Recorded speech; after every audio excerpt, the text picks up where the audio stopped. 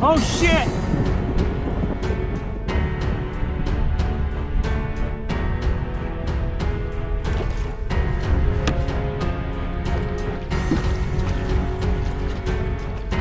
Let's go!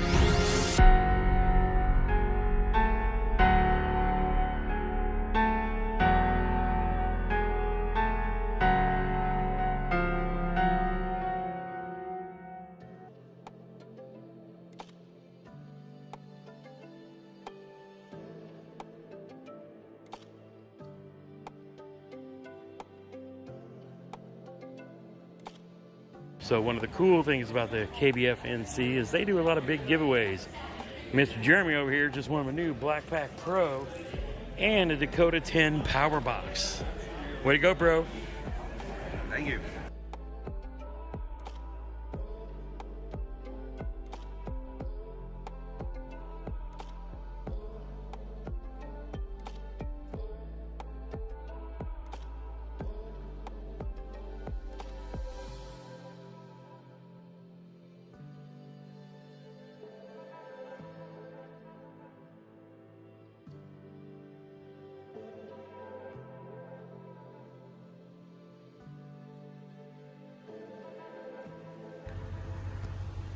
Boys and girls of all ages, 66% of Freedom Squad finished in the top 100 at the Kayak Bass Fishing National Championship. I am dropping off one of them. Look at this beautiful morning. It's not freezing ass cold, and Fishing with Gramps is up there getting ready to go.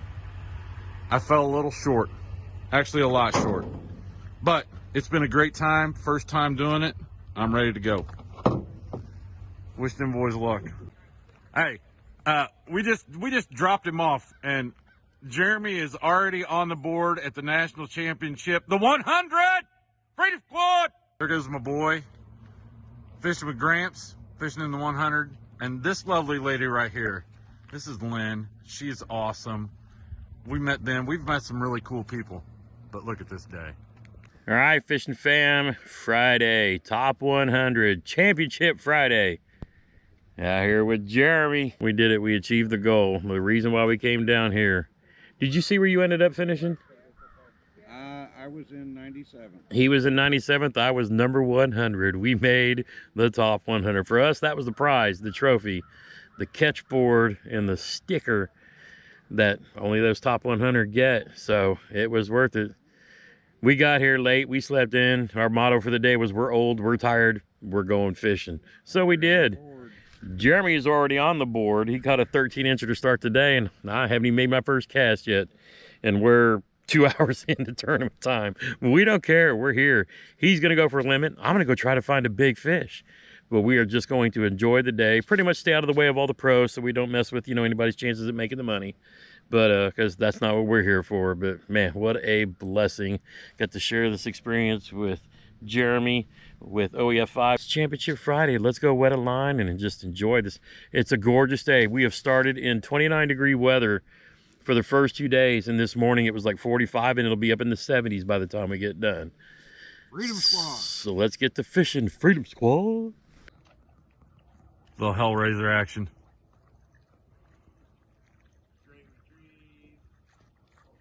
2 hours later. Look at me out here like I'm Dustin Connell, out here in the open water, kind of staying away from all the pros, staying away from their spots, but I'm out here learning the live scope. So using my down and side imaging and the maps, find some brush piles, and then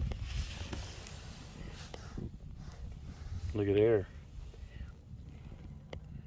all them fishies. Now we're going to try to sew some of this Z-Man on a Texas rig. I lost my last Do It Molds jig head. It got hung up on the brush pile below me. But we're going to throw some Texas rig Z-Man Mag Fatty Z, see if we can't catch us a big. When you get new Z-Man soft plastics, give it a good stretch.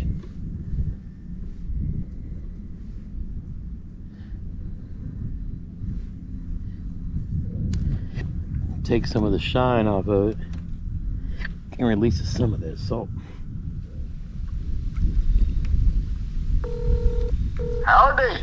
Just a quick 1030 update. Jeremy has climbed from 97th to 73rd. He said, Wow. he said he's going to stay in the boat ramp and fish it like all day. He's caught 2 fish. He's sitting on that spot where I caught the 2 fish in our practice days, and then he stayed there yesterday. And Yeah. he's just like, I'm going to sit over here. Well, so how did your team competition come out? We won't find out until, so we actually won day 2, but because I skunked day 1, Yeah. then that hurt us, because that was at least 12 inches that it put us out. But we all did really, we all put up a good fish yesterday. So we actually, I'm pretty sure we took day 2. So that was kind of like a little moral victory. Well, yeah. But Well, that's great. everything that I've learned this week, will apply next year. So Right. Well, just keep in mind, if you're out there and you just hook the biggest one of the day, that would be an accomplishment. Oh yeah, that's what I'm hunting for. I'm just like, going for the biggie. And here's the cool thing. Mexico also has 20 guys here. Now imagine being from Mexico, where you just left, and it's probably like 80 degrees, and you're up here trying to climb in a kayak at 29 degrees. Matt and Jeremy's out there freezing their asses off. I'm up here like a polar bear having a good time. People looking at me like, why don't you have a hat and gloves on? I'm like, it's just, it's my nature. I can't do nothing about it. Oh, I'm caught somebody else's damn fishing line. That's what it was. I just want the crankbait back. That's been a good crankbait. It's the one that caught me in my big yesterday. Oh. Yeah, so I was running it through this tree, and somebody else apparently had done this as well, and got broke off in the tree. So. Oh.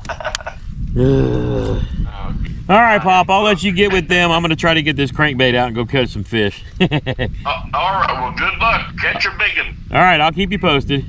Thank you. All Love right, you. love you too. Bye. Bye-bye.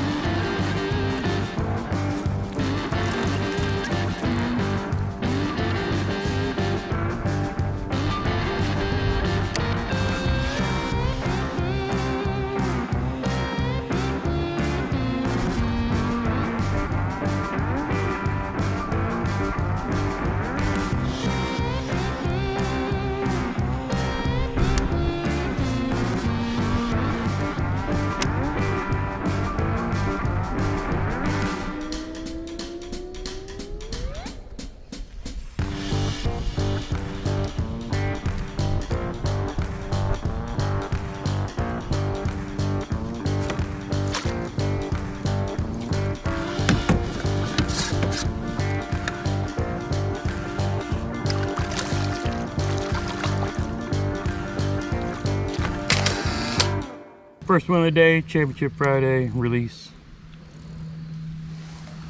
Say bye.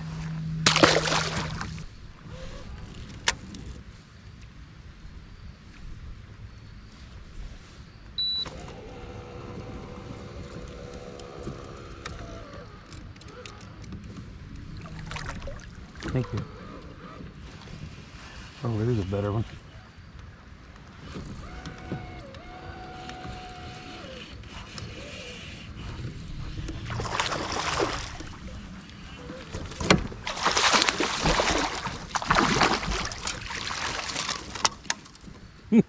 That's a much better one.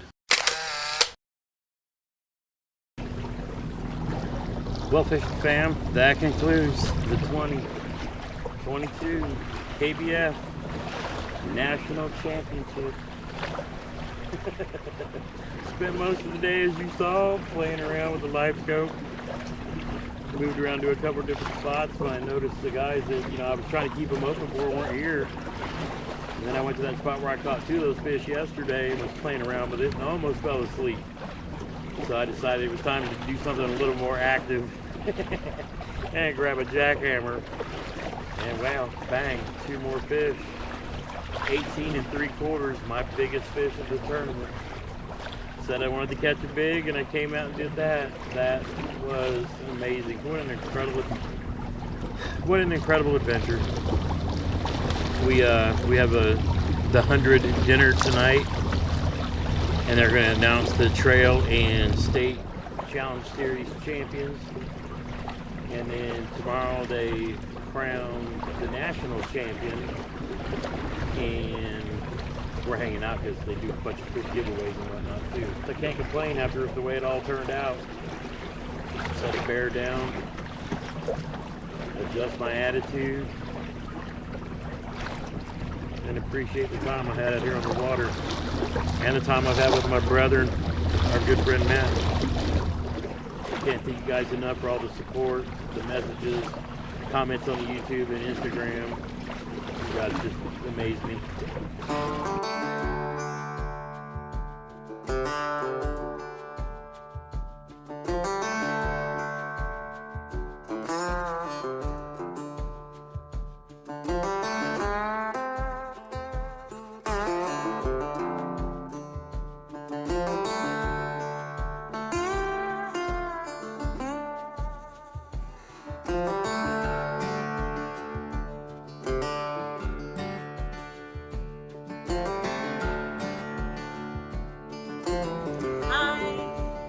What's up, guys?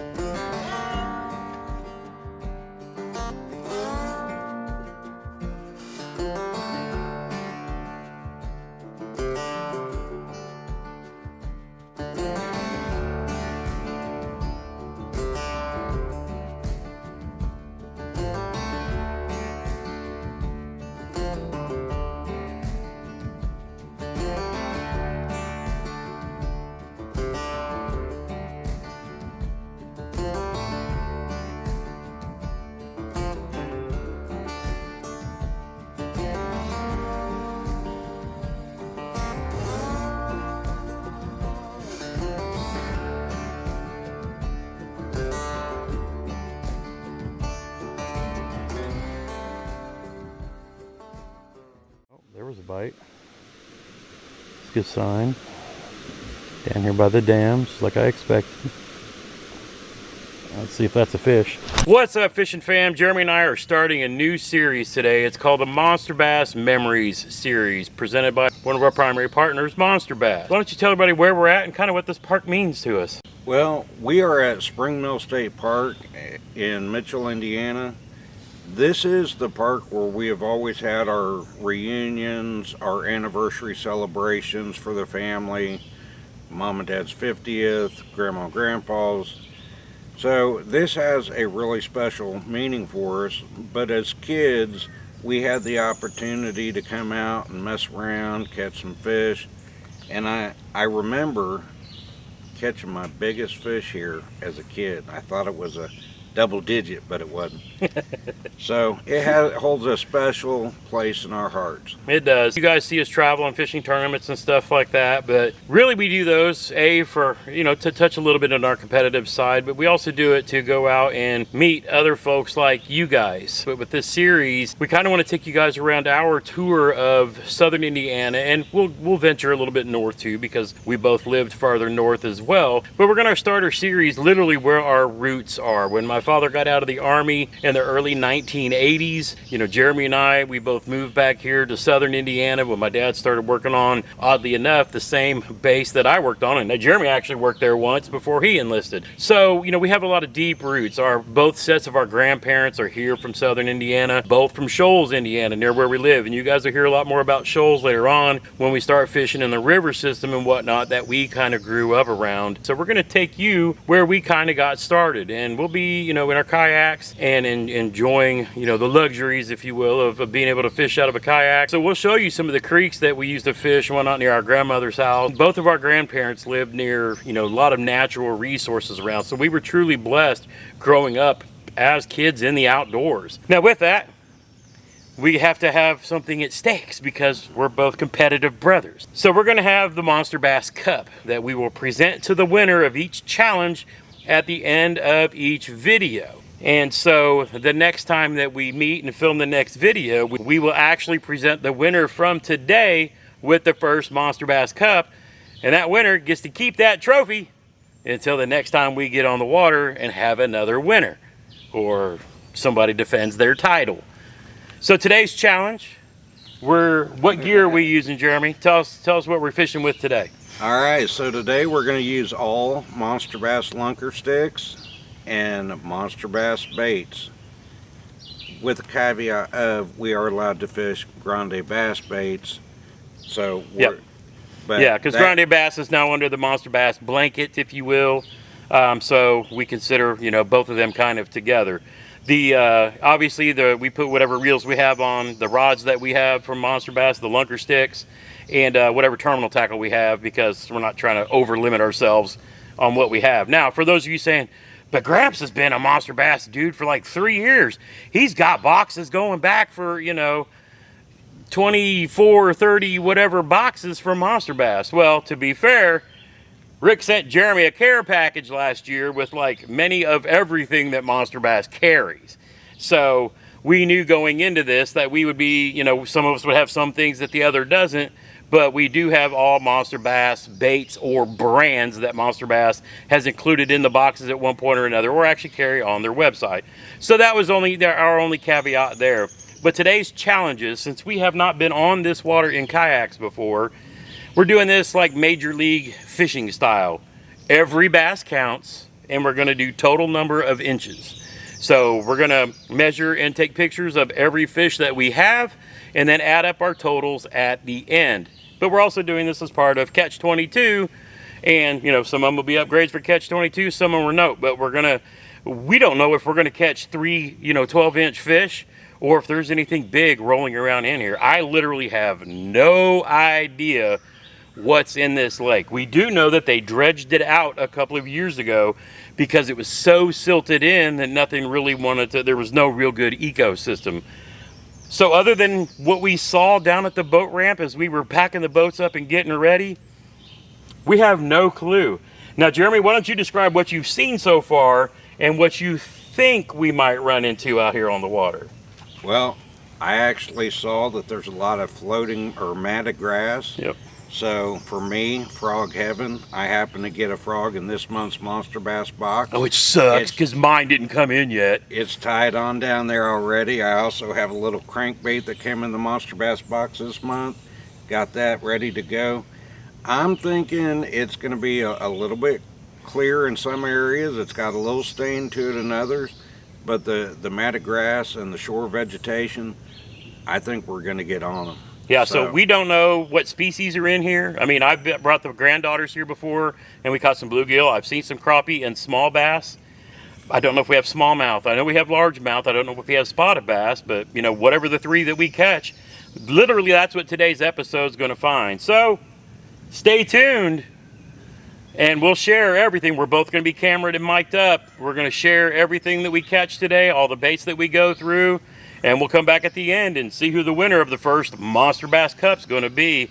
Let's get to the water. Let's do it.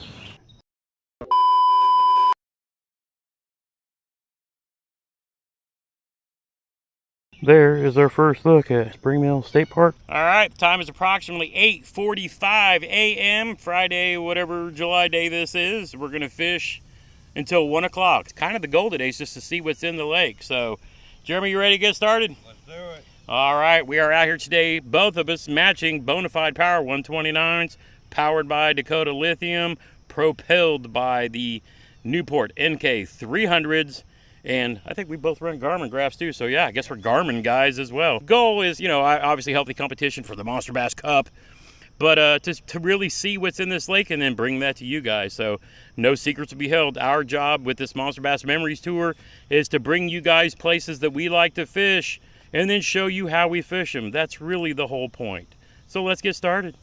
All right, as you would highly suspect if you're been following Jeremy and I for any amount of time, he's starting out with the frog on the Lunker Sticks frog rod, and I am started out with the bladed jig rod with a stealth blade that I got along with a Z-Man jerk shads, or their fluke style bait. So I had to go through my trailers to make sure whatever I brought, the other trailers I bought for a different color that I'm going to throw, are the Big Bite Baits Swim On, for me, one of the best discoveries that I ever had in a Monster Bass box was learning about Big Bite Baits and the other brand that I hadn't played with as much, because I've always been like a Strike King guy. Jeremy has been like a Berkeley guy.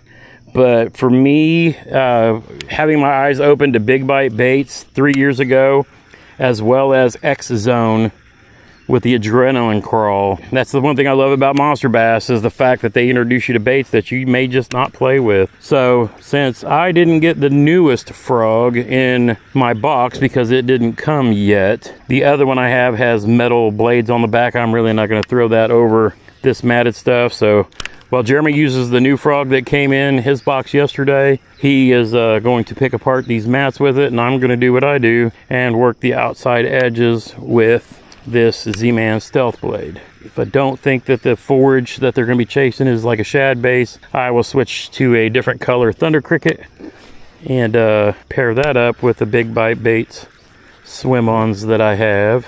Lots of grass in here, which makes me very happy, because it seems like almost everywhere I fish these days, they've sprayed to kill off all the grass in the lake. I did hear one bass, you know, blow up back in that pocket back there, but that's where he's starting at, so I'm not going to get in his way, but I'm kind of just, big old carp right there.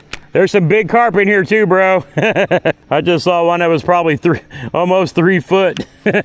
So I hear water spilling over here, which means there's water moving. So I'm going to go back here, and I may, because I've always had luck at spillways. Wherever there's water moving or current, that's always been a thing for me. So while he's focused on frogs, I am going to go focus on checking out back here to see what we get into. On my bladed jig rod, I've got the loose Hyper Mag. Very lightweight, very fun to fish. There's another carp. Thank you for showing everybody where you were for me. I get the feeling with all this grass, I'm going to have to slow down, and I am have to go probably to like a wacky rig style bait to pull a bait over the top of a lot of this. I'm probably going to go with a weightless Texas rigged Grande Bass Airtail Rattler, because I love that bait, and I've got one right now that is a chartreuse and green pumpkin that I just absolutely love. But I've also got one in a blue kill color I may play with as well if I find more clear water out there in the open. But right now I'm just trying to see if I can find any active movers or shakers, keeping my distance, because the water's got a little stain to it, but the visibility in that is actually pretty good. There's somebody hitting top water over here. Good sign. Yeah, my white chatterbait might be a little bit too white. Now that we're in the shade, you guys can actually see what's happening. The hunting action on this little stealth blade with this jerk shads is pretty incredible. That's the first time I've had a chest camera on forever. Yeah, it's running. Bust out my magic deliciousness here, my most confident of confident baits. There they are right there. I'm gonna get over here where I want to fish before he comes over and cuts me off. Like, nope, nope, you got the whole lake. You ain't coming over here. Let's get some bait fuel infused in this bad boy.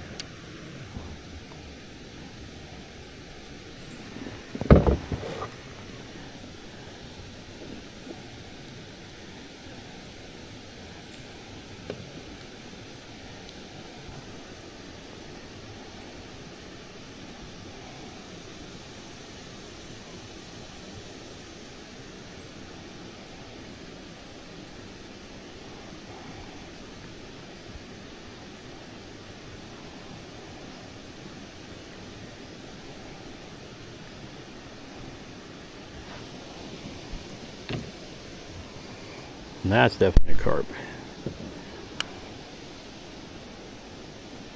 Alright. I've got it weightless and Texas rigged. If that's not heavy enough, I might have to go to a heavier gauge wire just to get the sink a little. But I'm kind of wanting to have the swimming action of it. Fish it kind of like a fluke.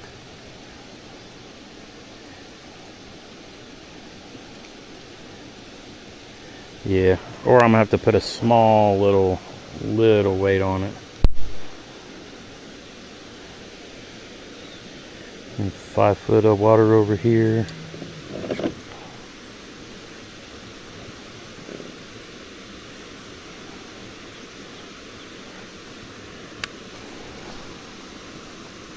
Might actually tie a bigger hook on. Oh, there was a bite.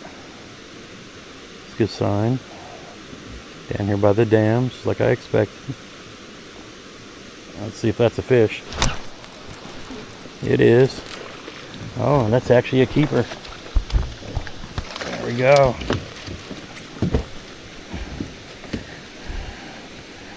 There we go, first fish of the day.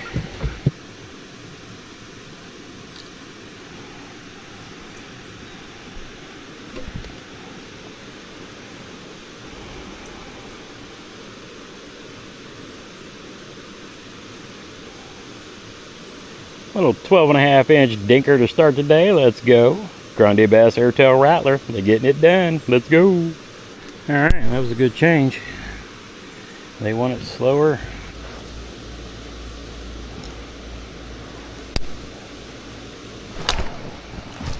Oh, that's a better fish.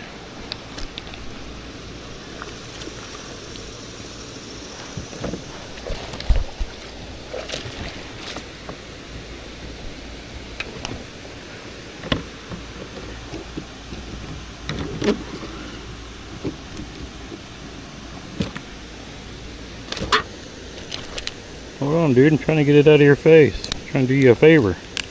There you go. See how that works? Yep, we're going to put you on the dog leash just so I can get stuff set up. Old Grande Bass strikes again. I'm on 1 bar. Oh my God, I lost the fish that I put on my dog leash. Thing has never opened up on me. Well, at least you're catching them. I ain't had a bite yet. I mean, it was only a dink, like 10 or 11 inches, but still. Wow, I guess I got to put the wrap around each time. That has never opened up on me before. All right, back to fishing. All right, good luck. Yeah, but those curious about these lunker sticks, I mean, for an under $150 rod, the blanks are absolutely fantastic. I mean, even like the Texas rig that I'm fishing right now, it's super sensitive. I can detect even those smallest fish just right away. I mean, I feel all of it. These cork handles are awesome. I love this reel nut. You can feel everything. I'm very impressed. I mean, these fish like a much more expensive rod. Oh, let's stand up and do a little flipping. Keep working the edges of this. I'm gonna fish right on the other side of those buoys before it drops off into the dam, or drops off over the dam.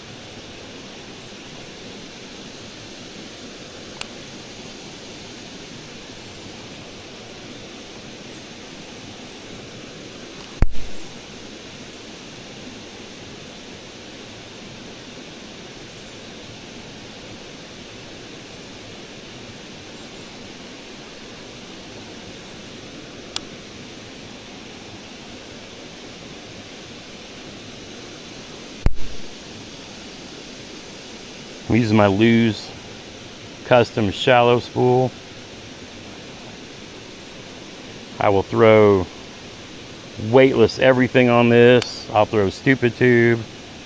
I'll throw, like you see here, a light Texas rig.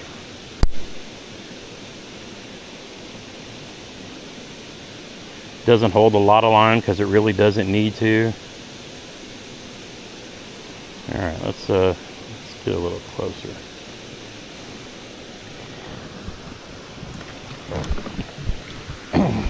But as you can see, I can stand up and sit down, and I'm 270 pounds.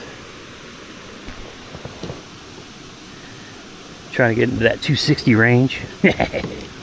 1 hour later.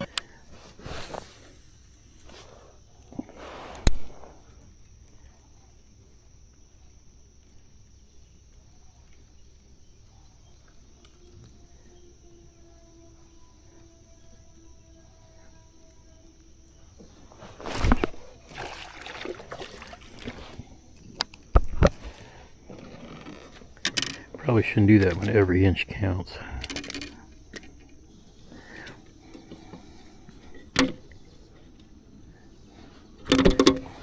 Nope. 3 fish, only 1 on the board. That was 9.5. I've lost 19 inches of fish so far.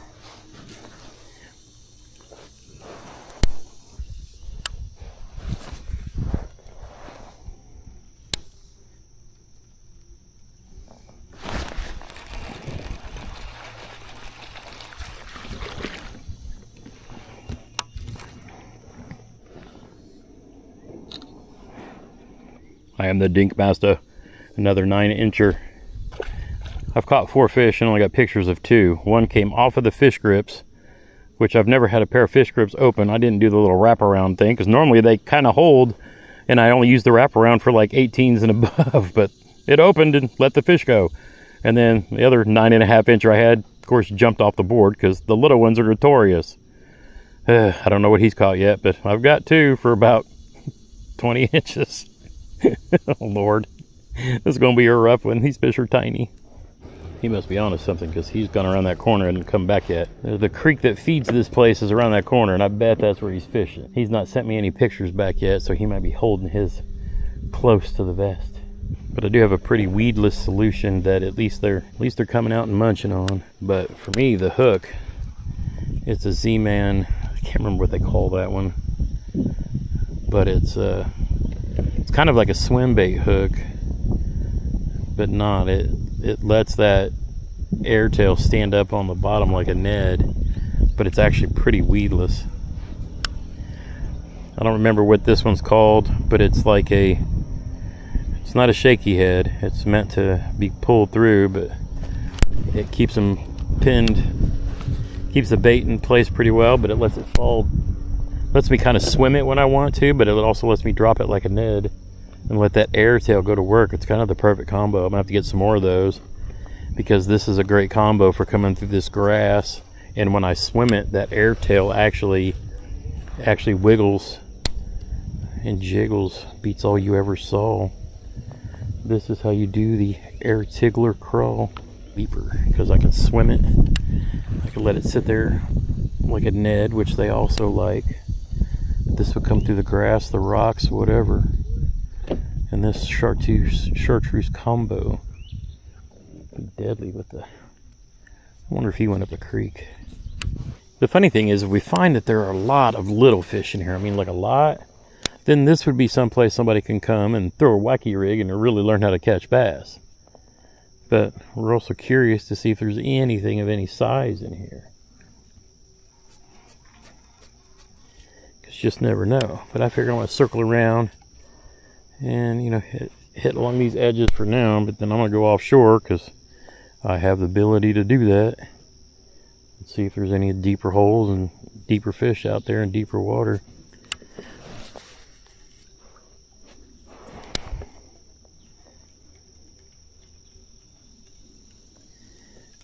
I can't tell if that's a fish or grass.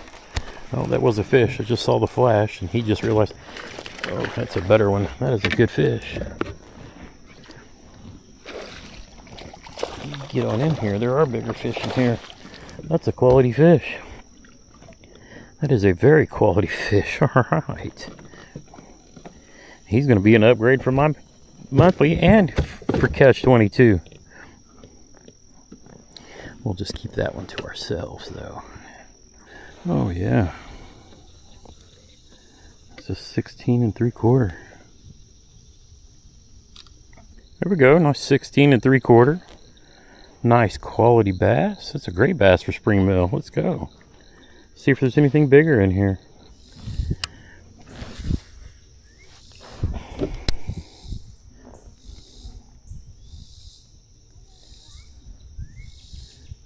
Does he have it? Yep. It's another little one.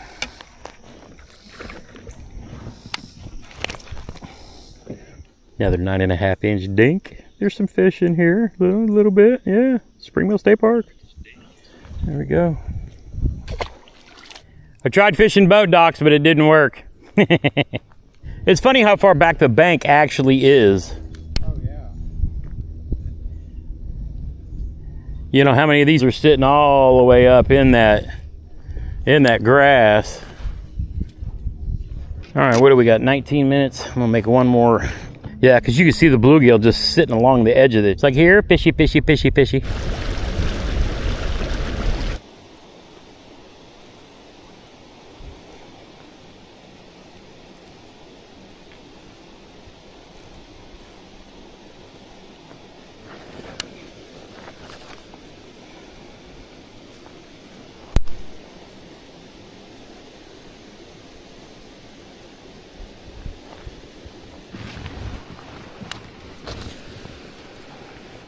I don't know what I'd ever do if I had to set the hook standing up.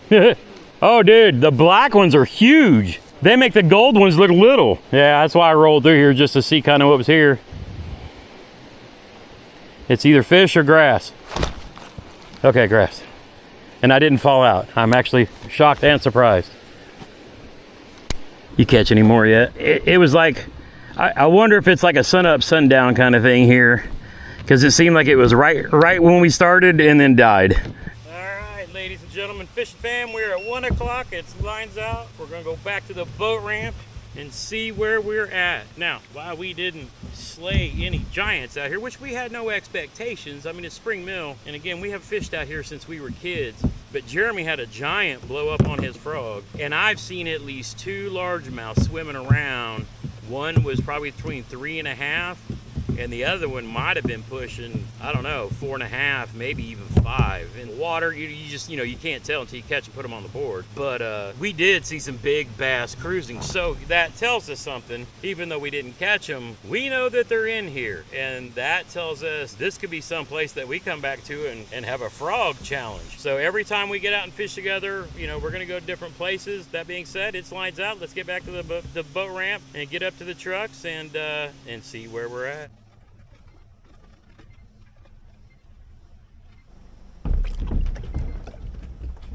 All right, first of all, well, Jeremy, what did you think? We haven't fished here since we were kids. We caught a bunch of fish. We saw some big fish. I mean, big bass. We saw big carp, golden and black. I mean, huge. But we also saw some big largemouth. I saw one that I'm putting between 3.5 and 4 pounds. And then I think there was another one that I'm pretty sure it was a bass. It was a little far away. I feel like it was. If it was probably between 4.5 and 5. But Jeremy, tell me about your day. Well, it's exactly like I remember it here. As a kid, I remember seeing these bass cruising the shallows, and it was very interesting to come back. And how many fish did we see cruising the shallows? Yeah, lots. Just tons. Just tons. I saw fish of all sizes. Caught a lot of smalls. Yep. Missed a huge one on a frog, yep. Which it happens. Yeah. But all in all, I would come back here. Yeah. And for bringing somebody that's new to fishing, I would definitely bring him here. Yeah. Because there's all kinds of stuff, not just bass here. I love the fact that there's plenty of bank fishing. They have benches all around the lake. Yep. Fishing So piers they could walk there's- out on. There's trails, there's boat rentals. Yep. And the people here... Kayak rentals, and so we kayak saw rentals. somebody renting a kayak out fishing as well, and one of those like paddle boat things. Right. So yeah, even if you don't have a way to get on the water, you can come here, rent a kayak, a canoe, or a paddle boat, and get out and do exactly what we did today. And you guys watched. You guys watched how we caught our fish and everything. And well, we don't know yet how how long his camera was running, so we'll see how that goes. But I know I had beautiful bean footage rolling all day long. But so. You know, we both ended up with 4 fish apiece. I boated 6 fish, but I lost probably an 11-inch fish, and I was really worried that was going to cost me. Then I had a 9.5er pop off the board before I can get a picture, and I'm like, okay, there's 19, almost 20 inches of fish. I'm losing this today. I'm losing this. But hopefully, as you'll see in my footage, I also had an 11 jump off the board into the water. I also had one holding on to the very tail of my grande bass bait, and I lifted him up out of the water, swinging towards the boat, and he goes off the other side when he let go. Yep. Never even got a hook in him. But It's funny how they do that, though. I've had that happen with Senkos, and it's so like, oh my goodness. It's incredible, you know? Yep. But yeah, it's just, we caught fish. I could have sat there and caught a lot more small fish once I figured them out, but I really wanted to see if we couldn't put together a pattern of bigger fish or, you know, figure it out. So for this trip, it was interesting. Will I come back here? Definitely. Did your bite die? No, my So bite you stayed the same. All through the whole time? Once I figured them out, Okay. it was as long as I was doing the same thing. Yep. But I just, other than the frog, I wasn't generating any big fish bites. And I knew what I was doing. I was targeting the small fish because at the same time I was trying to catch a 5 3/4 for my personal least. Right. Right now I have a 6 for this year, 6 inches. Yeah. And I'm trying to beat that. So. But we knew going in that this is like an MLF style. So when we said, you know, not numbers of fish, but number of inches, we were targeting dinks as well as bigs because I was going back and forth like, you know, every X amount of casts. I would try to go to like a net or something. But honestly, I couldn't get bit on but one thing, and that was the Grande Bass Airtail Rattler. Again, you see it's my favorite color, the chartreuse with the green pumpkin on the top.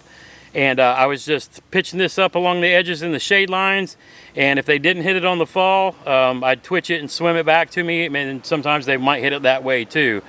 So, and you caught all yours on Grande bass, 3 different types, just the ends as a net rig. So he was basically using his, let's get this van past.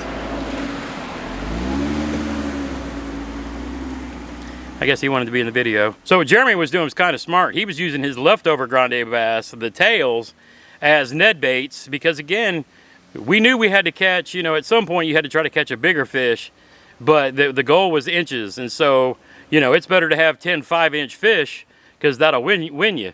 But, you know, we were just a mix of everything. But it was pretty much a dink fest.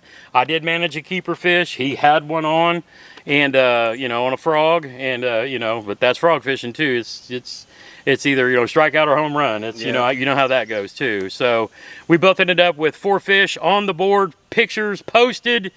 And Jeremy, what was your final total? 33 3/4. 33 3/4. Yep, that's right. And me, well, I actually came out fortunate today because I also ended up with big bass of the day with a 1675, as you guys saw, with a total of 40 something. 44 and change. 44 and change, yeah. We saw it in, I don't even remember. Yeah, 48.5. So, I mean, I was trying to shortchange him. It just makes the sting a little less. Yeah, I mean, it'd been one thing if I could have doubled him up, you know, but yeah, it's one of those things too. But I mean, that's why we kind of did it this way too. Like I said, we didn't know what was in here. Realistically, we could have gone for, you know, number of fish boated. It'd been pretty close as well too. But, you know, for the first Monster Bass Cup challenge, then I will get to carry that till next time we carry it in, and then I'll bring that But if you guys like videos like this, hey, drop us a comment down below. We love this. We decided we're going to get out, go show you guys different places we grew up fishing, put a little random competition in it every time. Yeah, you're going to see like a random jackhammer only. Of course, for him, frog only. It might be a Ned rig only. It might be soft plastics only, hard baits only, crankbaits only. We don't know. We'll make something up every time we go somewhere, putting these monster bass lunker sticks to work and seeing what kind of fish we catch. Did you have fun today? I enjoyed the heck out of it. This is a special place to both of us. Yeah. And I'm really glad we got to come out here and share this again. We look forward to bringing you guys along, you know, for the ride as we go do this more often in other places. And, you know, we'll break it down and show you guys Southern Indiana the way we know it. All right, sound good? All right, guys, take care. Until next time, get outside when you can. Do like we're doing. Make some memories. One cast at a time. Oh, my goodness. That might be a new PB. That's a new PB.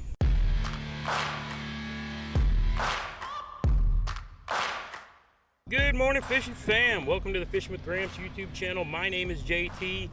We are out here today near Evansville, Indiana, fishing the main bluegrass pit. I wanted to come down and see if I can have the day where I caught my PB, my Ketch PB, trying to beat 21 that I caught. Man, it's been a couple years ago. I think Line's End was about an hour ago. Don't care. I live 90 minutes away and I don't like waking up before 4:30 if I don't have to. What I meant when I said Line's End was an hour ago, yes, I am fishing a grassroots bass yakking tournament. These tournaments run Thursday through Monday. Same tournament hours all 5 days, but you pick the day that you want to fish. It's just one of those clubs that do things a little bit different. But for me, the tournament is just another excuse to get my butt out of bed and come down here, try to catch some upgrades for the KBF Catch 22 that runs all year long. 5 people fished yesterday. Biggest limit was 80 inches. It seems at least once a year if I come down here, I'll find a 20. Which is funny because this year I've only got one 20 on the board. I think these fish are right up on the bank. I think that's a couple I've seen literally just pull off out of the shallows. Might not be a bass, but you never know. I've been working the outside of this weed edge, figuring out where they're at, because sometimes these big bass will sit right up on the bank. I mean, like right up on it. The wind is supposed to be pretty much, you know, blowing from the east, but pushing against the west bank. So if I'm going to fish any edges, not that I won't do that now, because that's probably the way I'm going to go. You know, if there's any real wind, and I think it may be only 5 miles an hour, so that may not be enough to matter. But it's say if we had like 7 to 12, where it's kind of constantly blowing, putting a little ripple on the water, which is what I prefer. You know, if it's blowing that direction, then it'll push and blow those bait fish, which, you know, I say blow the bait fish, but it's, if you got wind blowing a direction, it's gonna push the stuff in the water that the bait fish eat on, those little micro organisms. And where the bait fish go, the bass go. Because bass munch on the bait fish munch on the little stuff that the wind blows around. New moon. We are really close to the moon right now. And it's kind of funny because that's actually this whole week drawing the, oh, there's a good fish. Oh, nope, that's just a fish, but we'll definitely take him. Come here, dude. We will definitely take him. Because in grubby, they all count, but he's a good one, so we will definitely take him. Another good thing about grubby, it's great for beginners. If you're new to tournament fishing, every fish counts. They want you to learn the process. And that's learning how to catch fish, and sometimes that's not always about finding the biggest 5. You know, you just put 5 on the board. All right, off to a good start. 13.5 to start the day. That's 1. There we go. 1 hour later. Yeah, we're supposed to only have like 5-6 mile an hour wind down here, which is not bad, but I think it's blowing east to west right now, and then like around noon, I guess it's going to start blowing south to north, which the stretch where I'm fishing, that might actually help, and that'll actually help that rock pile that I'm going to go sit on. Oh, there's a fish. Let's go. Get the motor off. Come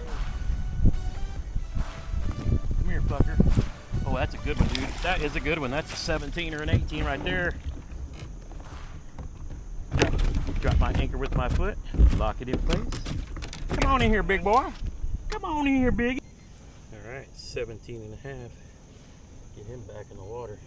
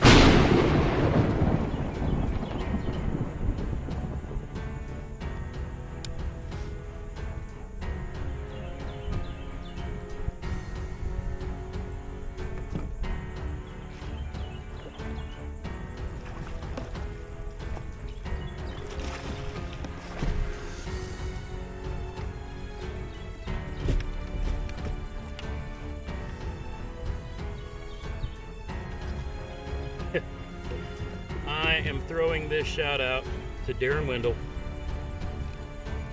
because he has been catching giants for the last, I don't know, month or two, throwing a swim jig.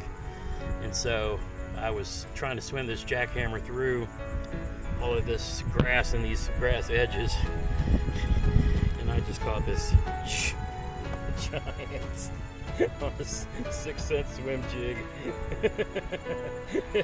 Darren, this is for you, bro.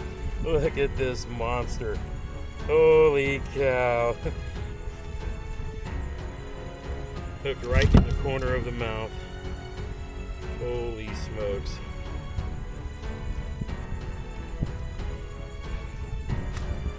He wasn't going nowhere. Wow.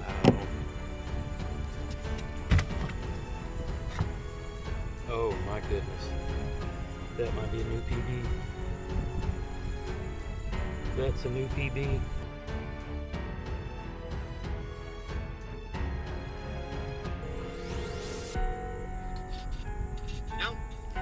All summer, all I've heard you say is throw a swim jig, throw a swim jig, catch a big fish, throw a swim jig. So dude, I just tied one on. Yeah. And 3 casts later, check your text. This is the first place I've had grass like all summer. And I couldn't get my jackhammer to come through it, and I was like, oh, Darren keeps saying to throw the damn thing, and I'm bro. So you're gonna get all the shout outs after this derb. Oh, bro, I was like, are you kidding me? Dude, that thing has the cleanest lip, man. Oh, I know. I love every bit of it too. It's a long fish. Oh my goodness, bro. So yeah. You'll ride that through the weekend. Yes, sir. So I just had to call and send some love. Oh, appreciate it. That's awesome. Makes my day. Here we go. All right, brother, let me get back to it. All right, get some more. Send me some more. Yes, sir. Let's go. There it is, 21 1/4. Thanks to Mr. Darren Wendell. Throwing a swim jig. Look at that bad boy. Let's freaking go. Oh, you got me jacked. I wasn't even gonna go fishing, David. Now I gotta go look for a 21. There you go. Catch that 7-pounder. Yeah, he was skinny, but well, you'll see. I posted like 2 pictures in there. All right, cool. Oh man, I'm excited. Oh my God. Bro. All right, later, bro. Later.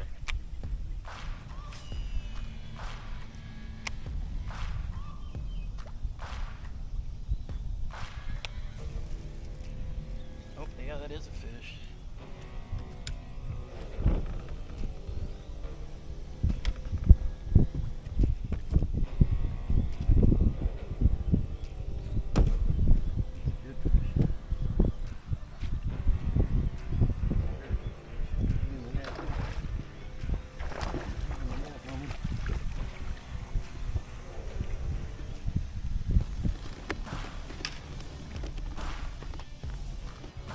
What is this day? I just caught another giant.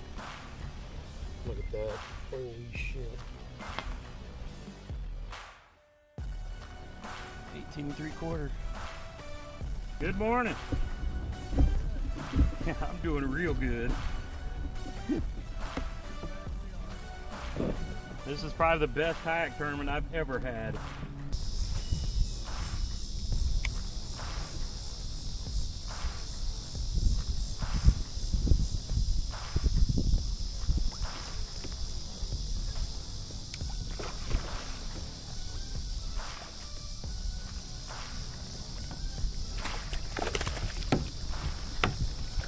Who's having his best bass tournament ever? Gramps is.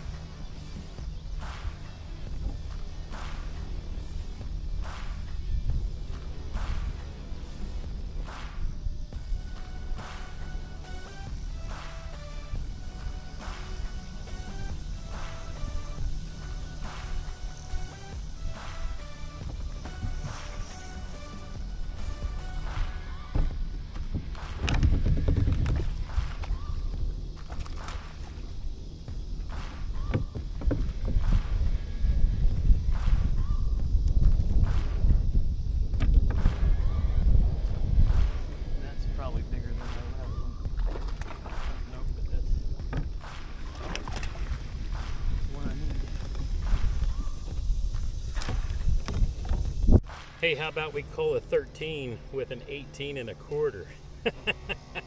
I'm over 92 inches. This is the best derb I've ever had in a single day. I don't catch fish like this in a month. Let's friggin' go. Oh my. All right, fishing fam, that is it for the day. New PB and leading the grubby tournament. Don't know right now if I won or not, but I'll post the results here. Here's hoping I won fish. So I'm gonna get up and get unloaded and get this Bonafide Power 129 back up on the Fish Texas Kayaks trailer and get heading home because Grandbabe is coming over tonight for dinner and spending the night. Can't beat that. As always, get outside when you can and make some memories. Boy, did I today. New PB 21 1/4. I am so stoked. Get outside when you can and make some memories. One cast at a time.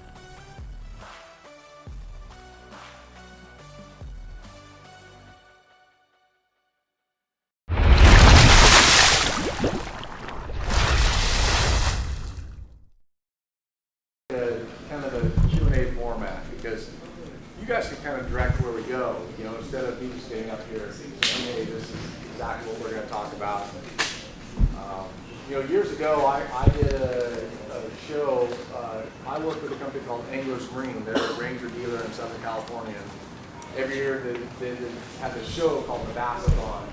And the first year that I went and worked the actual show, Hank Parker was there. And he got up front, and I mean, it was packed. There were probably 400 or 500 people in there, you know, in a room this size. And it kind of was one of the coolest things, and I really appreciated Hank Parker for this. He got up there and he goes, you guys have completely different fishing here than what I'm used to. He goes, you know, I go and I, you know, run a spinnerbait down the bank. He goes, you guys are out here fishing in 60 feet of water. Because I'm just going to tell you stories all day. And it was one of the best seminars I've ever been to, was him telling stories about fishing tour, you know, on the tour and traveling. But he's an entertainer. I mean, he's one of the best there is. So the fact that we can, you know, sit here and basically kind of go off of what you guys want to talk about, and I'll do my best to, you know, give you kind of the ins and outs that I've learned over the years. But take it with a grain of salt. Fishing is different in every situation, in every, you know, lake, every place you go to.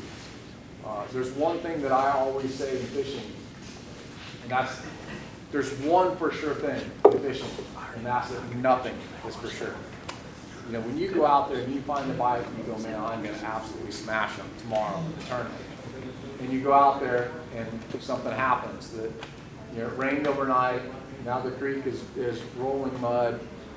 You know, my best practices have been some of my worst tournaments. My worst practices have been some of my best tournaments. So things change out there. So that's the one for sure thing. So if I say something you don't agree with it, hey, it's not the word.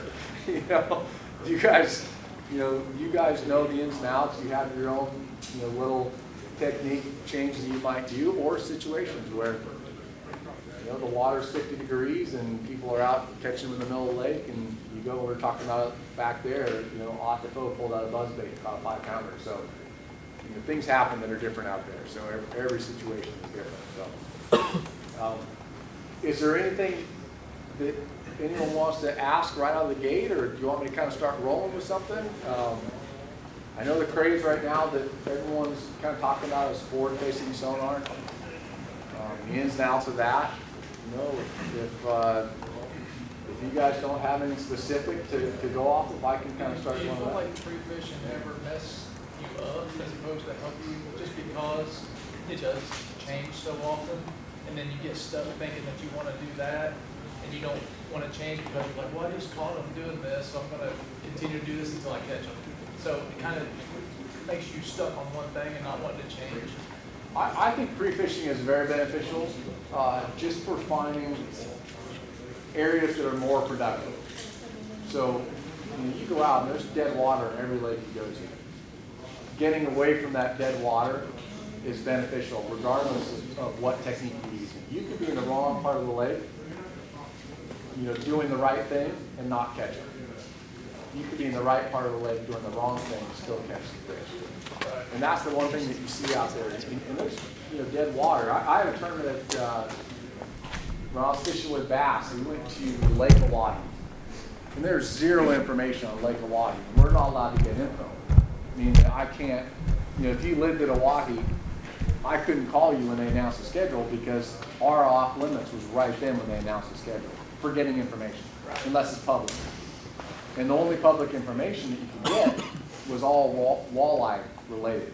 You have lots of walleye tournaments there, but they didn't have any bass tournaments there. So I started the first day of practice at the dam, and I ran that day, and I fished my way up the lake. And the next day, I went right to where I took off, you know, where I ended day one, and I started there, and I fished my way up the lake. And day 3 of practice, I started there, and I worked my way up. Where I caught fish was 70 miles from the dam. So in 3 days, I covered 70 miles of lake, and I caught them in a 5-mile stretch, and that was the zone that I liked. The tournament was won within 2 miles of me, and I think 2 of the other guys in the top 10 were right there in that same little zone that I was in. And that was because I ran. I mean, I didn't catch anything for, you know, a good part of the day. I caught 1 or 2 on day 1. Day 2, I caught 2 or 3, and it was like you could tell, you get in these zones where you don't catch anything, and nothing. And then all of a sudden you get up there, and oh, you catch one. Oh, you catch another one. All of a sudden you get in that zone that is more productive. So being in the right place, doing the wrong thing is still better than being in the wrong place, doing the right thing. Just to go off, piggyback off of that, what makes you know, am I doing the right thing or am I just in the wrong area? Because, I mean, maybe you just didn't fish, like maybe it's a jerkbait bite and you didn't catch it because you was throwing a jig. Or, you know, or whatever. Like, do you just try to throw a bunch of different stuff in that area and then get bit on nothing? So I feel like I'm a very versatile fisherman, and I say that when you look at it like a Denny Broward, who's famous for flipping, a Fritz, who's famous for cranking. You know, there's specialists. Tommy Biffle is another one, an example. He's a flipper. People are specialists in a certain technique. I don't feel like I'm a specialist in any one technique. I do feel like I'm probably a little bit more comfortable with finesse fishing, but I don't feel like I'm a specialist. So when it comes to what do you throw when you get to an area, that's where it gets tricky, because I'll get out there and, like I always say, it's a blessing and a curse that you're comfortable doing a lot of things, but when push comes to shove, I don't have that one thing to say, this is what I'm going to do, I'm going to put it in my hand, I'm going to do it all day long. So when you get out there seasonally, you have to kind of think that some baits are going to work better. So let's say pre-spawn, the water's cold, you know, a crankbait, a jerkbait is going to be a fairly good bait that you can kind of move around and catch fish, cover water, and find those active fish. If there's grass situation, if there's a lot of grass on the lake, I know I can pick up a chatterbait and fish the grass and get a few bites doing that. So there are some things that you can probably do to kind of get along the lines of being productive. But when you fish a bait for a while and you don't catch one, you pick up this bait and you don't catch one. You do that, you don't catch one. You don't do this, you're going back and forth and back and forth. Right. Pretty soon you get spun out. Right. And that's where I say it's a blessing and a curse, because at the start of the day, I don't go, I'm going to pick up this flip stick and I'm going to pitch every buckbush or all day long. I can't do that. Yeah. I have to kind of move back and forth between different baits, but seasonally will kind of get you going in the right directions, you know, or just, you know, a lake that's popular for something. You know, I know you guys have lakes around here where, you know, the stupid tube is the #1 bait. You know, so when you get to that lake or that river system, you know that if you put that in your hand all day, you're going to get a few bites. Right. So you kind of have to take that into account and kind of go from there. So, but it's tough. Again, there's no textbook way to do things. You know, you say you're supposed to do this. Hey, the lake says I'm supposed to do this. The time of year says I'm supposed to do this, and it's one doing something completely different. So it's one for sure thing. There's nothing that's for sure. If you reach that spun out stage, how do you get back in? That's so hard. If you get spun out, how do you get back into it? That's the hardest one. It is, you know, and same thing, there's no exact way to do it. Okay. The one thing that I notice that I do is I fish too fast. So if I get to a point where I don't know what to do, I'm pulling the trolling motor, I'm running over here, I'm making a cast, and I have zero confidence in that cast, and it's, you know, I'm reeling it in too fast, or I'm not actively fishing it. The one thing that I feel that I've done to kind of help me get a few extra bites, and when it's happening, it's hard to get yourself to actually do that. Yeah. And that's to slow down. Okay. And I've had a lot of examples where I have consciously told myself to do something, and I did it, and I got that bite fast. And you know, one example, I was fishing Gunnersville years ago with FLW, and it was a early March tournament. The water was really cold. In fact, when I pulled into town, I went to the gas station to fill the boat up with gas, and I just drove from California to Gunnersville, and my windshield was plastered with bugs. I went to go grab the squeegee to go and, you know, wipe off my windshield, and it was in a solid block of ice. I could not even get it out to go and wash my windshield. Gunnersville is famous for a lipless crankbait. I went out and I was catching them on a LV 100. It's a little light 3/8 ounce lipless crankbait that Lucky Craft makes. And I did really well on day one of the tournament. I had an 8-pounder and I had, you know, a big stringer. I was in the top 10, and I went out day two and I was struggling. And I didn't know what was going on. Now I'm rushing. I'm doing that thing where they're not biting. I'm running around. I'm going this spot. I'm going to that spot. And I go, you know what? I think I'm fishing the bait too fast.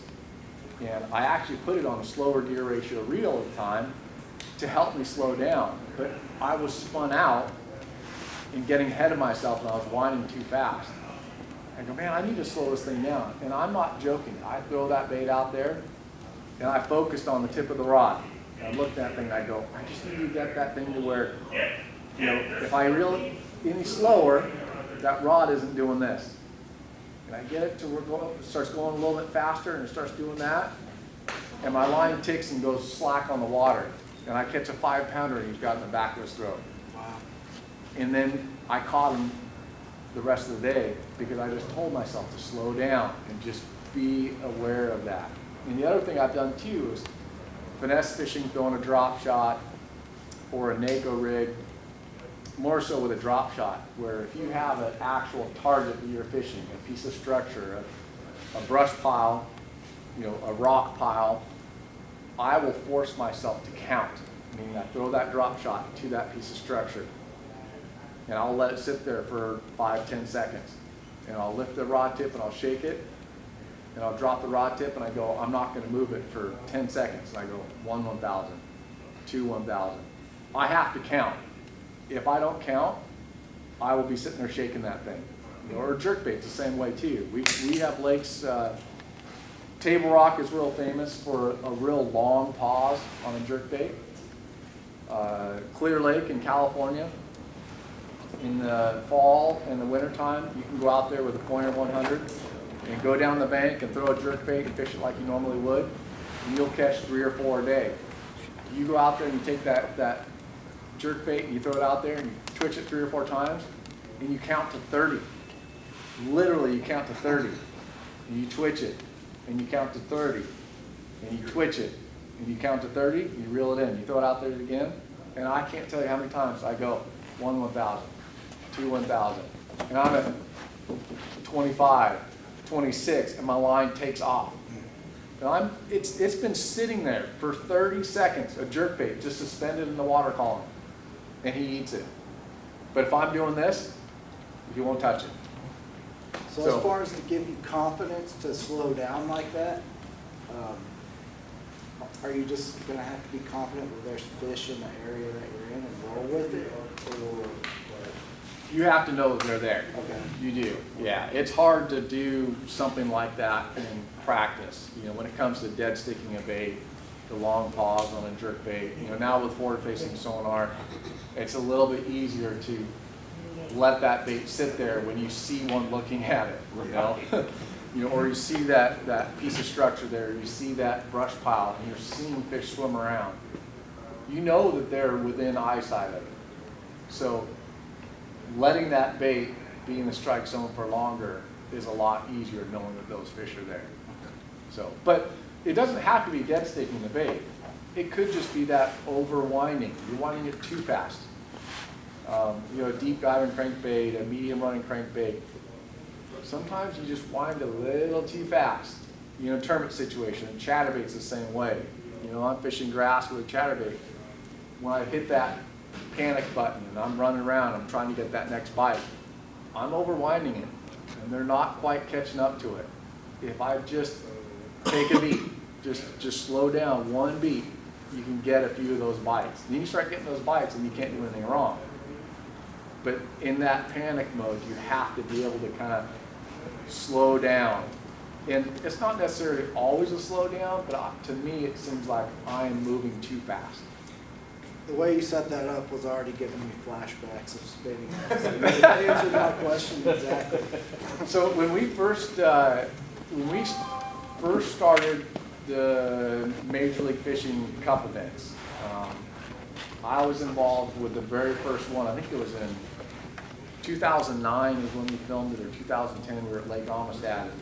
It was the first time we'd ever had this lifetime leaderboard, and you know, they're telling us so-and-so caught one, so-and-so caught one. I distinctly remember day one, fishing Lake Amistad, and I made a cast, and the bait hit the water, and it was a perfect cast. And he goes, so-and-so caught one, and so-and-so also caught one.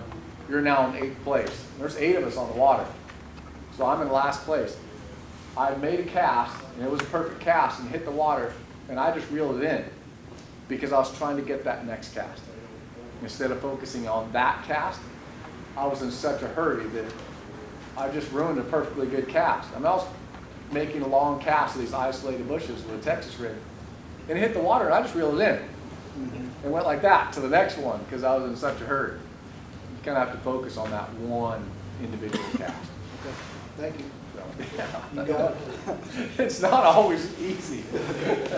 So I hope it's not too off topic, but funniest thing that's happened to you or you've seen during an event on water? Oh man. Usually it's kind of getting to the lake. Last year we were at Lake Cayuga, and I do every morning I do 200 push-ups when I wake up. So I do my push-ups. I get to the lake. I'm getting ready for blast off. I've run a total of maybe a mile to get to my first spot. And in Major League we have a run period, a 30-minute run period, where we're allowed to run around the lake. Well, I knew where I was going to fish. So I run to my first spot, which was a mile away, and now I get to sit there and wait for 25 minutes. I'm right where I want to fish, but now I just have to sit there and look at it for 25 minutes. And I go, man, I'm going to do some more push-ups. So I'm on the deck of my boat doing some push-ups. And there's a pontoon boat with 3 or 4 people fishing out of it. And they're 100 yards away from me, and I'm doing push-ups, and I stop, and I'm sitting there, and I'm kind of just getting loose, and all of a sudden I hear the Rocky theme music. These guys in this aluminum boat were watching me do these push-ups, and someone pulls out his phone, and they've got it on their radio, and now it's playing the Rocky theme music. I look up, and they're all cheering. So, Did it have you pumped up though? no, I thought it was great. I was laughing. It was a good start to You the fished day. way too fast after that. I had a tournament. This was I think it was the first year that I started fishing nationally. It was in 2005. I was fishing FLW. We had a tournament at I think Toho or Okeechobee in Florida. And I had to get to North Carolina. I had a flight. I don't know. I left at 3 or 4 in the morning. And I'm driving. In a lot of parts, when you're around Okeechobee, there's not really any freeways getting out of there. So I'm on a 2-lane road. It's dark. And I look in my rearview mirror, and there's a cop behind me. And I don't know what the speed limit is. So I'm looking at the speed, I'm looking at the road, it's dark. I can't even see his headlights because he's so close to the back of my trailer. So I don't know if I'm speeding, he's going to pull me over. So I go, well, I'm going to go 45. If it's 55, 50, I'm under. It can't be less than 45. So I'm looking at my speed, I'm looking at my side mirror. I look up, and there's a ladder in the road.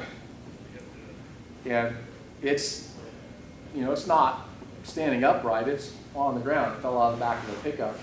And it's crossways across my lane, but slightly into the middle lane. Well, there's no shoulder on the right side of the road. And it's just a 2-lane road, so my only choice is to crank it over the double yellow, but split the ladder, because the ladder's like this. It's not sideways, it's kind of at an angle.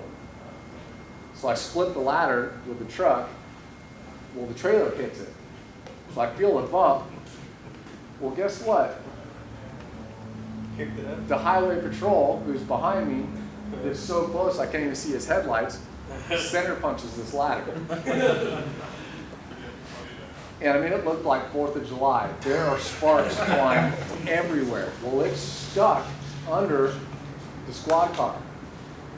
So now he's swerving back and forth like this across the lanes and just goes flying off the road into this field. The car's bouncing in this grass field next to us. And I still don't ever know what happened.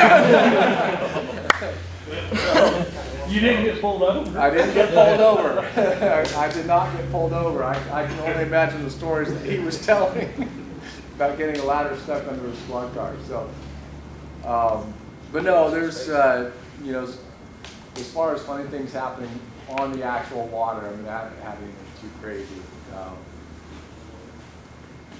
Yeah, nothing other than the Rocky theme music, I guess. That was a fresh one. That was just last season. So. Any other questions? Yeah, so when you're breaking down a body of water, Yes. Because usually you guys get like, what, 3 days of practice? We get 2.5 days of practice. 2.5?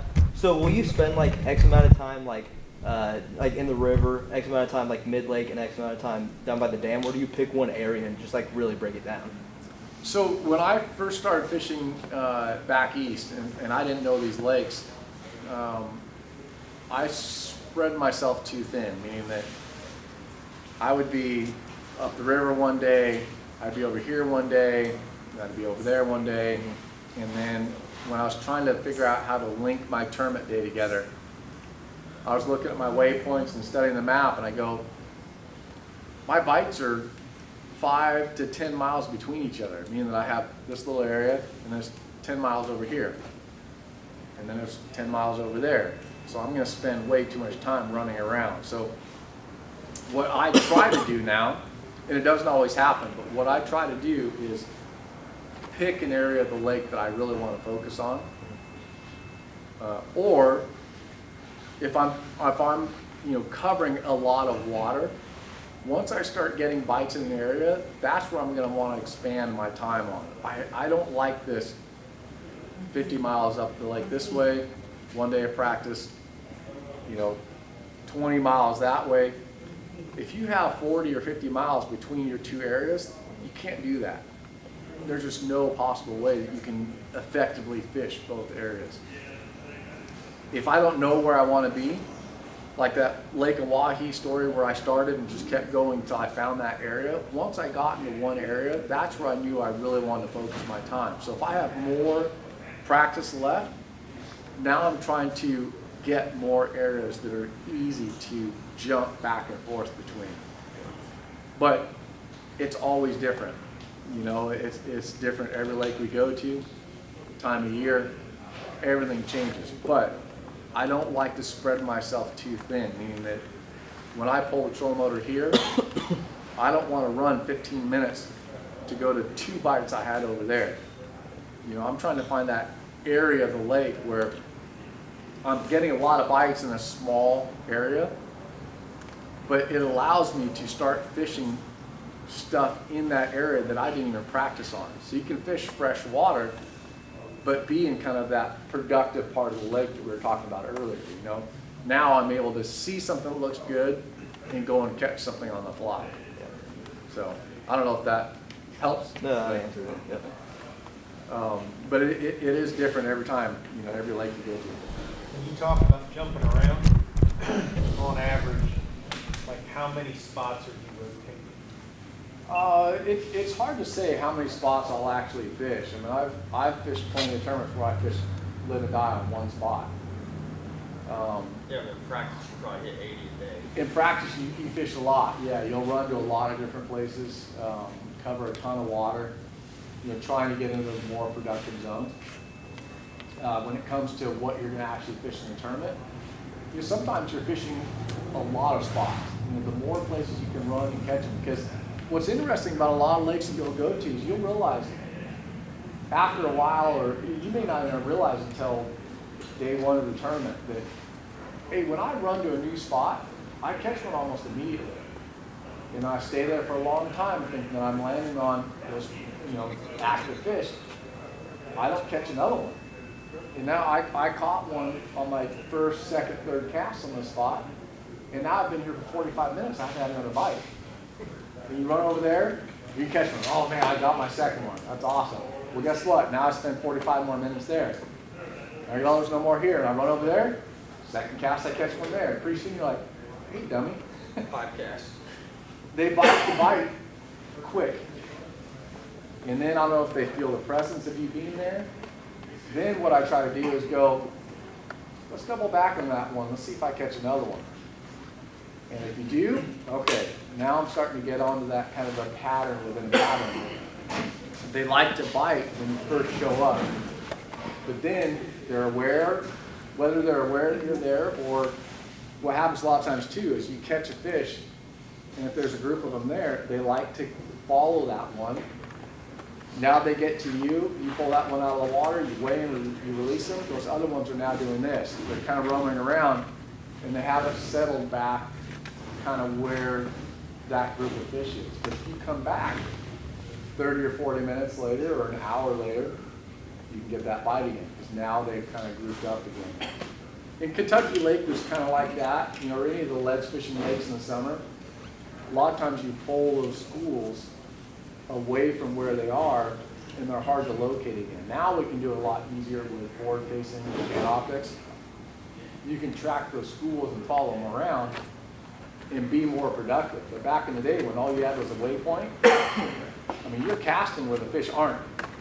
You know, or they were there and you caught one or two. Well, now that whole school is over here, and we didn't know that before. Our waypoint was there. All they did was slide 100 yards or 50 yards over here. So now you're able to track them a little bit better. But you know, it's hard to say how long you stay on a spot. But you know, that's kind of What is your definition of a bite? When you're talking about, I'm looking for that bite, is it just any bass, or is it a certain size of bass? Like, are you looking for quality over quantity? So in Major League Fishing right now, which is what I've been fishing for the last several years, we've gone back to the every fish counts. There's no 5 fish, you know, limit. They have to be a certain size. So, you know, a lot of times it's at that 2 pound mark. So anything over 2 pounds is great for me in these tournaments. But the flip side of that is that we have the heavy hitters tournament. The heavy hitters tournament is your biggest fish from every event for one season is grouped into this thing called heavy hitters. So, for instance, at Toledo Bend, it was our first event for the 2024 season. I caught an 8 pounder. So that 8 pound fish counts towards my heavy hitters fish. So I'm going to Santee Cooper next week. Whatever my big fish is on that goes into this heavy hitters. So at the end of the season, my big fish from every tournament goes towards that heavy hitters tournament. So 30 guys, the top 30 in this point standings for heavy hitters get to go on and fish a separate tournament. So it's a qualifying event. So I'm still trying to look for a big fish. I'm looking for numbers, but I'm also trying to look for a size. From what I've found, it's pretty rare to find a group of fish and not be able to catch a big fish out of it. It happens where you do land on a school where almost all of them are smaller fish. But I've also had it where you're catching numbers, you will catch a big fish out of it. It's kind of that healthy biome. When you get in an area where there's just a lot of activity, there's big fish that live there too. So it seems that way day in and day out. I know Dudley talks about it all the time because I'm looking for the most fish that bite, because just by the law of averages, if I catch 30 fish, so I am looking for bites, I'm looking for just that healthy biome where there's a lot of bait there, they have the cover, there just seems to be a bigger group of fish. And eventually, when one pulls on it, I pull back, it's going to be one of those bigger ones. In clear water, what is your favorite braided line to floral combination? And do you use it for, so I'm referring to swim baits, if it has swim baits, and do you use that same combination for drop shots? So for clear line and specifically braid to fluoro, for me that's only spinning or topwater. Those are the only 2 things where I do braid to a leader. With topwater I run 30 pound braid, but I do a 20 pound mono leader. For spinning, I almost always run 12-pound braid to an 8-pound fluorocarbon leader. That's just for any kind of spinning, outfit, that's the way I run it. Every once in a while I'll run, if I'm gonna throw a wacky rig Senko around heavy cover, I'll run 20-pound braid to maybe a 12-pound fluorocarbon leader, but still on spinning. So now I can do, essentially I can throw a wacky rig with heavy line, but still on a spinning rod. Because a wacky rig's a little bit harder to kind of skip around with a bait caster than it is with a spinning outfit. But I still want that heavy line. When it comes to a swim bait, to me, I run straight fluorocarbon. And that's just the way I've done it. And it's weird. I've tried going with a 30 to 50-pound braid to a leader on a bait caster, and I don't like it because I end up breaking the line more because I'm used to setting the hook like I would on straight fluorocarbon. And the problem with setting the hook like you would on straight fluorocarbon on a bait caster is you have all that stretch in that line. Fluorocarbon has a very low stretch to it, but it still has a lot of stretch. So now you have a 20, 30, 40-foot cast. The fish bites, you set the hook, you have all that stretch.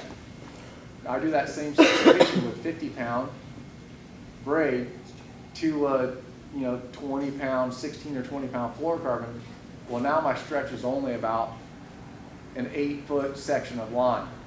There's not much stretch. There's only so much it can handle. So I break the line setting the hook on that combination of braid to fluoro. But with spinning, I don't run into that because I never set the hook that way like I do with a bait caster. Plus you have drag where your drag's kind of backed off a little bit.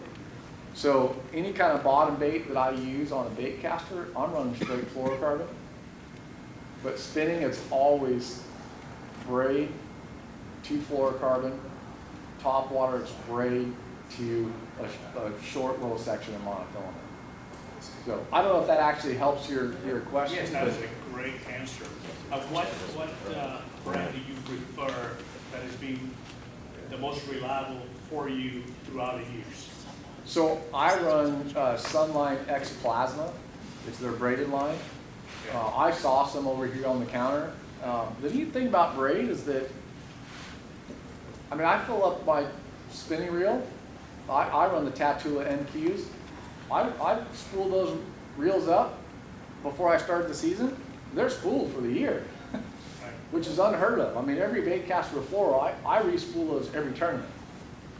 That braid on a spinning reel, I cut off 5 feet and I put on a new leader.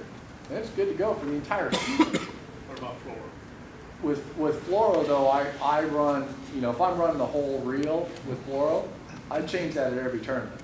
You prefer Sunline also? Oh, sorry.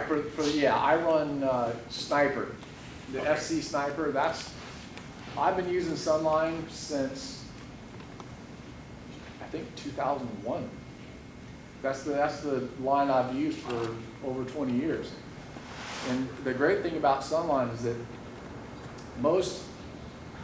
I want to say there's only about 4 or 5 manufacturers of fishing line in the world. But there's 20 brands on the shelf up here. Well, those 4 or 5 brands make the line for the 20. Sunline makes their own line.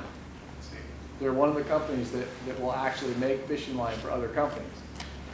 Well, what's great about them is that there's a certain amount of imperfections in a fishing line that you're allowed to sell at a price point.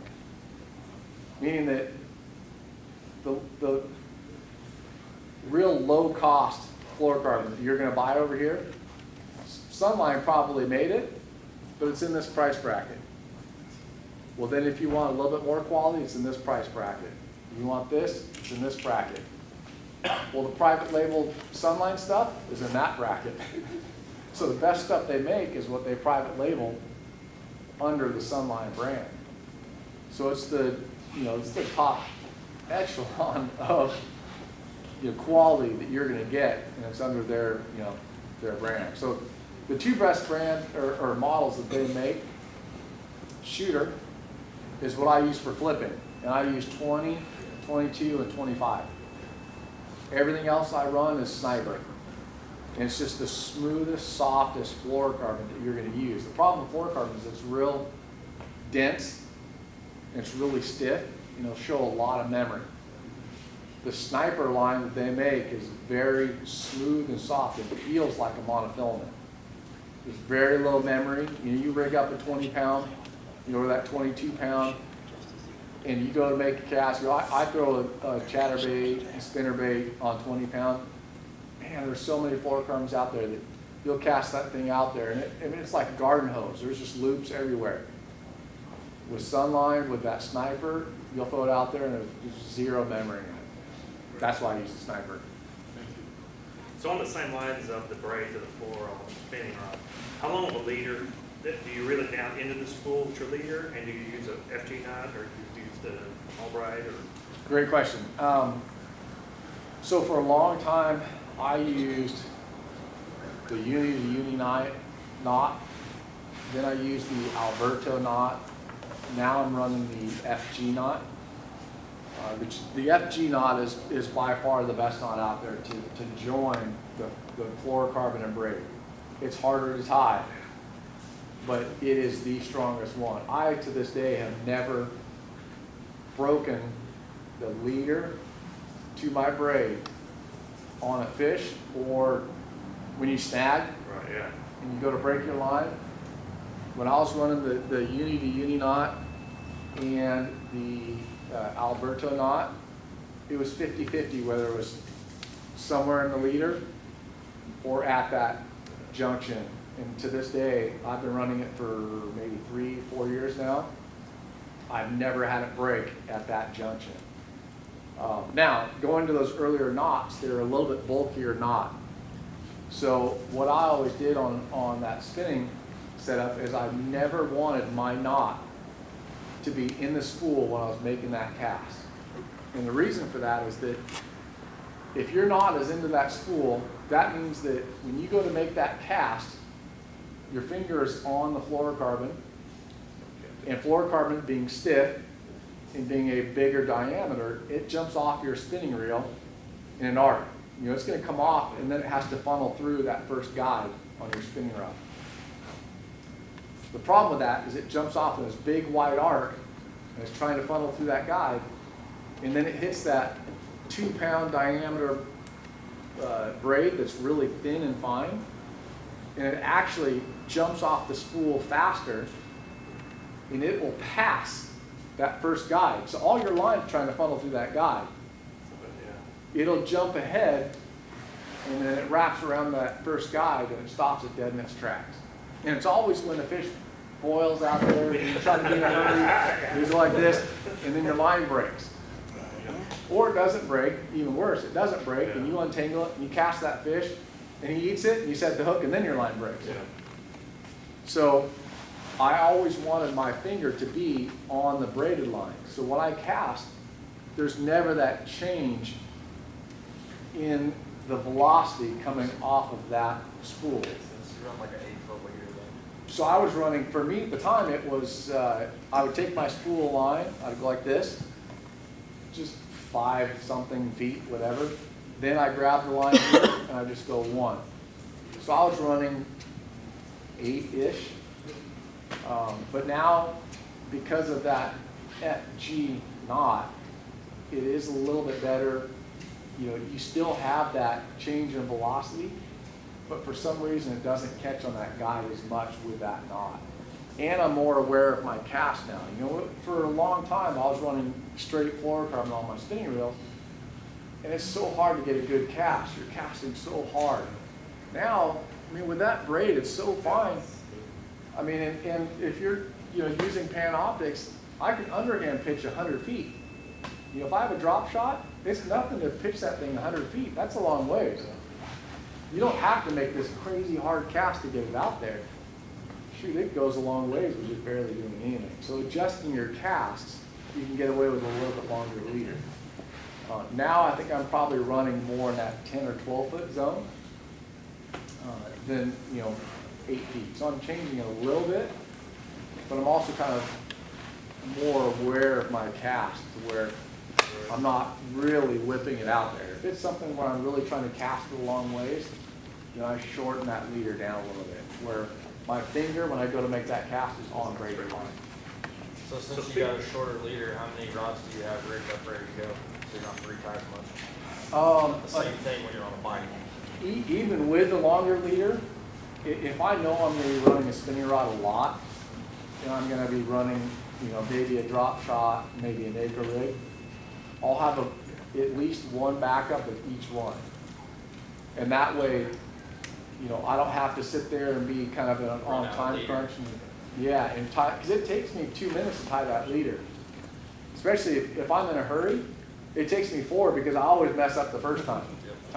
So now I just sat down and wasted 4 minutes of my day, which doesn't seem a lot, but when you're on the clock and your guy behind you that's your official is going, oh, so-and-so just caught one, now you're in 10th place, now you're in 20th place.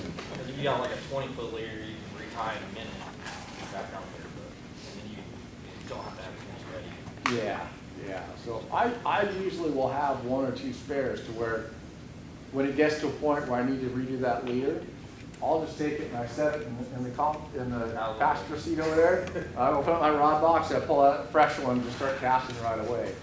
So I do try to run a spare for that reason. Because it is agonizing retying that thing. Or it's cold or it's raining. It's a lot harder to tie that knot. Your hands are wet. You're all jacked up. Yes, yeah. So, but just one more thing on the braid before. You had touched on sometimes when you're around heavier cover, you're going with 12-pound tests. And I like doing that around here because the water is dirtier and I don't feel like going lighter is necessary. But the problem I run into is the knot doesn't want to pass through the guides as well when you get into the thicker line. Are you doing anything different or just doing it the exact same way? I'm doing the same thing. Okay. I'm tying out both too, so I just need to jump on the FG train. I can show you your trick. Yeah, the FG knot is such a good knot, but it is hard to tie. You know, for the one thing I do, that I will do, when I up it to a 20-pound braid, I'll run it up to a 16-pound leader sometimes, all on spinning, is I'll drop the number of wraps. That's what I was going to say. That's what I did. I went to 4 wraps instead of 10. And I'm getting a little better results, but it will. Yeah. Sometimes it'll hang up and it'll just pop and you just see the bait's not. And it's just going with a little bit shorter leader will help that. It should anyways, but it's still. I actually just, for me, when I run the FG knot, I can show you guys how to tie it. It's an ordeal for sure, but I run 12 wraps on each side. So I'm doing a total of 24 wraps when I'm tying that knot. And 24 wraps on 12 pound. Now when I'm going to that 20 pound, or if I'm going 30 pound for top water, I'm doing 10 on each side instead of 12 on each side. So it's a total of 20 wraps versus 24 wraps. It's not that big of a difference, but that's the one thing I will do when I'm upping that line size is fewer wraps. Okay. So, and it helps. I guess it does work on the Alberto as well. It does. Yeah, it helps a lot. So, but the FG knot is way better. If you can, just. My problem's been I can tie it at home, but then when I get out on the water and there's waves, and tie 2 of them before you leave. Okay. I've you done ever that. used the tool, the FG knot tool, the motorized? I haven't seen that. You haven't seen it? Uh-uh. I got one. I still got to go to YouTube every time to figure it out. I hate it. So far it hasn't broke on me, but I still, every time I have to look up YouTube. Okay, you did it. Oh man. The first time that I started running the braid to fluorocarbon like that, we were fishing the Columbia River we were in Oregon or Washington, right on the border. I can't remember. So it's current. This is before the days of spot lock and anchor mode, and it's a river. And we're fishing for smallmouth, and I was fishing this underwater pipe. And with drop shot, and we're only catching 2-pound smallmouth, they're not big. Well, naturally, I hang the pipe, my line breaks, so I'm sitting down retying this knot. I'm 200 yards away from the pipe when I'm done. There's nothing I can do. Pull the trolling motor, and you got to run back up to the spot. First cast, I snag that stupid pipe again. 200 yards away, because there's no anchor lock or anything. So, you know, I get it. It's a pain to do that. You know, the wind's blowing, it's raining, it's a pain. But once you get to learn how to do it, you'll get a lot faster. And it's what's interesting. The more you tie the knot, it doesn't matter if it's the Alberto, the Uni, the FG. The more you tie it, the stronger the knot gets, because you don't quite do something right, you know, when you first learn how to do it, and it breaks easier. Shit, the first time I started tying the Alberto, I would put my line in the wrong way. You know, you have to like start it one way, do back the other way. So I was at Champlain, I throw my drop shot out there, and I'm sitting there shaking it, my line goes slack, and I go, he's got it. I go like this, and I start catching up to him like, it's just my braid. It just unraveled. I didn't know it. My line went slack. I thought one had it, and all it was is it just unraveled. I just reeled my braid straight in. And I go like this, and it comes out of the water, and now my line goes through my rod. Like, now I have to actually flip the bail and restring my line because I was in it trying to catch up to this fish. I go, man, he's coming out really fast. It's just my braid. So, no, but you learn how to tie it better. And the knot gets stronger the more you tie it. I've got the Alberto down. Like, I'm comfortable with it. I can tie it fast and efficiently, but when I don't have problems with it breaking while I use it outside of just it sometimes hanging on a guide and just popping. Which it does. That FG knot is by far the skinniest one, and it goes through the guides the best. It does. So just learn how to tie it. Just watch a couple videos, and just, you know, you just kind of, you got to do it at home a bunch. I mean, when I first started learning how to tie that stuff, I'd tie it, I'd be watching TV at home. You know, the boat's not drifting anywhere, the wind's not blowing. I just retie it, pull on it, feels pretty good, just cut it off. Just tie it again. Cut it off, just tie it again. You just, you know, it's like anything, you got to practice to kind of get that thing down. So that especially, I mean, if you have a hard time tying it at home, like you said, when the wind's not blowing, the boat's not moving around, I wouldn't even attempt it in the boat. You know, go to the Alberto. And actually, another thing that I did too is I would start the morning with the FG knot, and then when I had to retie the knot during the day in the tournament, I would tie the Alberto. That's where I'm at right now. I did that quite a bit too. So, nothing wrong with that. Shoot, I did it. I mean, the big thing though, with not discrediting him, his video, I watched 100 other guys online tie it, and that trick of putting the spool under your foot and going down the leg was a game changer. I mean, as far as getting, I had trouble keeping tension on everything. Yes. And to be able to do that, it made it a whole lot. You who showed me that was Jeff Creed. You guys know who Jeff Creed is? Oh yeah.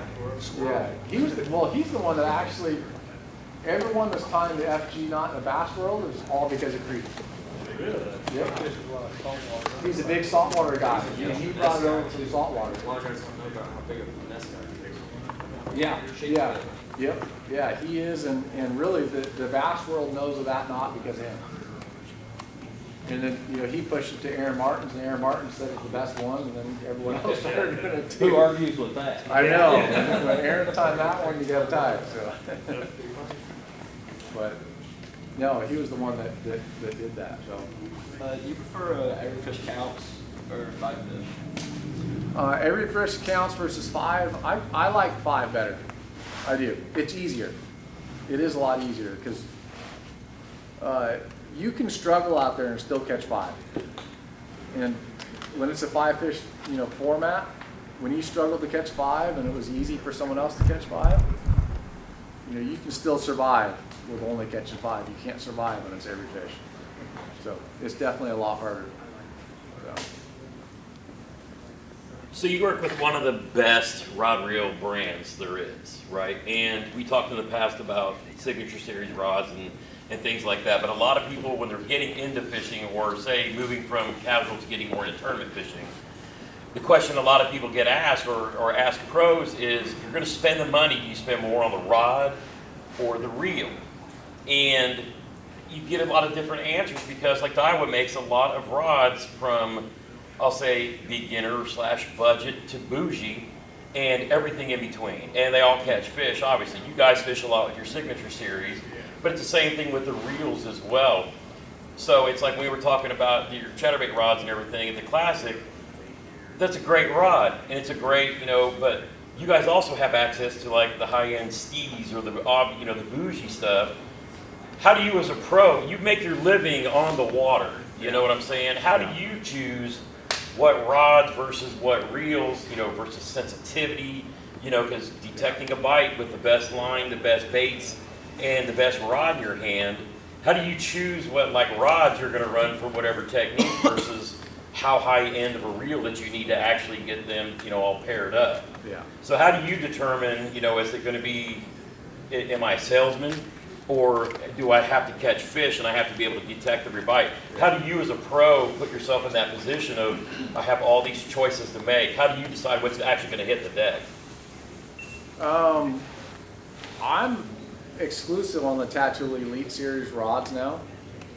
Meaning that, back in the day I used to run Steve stuff and Zillions this and, for the rods, but that Tattoo Elite line is so good. Yep. I honestly don't see much of an advantage going from a Steve's, going from the Tattoo Elite to a Steve's. They're half the price. Yeah.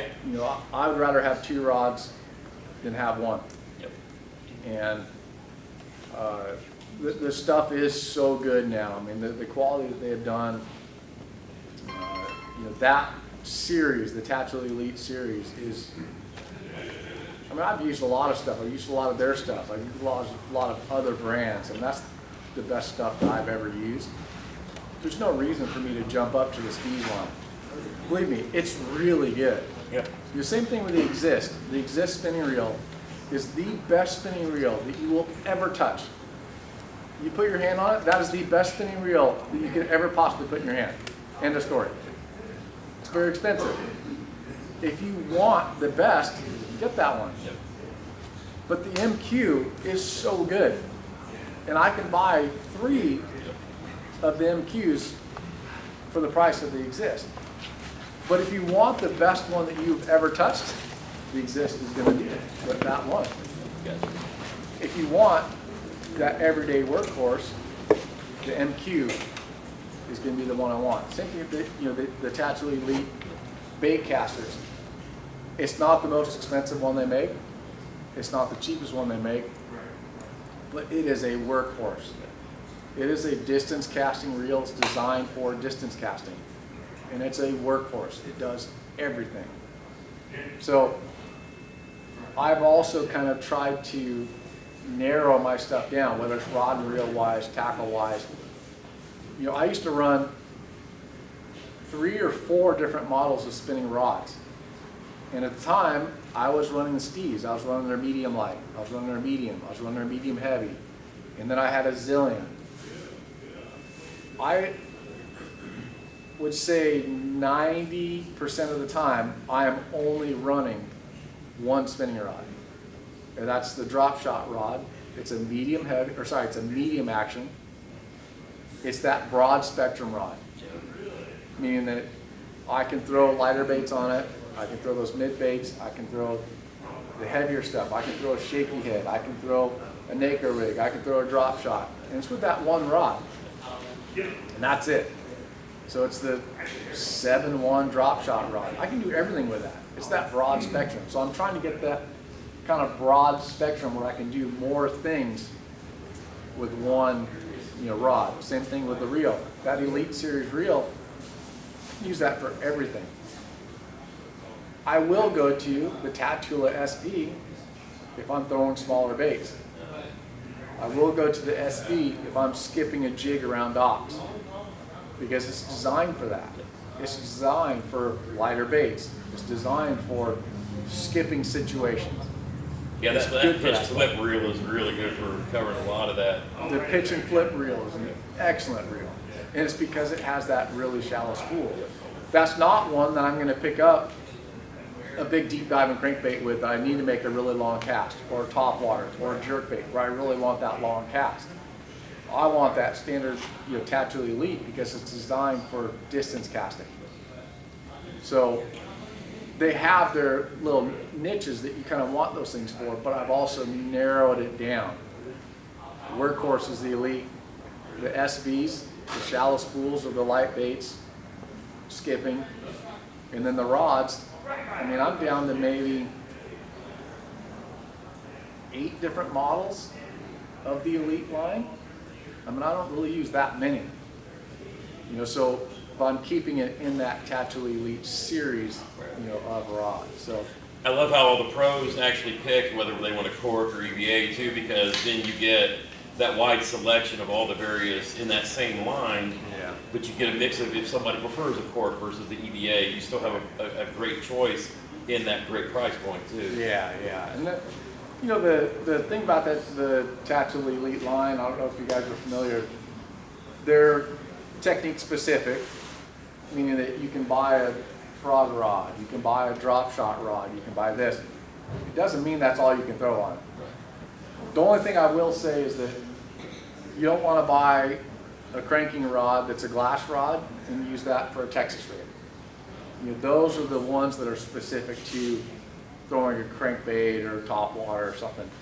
But when it comes to just a standard graphite rod, because it says it's a frog rod, because it says it's a shaky head rod or a skipping rod, it doesn't have to be for that.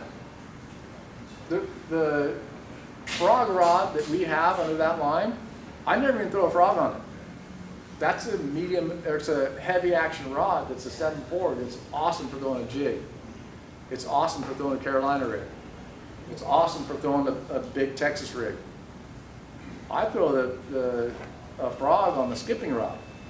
I didn't even throw it on the frog rod. So it doesn't mean you have to use that rod for that technique.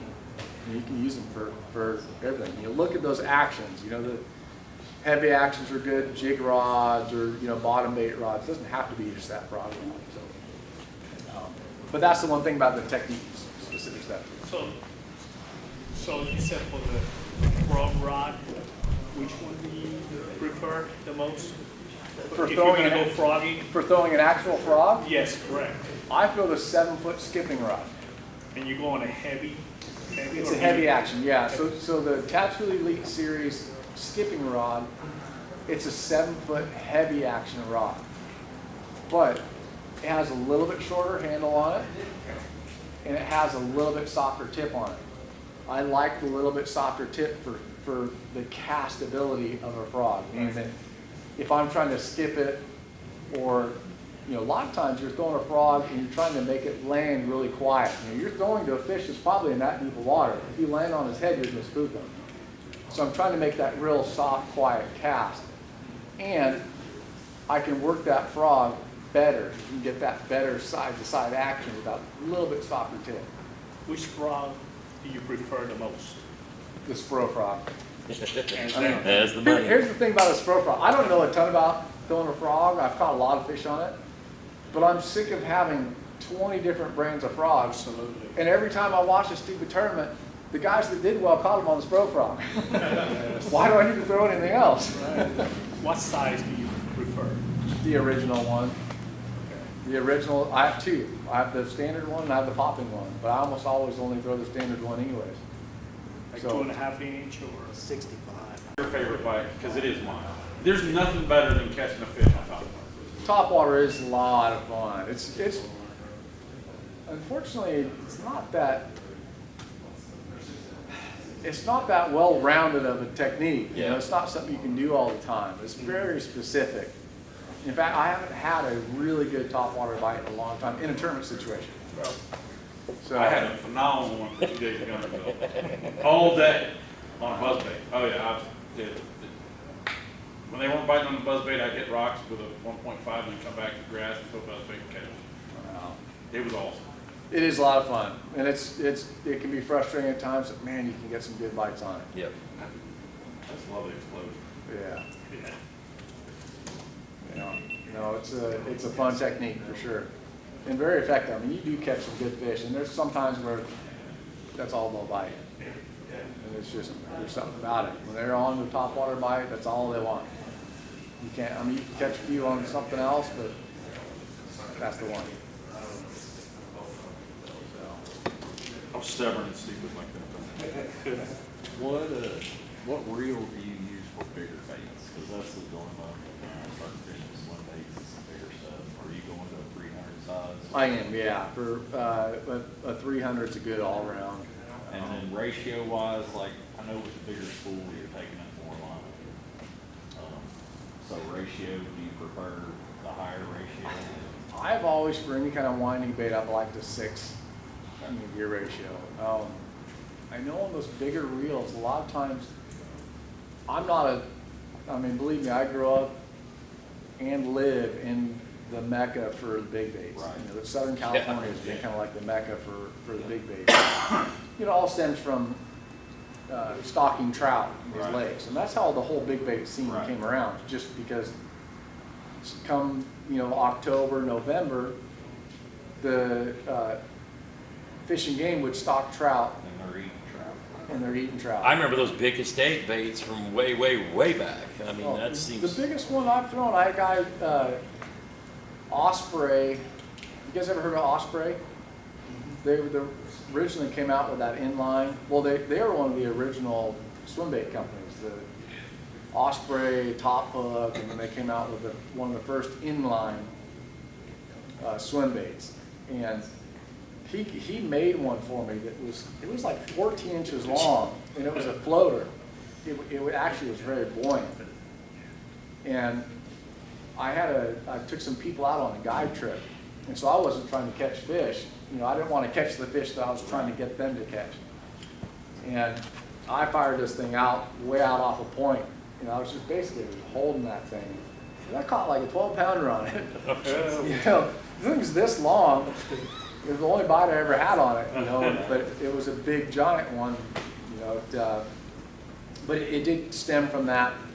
The hardcore guys, they like the faster gear ratio, because they claim that... Well, to catch up and to keep them in, too. Yeah, when the fish bites, they claim that they can crank on better, but honestly, the faster the gear ratio, the harder it is to turn that handle.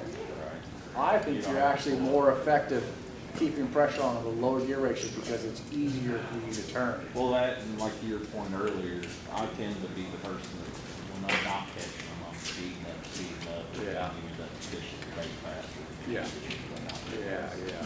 That 300 is perfect in a 6 gear ratio. They make, I think it's under the Ishman Rowe series. I think we have an 8-foot. The rod, I got it. You have it? Yeah, I got it. I bought it down here 3 or 4 years ago. That was the first swim bait rod I got, and now Yeah, but that 300 on there is perfect. That's the setup I throw. Right. I'm throwing a swim bait, but I rarely throw it anymore. But when I do, that's the one I pull out. We're creeping up on an hour. If anybody's got one last question, go for it. But might need to give Brent some water. I got you. Yeah. Buddy calls you up. He can go on one vacation that year, any lake in the U.S. Taking out like time of year, everything else. Where are you telling them to go?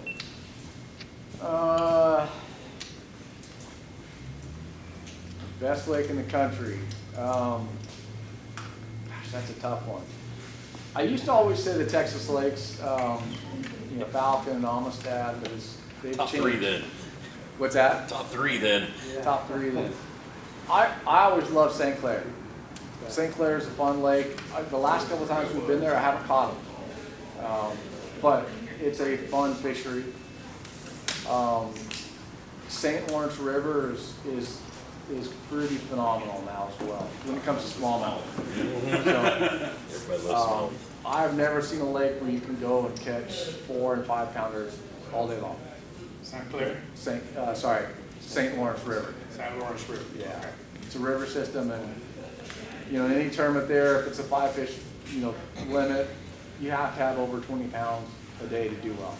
So anytime you can go and catch 20 plus pounds of smallmouth, it's impressive. And we fished a Major League Fishing format there during the spawn. And on day one of the tournament, my best 5 were almost 30 pounds. For my, it was every fish count, and I think I caught 100 pounds that day. But my best 5 would have been 30 pounds. I'm gonna catch some bass, put some big money in my pocket. I'm a hunting, looking for a blow up. This is freaking awesome. Good morning, everybody. Welcome back. The third and final day of the KBF Championships. Today is the 10, which those guys are out on duck fighting it out, and the rest of the field is in a big bass contest and $6,000 payouts. Actually, it's more than that. It's $3,000 for first. What was it? $3,000, $2,000, $1,000, and $500. Pays out 4 places for big bass of the day for all the rest of the field who are not in the 10. So Freedom Squad's on the water. Matt's in front of me. Jeremy's down there. We'll roll by them here in a minute. And yeah, we're just gonna go try. Today's the day. Today's the day we try to catch a tank. It ain't about catching limits. It's about catching big bass. So we're gonna throw big glide baits, all of our big bass kind of stuff. And it's Lake Guntersville, so you just never know. You just never know what can hit your line. So enough yapping. Let's get to fishing. So let's get out there and get the motor down.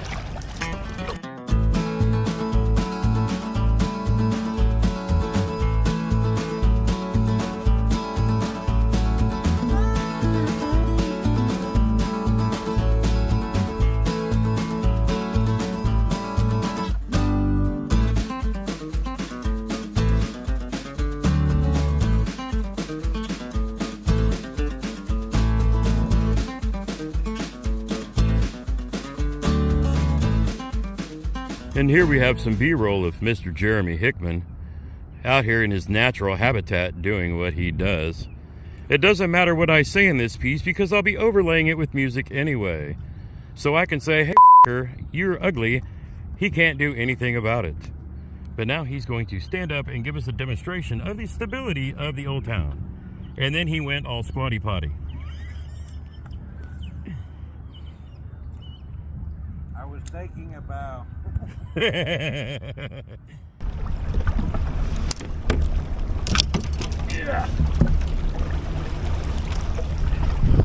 And the glide bait rod. No wake zone, mister. That's not wake, that's fatness moving through the water at a swift pace. Oh shoot, don't want to mess up this vision.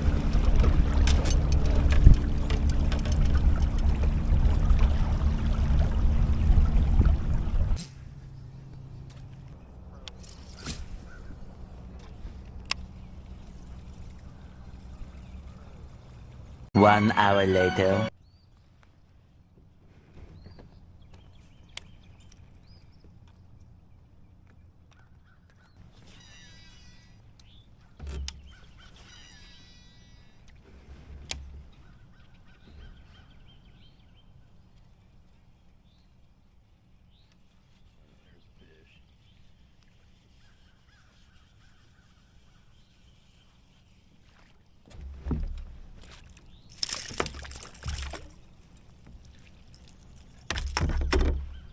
Fish number 1 for the big bass contest. That's right, a monster dink. Did you expect anything else? Does it go to the, is this the bank you were going to fish going out right here in front of it? Yep. Well, I'm going up this bank and then I'm going to go to the brook. That goes back out, right? Yes. Yeah, Sparks has got that 20 and a half. There's a 21 on the board, but he's in second right now with that 20 and a half. Yeah, don't lose this one. This is the last one of this color I have. Well, I got you covered. No. I normally do, but I don't know why I don't have that many more in my box. They're in my other box. Well, probably because I didn't think I'd see this much of this color down here, but it's a little cleaner than it was yesterday. I actually probably could get away with throwing a jackhammer through here. And I don't care if I catch a 12-inch or I'm uploading it. Yeah. You know what I mean? The one I caught was like 11 1/4. I was like, come on. Hey, you're not skunk. Yes, exactly. But I wanted to upload it. I should upload a picture of that boat. Oh, yeah.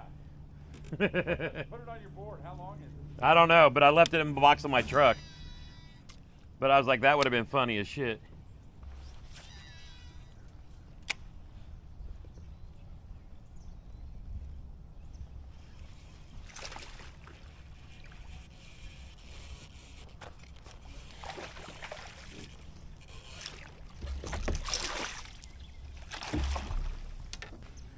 All right, keeper number 1, chartreuse blackback crankbait. Telling you, you got stained water, can't beat that chartreuse blackback. Let's go.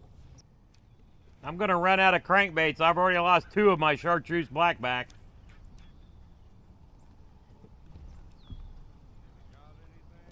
Yeah, an 11 1/2 and a 14.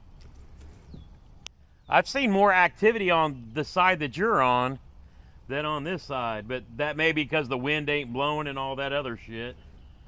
I tried throwing a glide bait for a while, but got tired real fast. I didn't even fish the other one. I just went straight down and started coming up this bank. No, I'm still throwing that chartreuse crankbait, but I'm throwing a different style because I don't have any more of the fat ones. But it caught the 14. I got my other one hung up on some line or something that I couldn't get to it, and it breaking it off.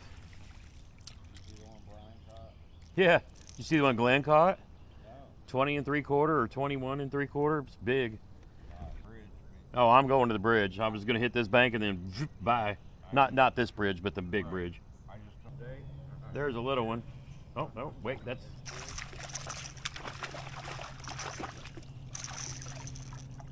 I almost thought about running back down through it and then throwing a Senko through all that grass too, because I've seen more actually chases and blow-ups on that side than this side.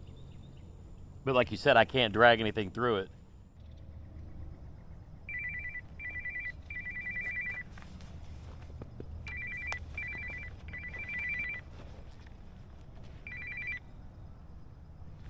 What's up, fucker? Well, look, if I take up too much of your time because you're trying to catch a giant, then let me know, but I wanted to throw something exactly. So, hell yeah. Bro, this is such a great tournament. Thank you, bro. I mean, just knowing any cast, bro, any cast can be a big fish, you know what I'm saying? Anytime, but dude, this this has been wild. And I can't wait to see what the bite's going to be on for the Hero Cup. I mean, it's going to be fire by then. Oh, and by the way, I've got it worked out in my brain how the whole thing's going to work next year. Okay. Knucklehead's going to start on Saturday. Saturday's going to be the fan fish off. Yep. Sunday's going to be the knucklehead. So hell yeah, dude. But this the future's bright. I'm telling you. Oh yeah, for sure. And well, look, get back to it and catch some more big fish. oh, I got this Senko working, so we'll see. Get you a check. I'm gonna work Get you them. a check so you can say I've cashed in the. We're working on it. All right, my dude. I'll see you tonight. All right, later. All right.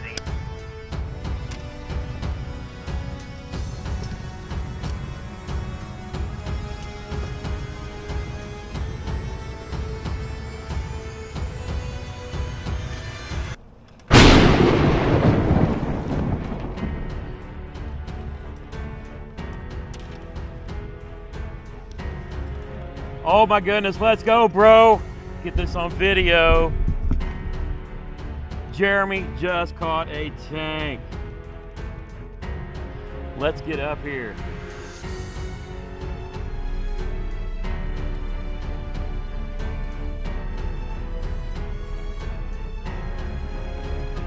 I might have got that on video. I'm pretty sure I did. But we're gonna get up here in front of you and get some more shoot.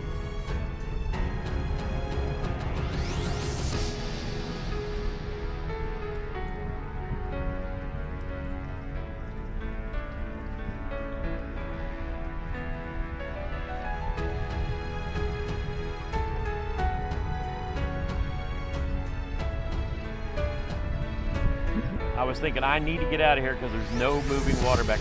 Did you catch it on the juice? Jeremy just caught him a nice Gunnersville giant, so let's check it out. All right, quit leaving me in suspense. Full credit.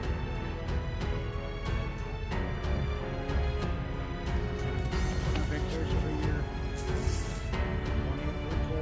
20 3/4.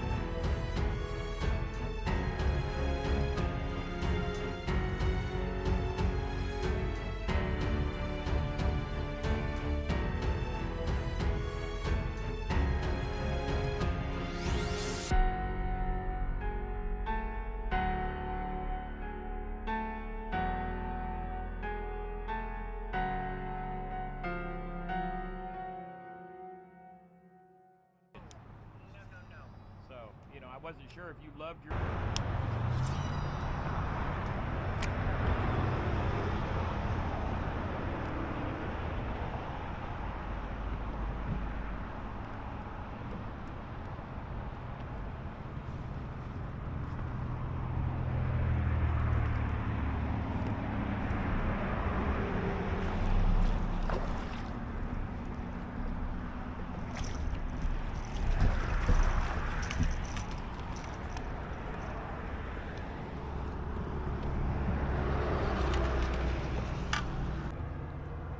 Found me a good one. See how big he is.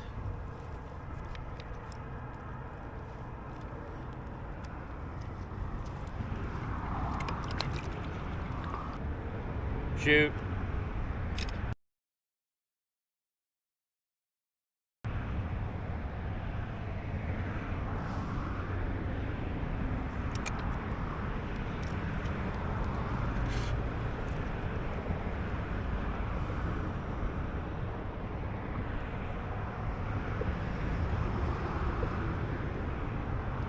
You know, I had to get in the game, but you know, I'll take a 19-incher. Let's go.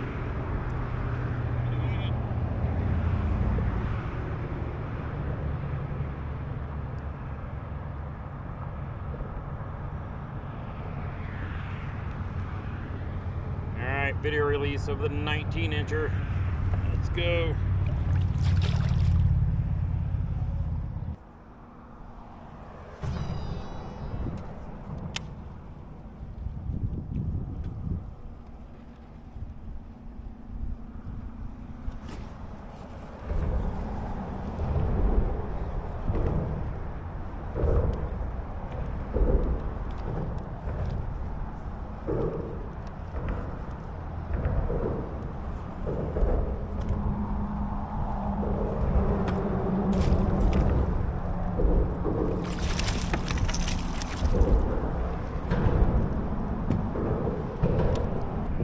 Where were these fish at during the tournament?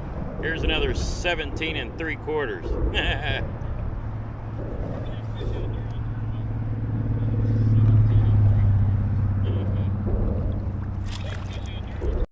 And that's it.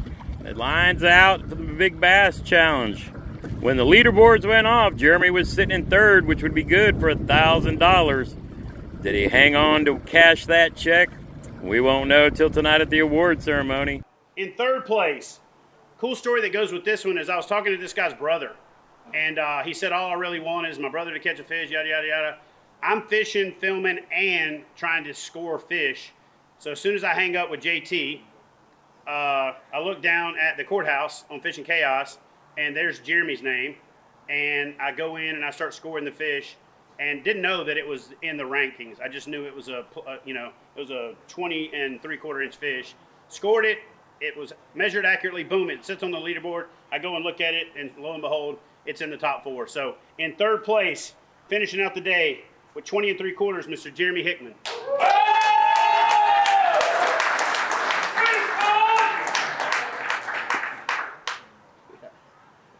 There you go, sir. So, I never throw a crankbait. Haven't, other than yesterday and today, I don't throw crankbaits. But yesterday, my brother gave me a crankbait and said, bro, just go fishing. So, didn't do so hot yesterday, but today, I smacked that fish. It was pinned, and I was like, bro, he was coming around the corner. That was a memory I will take with me forever. That's why we do this. So, other than that. What crankbait was it? It was a 6 cents chartreuse black back, the real fat one. And they were crushing it. So. That's why it's called the crush. Cool. All right, there we go. Congratulations, sir. Thanks. Appreciate it. This would be a fun video to put together. Freedom Squad had a great time down here this weekend. But now we got time to get off the water, pick up some trash, get back to the KBF check-in, and help everybody get set up for the awards ceremony. And tonight we get some barbecue. Yeah, I got some sunburn, some windburn, and I love it. Thank you all for following along. JT out.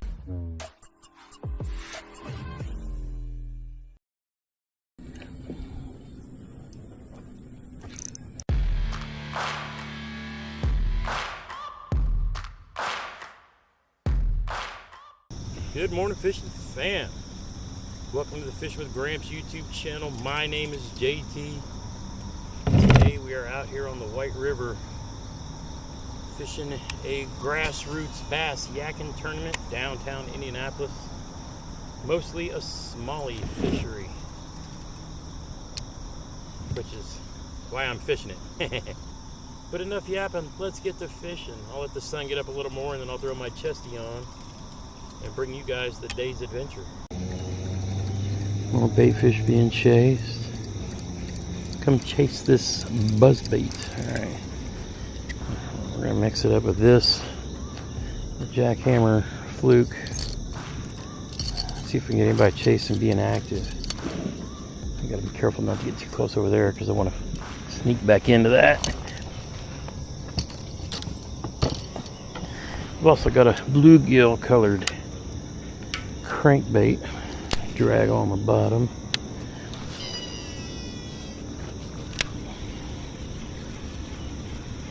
I'm going to work this left side, then I'm going to sneak back up this right, and then up that little side of the island there. Got a little bit of a deeper hole here, which is nice. If I'm going to catch something here, it'd be a largemouth. There's a lot of good rock in the water, and that's Josh Franco always says substrate. Gotta have substrate.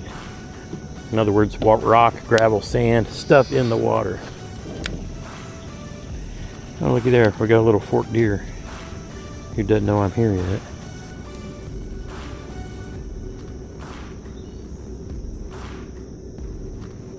Aww.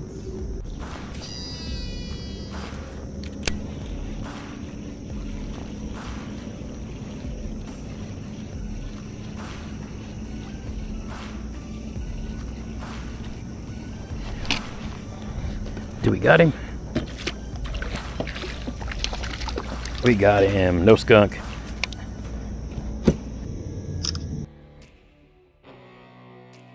Go ahead and give my crankbait a couple of tosses while we're out here. Little bluegill pattern. Yep.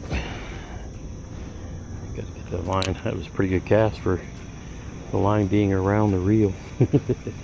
But I got this tied on to throw around the wood and whatnot that the jackhammer really doesn't perform well around. Actually brought my cranking stick today. This is great for throwing mini maxes as well, which that may become part of the juice too. You know what? Those little shad that I'm seeing jumping are mini max and juggle minnow size. We're gonna make a quick adjustment. If they don't like that jackhammer because it's a little bigger, then we're going to give them something a little smaller. You notice I got this track pack set all up. You can see on my top I got the tubes of various sizes and these juvie crawls, Senkos, jackhammers, bluegill colored jackhammers, and thunder crickets. And then on the bottom I got my ploppers, my crankbaits, and my crankbaits. That's one that a buddy made. I'm gonna tie that on later. I actually caught fish on it last time. But let's Let's see if they want the smaller offering. Yeah. Matchy the Hatchy baby.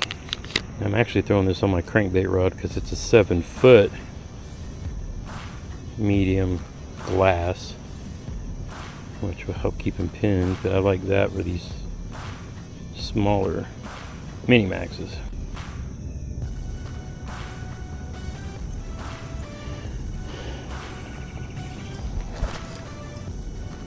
Oh, I'm an innocent little babyfish being swept around by the current around that tree. Please don't eat me.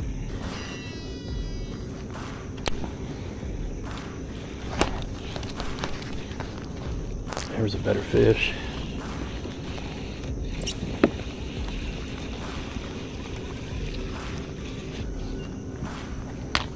A little largy. Surprise, surprise. Right there in front of that stuff. Turn around and get away from the tree again. Go out here in the middle and measure.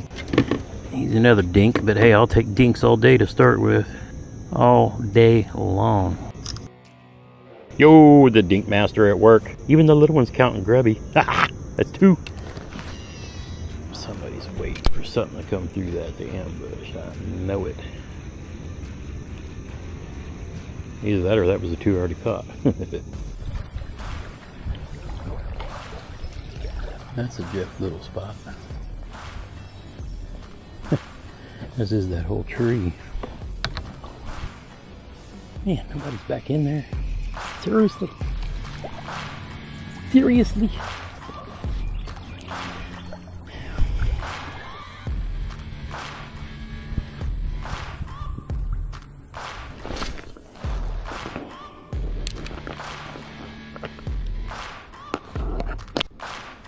That's probably a fish. Yep. Another little one.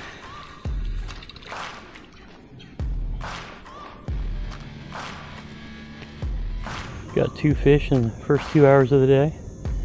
Gotta like that. No bigs, but whatever. Don't care. I just want 5. I need to get more of these. I got some Super Troopers, but these little bitty ones seem to be what they're looking for. Got this combo because of my boy Bobby. BKK Ned head. Very small. A lot of people really like this little crawls and Ned bait, these Super Troopers. Or Little Troopers, what this one is. The Super Trooper is the 2.5 with the little flappers. But that little guy right there caught me my 17 last time. So he is getting the treatment. However long it takes, working very slow from here to the bridge, and then we're going to work the bridge really good. Oops, got a little shallow here. A little deeper pool water. That's why you want a rock guard. It just rolls over it and lifts the motor up for you. Alright, let's get down here low and in stealth mode. Stay low and stay slow.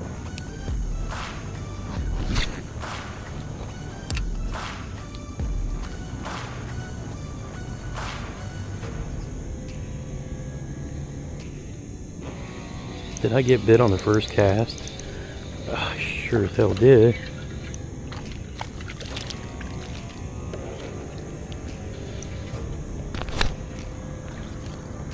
Alrighty then. These aren't big, but every fish counts right now. Till you get 5. Boy, he chomped that quickly. That's a really good sign. He's so small, it'll be fun to figure out how I'm gonna get this out of him. Just dinking in the other direction. I love that they count grubby though. That's another 8 inches that helps. Number 3, let's go.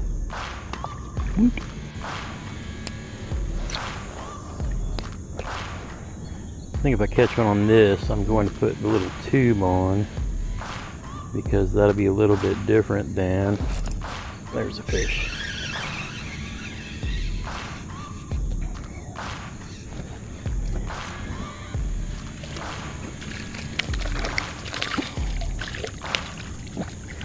because that'll be a little bit different than these crawl baits, because I've already got the general, the jig, and all that. So, okay, dink number 4. Let's go. Almost the limit.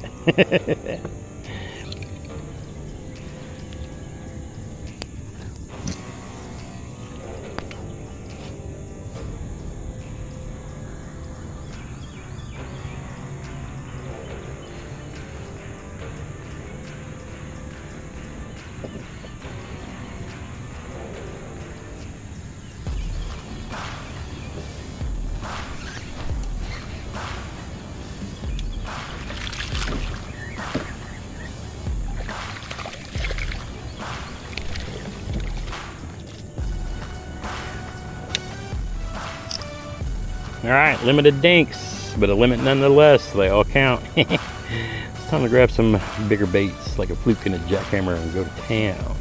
Now they've got the limit out of the way. I caught one on the jackhammer, one on the mini max, one on the little trooper. I knew I'd catch them on that. Right. I know if it comes down to it and I have to catch one, yep.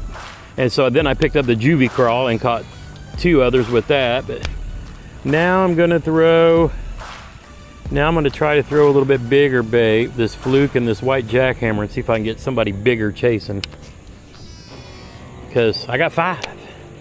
Right. Hey, I mean, that's 3 tournaments in a row you've limited out. Yep. So what's your longest fish? maybe I think I got 2 close to 10 maybe. They're all small, but I got 4 smallmouth and 1 largemouth.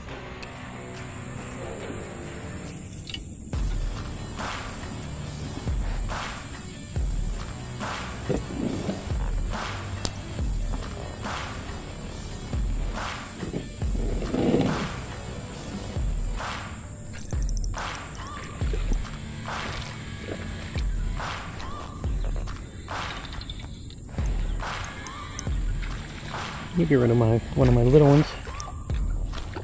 A little largy.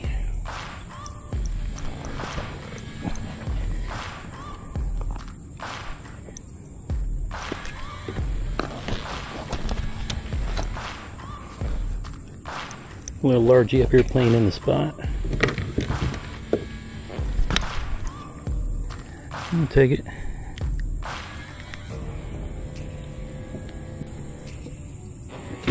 Hey dude, come on. Seriously? Come on. A little bit of an upgrade, a little large mouth. Get rid of one of those 8-inch dinks for a 10-inch dink.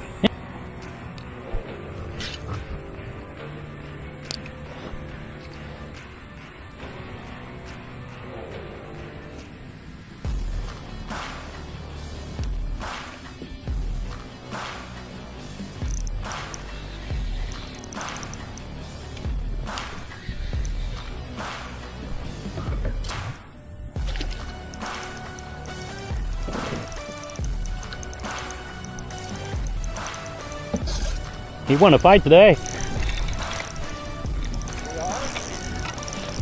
Yeah, get out of the wood. I got a bunch of little ones. This is the first. There's a big old catfish. Come here. I'm gonna lose this fish in my net. Yeah.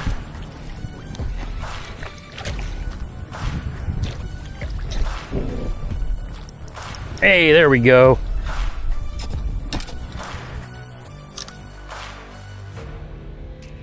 Hey, there's a beautiful fish.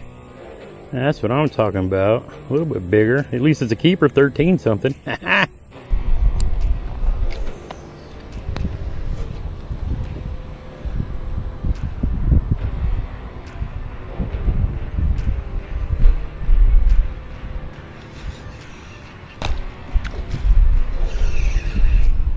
me let go. Asshole. Yep, 5 minutes the line's out, and we still got dinks. Oh, okay. All right, I got people swimming and fishing in front of me, so I'm gonna get off the water. All right, well, we're going to get our nails done. You have fun. Okay, bye. Bye, Papa.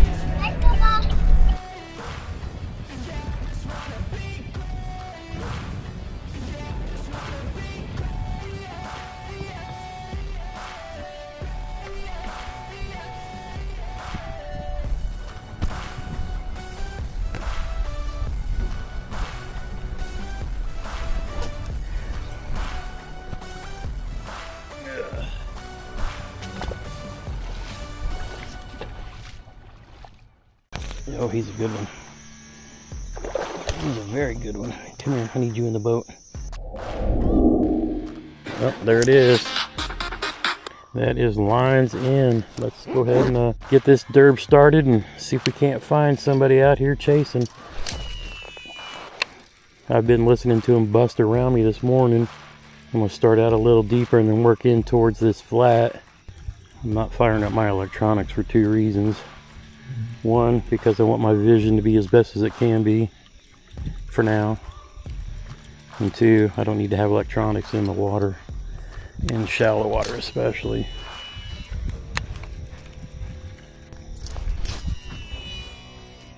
Oh, that bird almost flew right into my buzzbait. I'm just looking for 5 and then an upgrade. I had planned on coming to the corner I just started where I caught my 20, and that when the sun gets up, I'll be sitting there most of the day dragging a jig, a Ned, just working that whole ledge situation. But there is grass along this edge, which in this lake there's just not much left because they keep trying to kill it for the people at the campgrounds who like to catch bluegill, who don't like all the weeds right next to the banks. Alright, let's go ahead and fire up the grass so we can spot the grass. I expect to catch most of my fish to here with a chatterbait, like a bluegill pattern, but we'll start with the buzzbait. But yeah, so far no takers. Once I identify the grass and we've buzzbaited over it, they just may have seen so many topwaters that they don't want nothing to do with it. And I get the feeling we're going to be going up and down this bank quite a bit today. I'd love to see some activity, some chasing. Alright, time to bust out the Mini-Max. I ain't got time for this. Oh no! That was the only one in that color that I had and I broke it off. It's alright, them trees with the square bill.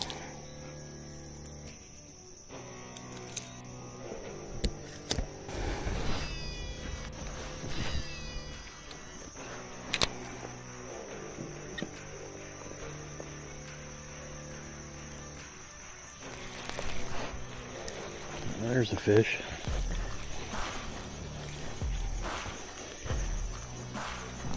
Yep, a good call.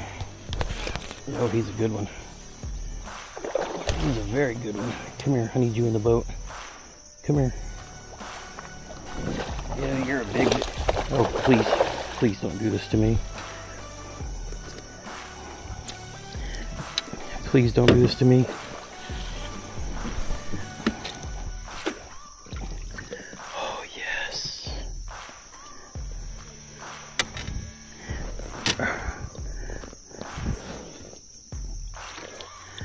You are a fatty. Holy shit, you're a fatty.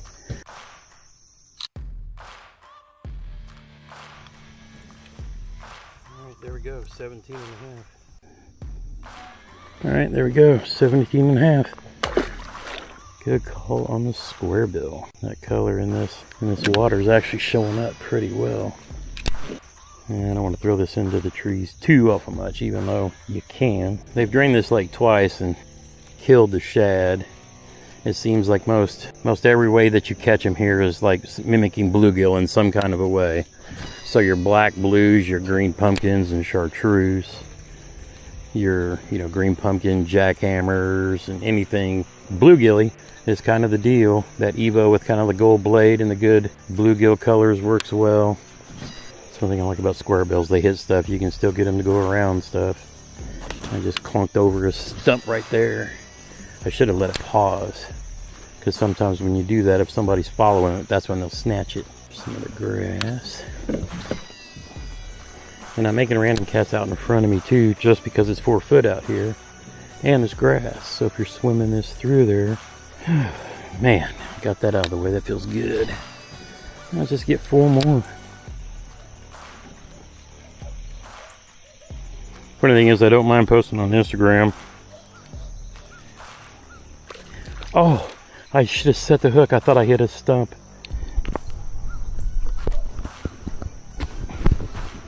Alright. I thought I was getting ready to let it pop over a stump, and that was actually a fish. That was a keeper, so let's not make those mistakes anymore. But they like this, so we're not going to put it down for a bit. Gotta drive those hooks home.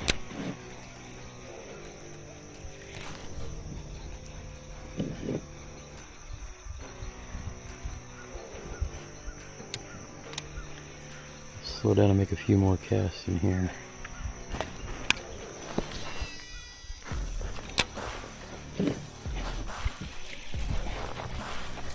Yep.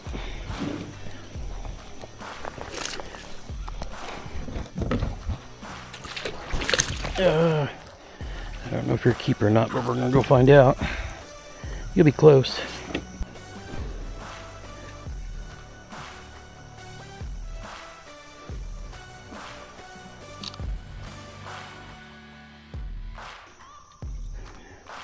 All right, there we go, number 2.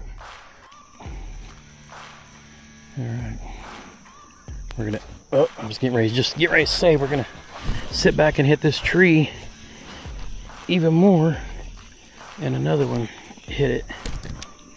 That might be the one I lost earlier. There we go. All right, keeper number 3. Probably a 14 or 15 perhaps. The old square bill doing the work.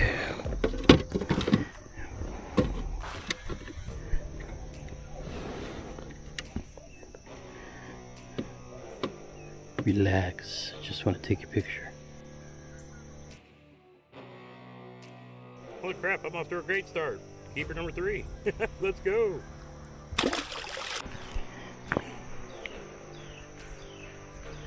Man, this is the best start I've ever had at bogs. And they're actually pretty quality fish too. We'll take it. If I could catch them like this, and when the sun comes up where I'm actually been doing a lot better, let's go ahead and cast that out, and then we're gonna retie, and then we're gonna get right back to it. Now I just like to take off a few feet of line just to make sure I'm not reusing anything that's been banging off of trees and rocks and so forth and so on. Simple San Diego jam knot. Wrap it around 6-7 times through the bottom, through the top. Wet it, pull it tight. Whatever you do, don't try to trim it right up against the knot. You want to leave a little wiggle room there. Just a little whisker. Just a little whisker. Alright, back to the right. Oh, that's going to be perfect right next to that log. Tell me there's not a fish in there banging off of limbs. Just feel it. Click, clank, clank.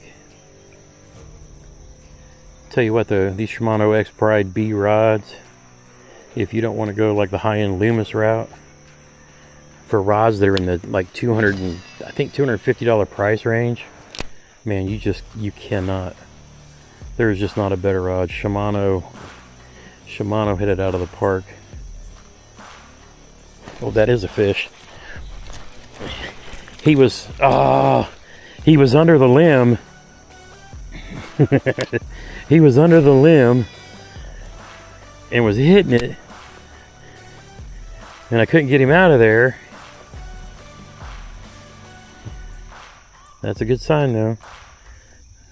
I thought he was huge because he was stuck under the limb, but when I got him out, then I didn't have the hooks in him. That was funny. I mean, I hate losing fish like that, but I'm still hoping to catch and cull bigger fish than that. I probably won't upload any of these fish until I get back there to the point, because I want, if I'm sitting out there, then that's where people will probably think I caught them.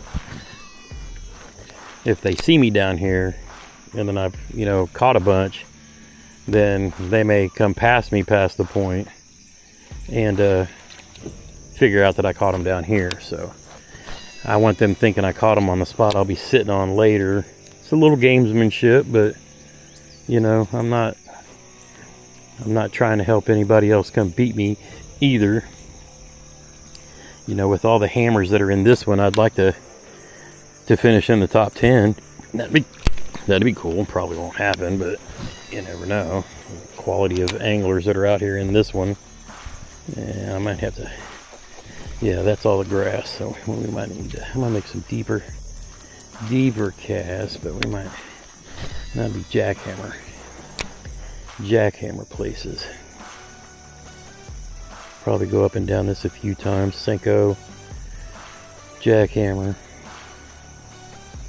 See if we can clean up every fish we can find out of here while it's being productive. I'm kind of having to thread the needle here, and that's why sometimes I'm not hooking these fish, because sometimes it's not a fish, it's the square bill running up alongside of a branch. So determine when something's actually pulling back versus just running along a branch that you really don't want to stick a hook into. You kind of got to be finessey with it. Got to kind of feel your way through it and wait till you know that something's pulling back and it's not just running along the edge of a branch. Square bills are really good about going through the wood and whatnot, whereas a jackhammer's not. But you gotta finesse it. You gotta know that you got a fish on before you really slam the hooks into them.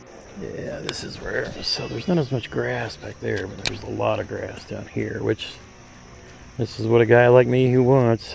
But yeah, we need to take advantage of this grass for reels. For reels though.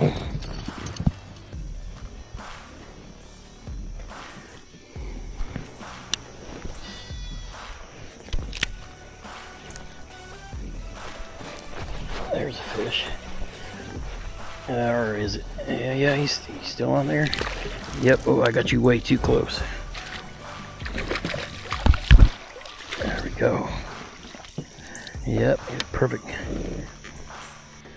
You got that jackhammer in your mouth. That Mr. E. That ain't even jackhammer, that's the Evo. There we go. Sorry, bro. I wasn't trying to be brutal with you. I was just trying to get the hook out your face.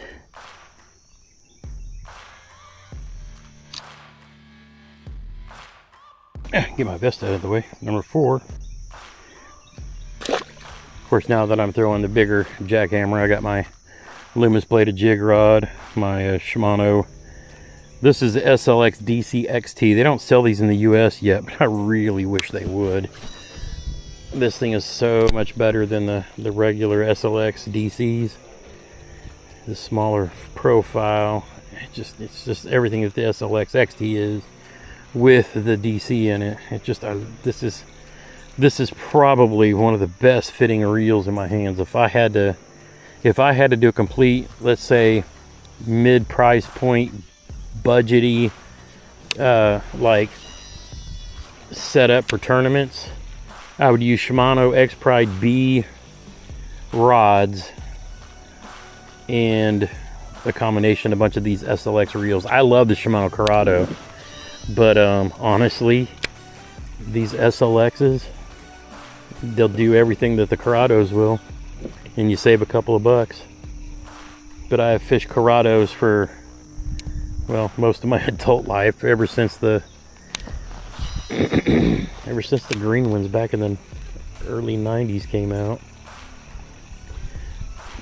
But as far as value goes,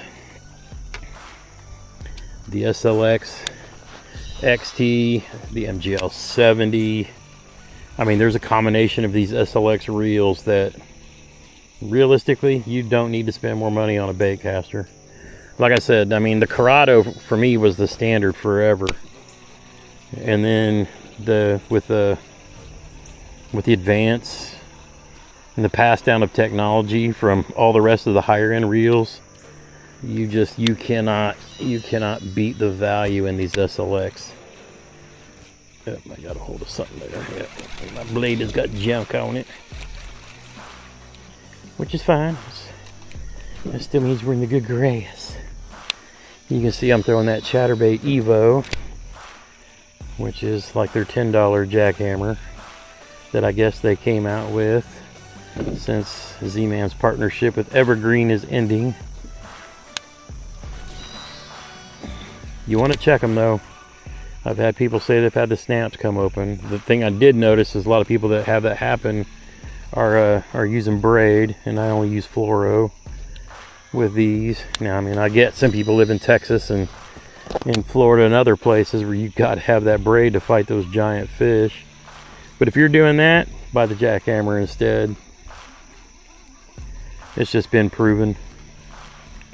I'm fishing to maybe find a 5-pounder once a year, twice a year. All right, now that I'm over being excited from catching fish, I need to slow down and put some action on this bait and reel it a little slower. I've got a 7-gear ratio on this because sometimes I'm moving a little faster in the kayak and I want to be able to bring the line in a little faster. But right now I'm kind of cruising super slow, so I need to slow the reel down as well. And then I'll shake the tip every now and then just to make it hunt like that. And as soon as I did that, it hit.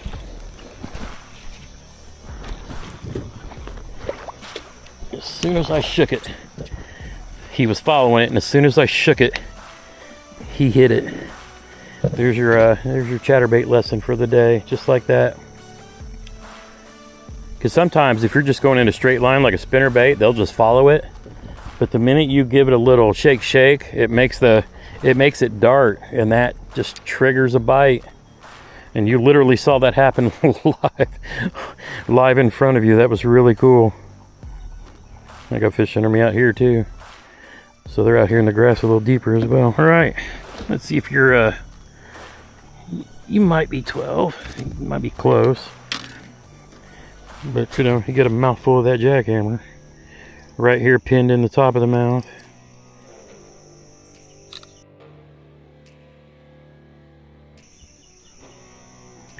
Number 5. And that, ladies and gentlemen, is the limit. Now we can hunt for upgrades. Not that we're not trying to catch upgrades as it is, but hey, we have 5 to start with. Let's go. For the day. All right, there we go. 5 fish limit. Shake, shake. Shake, shake. Oh, he hit it right there. He hit it right there, just as I was lifting it up.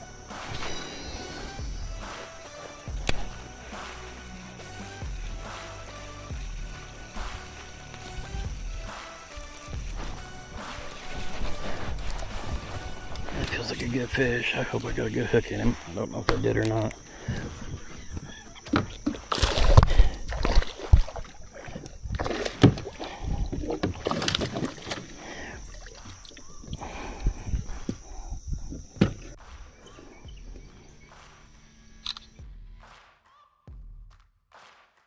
Number 6. Good day so far.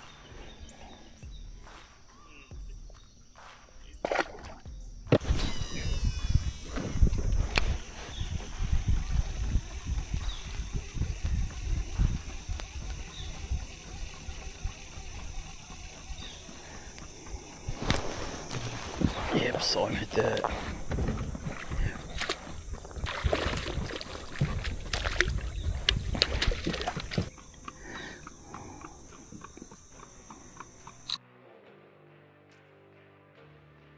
Number 7, 1/4 inch upgrade. I'm currently leading this thing, but these dudes are sandbagging. That being said, I do need to finish up down here now that I've accomplished my goal and get out there and start looking for bigs. Jeremy's only hunting for bigs. I did want to get a quick limit, which we did. Limit a couple hours, plus a couple. Plus I stung a couple in case anybody else comes through here after seeing me upload.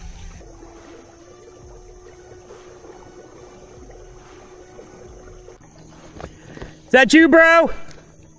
You need to smash the fuck out of that if you don't have a limit yet. I've got 7, dude. You need to, now, I couldn't tell if that was you or not, and I was getting ready to come back and see who was up here. There's a boat down there that already went down that bank. There's actually, well, there's 2 boats that came down that bank already. I'm the only one that's come this way. I can't believe he gave up on that other spot that fast.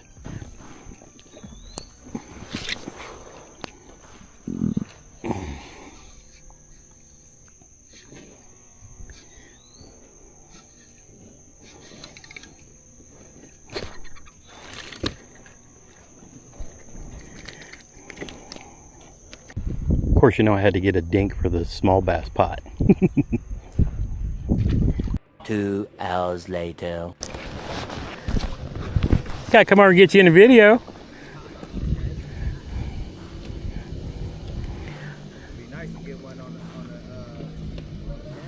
Yeah. Dude, honestly, I've had the best day I've ever had at bogs today. Not bigs, but as far as number of fish, it's been insane.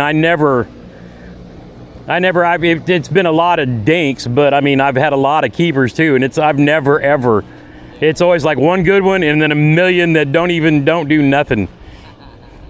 Tearing them up? Yeah, here and there. I mean, I'm gonna catch them. I'll say kind of like what you got. Yeah. I saw Gittner pass us all. Yeah, he must be on the other side of the lake. Yeah, it's nuts.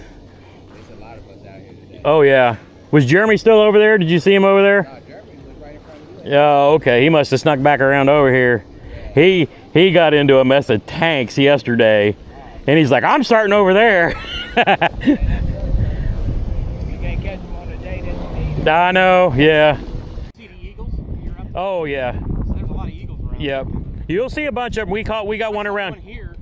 You'll see some like 3 and 4 year olds, and then we got one we call Old Gray, and he's an old dude. And then there's some maturing where they're like mixed in color, but yeah, it's pretty good. But yeah, I love seeing them every time we hit the water.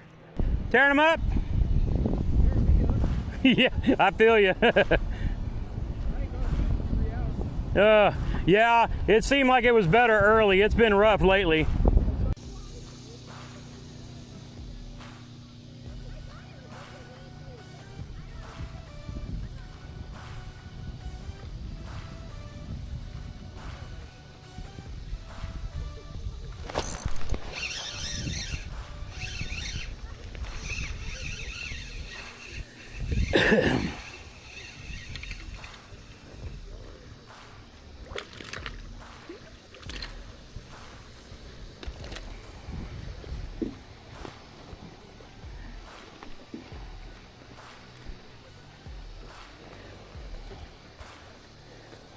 Everybody beating the banks right now, but these fish are offshore. He's a keeper, but he won't help me none. There we go. Most of them are going in trying to find stuff with shade. I'm trying to find the ones that are hanging deeper. All right, we're gonna alternate between the smaller Ned, the big TRD that's on there now, and this big Grande Bass Trophy Hunter. Just to keep them guessing. And I'll just drag these both off the ledge, one a little heavier than the other. See if they decide that they like one color versus the other. I don't know if you can see on our live scope or not, but there they are, about 6-7 feet, about 20-25 feet out in front of us.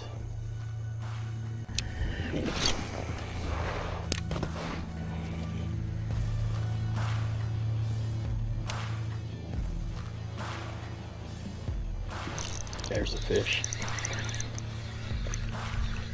A bunch of them there. Just gonna see who's gonna be bigger than 13 1/4 to help me out. He ain't gonna be the one.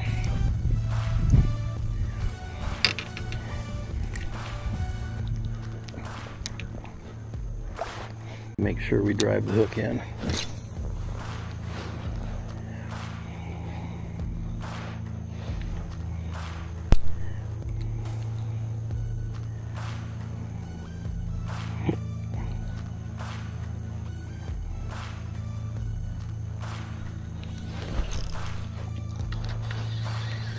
Another small one.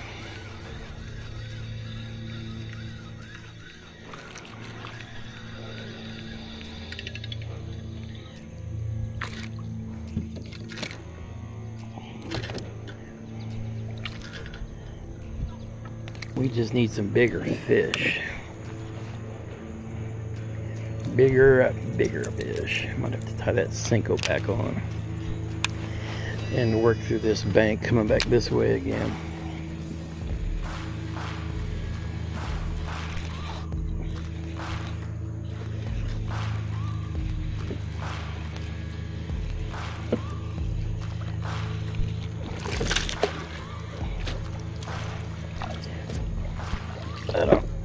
I don't know if you're an upgrade, but we'll see.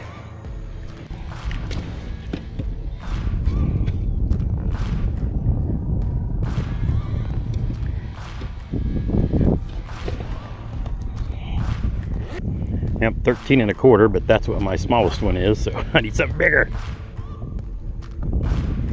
There we go, nice little tunker, but on wood. So that tells me we need to get back down there to that tree and see if it's reloaded yet.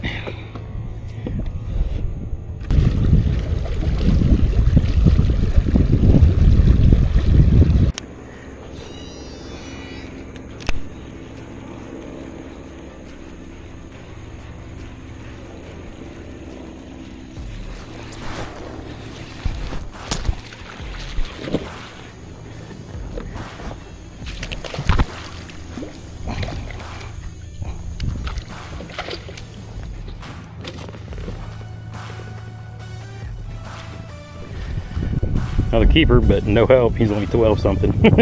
I need a 13 1/2.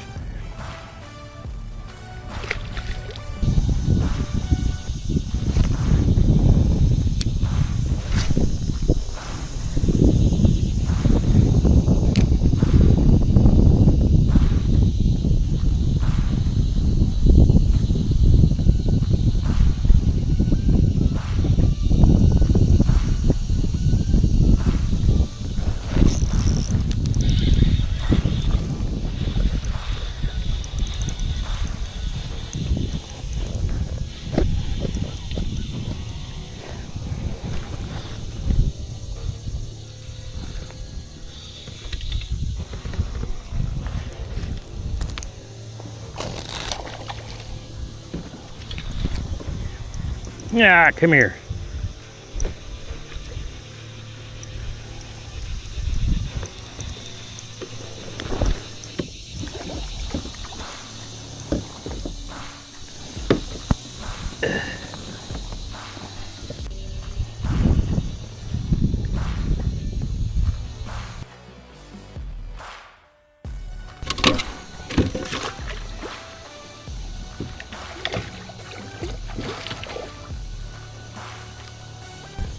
$14.75, 2-inch upgrade. There we go, another good solid keeper.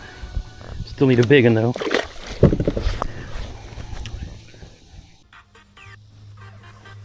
And that's it, fishing fam. Lines out. Sayak, last event of the season before their championship. Man, what a day, what a day, what a day. I got a limit. One decent fish, one small fish for the pot. Maybe I squeaked out a top 10 finish, I don't know. But that is it. It was rough. It was different than anything that it's been fishing lately. But somebody always figures them out. So, we're gonna head back to the boat ramp and get up to the pavilion and see who won this thing. See if old Gramps snuck in a top 10 finish with one of the derb full of some of the best hammers in the state. So let's go.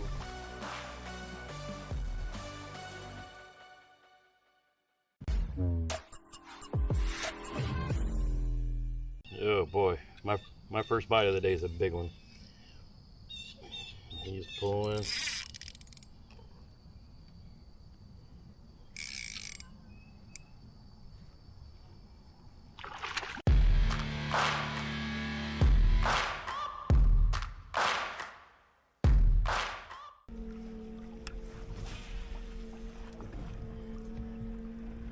I couldn't drive all day and then not get on the water. I was like, I gotta go fish.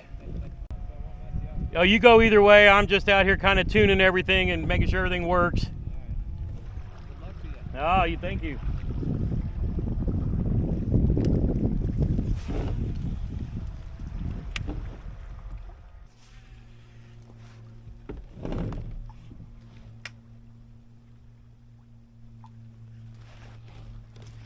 Oh my God, giant early.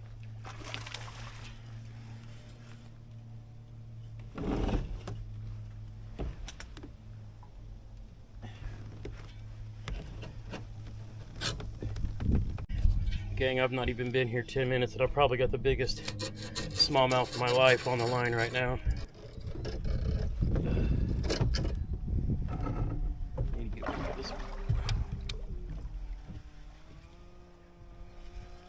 This thing is huge. Oh my God, he spit my chatterbait.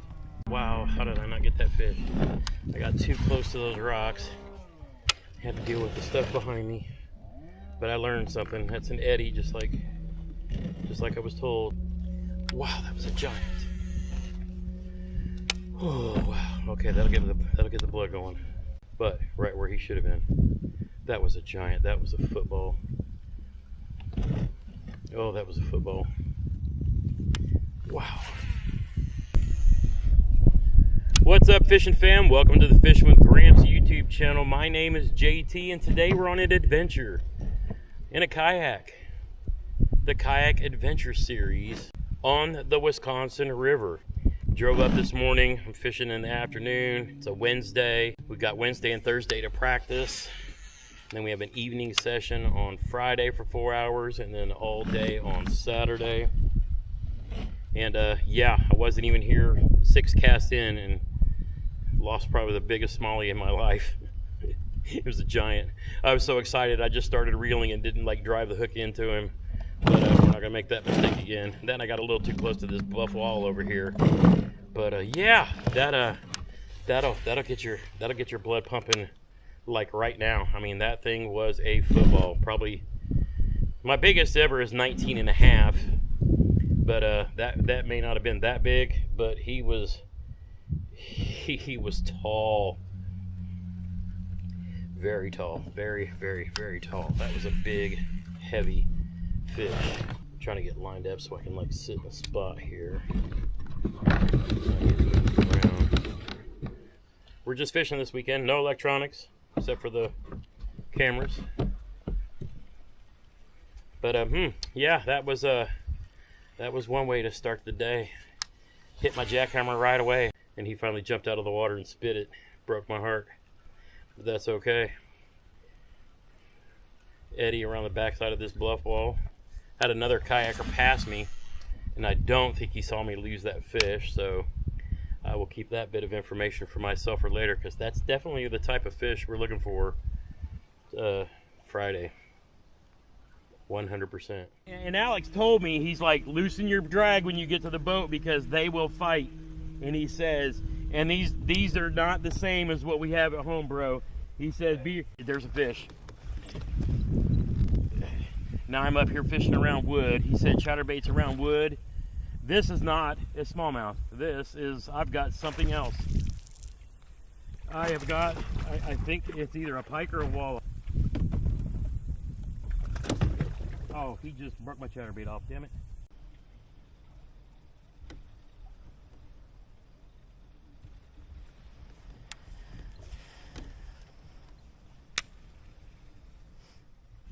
We're sitting on that ledge waiting for stuff to come off of that. That would be a hell of a bite. It's kind of making like a little reverse flow here. So I'm going to cast up onto the flat and then bring this Mini-Max off of it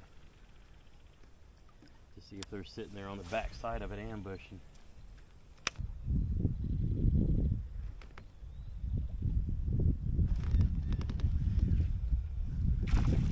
There we go. It worked.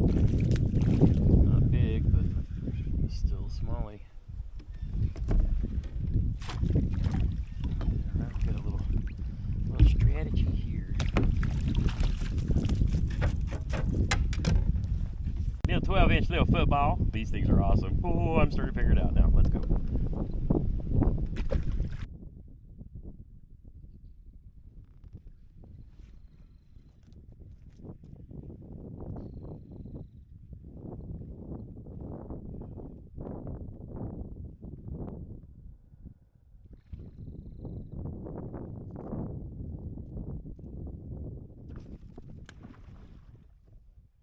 Dude just went airborne.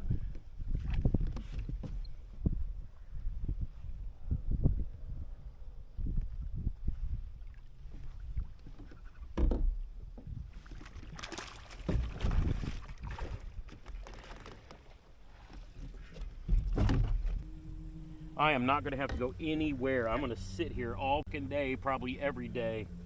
Awesome, bro. Oh, dude.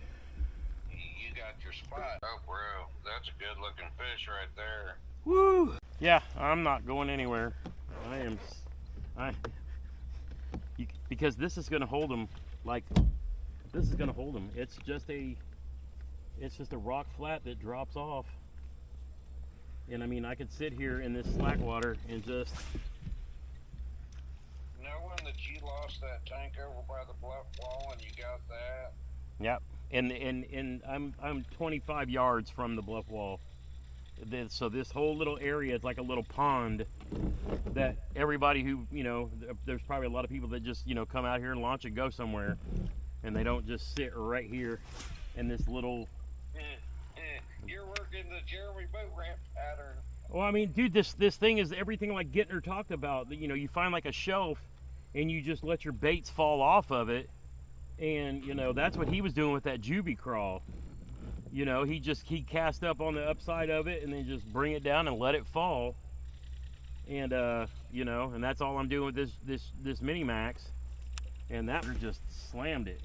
And I mean, and they're not even jumping and chasing shit yet either. Oh, what a gorgeous fish! Look at the measuring board picture I tell me, and tell me if that's an 18. I'll let you be the judge. All right. Yep, it's on the. It is touching the line. So that's technically your new PB smallmouth, isn't it? No, my 19.5 is my biggest. Oh, okay. Yep, 19.5 is what I caught at Wabash. Oh, that's right. I forgot about that one. Yep. I'm gonna find some more up here too. Holy shit, dude! You talk about a target-rich environment. Jesus H. Oh my God. It's downloading their little things so that I can go see what region there it is. There's another one. He's a little smaller, but he's probably a 12 or 13. Am I stuck in the grass or do I have a fish? I got a fish. Oh, I got a fish. Oh, he's got my rod bent. Okay, there's the fluke magic. Get him in the boat. I'm trying. He's down current and oh, yep, pull the drag, homie. Yep, you got it. I'm gonna loosen this up a little bit. I'm gonna have to turn so I don't get pulled into the trees. This is a big fish, whatever it is. Oh no! I gotta reverse. No. I'm gonna turn and go to the right and pull him away from the bank. Okay, get turned. Yeah, get turned. Oh, he's fucking pulling me into the trees. Oh, this is gonna be a nightmare. All right. Rock bank. Yeah. Okay. Well, that's not bad. That's good. I can bounce off of that. He's still on. He is a black smallmouth, dude. I mean black. Oh. All right, I'm getting your ass up here. Yeah, I think. In the boat. Oh, you're gorgeous. Let me get out in the current. He's probably 16 or 17, but he is one of them awesome looking fish. All right, let's motor out away from the trees. Oh, yep, fluke fish. Is he in the net? He's in the, oh yeah, he's between my feet. I'm just motoring out and getting away from the bluff wall so I don't get wrecked. Look at that bronze beauty. Look at that bronze beauty right there. 16 1/4. Gorgeous fish, gorgeous. Oh, gotta go. All right, black.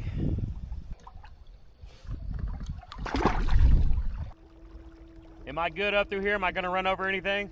Y'all have a beautiful river up here. I drove 7 hours up from southern Indiana and I may never leave. I've only been out here 2 hours and I have 3 more days. I just did this a little bit and I'm like, okay, this is where I'm fishing Friday and Saturday. And I'm afraid to cast anymore because they're so good. I'm like, okay, I gotta stop or I'm never gonna go home tonight. Oh my goodness. Y'all have a great night.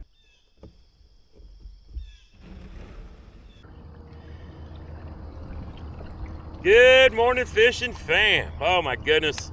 We're out here day 2 of the Kayak Adventure Series.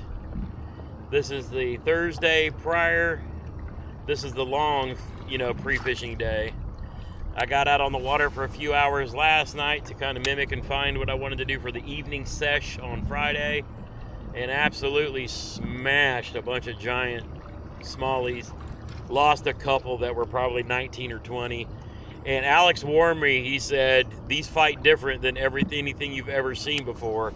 And, he's like, when they get to the boat, loosen your drag because they are going to want to fight.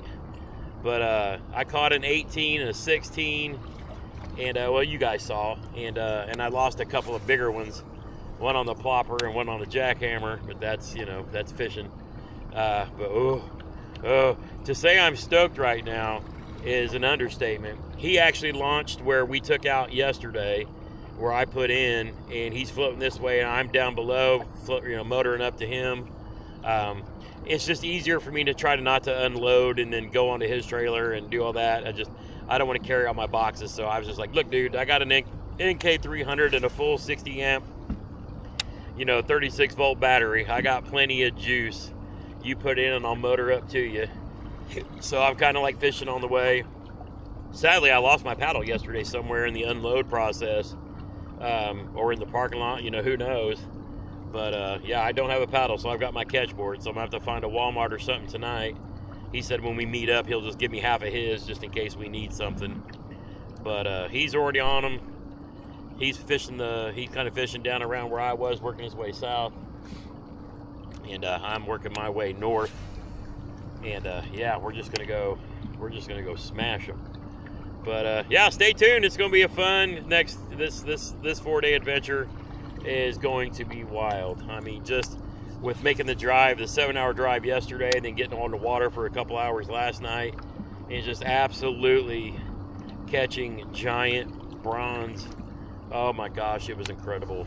Didn't make it to the optional meet and greet dinner. I just had too much to do with finding the B&B and kind of getting organized. And we have to be off the water today by 5, and then be at registration. So we're gonna fish and have fun today and try to catch a giant. And yeah, and then we're gonna see what happens. I need to look at my map and make sure I come up these fingers just right. Stay tuned. 2 hours later.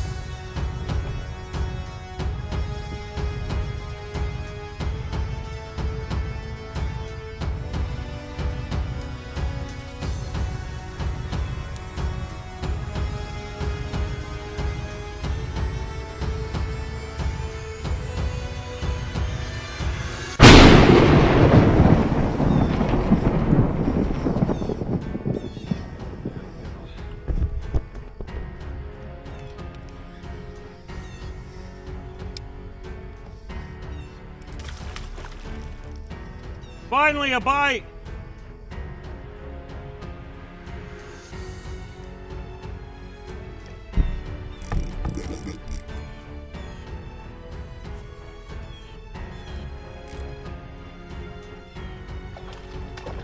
That's a good one.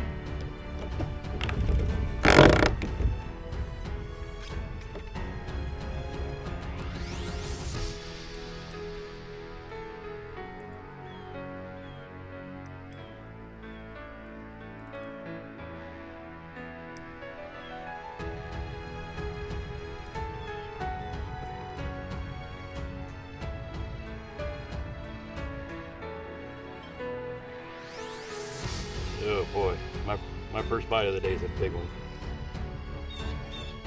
Pulling.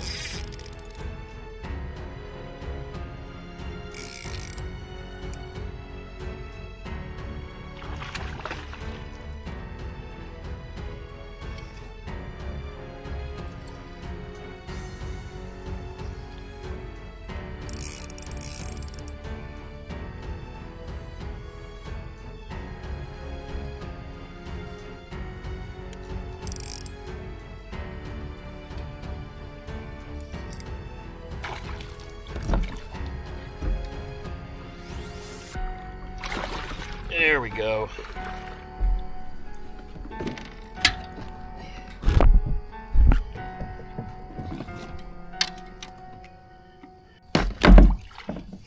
Oh, that's a giant. Oh my God. What a fight. Having awesome. I can go home now. Holy shit. Yep, just banging it off the wall and twitching it. Yeah, he was not coming undone.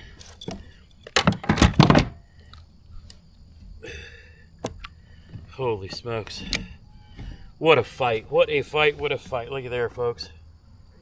Look at that. That is gorgeous. 19 and a half. Tied my PB. Look how tall that thing is, dude. Oh, dude, he's so huge. That's a 4-pound fish all day. 4.5 Yeah. probably. It's like a, 4 pounds? Oh, that's more than 4 pounds. Shit, I got my scale. Let me, That's way more than 4 Yeah, pounds. I have no, I have no concept. All right, here we go. 4-2.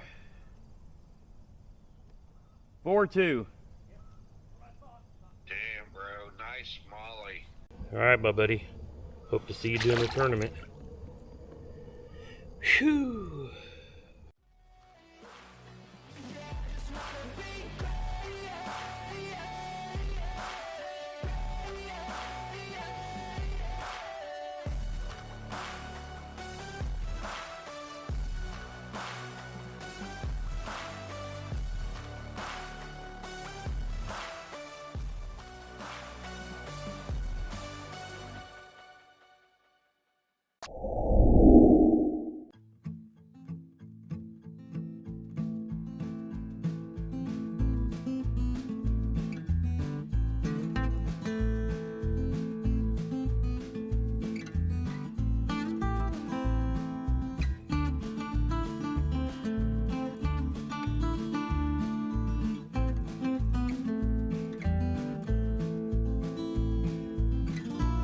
Holy shit, we're on the Susquehanna River.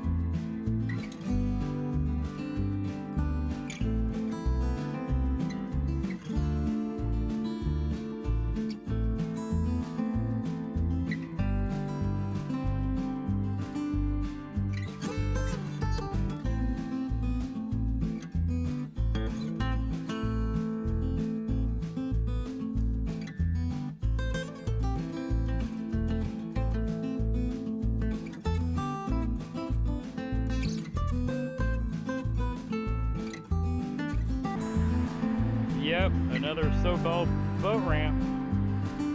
But nothing that the trailer can't handle. Let's go.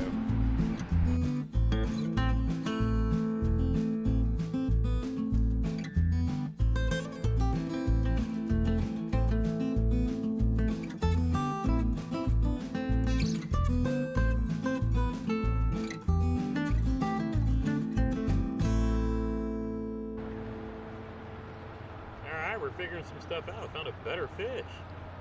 Good old white chatterbait. What's up, everybody? Welcome back to the Fishing with Gramps YouTube channel. My name is JT, and if you're looking for tips, tricks, reviews, how-tos, and a whole lot of bass fishing, hey, you've come to the right spot. Today, you really come to the right spot because we are out on the Susquehanna River pre-fishing for the, I think, biggest Bassmaster Kayak Series event. 224 people at the end of registration yesterday. Insane. The sport is growing by leaps and bounds. And hey, a bunch of us are out here. You got your pros, you got Christine, Guillermo, Russ, talked to him yesterday, Drew Gregory, and all the big dogs that are, you know, fighting out for those AOI points. And then you have the regular Joes like us here in the Freedom Squad. I'm out here today with Brian, who lives a couple hours away and came up to hop in the event as well. And we've got some other Freedom Squad folks from around the country coming as well. I talked to Michael Ribadou, I think his last name. I can never say anybody's last name. I probably shouldn't even try because I'd be butchering it. But we've got a lot of folks around that are coming in, so we might have a little mini Freedom Squad get together and get some pictures together. Got some friends that are former Old Town Pro staff guys, but of course, hey, Brian's over here in the Old Town, got the pedal drive going. You know, I'm playing out here today in the Power 129. Yesterday was brutal. I was down there in that skinny water about 12 inches. It seemed 12 to 18 inches most today, beating off the rocks. But today we're doing a little bit deeper thing. And yeah, I really want to get on some fish up here because this will be a whole lot better. But we're gonna see what happens. If anything, we're just out here having a good time. We're not saving fish for the tournament. We're trying to find some good quality fish, but we're also just coming out and going fishing because for us, it's recreational therapy. So stay tuned and let's get to it. Don't you know I'm spoiled? I have gone to the dark side and never will come back. As much as I was paddling yesterday, though, I can't talk shit. Yeah, right. I had clanked off so many rocks, eventually my rock guard rode up enough where I couldn't run the motor, so I was like, but I made sure I was upriver when all that was going on so I could get back to my ramp. I caught a 21 off the train bridge. Man, I tell you what, if I found a 20, at 19 3/4 would be my new PB, but yeah, if I lucked into a 20, yeah, just a one day of fishing, oh. But I know, like, you know,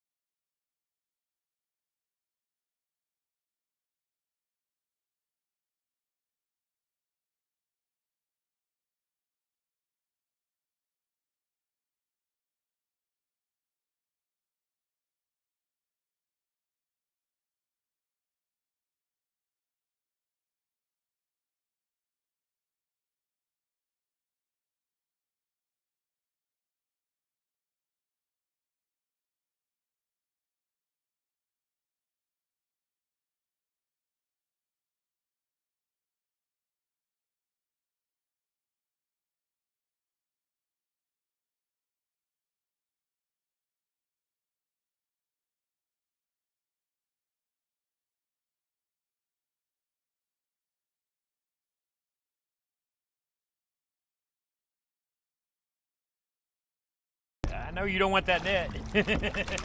But you gonna get up in here.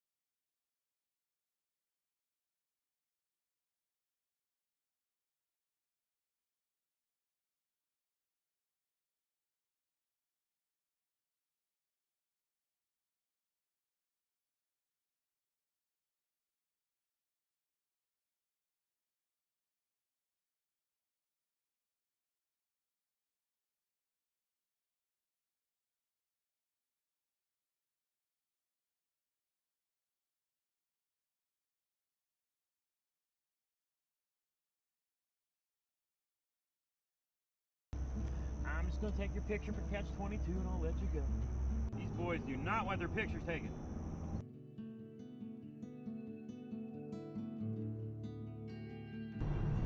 Now, is the dam right below that bridge? Yes, that's where you were yesterday. Okay, yeah, okay, got you. Okay, so that's the bridge I drove over last night, okay. Yeah. It's got that little inflatable dam down there too. Yeah. Okay. This is so much better when I dealt with yesterday. I mean, it was cool because I wanted to experience like all of Susquehanna, but it was a lot of hassle. And this is more my style of river fishing anyway. The little bit that I do, this is like what I know. Me, I'm playing safe. Hey, I look at it this way: if I put 10 fish on the board over the weekend, I accomplish my goal. Yep. And if I luck into a big one, that's really what that's, you know. But I mean, you know how it is. Any cast, anywhere. Yeah. It can happen to anybody, anytime. Yeah, the only other person I know who was in the Navy was my cousin. He was on the USS Greenville. Really? When they came up and took out a Japanese fishing boat. Oh shit. Yeah, I got a lot of, well, because I work on a Navy base that's got an Army thing on it, so I got a lot of buddies that are Navy. Of course, we talked all that shit forever, which is, you know, what you got to do. Oh, big time. That's why, you know, I have to give Liz and Chad crap all the time. This is great. Just don't mention Uncle Elliot in front of me. Oh, I'm going to find him this weekend, and I'm going to have him do a special shout out for her. Oh, I've got this all planned. I have got a whole game plan. I want to be like, Mike, I need you to do a shout out for a Navy veteran friend of mine. She fishes down in Florida. She is your biggest fan. Yes, I want to say hello.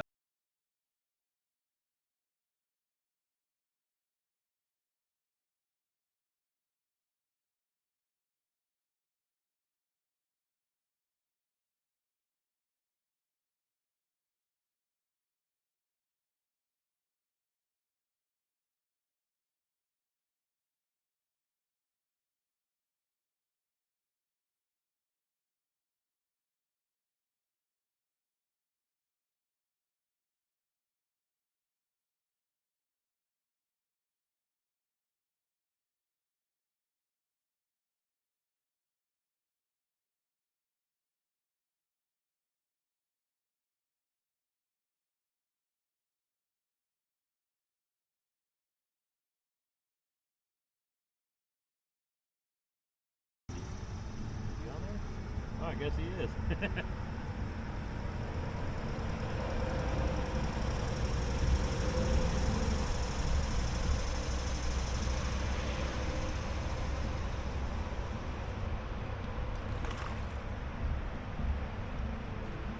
Alright, you must be on that side. I'll net you on this side.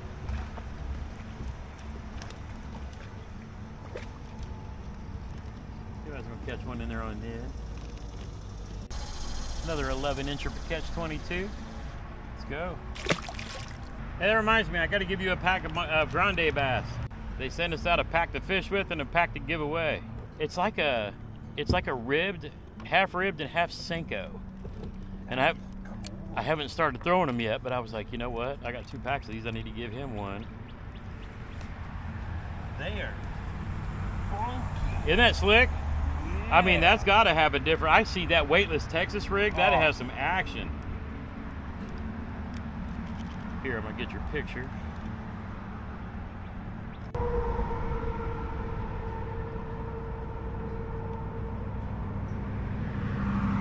There's one.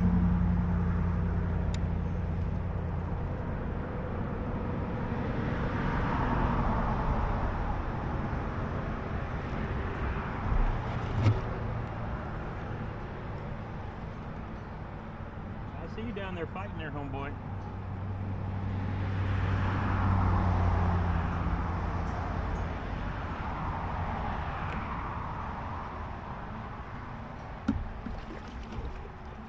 Blue Helgi strikes again. All right, another 12-incher. Nobody home?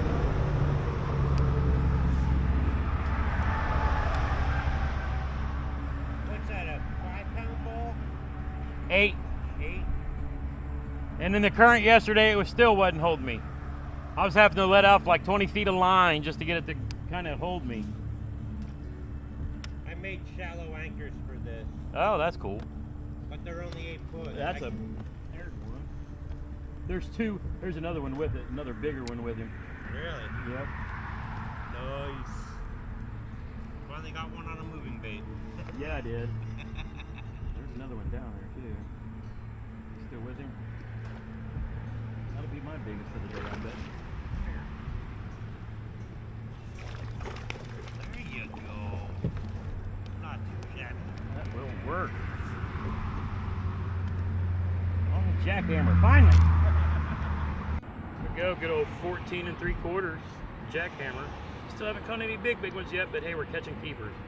And really, that's what we need. But let's let him go.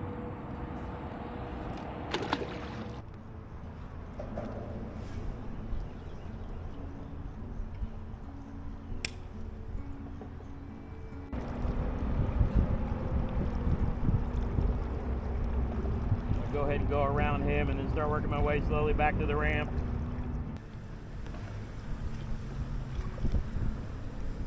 There's some of that Old Town fam. Trying to find some fish. Good luck. You're doing better than I am in finding. We did pretty good today. That's We're good. not going to compete, but I'm not going to go sit down there in the shallow like I was yesterday with like 200 of them that are trying to win this thing. Yeah, that's exactly what I'm saying.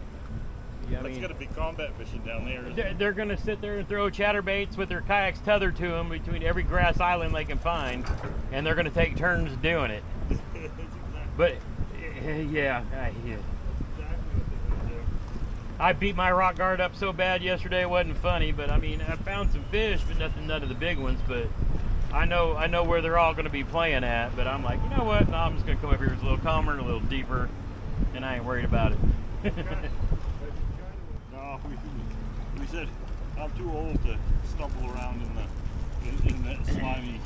I drug around in it for a bit the other day, and I was like, you know, I'm here on vacation. He's on vacation. This is a bucket list, 2 bucket lists for me, doing a Bassmaster, and then doing, coming to the Susquehanna, because why not? So I was like, you know what, we're just going to come out and have some fun, make some videos. I've been all over the country. Every place has its own beauty, but this is kind of a special place. Must have been the view down that way this morning with the fog going across that. It was awesome. Driving in, we saw that. That was so Yeah, that was. Hook on one of them lively smallmouth, it makes it even better, doesn't it? Yeah, I mean, I probably caught 15 today, but nothing that's going to win anything. But if I can put a limit up each day, that's all I care about. Yeah, that's what my goal right now is to put a limit up each day. Yeah, today was much more of a today was much more enjoyable than yesterday was down south. Oh yeah. Well, I did the same thing as you did. And I was like, I don't want to be Yeah,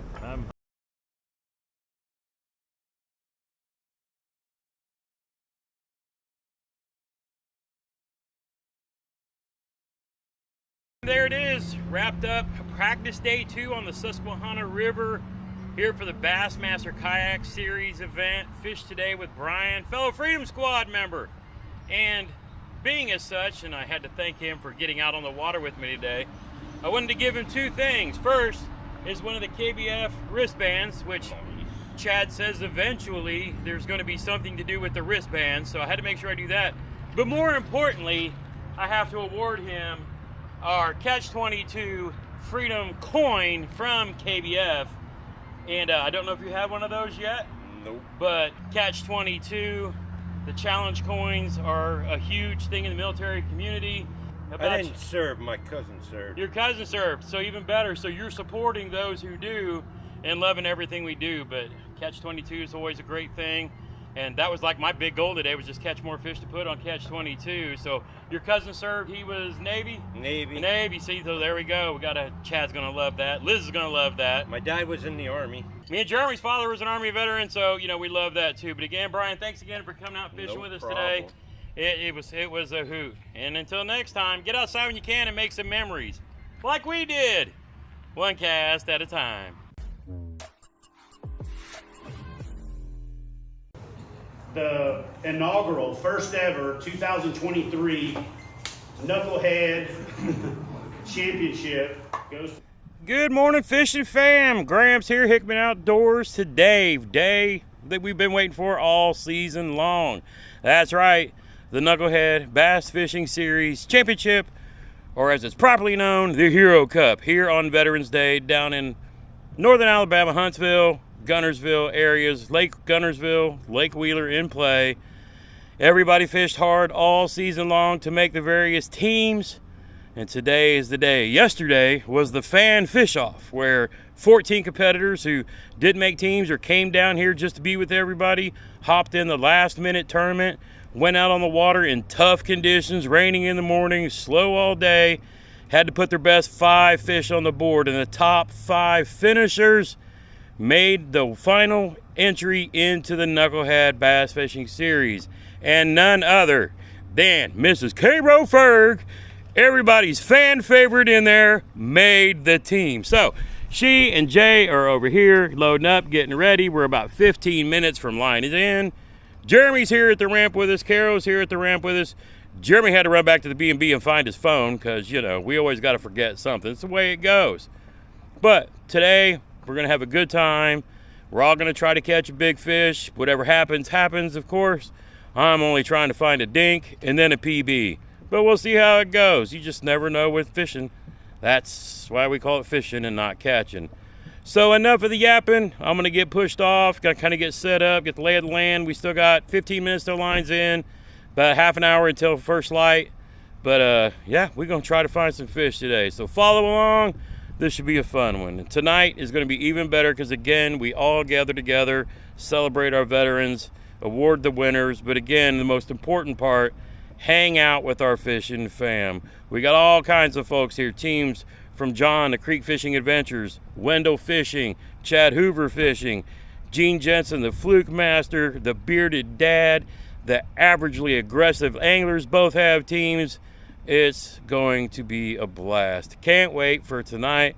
But first, we get to go fish and try to hunt for a monster. Let's go.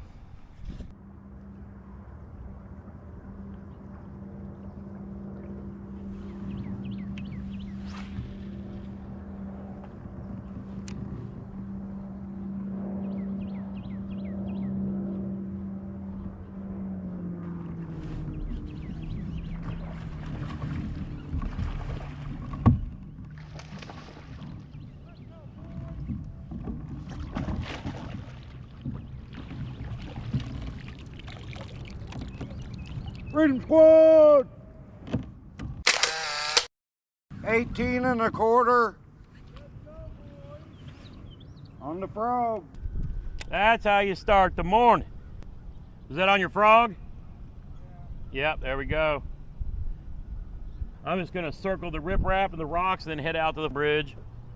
I think I'll be back this way if the sun comes back up, and then I'll hit the docks with you.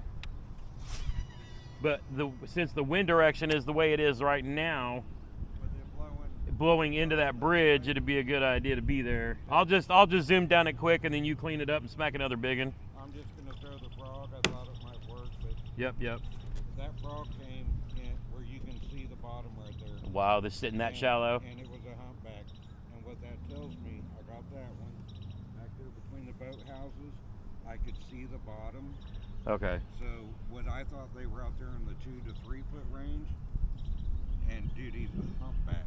Got you. Okay. 18 and Right up on the right up on the edge of it, huh? Yeah. All right. But I just couldn't get Alex's fish out of my mind. I thought, because think about it, it's no different than a buzz bait. It's just a lot less. Oh yeah.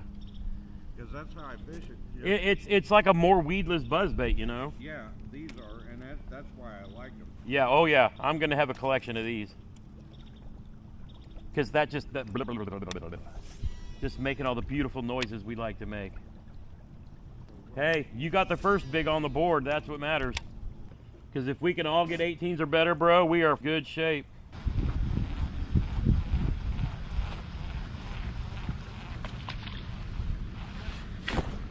There we go.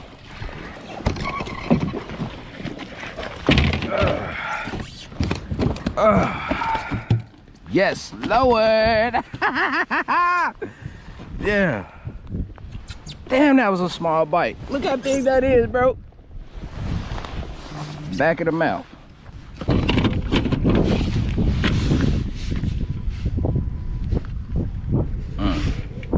It's a 19.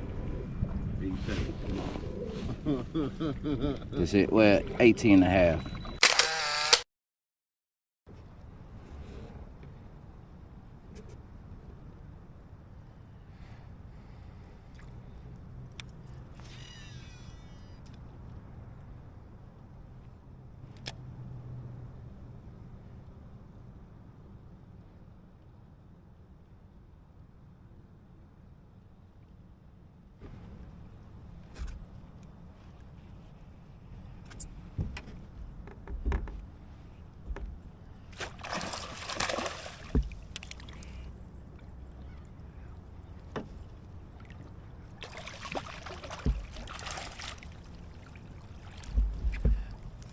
Let's go!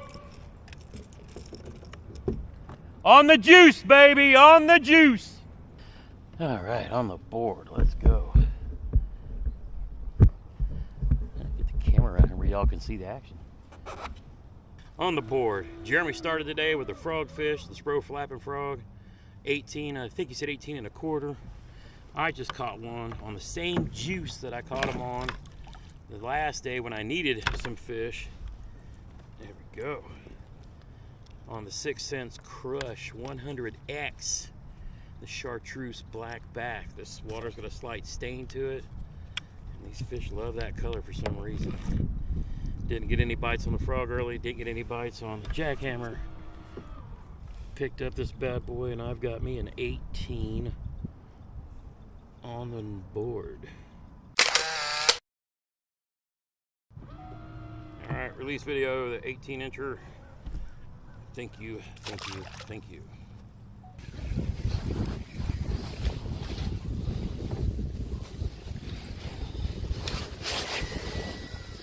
Sandman03 says, how does this tournament work, big fish?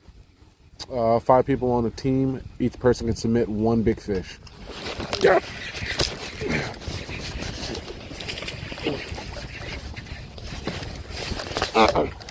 Nope. This way. In the bag. Stag_Frosty says, ooh. Each person can submit 1 big fish. Kayak Crazy Fish 76 says, let's go. C-Die1011 says, let's go. That's that 1 big fish we needed. 1 big and we needed. Got some battle scars on them too. Mrs. 05 says, let's go, boy. So you guys go 18 and a half. I'm gonna take 1 more picture.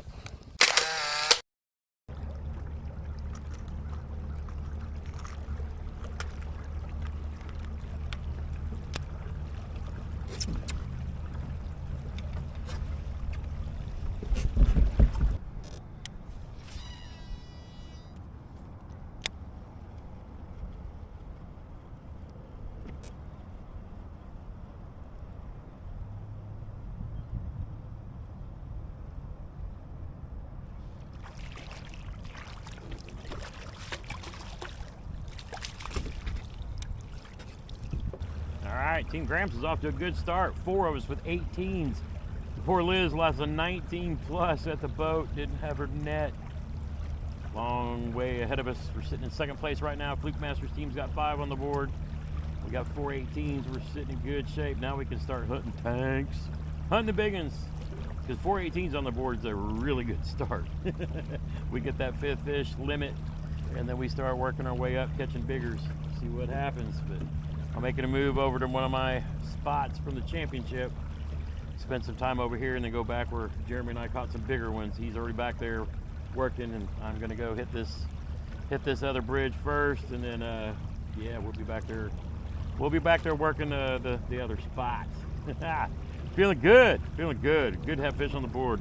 I've caught another 15, but you know, we just need biggers now, bigger than 18. Let's go, upgrades, upgrades, upgrades.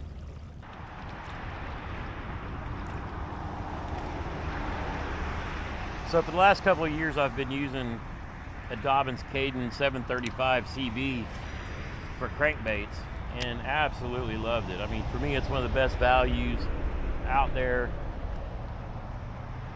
You can often get them for up to 20 to 30% off during the sales at American Legacy Fishing. If you're a veteran or first responder, Dobbins offers a 30% discount straight from their store. And I really enjoyed that rod, but since I've been working with American Legacy for the last couple of years, I've slowly been working my way into the G Loomis line. And again, another great warranty, because Dobbins, hands down, their warranty is super hard to beat, and Loomis is right there with them.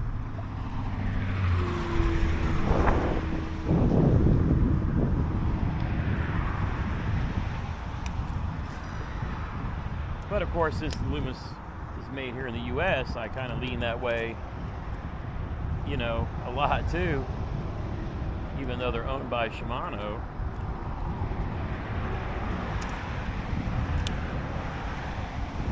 But as I've partnered with American Legacy and I've started playing more with the Loomis line, matched up with my Shimano reels, I've really come to love the Loomis. But you know, everybody hears about NRX Plus, and yeah, that's the super high end, you know, some of their best quality work. But I'll tell you what, the IMX Pro series, I have absolutely fallen in love with. And so I am out here throwing this IMX Pro crankbait rod. And this is the 843 CBR. And man, it's limber, it's powerful, it's light. And I'm absolutely in love with this one. And I actually tried one of the crankbait rods, the GCX, and I didn't really care for it because I thought the handle was too short. You know, I often use 2 hands when I cast, especially when I'm flinging crankbaits. You know, everybody who follows this channel knows that I really throw a jackhammer a whole lot, but in some situations, and today kind of being one of them with a little bit of stain on the water like this, I find this 6 Sense, again, I always seem to say it, the 6 Sense 100X Crush, or 100 Crush X, or whatever it is, but the chartreuse and black back, man, it just gets the fish. It gets their attention, they smack it, and them hooks, super sticky, and you know, they get it done. And this crankbait saved my ass in the KBF Championships a few weeks ago. You know, I'd gone through most of the day with only 2 fish that I caught early on a jackhammer. Just couldn't get bit.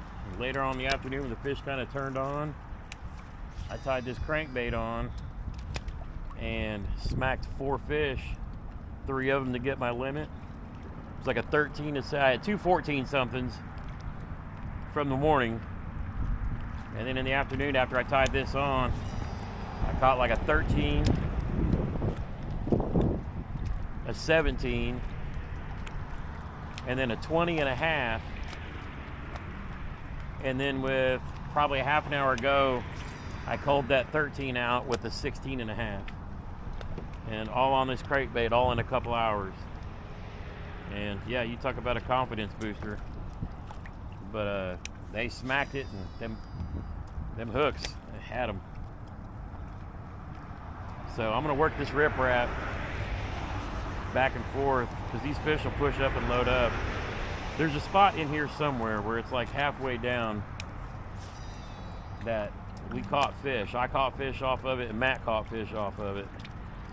Both days. I think I had an 18 one day and a 19 the next. And so I'm gonna keep working this area. I'll just go back and forth, and I'll bang this crankbait, you know, here in the shallower water where it's like 3 to 5 feet, and then I'll back out where it's like 7 to 9, and then drop that jackhammer down deeper. And I have a deeper diving 6-inch crankbait I might even tie it on and give it a shot too. But now that I've got an 18 on the board, I'm obviously hunting for a bigger one.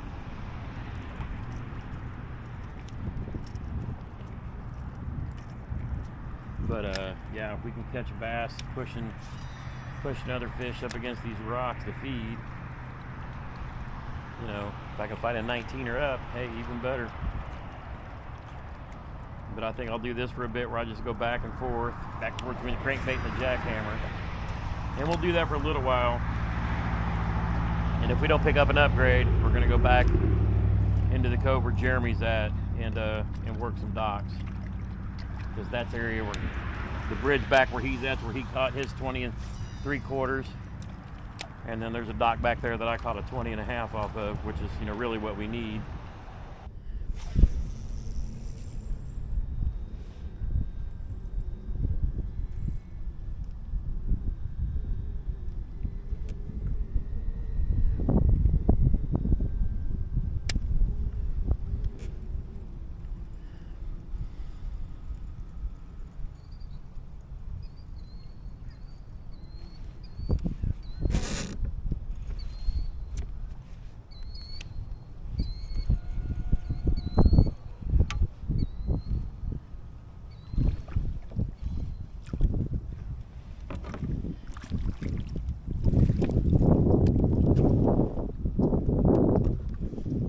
And number 3 for days, a little dink.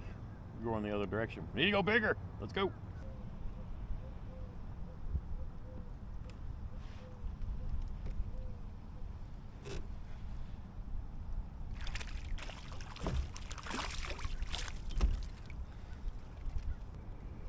All right, at some point they got to stop getting smaller, right?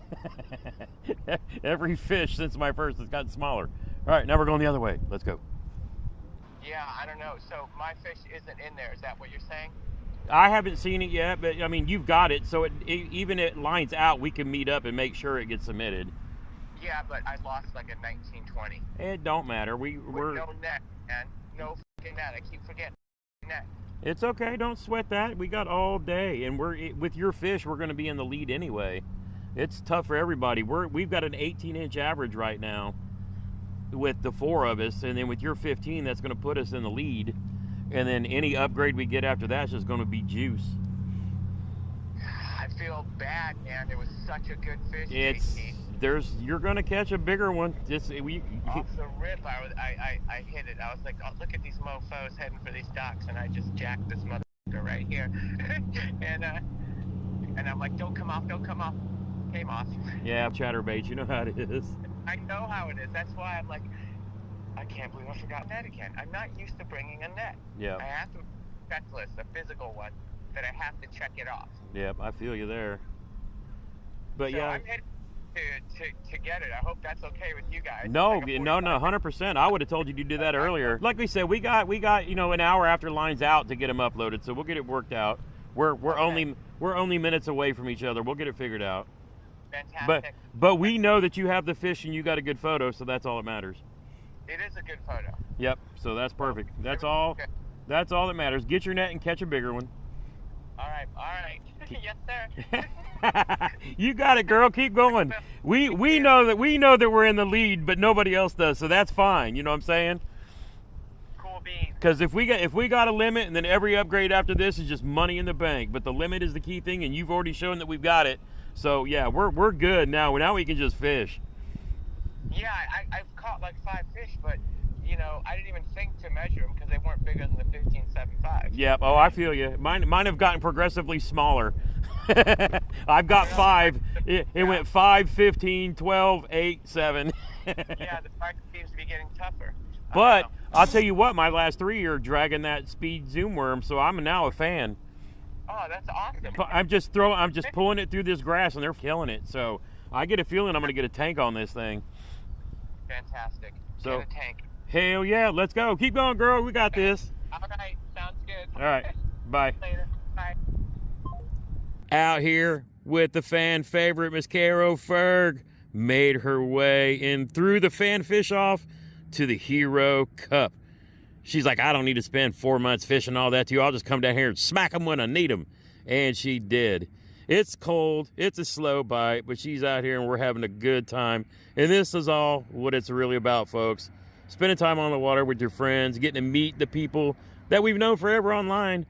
Oh, I think one just jumped behind Jeremy. I think we need to go over there and cast one and catch one off of his back end because something was jumping over there. Yeah, it's been kind of slowish. Oh, Liz got hers to upload, so Team Gramps is in the lead. As long as I stay ahead of Chad and Gene. Oh, yeah. Well, I mean, that's their job. You're the fan fave, so that's all that matters. You're the story of the whole weekend. Just getting here, baby. Woo! I know he had to have a big grin on his face when everybody was screaming for you last night. She's the fan fave. I mean, the funny thing about it is, like, of all of the tubers that are here, you're in everybody's lives, like, all the time. You know, you are the fan fave faux show. Liz got her fish posted, bro. We're sitting at 89 as a team. Yeah, Jeremy caught his on a frog. I couldn't get one to bite a frog.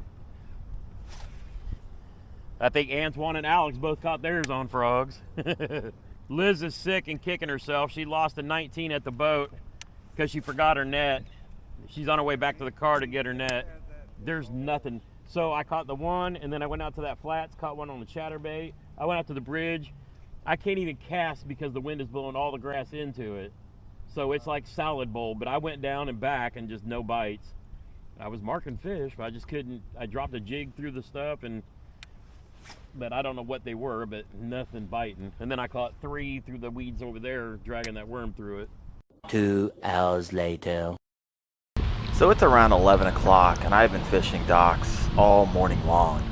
And skipped it under this bad boy, and boom. I felt something bigger than I've ever felt on the end of my line before. And so I started backing out, which I love with my Bonafide PB127. Anytime I catch a fish, I want to get them out and away from the docks. I've lost probably 3 or 4 fish this morning because I'll catch them back under the docks and they'll go left and right and they'll break me off. But as soon as this thing jumped, I was like, holy crap, this is my personal best. I know it.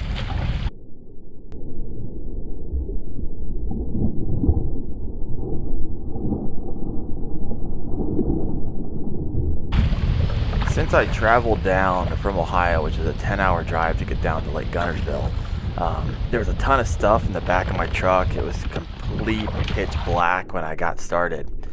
And I had forgotten my net, which was tucked behind another box that was in the back of my truck. And I made a decision not to go back for it.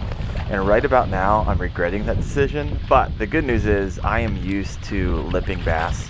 I used to do it for years. I just started using a net not too long ago, and so kind of dialed that technique in. Hey guys, down here in Lake Guntersville during the tournament, and just caught my personal best 6.8 ounces, 22 inches. I am pumped. Let's go. We're 1 inch away from first. Let's do it, guys.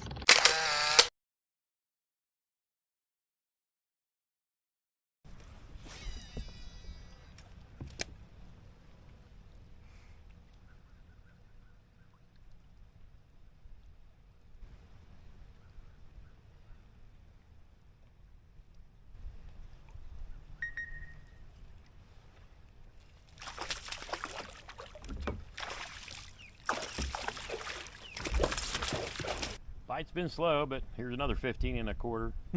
Let's go.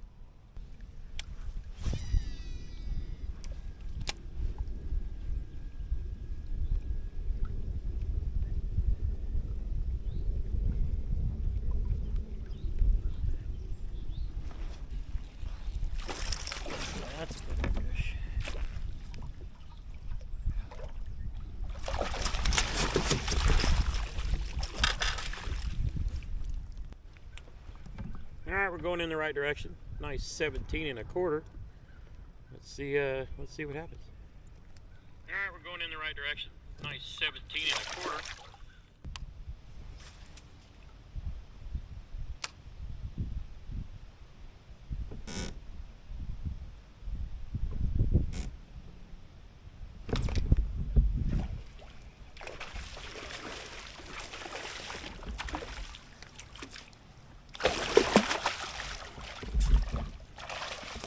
Might be an upgrade.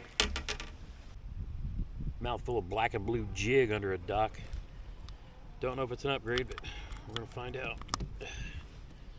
Stuck him good.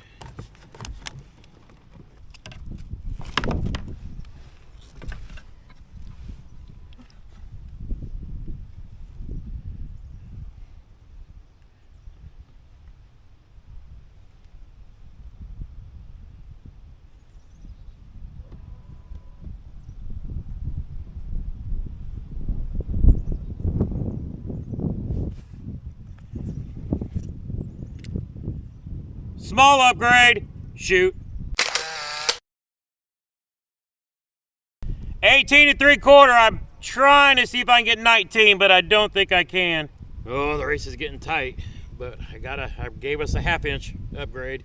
18 3/4.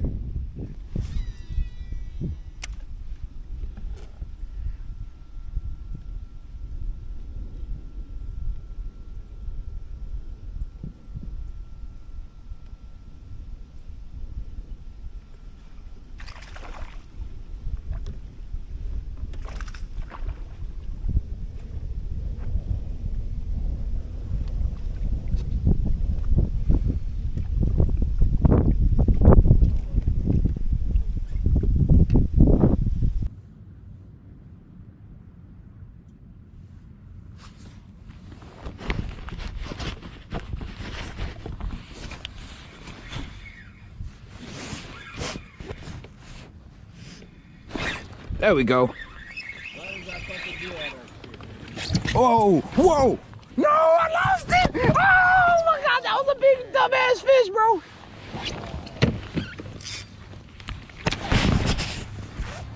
Oh!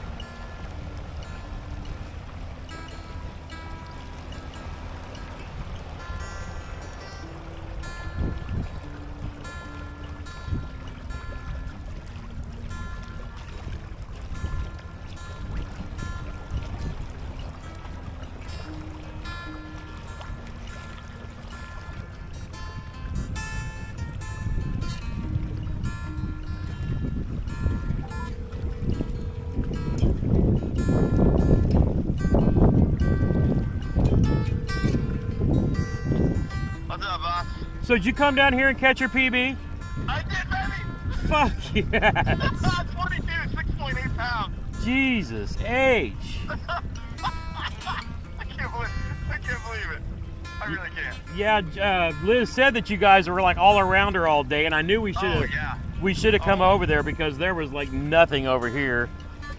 You guys are solid all day. Yeah, but it's not, you know, you gotta have 20s, you know, somebody's gotta do something, but shit. Yeah. Fucking 22, baby. Oh my gosh. Oh my gosh. Yeah, so I think like 4 people I know came down here and caught 22-inch fish. Wow. And I didn't. So you got the people a couple days ago doing it then. Well, Daniel Pierce came down and caught one yesterday. Yeah. And but I didn't catch anything. I mean, the 2 18s I caught today were the 2 biggest I caught all week. Wow. But you know, 22, dude. Good job. Oh my gosh. Thank you. I appreciate it. And we both beat Chad and Gene, so. Yeah, that's what I'm talking about. Oh my goodness. We had, is your score your final score? Oh yeah, dude. I mean, yeah, that's. I didn't know people. You still have till 3 to upload, so I was curious. Yeah, we'll have to see who else is out there, but yeah, you guys had a hell of a run. Well, we had Jack Ellis. He had a 15 all day until 10 minutes, like 10 minutes before it went down. Oh, that's insane. Then he caught an 18, like 10 minutes before the end. Oh, that's so nuts. Well, man, I appreciate the now it's all over but the waiting and crying, because you know. But you still got the PB, so that's the key. You know what? At the end of the day, got a PB. Yep. Had a fun time. It was a blast. It was a lot of fun. All right. Well, I will see you at the award ceremony. I'm gonna go get, because my ass is wet and cold. Oh my gosh, my butt is raw. Yeah, I feel you there. I need a kayak cushion, like snap. No, I left mine out last night to get rained on, so it didn't help much. All right, dude. Well, good job. You guys smoked them today. Hey, thank you, Ramps. Appreciate it. All right, we'll see you in a bit.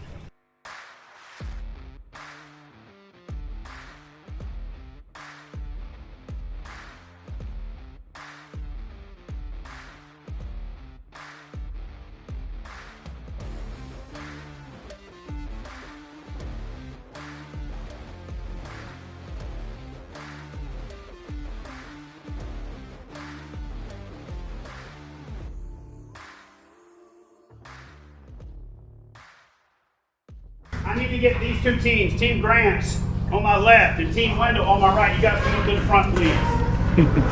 I have been involved in over 600 tournaments.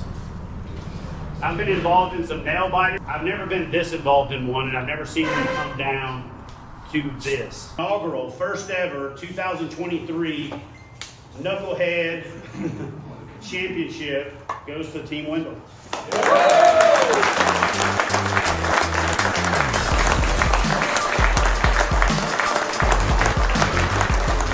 But it was back to back, 18 inches. And Liz lost at 19 early, didn't have her net. She went all the way back to the ramp and got her net and went back, caught a 15, and patted the lead a little bit, but that gave us our limit. And then caught a 20 to anchor. And then later in the day, I caught, another three-quarter inch upgrade. We thought I'd go on where everybody else was, but Jeremy and I had been down here 2 weeks before fishing at KBF Championships. We knew there was some 19s and 20s around, and we just needed one of them. And there was no hiding in the wind. There was no stopping. Every single one of us ground until line's out. There was nobody at the ramp until after we were done. I mean, it didn't matter how tired we were, how wore out we were, couldn't hear anything because of the wind in our ears. They didn't stop all day. And we knew, we didn't figure, we knew there had to be two miracles. Somebody had to catch a PB, and then somebody had to catch one with minutes to go. And that's what it took to beat us. I mean, realistically, we got a great average to hold the lead the whole day. We just needed one more better bite. We didn't have a coach come and say, hey, go. We were out doing our own thing, encouraging each other. But you had a chance from that being said, I got to give shouts to Caro, who's one of the Fishin fan who came down here, made her way into the.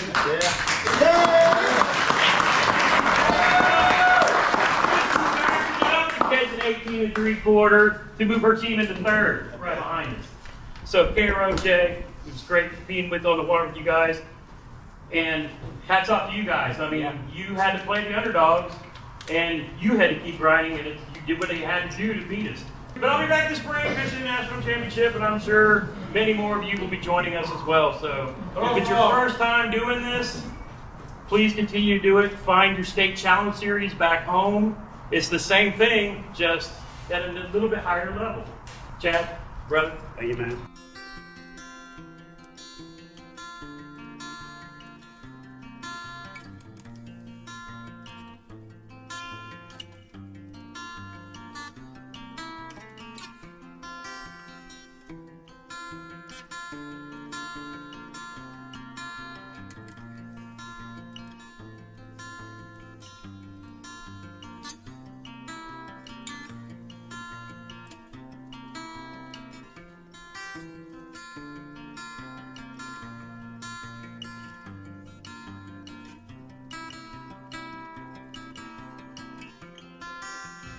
And I'll share one more view of our trip home with my favorite landmark in southern Indiana, the covered bridge in Williams.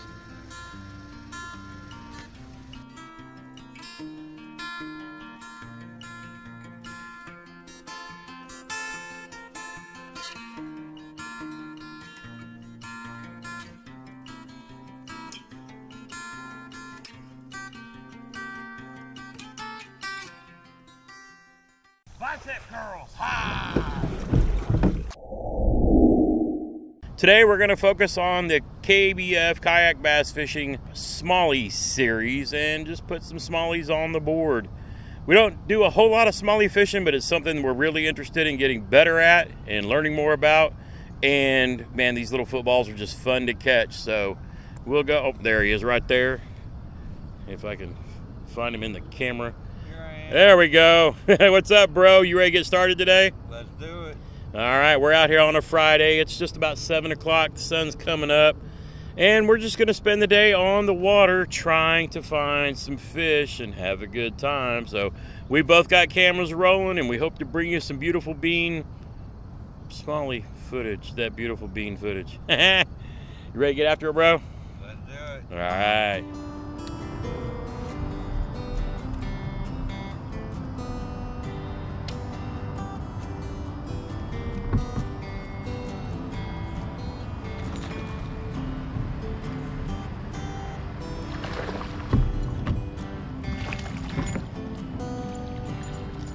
On the board. I wasn't sure if I heard you yell until I saw you grab your board, and I was like, oh, we need to go get a picture. All right, first fish of the day. What you got there, bro? 14-inch smallie on the MONSTERBASS blade burner. All right, so he's got a 14-inch smallie on a MONSTERBASS blade burner. That's the new spinnerbait? New spinnerbait. What color are you throwing? White chartreuse. White chartreuse. All right, I've been throwing a Chapo without any luck yet, but Jeremy's got one. Get it on the wall. All right.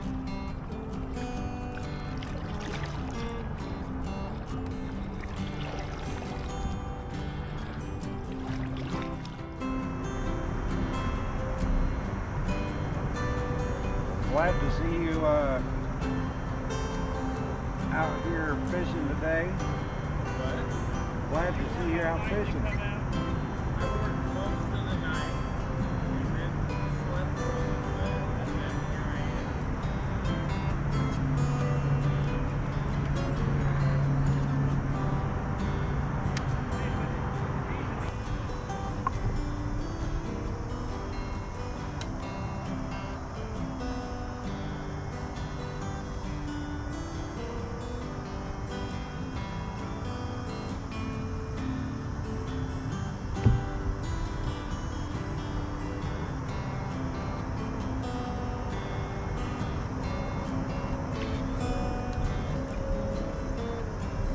Fish number, whatever. But he ain't 12. Yep.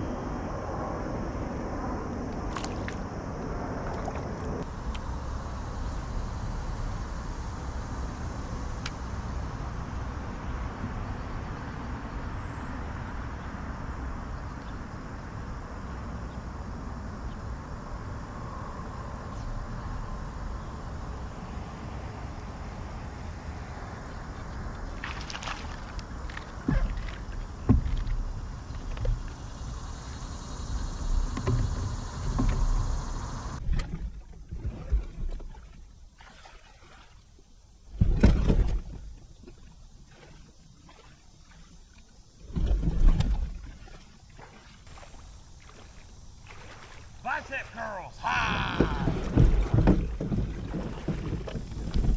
That's right, baby. I was out of breath and about died last time I did that shit. I ain't even breathing hard. Let's go. Let me tell you how good old Gramps feels about now. I mean, that is such a big difference. I don't know how, I can tell you how good I feel right now. That was a piece of cake. Put into work, do the stuff and things.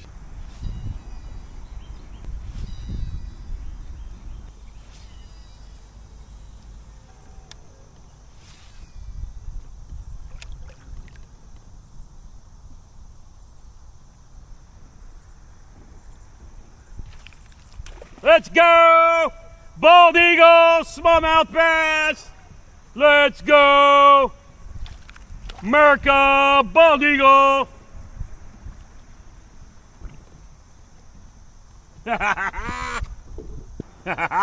Bald eagle just flew over up there, and then smallmouth bass. Let's go. Got me an upgrade, baby. 14 1/4 right there in the little backwash. Right after a bald eagle literally flies over the bridge, bro. It was epic. Me up here dragging my kayak through this shit like a champ. I didn't even think about trying to paddle it. I probably could have made it right there. You got through that, didn't you? Yeah, you did. Yeah, if I can just get my... Get up far enough to get your pedals down and then haul ass. Good shit, bro.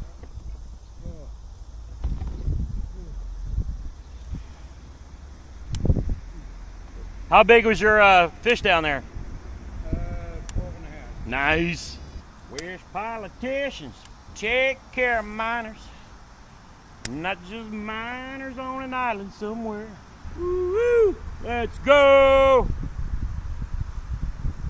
Smallmouth bass on the board.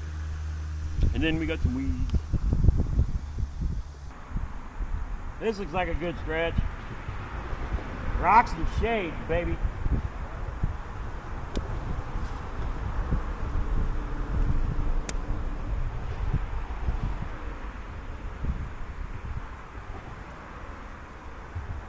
And no worries, I'll have plenty of juice to tow you back.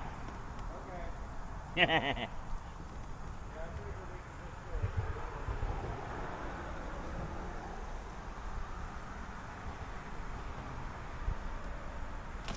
Oh, there's a good one.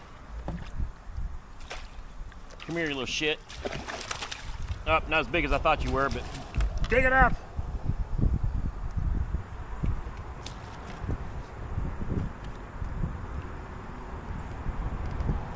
They all feel like monsters because they fight.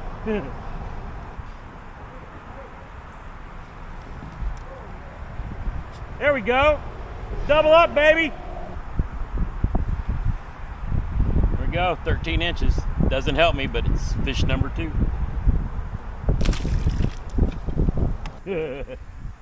Caught mine on a stupid tube.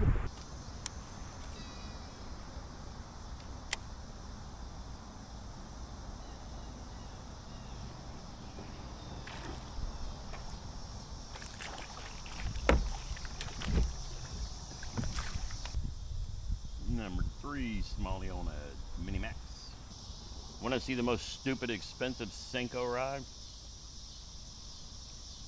The G. Loomis Conquest. It's basically the next level up from the NRX Plus.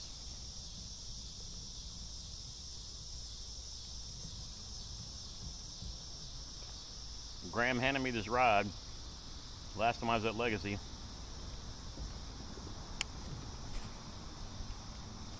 And said the title of your thumbnail, it's going to be a mix of uppercase and lowercase, you know, like sarcastically. It's going to be as a $700 rod worth it. And then he put this thing in my hands. Bruh. I wasn't even used to fishing with $500 rods yet. And you're going to put something in the $700 range in my hand.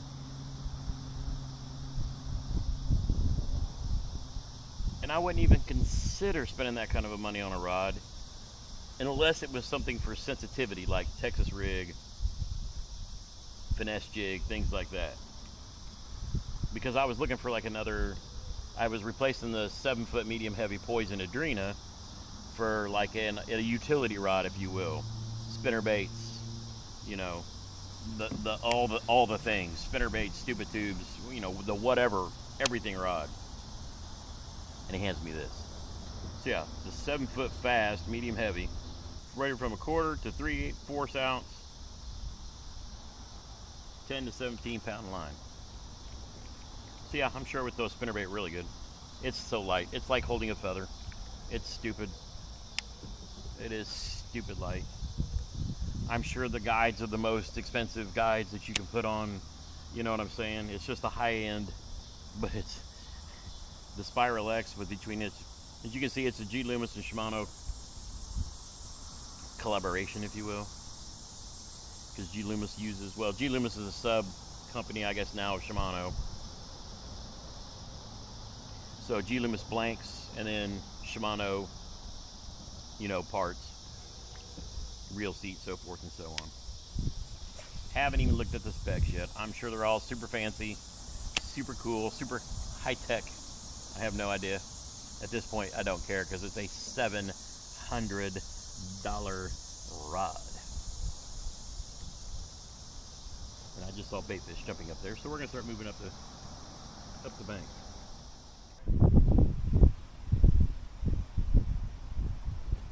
Is that a fish? Yep, sure is. I missed one there twice on the jackhammer and I got his ass that time. You can't resist the Senko. Get out of my motor. Thank you. Come here, number 4. You got a hook in your mouth. Number 4 happened to come on a Senko. He missed my jackhammer a couple times. I threw that Senko in there and he could not resist. You know why? It's a Senko. They can't. Yeah, just gotta love it. Nope, not an upgrade. Just another keeper. Number 4 on the day. Woot. Was that fish you caught out towards the middle, or? No, he was 6 feet out. Okay. I caught one right up against the rock. I had a couple of bites. Like, I'm thinking there was a hole there because it was the same spot. It missed my jackhammer like 3 times. And so I threw the Senko in there and slowed it down and got him. Right. There's another one. Ooh, that's a good fish. This will probably be my big of the day the way he's fighting. Get up here. Yeah, you're fighting good. Don't drop the rod. Get in my net. Get in my net, baby.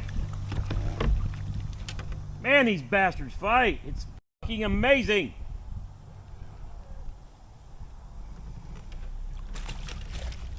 Oh, that's a better one. That's a 15 or 16. And and there's my chatterbait. Hashtag not in his mouth. Whew. That's a limit, baby. 5 fish. And he ain't as big as I thought he was. But he'll call, I think. See, there's somebody bumping my Senko. Well, does he have it or work? yeah, he had it. Look at this little pocket nugget. I throw a fish in your general direction. I gotta go up there and get my bait.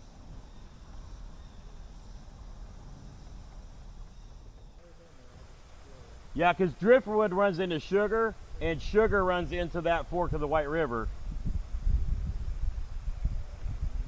And that's where we were last week. Was the last weekend before, whichever one it was. Huh? Yeah, it's pretty good. It's the common knowledge, I guess, is that the bigger fish are on this fork. So a lot of the guys like coming up here. That's what gets me out of bed at 4:30 to drive up here. The thoughts of a big one. Because I live down in Bedford and I can never find quality smallies in the white down there like I can up here. Yep. Yeah. Lots of good catfishing down there. These guys keep running with this Senko, but they're not taking it. They might be too small. Oh, that one I got to hook in maybe. Nope, you let go. It might be rock bass again. I'm thinking we go hit the deeper holes, Jeremy. Yeah. I'm gonna go back to where I caught that 14 1/4. Sit on that hole for a bit. Moving Water Outfitters. Yep.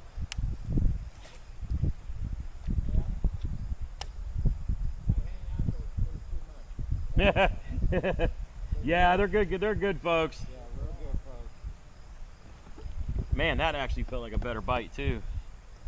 They just will not swallow this. Oh, well, hold on. I'll come Dude, I mean, I've been bit like 6 times, and you just watch my line take off, and I'll actually pull the worm off the hook, and they're hanging on the back end of it. Look, there it is again. Yeah, we grew up throwing spooks.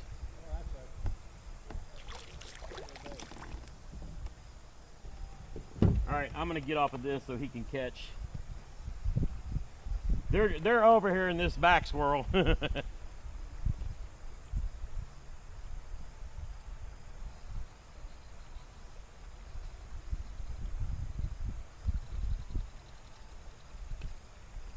There's number 8.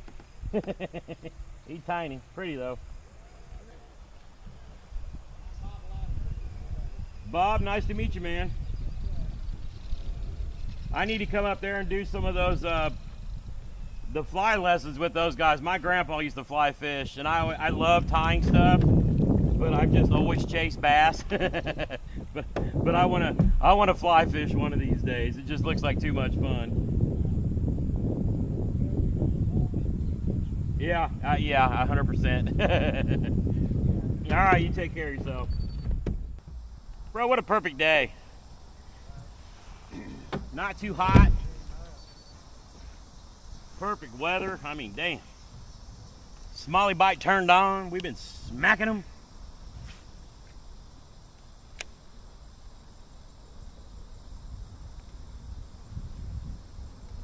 Oh, could it be? Could it be? Yes, got one on it. Nope. Damn treble hook. Oh, he didn't even pull the treble hook out. I could have netted that one, but didn't. That would have been number 9. Like 9 inches.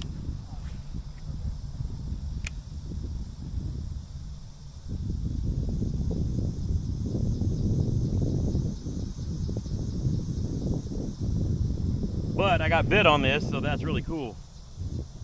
Oh, I forgot. I gotta slow my retrieve down with this. This is an 8-gear ratio reel.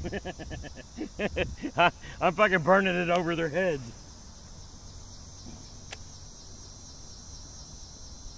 It's like, oh yeah, this is my whopper plopper jerkbait rod. I gotta slow down. But I mean, it just makes it look like it's being chased.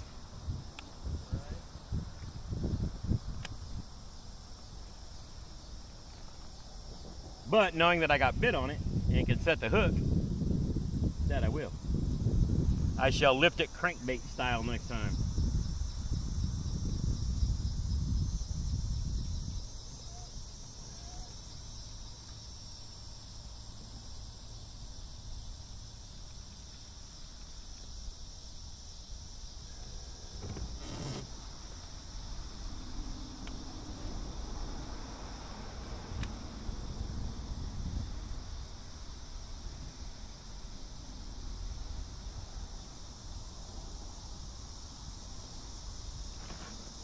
Got that one.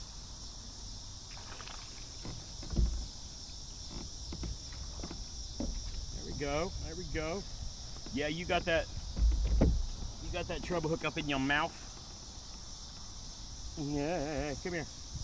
You would have told me I was going to catch 11 smallies today. I'd have said bullshit. That's 2 limits, and how many? And we probably lost twice that many. But if the... That one I lost was my 15. Yeah.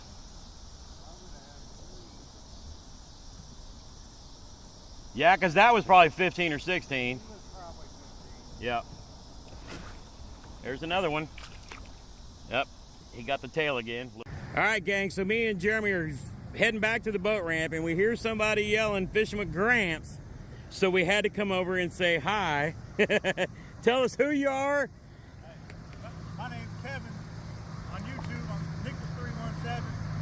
Nichols317 on YouTube. So yeah, and I don't have a channel or anything. Okay. I be on your live from time to time. Devo's live. Okay. And just out here fishing. Now you said you're throwing a War Eagle. Good old War Eagle Dizzle. Dizzle put me on to the War Eagle. So There you go. There's a shout out for you, Dizzle. You got to love that right there, seeing him out here catching them on it. Hell yeah. Sweet. Giving them hell. Yeah, that's what I'm talking about. Yeah, there's been a lot of good fish caught off of that when the water's up a little bit, from what I hear.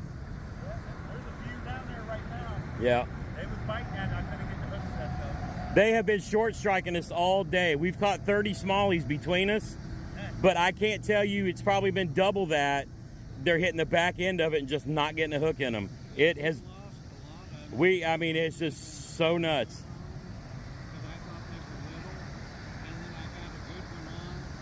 Okay. Okay. It's all about mine, Yep. I was out earlier and couldn't get them at a little secret spot. I'll tell you off camera where my secret spot is. Yeah, we'll do that. You'll like it. All right. But thanks for hollering at us. Jeremy, how we do today? We smacked them. Took a little bit to figure out what they wanted, huh? We didn't get a topwater bite early, but we finally figured out kind of what they wanted and put the hurting on them. No monsters, but I mean, we had some good quality 14s and 15s, a few between the two of us, and then you caught 16, I caught 14, and I bet we lost at least that many. Yep. Yeah, I mean, it was just, they were short striking. They weren't hitting, they were hitting the tail of anything we threw. We ran out of SIM card on my camera. Jeremy actually caught a bluegill who had swallowed his worm of about this far. And he literally, as he pulled it out of the water, you can almost hear it in your head, the fish going, and back into the water. It was great. But we hope you guys are enjoying the channel, and make sure you like and subscribe, and we'll keep shooting videos and putting them up for you all to watch. Till next time, get outside while you can and make some memories. Bye, y'all.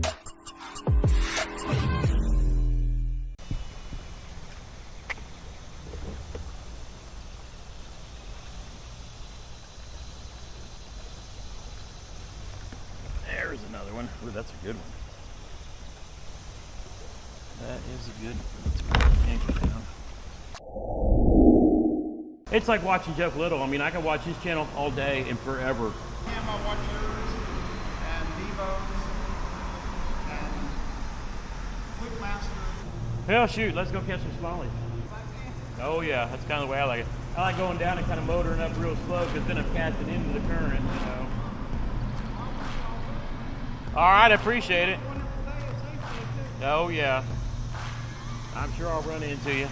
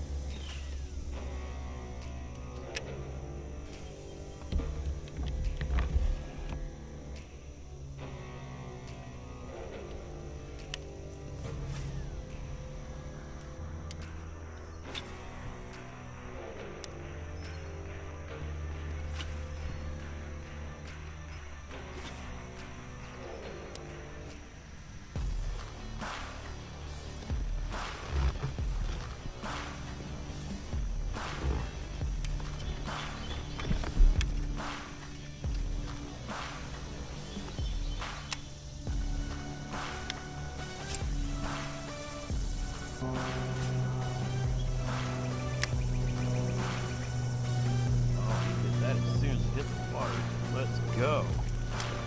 Let's go.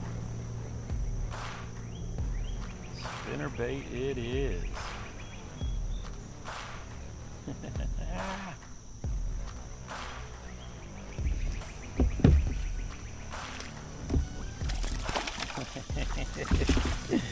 There we go, baby.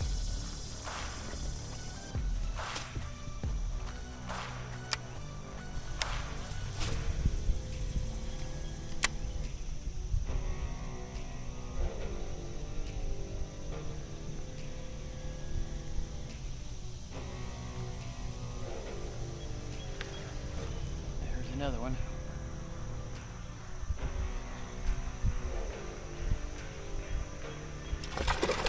He's biting. Oh, oh, oh, oh. Get over here with my ankle. boy. Yeah, that's what I'm talking about. Dude.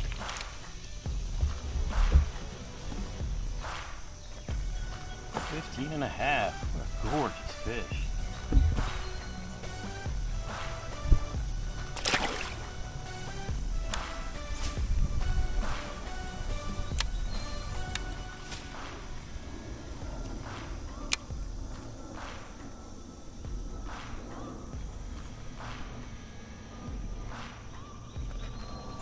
There's another one.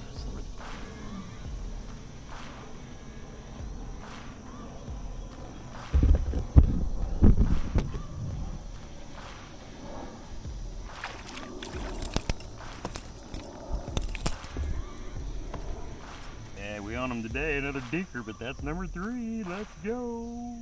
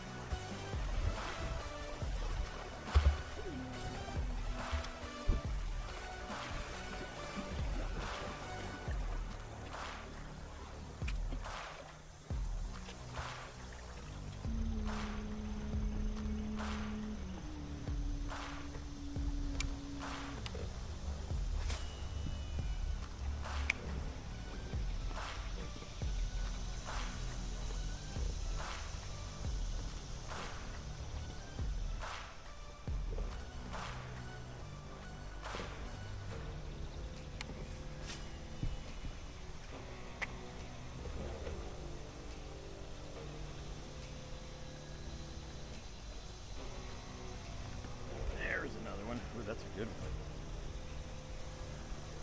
That is a good one. Well, they all find that they're good.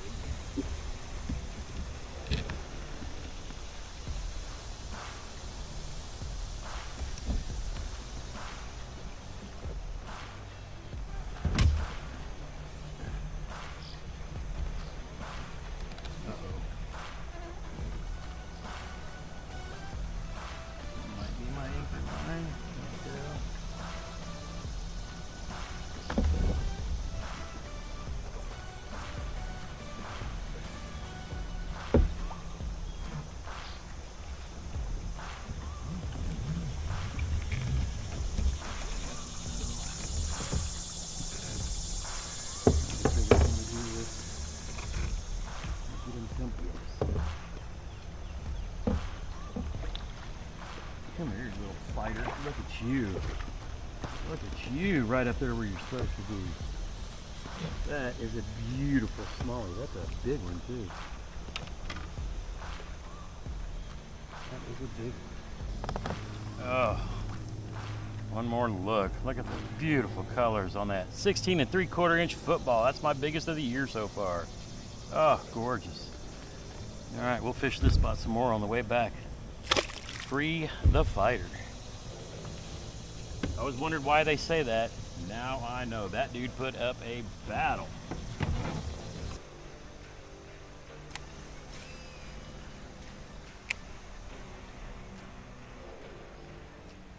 Every time I hit those rocks, I think I'm getting bit. It's bang, bang, bang. Let's turn around and head on down the river. And it is gorgeous out here. I love this. Absolutely having a blast. That's a log. All right, so we're going to definitely hit this rapid on the way back.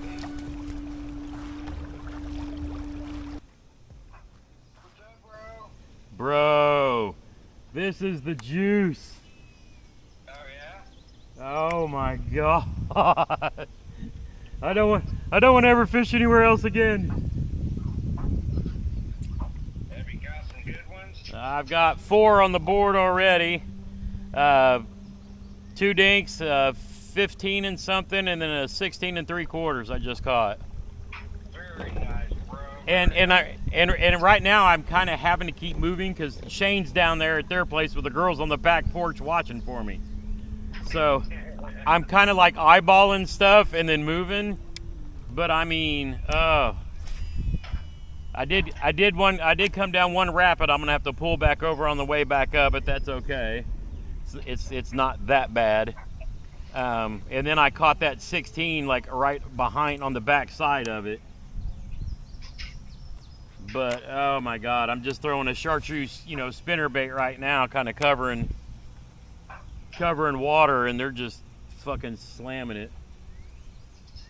That's fantastic, bro. That'll give you the confidence. And when you look at, Brian up there, okay, he catches a dink, and the very next cast he catches a nice one. Oh, I haven't looked. Has he got a big one? Like 17 or 18. Oh, hell yeah, that's what I'm talking about. Oh, this place is so fucking cool. And the cool thing is we can put in up there, float down. If we got to go to the bathroom or whatever, Shane's house is right down, like a mile down. Right. But yeah, I'm kind of eyeballing some stuff. I think I'm fishing where they're getting ready to put a road in going over this, or maybe they took one down. I can't tell by the construction. I think they're gonna put something that goes over this spot back here. But a bunch of riprap, so I'm kind of throwing at the riprap and get ready to head. Oh, there's another one. There is another one. I did have that big one get, and you just fight, mofo. Come on. Come on, I'm gonna net your ass. Get your ass up here. That's another 15 or so. Yeah, you're going on the, ow, quick, hit.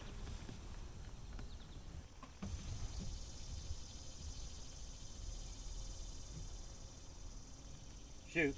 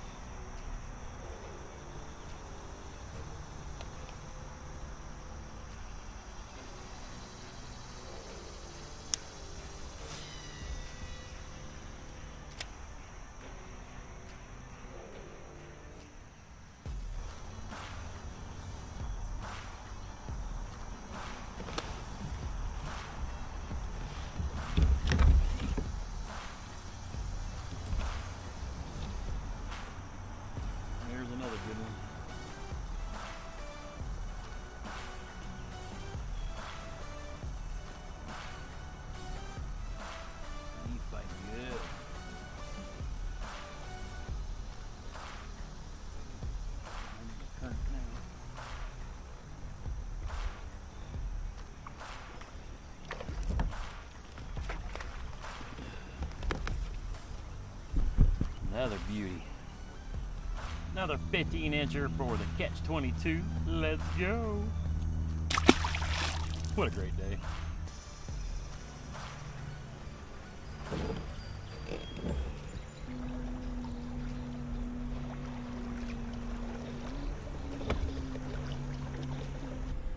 I promised Jeremy I wasn't going to stay out here forever today. That's why I'm not going to go down any farther, even though I really want to. I'm going to save that for a trip with him. How we doing? I caught one and he's caught two. How about you? I got about 8 or 9 between like 12 and the biggest one's like 16 and 3/4, I think. Yeah. Beautiful stretch through here for it though. Oh yeah. So nice. I like it. There's no boats. Oh yeah, I know. It makes it so nice. Yeah. I've only got a couple hours, so I figured I'd float down a little bit and then start working my way back up. Yeah, perfect. I can't wait to come down here and spend a whole day down here. I don't blame you. This is great. You too. Take care.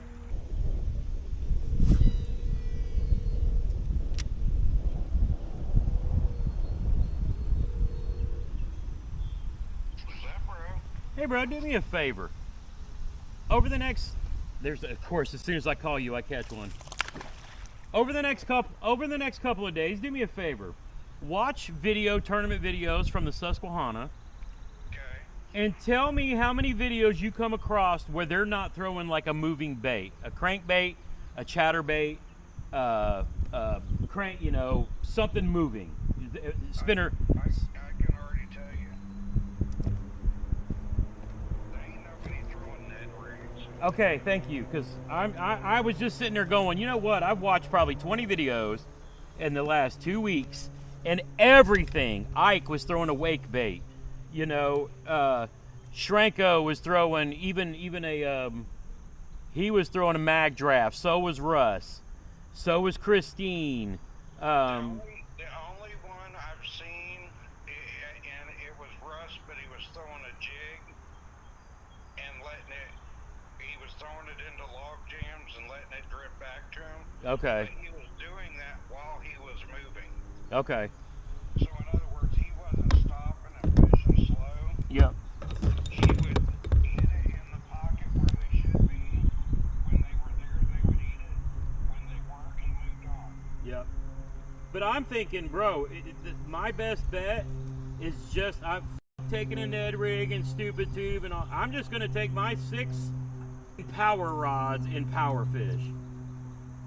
Because every video I've seen, it's kind of like I've seen today. I just caught my first crankbait fish. Of course, this was like the 3rd cast I made with it. But everything has been on a chatterbait or spinnerbait. So I think I'm just going to have a white and chartreuse spinnerbait tied on, a white and chartreuse, and I mean 2 different rods, white and chartreuse, 2 rods, and the same thing with my jackhammers, white and then a bluegill pattern, and then my crankbaits and probably a wake bait, and I'm just going to power fish. Because everything I saw, all they were doing with between them and the spinner baits and all that is they're just pulling up behind these rock chunks and log jams, and like I'm just like this one this is a gorgeous fish. This one I just caught near a log jam, throwing a crank around the edges. I threw it up where the current kind of bends around it, and second cast over there, he just slammed it. Now, I would say take your stupid tube, because, dude, those always seem to catch bigger fish. But here's my thing. I think what I'm going to do, instead of a stupid tube, I'm going to throw a light Texas rigged grande bass, because that is the same type of profile and action, but I don't have to worry about it get bent up into the bend of the hook. Does that make sense? Yeah, because if you did hook a big one, you would, okay, gotcha. Yeah, but that's my thinking, is I'm going to take those instead, and I'm actually going to stop by Honey Creek Tackle on the way home, even though it's way the f*** out of my way, and I'm going to try to find some more of those Z-Man, whatever those like hooks I have on that thing are. Because if I got to throw something up into some shit, that'll be the thing to do, and that'll be the perfect color, because it's very similar to what a stupid tube does for me, but a whole lot more weedless. Does that make sense? Yep, it does. And don't forget your whopper flopper. Oh no, 100%. Okay. That is a gorgeous fish. I'm probably, this is probably 13 or 14 right now. And I was going to go down to Shane's, but they ended up going to the pool, and I didn't want to go through yet another ripple that I would have to drag back over there. Dude, I'm telling you right now, me, you, and Matt fish, this is the only place we're fishing from now on. I'm with you, bro. And I mean, I can still go from here down to Broad Ripple, which is what a few other people are doing, and they're going to be on the water all day. But this, I mean, just this section alone is just f***ing sick. That's probably a nice, healthy 13 or 14. But let me give you a buzz back later so I get this picture. But dude, I'm telling you, and I'm working my way back up to the truck just because I promised you I wasn't going to wear myself out. Because boy, I sure as could right now. I tell you what. All right, you follow your plan, bro. You got the confidence. You're going on a high note. Yep. You couldn't ask for more than that. God's blessing you. I'm gonna spend the next 2 hours fishing my way back to the truck, but yeah, dude, this is incredible. And dude, I'm so jacked. Oh, all right, bro. I'll holler at you. Yeah. Yep. Oh man, another gorgeous White River smallie.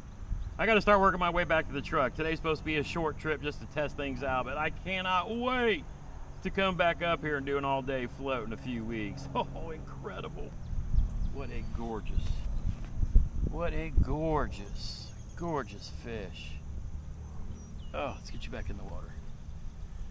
Oh, you are beautiful. I thought that was a bite. Nope, a little too far up into the wind.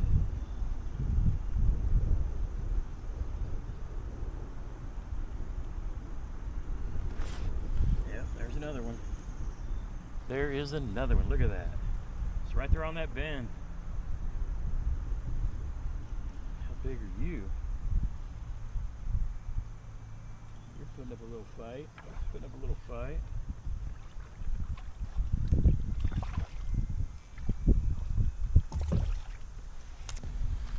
Look at that gorgeous, just football.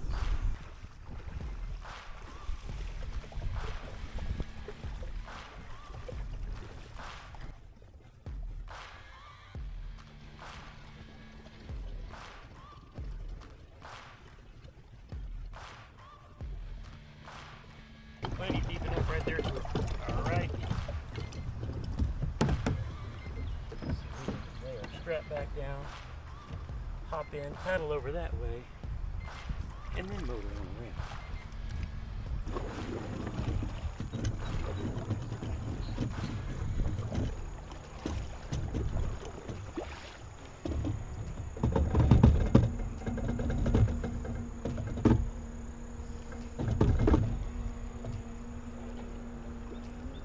Go. Back up the river we go.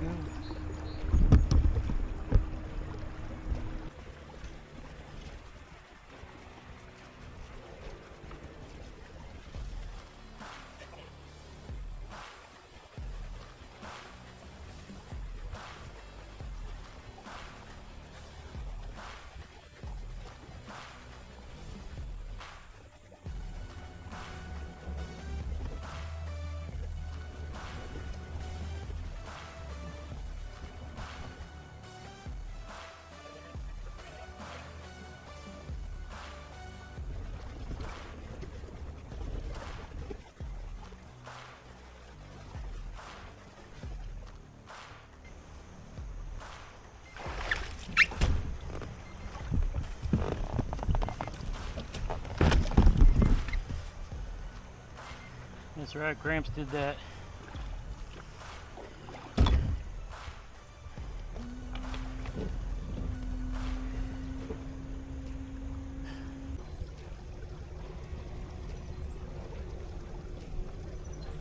Y'all tearing them up yet? Man. Spinnerbait and chatterbait's been doing pretty good. I've got about 15 or 16 of them. It's been pretty decent bait, but I got to get my butt back out and get on the road.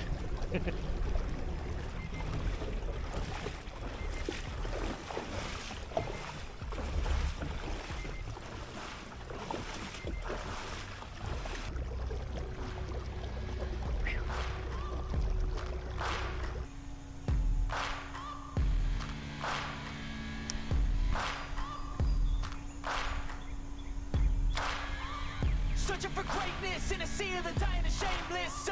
I see the aimless, I don't wanna be one of the nameless. I'ma wake up with the mindset that one day I'm gonna make it. And I don't think I'll be fine if I don't break my limitations. Don't try to stop me, I exist to write my own story.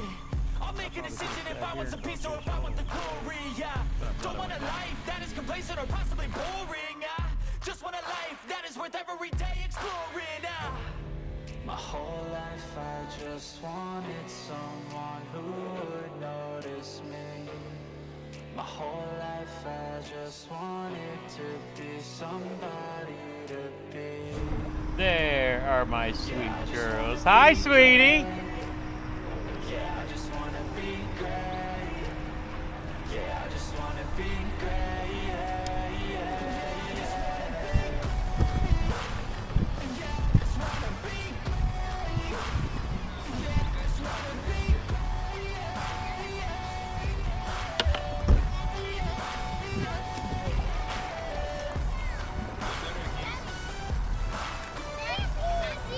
Hi, girls. How are you? I miss you so much. This is a statement to appreciate all that is vacant. It's just for the taking. If you make up your mind, you can take it. I'm never complacent. I would work in a mansion or basement. Yeah, there's no replacement for persistence and patience. Yeah, in this life, I want to be soaring, to feel sun inside that's pouring, and I'll fight till anxiety is boring. I'm so sick of my mind's extortion. My whole life I just wanted someone who would. Hello, sweetheart. How are you? My whole life I just wanted to be somebody to be. Yeah, I just wanna be great. Yeah, I just wanna be great. Yeah, I just wanna be great. Yeah, yeah, yeah. I just wanna be great. Yeah, I just wanna be great.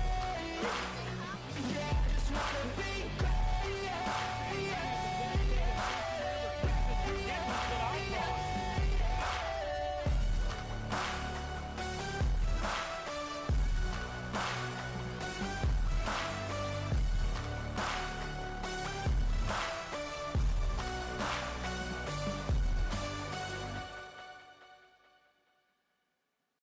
All right, 7 a.m.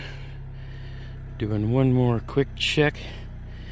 Make sure everything is good to go before we hit the road to Gunnersville. Let's go. Here, I'll squash down. There we go. Matt's got to squash down with all the shorties. Yeah, now Jeremy. I'm a hick. What's up, everybody? Freedom Squad. Freedom Squad. Freedom Squad gathered around, and we're getting ready to head down to Gunnersville. If I can keep everybody in the focus. But yeah, we got them all lined up. Going to head to American Legacy first, and then down. And then we're going to make our way down to Huntsville, where we're meeting up with Glenn Lancer and Brian Sparks and Antoine Hayes, and do a little fishing this week. So follow along, and we're going to have some fun.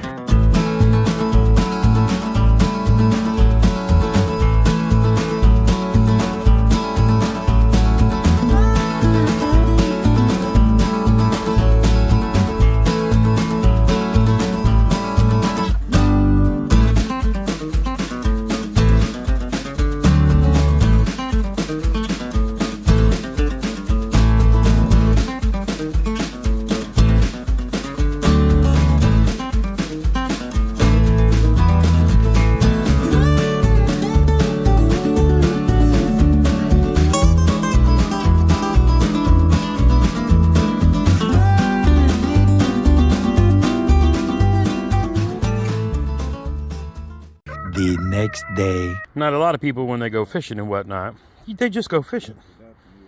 But you got to take the time and make the time to spend the time, hang out with your bros, making some memories.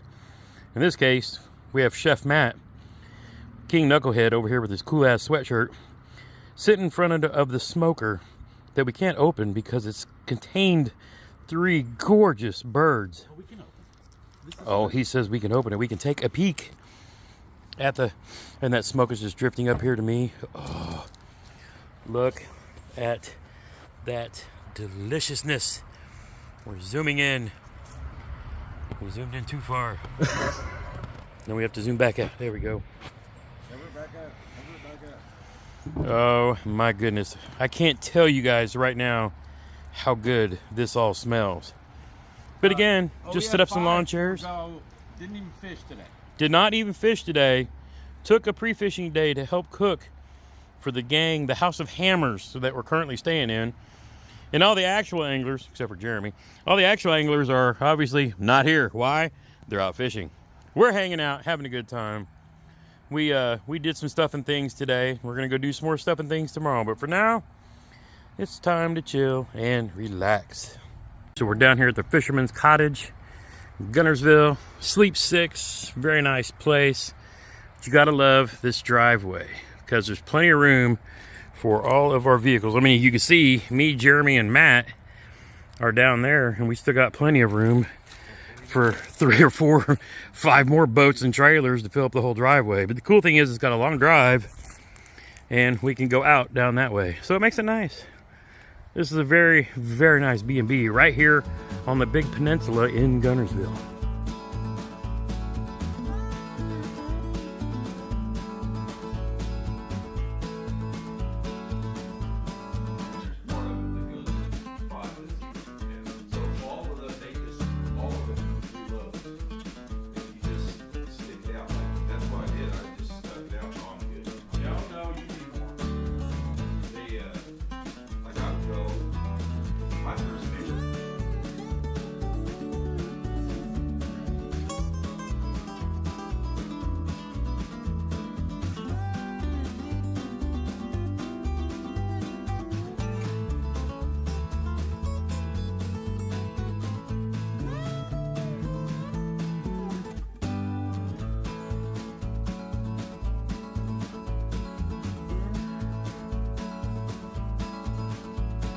We are here at King's Pavilion and Ditto Landing. If you are in town for the KBF State Challenge Series Championship and the Trail Series Championship and Invitational, this is where you're coming, King's Pavilion.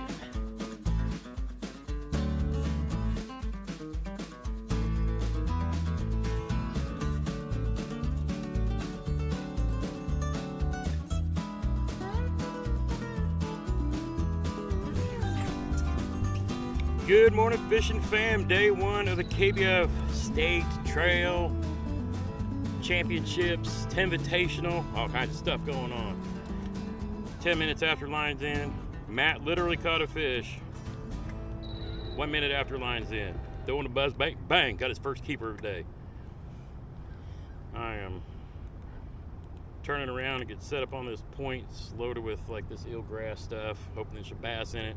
I'm gonna drag a frog through that and throw a buzz bait around the edges of it, see if we can't get bit.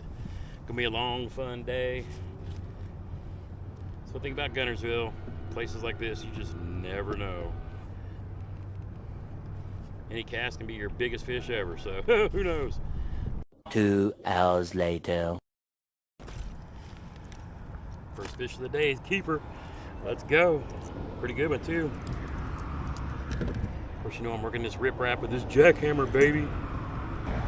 All right, 16 1/4, get the day started. I'll take it. Just need 4 more. All right, just got fish number 2. This time on the Mini Max. I figure I'm gonna go back and forth between the full-size jackhammer with the 6 cents flush, and then the Mini Max with a little puddle minnow. Show them different sizes. Kind of just keep mixing it up.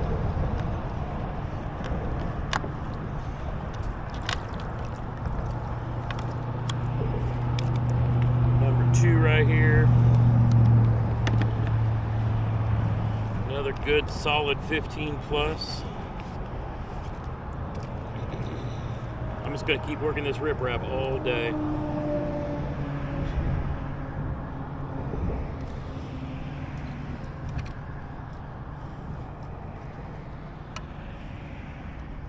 This one might touch 16. Yeah.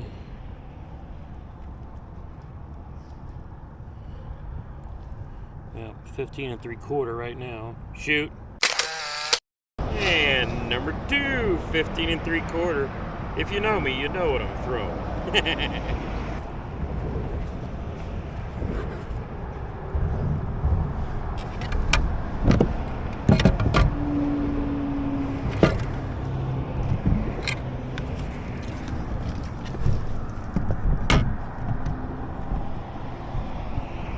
20 minutes later. Number 3 might be close to 12. We'll see.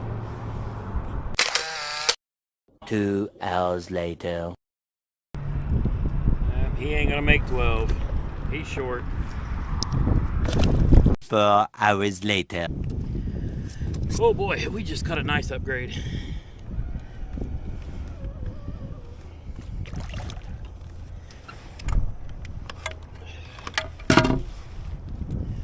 We just caught a nice one. Caught our big of the day for sure. He's pissed, and I need to hurry up and get him measured. Oh my goodness. Goodness. Alright, let's see how big this one is.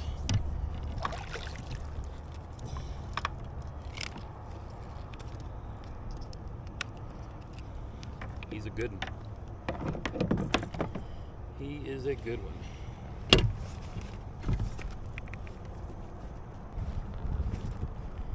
Alright, let's get our phone back to photo. See how big this dandy is. He's gonna go 19. He is gonna go 19. I need to hurry up and get a picture of him because he wants to jump. Shoot. That fish is so just micromillimeter touching 19 and a quarter. Now, will the judges give it to me? I don't know. There we go, 19 and a quarter. Quick update, 45 minutes to go. Caught a nice kicker, but I still need a 5th fish. Just ran this riprap over here, but had another boat come and cut off the corner that I really wanted to fish. So one more desperation move. Take me about 10 minutes to get there. Gonna keep chucking and winding. Try to grind out one more. Just need one more to stay in contention. You can't not have a limit, especially after day 1. Gotta go. 7 minutes.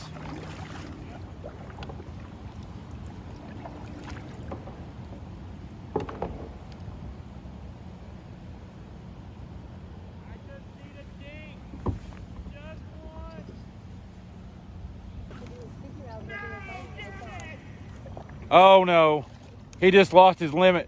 You got 5 minutes, get another one. Come on. I heard him say, come on, baby, and I thought he was just saying, come on, baby, but he had a fish on. So 1 deuce 2 says same. Lost it at the boat. Oh, he's got it. He's got it. No!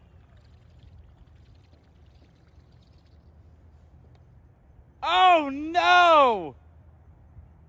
You can't win a tournament on day 1, but you sure can lose it. Lost my 5th fish 10 feet in front of the boat. Jumped and spit it, and then it was over. And then with a minute to go, I caught a white bass. Thought I had a chance, but nope. So yeah, tournament's over for me. If you don't have 5, you ain't alive. Nice kicker fish. I had an 18 on earlier. Wind blew me into the fucking rocks. It came unpinned. I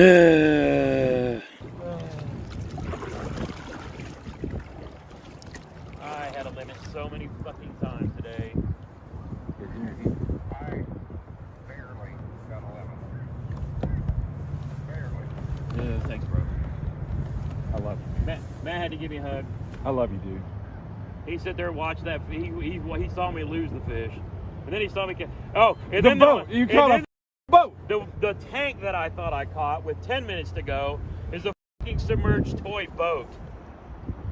We're sitting here yelling like, "Oh, 5-pounder," and he sees me lift it out, and I'm like, "Oh, are you fucking shitting me?"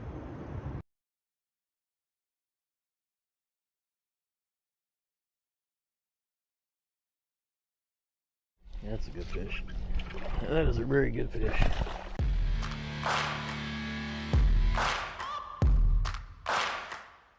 All right, Fishing Fam, we're out here for the evening session of the Kayak Adventure Series, Wisconsin Riverfest. I got to talking on Instagram Live and didn't get to my spot that I wanted to start on. Yeah, that's part of sometimes you got to be in tournament mode instead of Instagram and social media mode, but that's me. But again, I had a plan A, B, and C, and so I'm going to go to plan B and work my way up. Hopefully he doesn't discover all the discoveries, and because I don't think he's fishing the actual thing that I was fishing. I think he's just fishing one bend, but I'll know later. But I will be watching for him to leave and then zoom back up here and then fish the little piece of juice that I found that I don't think he's actually fishing, but he might be. But that being said, I've got another bluff wall down here. I'm gonna go work my way up. Maybe that'll help me not reveal what I was seeing too, if he's not actually fishing what I'm thinking he's fishing. So he's fishing a little current bend, but I'm fishing a shelf that drops off, and he wasn't kind of pointed that way, so I think he's just trying to fish that current seam that bends around that big bluff wall. But my juice is a little bit across from him, that I'll have to wait for him to leave before that pans out. So I'm gonna go to plan B, and where I caught a bunch of other fish in the second half of my day, and work up it. Hopefully his partner's not there. My partner's farther north. He's actually launching where Christine launched, because I saw her drive by earlier. But yeah, there's a lot of people here, but there's a lot of people that are already kind of like vacated the premises, so they're going to go do other things, and I'm going to go just fish what I fished, and hopefully kind of have something somewhat to myself. But we'll work it. If not, I'll just keep floating down and find bluff walls and fish them, because that's what's been working. We had some rain come through. The water's a little more stained. I don't think it'll shut them down, but I'll be ready to adapt. We got 4 hours to figure it out tonight. Cold front coming through tonight, and we'll see what tomorrow looks like too. But enough of that. Let's get to fishing. All right, there it is. 3 o'clock, lines in. Let's get to it. I just feel like this Ned is calling my name. Don't know why. Not that I fish it a ton, but stained water, chartreuse.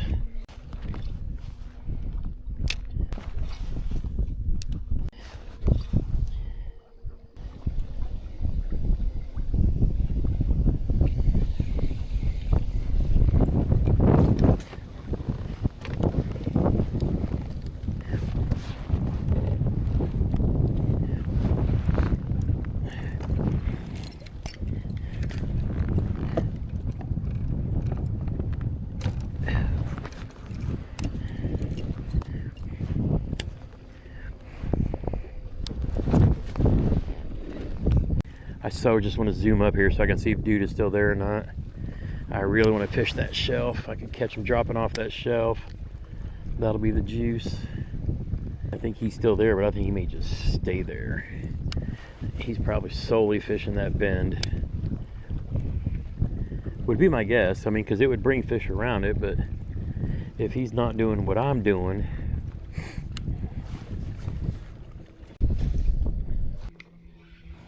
see how the water's back flowing up the wall that way.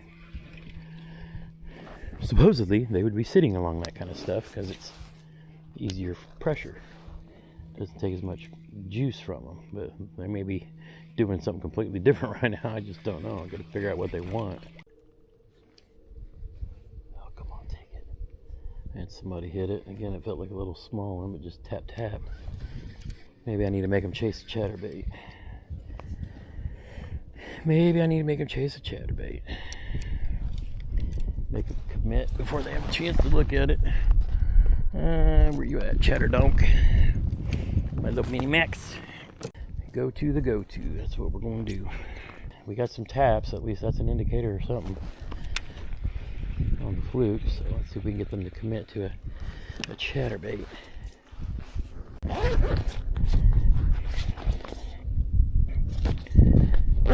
Hour and 11, no bites.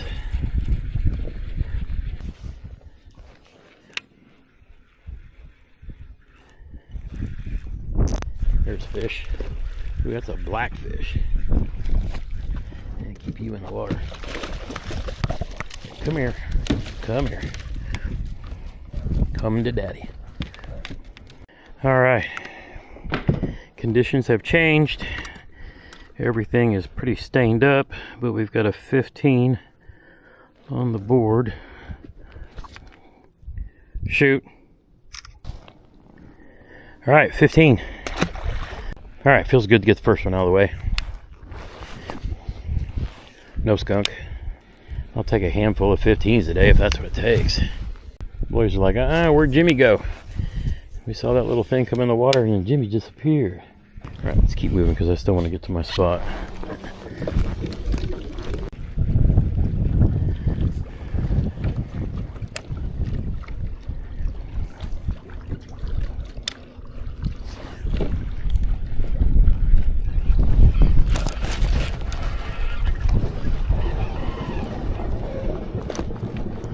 There's a big fish, but I need to reverse before.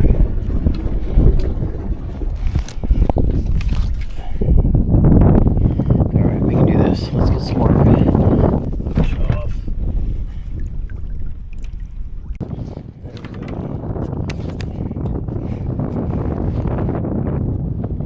Don't let him see the net until it's too late. There we go. There we go. There we go. Look at there, right in the top of schnoz. That's why we put it there. I gotta get that picture faster. I gotta get at least a picture to have one.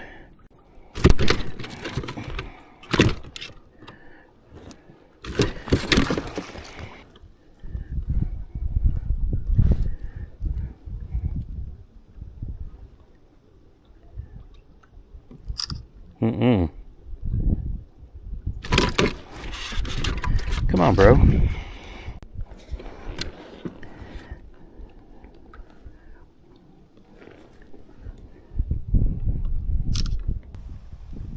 All right, 15 and a half. I got sandbar in front of me. The backside of this point and then cross back over. If he's not working down that bluff wall, then I'm just gonna sit there and work it below him. And if he moves, then I'll move up to where I want to fish, but I don't want to see what I'm doing either. Because I don't think he's doing what I'm doing. There's a shelf up there, if you guys remember from earlier. I'm just dragging baits over and letting it fall.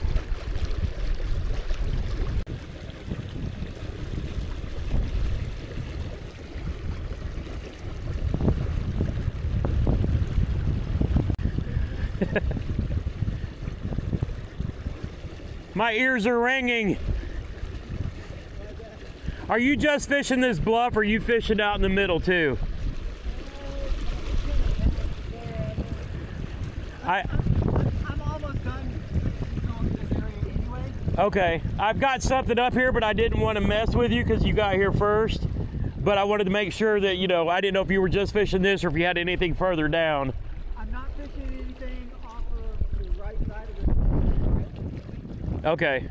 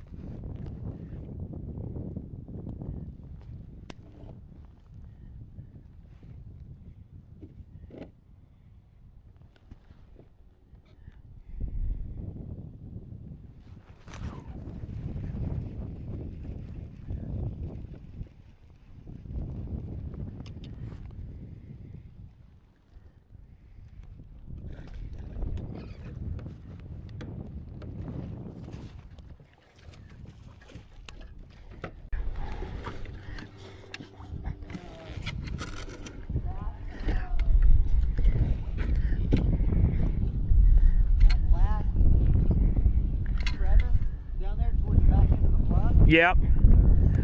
Several crevices, that last one, the eddy behind it. Yep. Yeah, there were a bunch of like I was just throwing back towards me. I was like, help. Yeah, I lost two good ones along this. I did an evening fish here on Wednesday, I think it was. and lost one on a jackhammer, lost one on a plopper, and they were both probably like 17 or 18. But I mean, I know you know this area, so you already know what I was learning. Doing any good? I got like probably mid-80, maybe. Okay. Yeah, so not terrible, but Yep. I'm just here to make a YouTube video and see if I can catch 5. good luck, be safe. Yep, you too. Giving it some time to rest. We are going to drift down it and then back up it.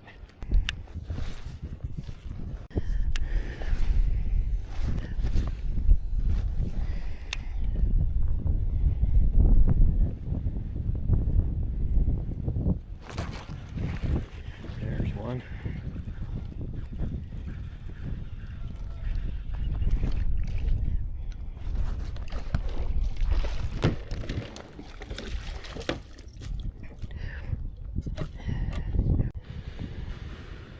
All right.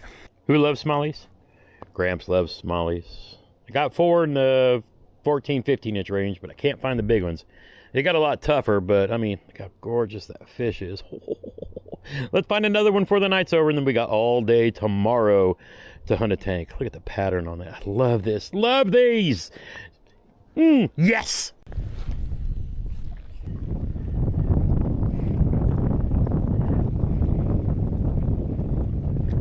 Tearing them up? Yeah, it's, yeah, I feel, yeah.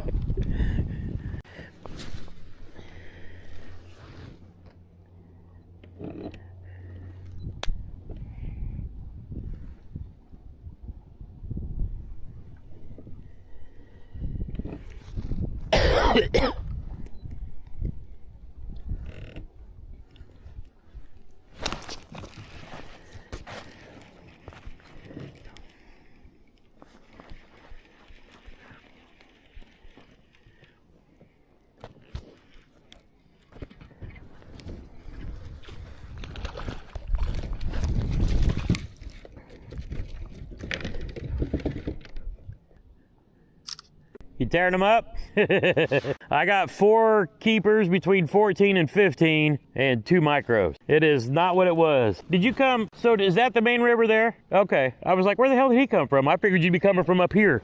Doing any good? See, yesterday I could see the shelf that was right here, but now I'm just kind of looking, reading the water, guessing where it's at. Yesterday I could just drag stuff off of it. Boink, boink, boink. Just a big long shelf. It was about a foot deep and then dropped off to a few feet. I tell you what though, we got 45 minutes left. You might want to back down and go around the corner and work up this bank on this wall again, because that's where I lost that big one on the plopper. And then right here is where I had that big one on a chatterbait that ran out into the current and jumped and kicked it.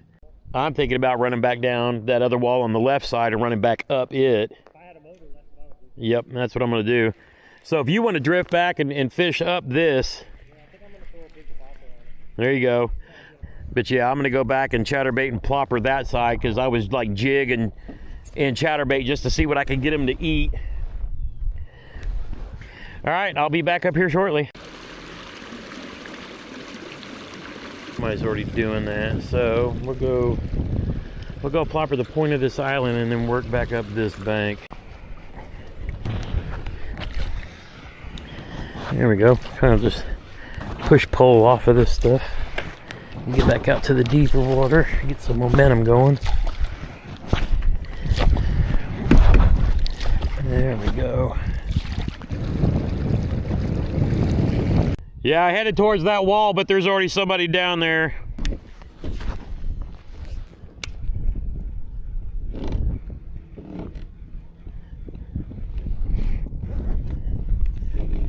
One disadvantage about not having my electronics hooked up is not being able to look down at my shit and see what time it is. 24 minutes. I need one more. One more.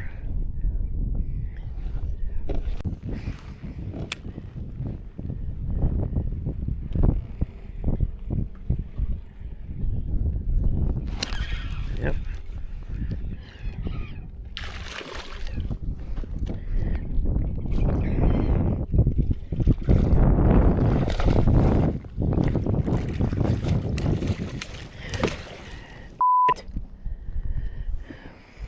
Dude, don't horse him.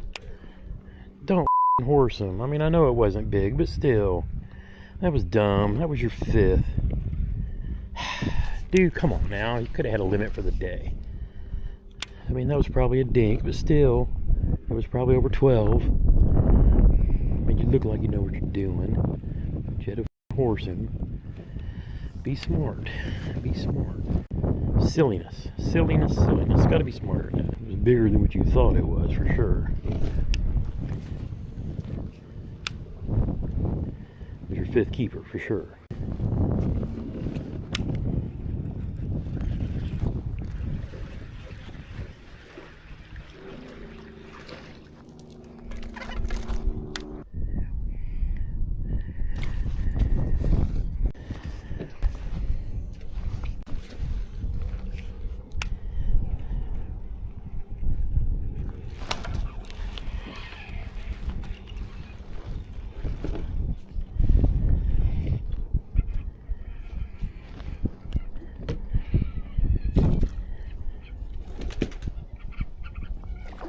That's a good fish.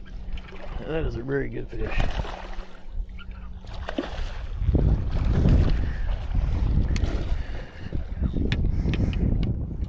Number 5! Alright. That is a good one. That's my best of the day for sure.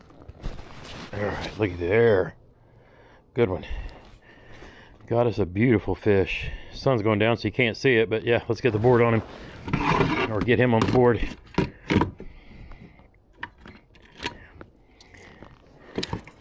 Oh yes, 18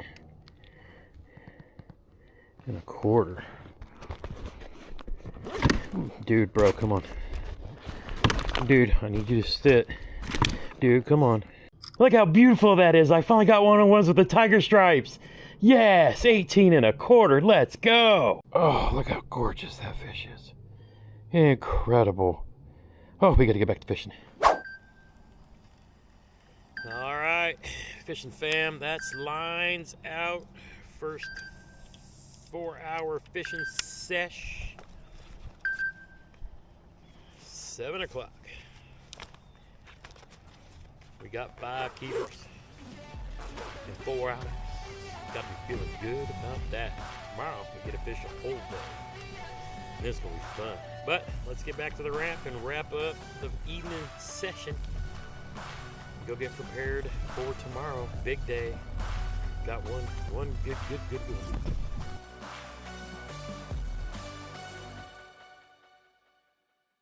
I watched so many videos. Oh, there was a big bass.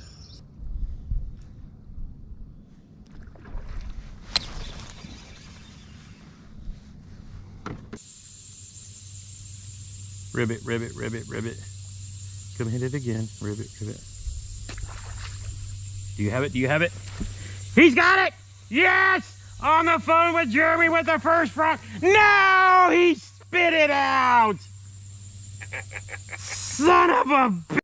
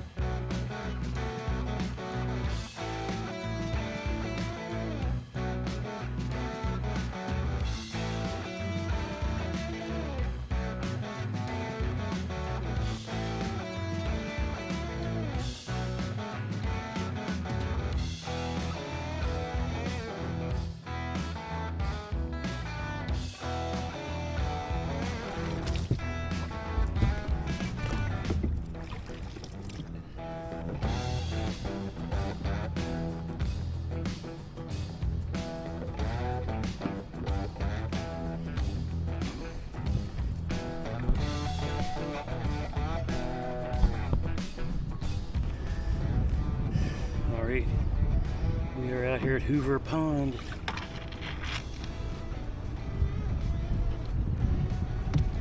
Went to Gunnersville yesterday, had a blast. Threw a frog the vast majority of the day. A couple little blow-ups, one missed opportunity. I might have almost waited too long to set the hook. But you know, that's the story, that's the saga today. We're gonna go get this done. So let's move back to the big camera and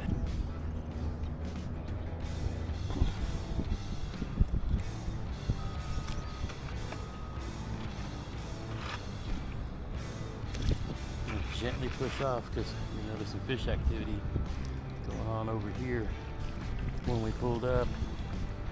So I'm gonna pull out and start throwing that frog right off the bat. I'm gonna try to ease into this pocket as gently and as quietly as I can.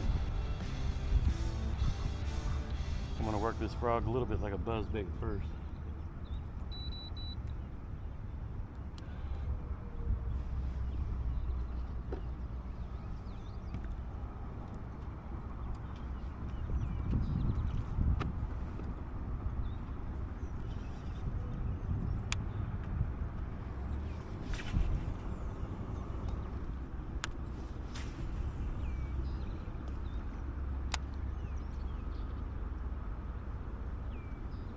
There's baitfish jumping back in that corner.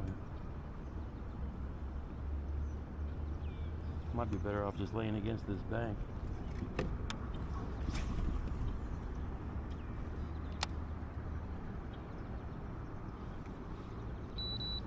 think that's what we do.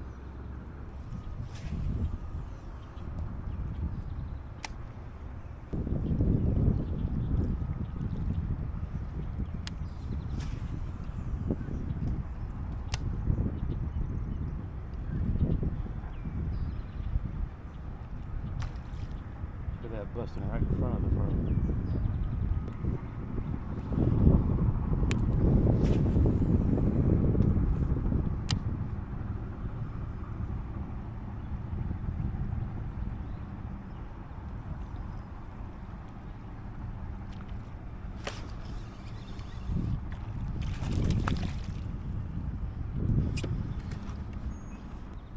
Set the fucking hook, dude.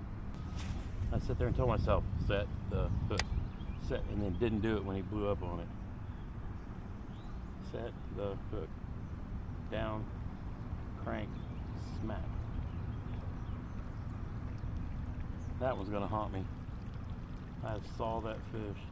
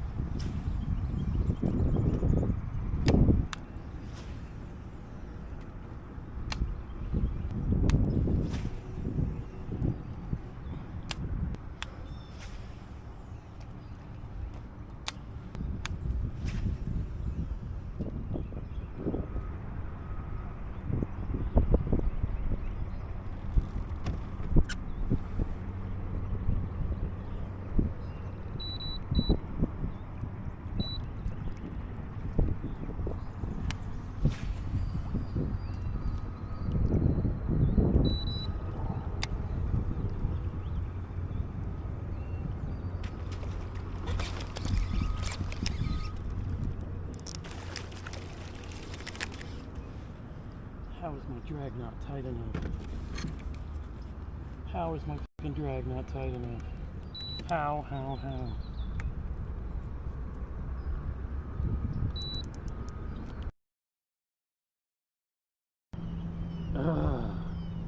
That's 3 already.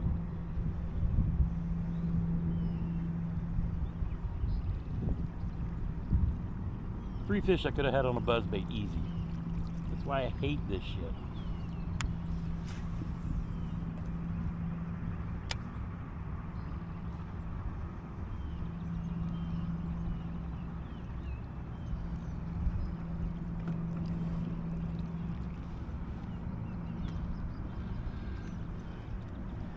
They're still chasing over here. So let's get turned. Maybe it's a different bass who doesn't know any better yet.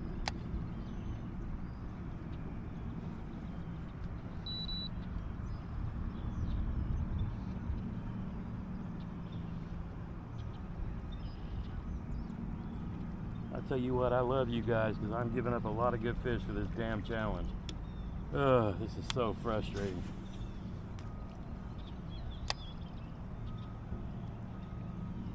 This takes the fun out of fishing for me. I ain't lying. That's 3 fish I could have caught.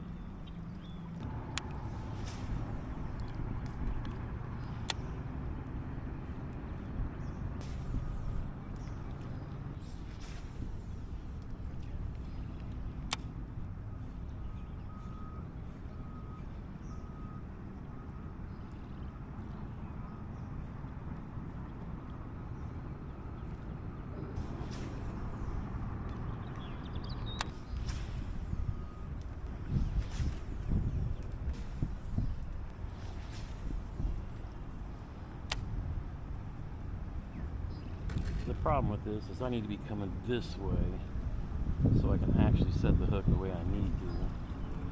Because I'm going to be trying to do this across my body and it's just not going to work unless I can get something straight out in front of me.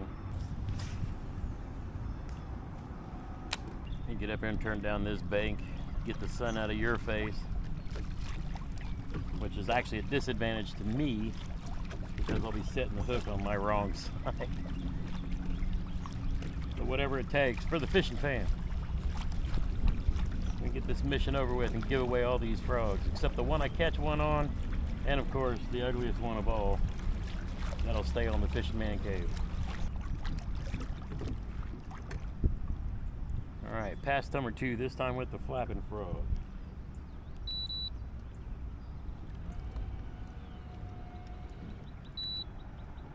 Kill my momentum because the breeze is already blowing in that way anyway.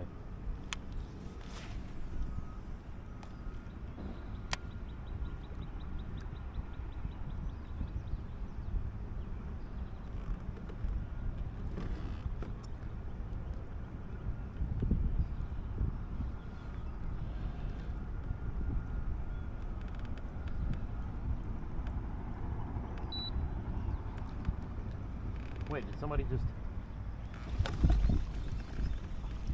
Somebody sucked it down, but he never really, unless I was seeing things.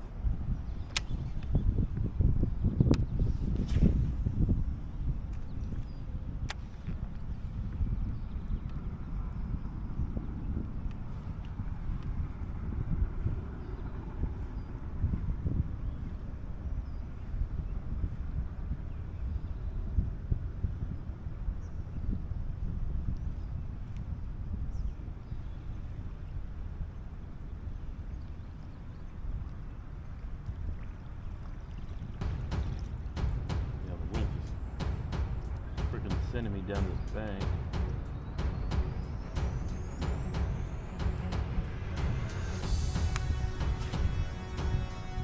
We'll have to go back and watch the replay. I think one might have sucked it down, but he didn't hit it hard. He just sucked it and then let it go before I noticed it.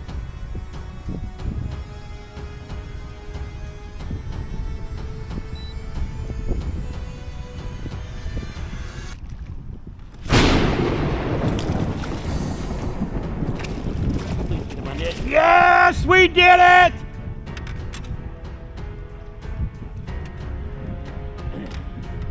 Yes! Yes, yes, yes, yes, yes! Fishing mission, frog mission complete! Yes! There it is, ladies and gentlemen. We did it. Let's go! Hey, fishing fam, guess what? Yes! The frog fishing mission is complete! I missed one and got it on the second pass.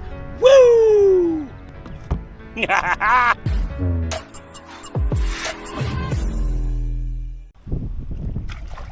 Oh, dude.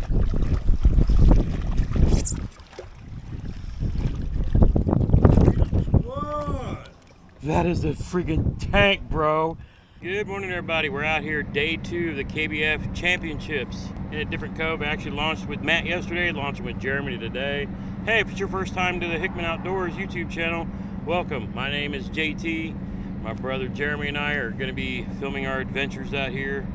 And, you know, let's see if we can catch a fish. Jeremy caught a good limit yesterday. Our buddy Matt caught a good limit yesterday. I was one shy of a limit. But, you know, hey, we're both still sitting in the 30s. 90 people participating in this championship. It's the KBF Trail Invitational and State Challenge Series. But hey, we're all happy being in the 30s with all these hammers out here. So we just got to do it again today. So let's shut up and get to fishing. Day 2 KBF Championships. Didn't even shoot my intro video because I'm fishing with Jeremy today and caught a 14.5 already. Let's go. So I just realized I don't have any footage from yesterday. Oh my goodness, looping was still on, and I meant to set it to run all day since I put a bigger memory card in it. Oh well, guess we're only gonna have the fish catches from today. Man.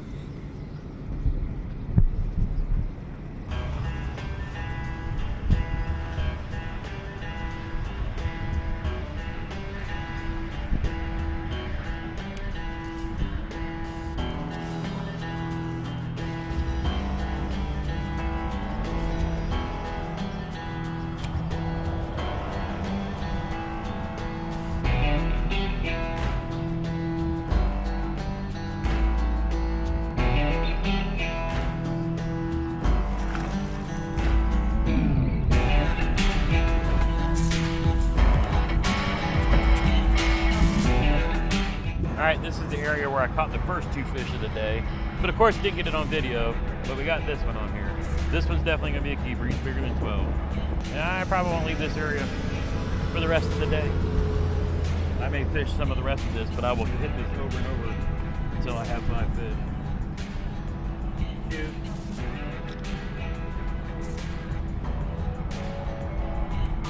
Fish number 3, second keeper. The other one, I don't know if it's a video of it or not, but it's like an 11-inch dink. But this one's much bigger. 14 and a quarter, 14 and a half. That's what it is. Number 2 on the board.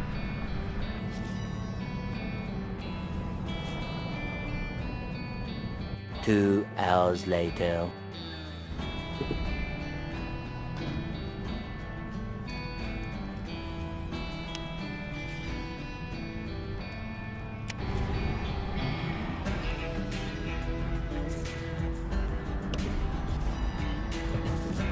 All right, time to move back to the other boat ramp. This just did not pan out today. I mean, we got 2, but I need 3 more fish.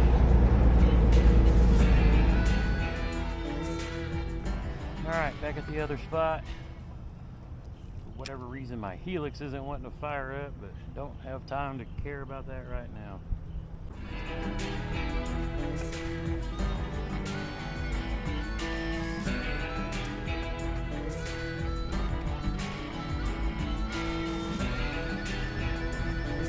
I love it when my head unit just randomly doesn't want to turn on.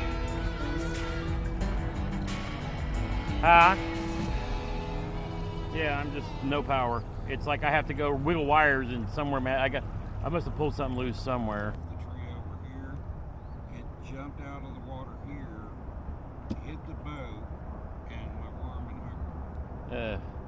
I mean, but he jumped into me. Yeah, no way you can do. You know, I land him over here. I just set the hook, he jumped, bam, off. Ugh, Jesus Christ. Go catch your fish, bro. All right, I'll try. I need 3 more. Yeah. That's part of struggling with mental health issues. I feel for him. He was so looking forward to coming down here, and then just to struggle so hard. It's really, really, really tearing him up.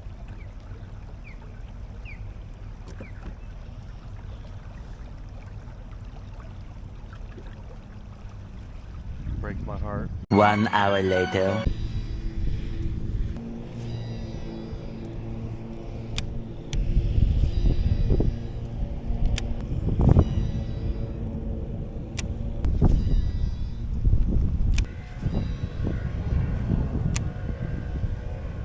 In this water, I should be throwing my chartreuse black back. Yep. Yep. Did you get any bites back here? I got nothing. I have got nothing, and I can't see if I'm marking anything, which is nice not having the distraction anyway, but. Well, I'm gonna take a loop around here just to look around. Yeah. I'm just enjoying being out on the lake instead. There you go, bro. I'm glad you came back. I was worried that you were going to go sit at the house and, you know. Yeah,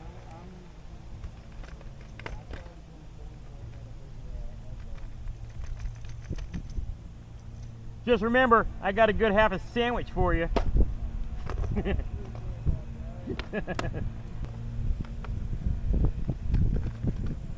I just need some stupid luck right now. That's all I need. But in this color water, I throw this yellow crankbait and I catch the fish.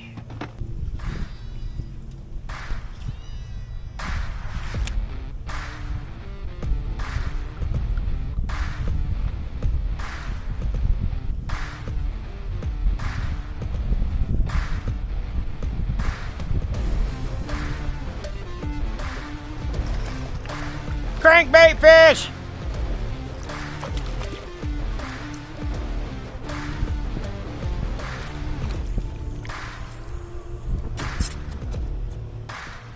Shoot.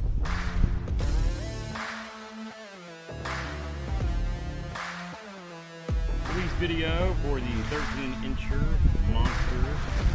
Here you go back.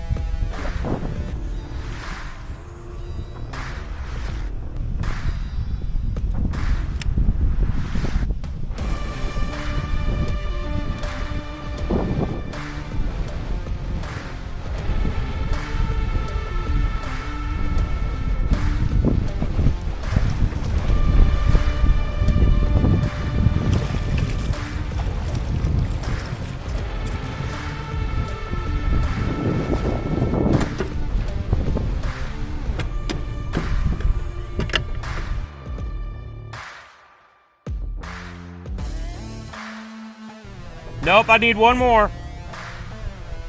This is number 4. Hey, so my good luck charm showed up back there. Jeremy's back there. We're fishing this bank of riprap. There's number 4, 17 inches. Oh my. I think the current's moving more in this one. If this wind and water movement's got them kind of feeding right now. I know this color crankbait works in this color of water. So, I mean, that's why I got so much confidence in it. Matt Kiefer, it's because of him that I throw this color, because the water's like this in bluegrass quite often. And so that's where I kind of learned the chartreuse black back.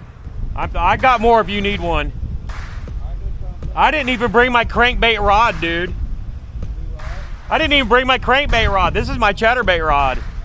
And you can see I left almost everything in the truck. I've got another one of these bigger 6 cents ones if you want to tie it on.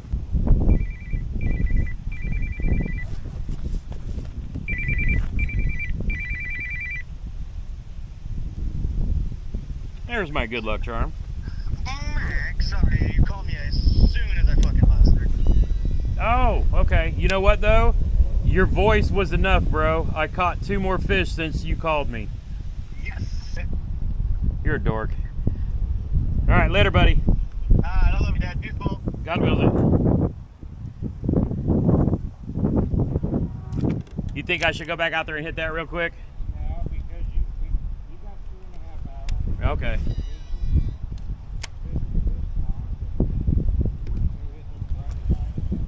I thought I had another one, but it was a rock. It was like, oh, motherfucker.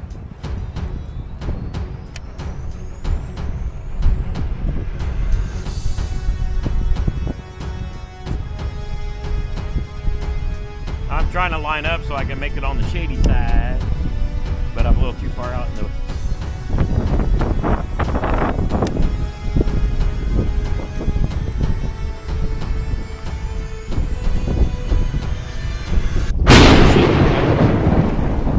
Oh shit. What the fuck is my net? Oh, dude.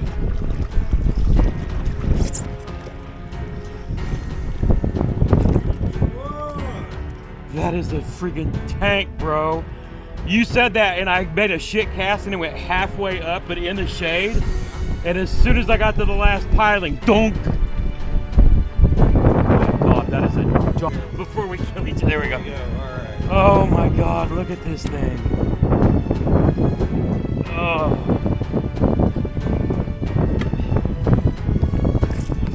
That is big.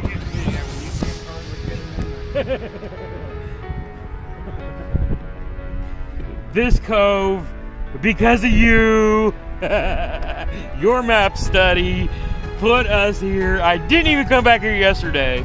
20 and a half, bro. Shoot.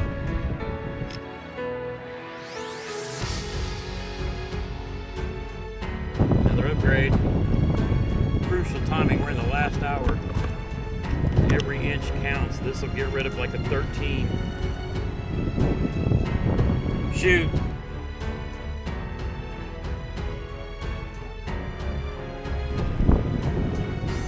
Yes, that's a 3 1/4 inch upgrade. That's huge and stuff like this. Every 1/4 inch counts. Oh, got rid of the dink. Added up some donks. Let's go. We got 1 hour. 1 hour to go. Woo!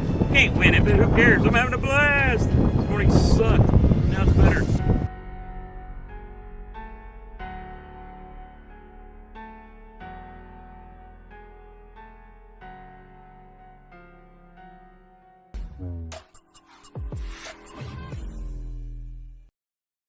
Well, good morning, Fishin' fam. Got the Chevy Silverado all loaded up.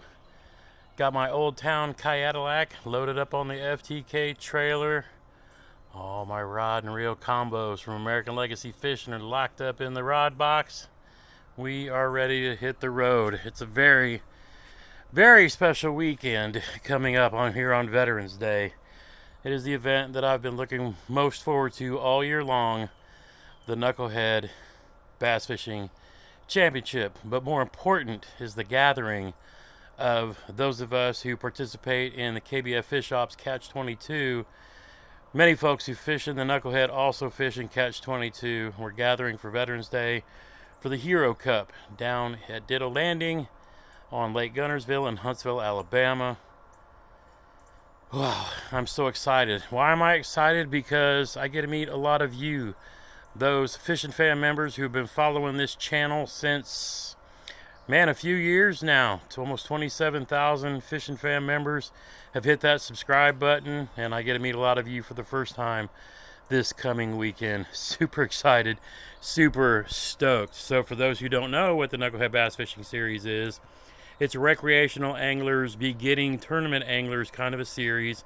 It's a means to get bank anglers and new kayak anglers into participating in a catch photo release. And Chad Hoover at KBF put together a bunch of different teams. So myself, Chad Hoover, Gene Jensen, the Fluke Master, Jeff and Paul from the Aggressively Average Anglers, Darren from Wendell Fishing, Jay from Bearded Dad, Ryan from RJM Fishtails, and others have assembled teams through competition this whole spring, summer, and fall to get out and fish for the Hero Cup. I just want to beat Chad and Gene on their home lake down at Guntersville. That's my only priority. No, it's not. My main priority is meeting you, the Fishin' fam, those folks who are coming down to hang out and fish with us. It's going to be awesome. But enough of that. Today's Tuesday. Today's travel day. Meeting up with Jeremy and Matt of Freedom Squad here in about 45 minutes. And then we're going to hit the road to Guntersville. Get set up in our B&B. Enough yip-yapping. It's time to go give Grant a kiss goodbye. Pet the dog. Get in a Chevy and get on the road. What's up, Fishin' fam? Gramps here with Hickman Outdoors. Today I'm on the water, the home water of Mr. Chad Hoover. We're out here on Guntersville. Really, really looking forward to meeting everybody when they come out. But today, hey, we're going to try to get on a smallmouth bite and see what we can find. We're going to chase this knucklehead around and he can show us how it's done.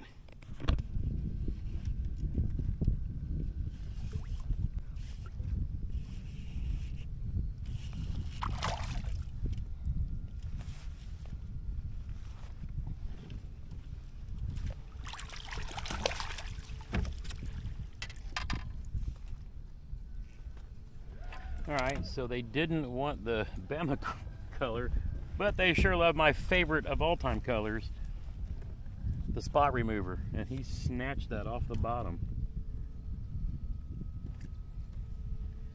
That should be a keeper.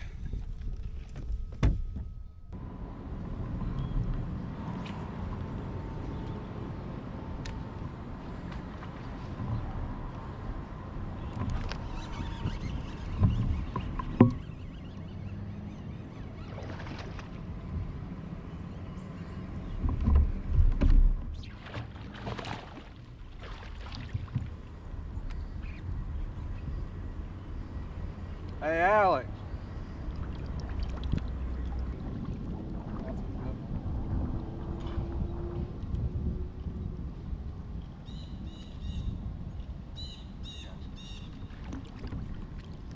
So we pulled up to the ramp and old Gene was sitting there. Gene was? Yeah, he fished here this morning and then he was just loading up. That's too funny. He said he caught one over 20, so. JT's with Chad, I know. Yeah. Are they up on the dam catching anything? JT said he caught one little one so far. But He's got a smallmouth. I don't know if he got a smallmouth or not. I don't. He called me wanting to know how we were doing. Have you caught any? Oh yeah, I caught a 1975 right back there. Well, we may have Gene show up. I don't give a crap who shows up. I figured I was just letting you know. When he was like, "What are you guys doing?" I said, "We're having dinner tonight." She's got 2.5 pounds of pasta, and if we need to go buy more, we will. That's just the new. I'll just say that Serena said Gene doesn't get none. Can I grab something? Yes. Yeah, maybe no, like that. Oh no.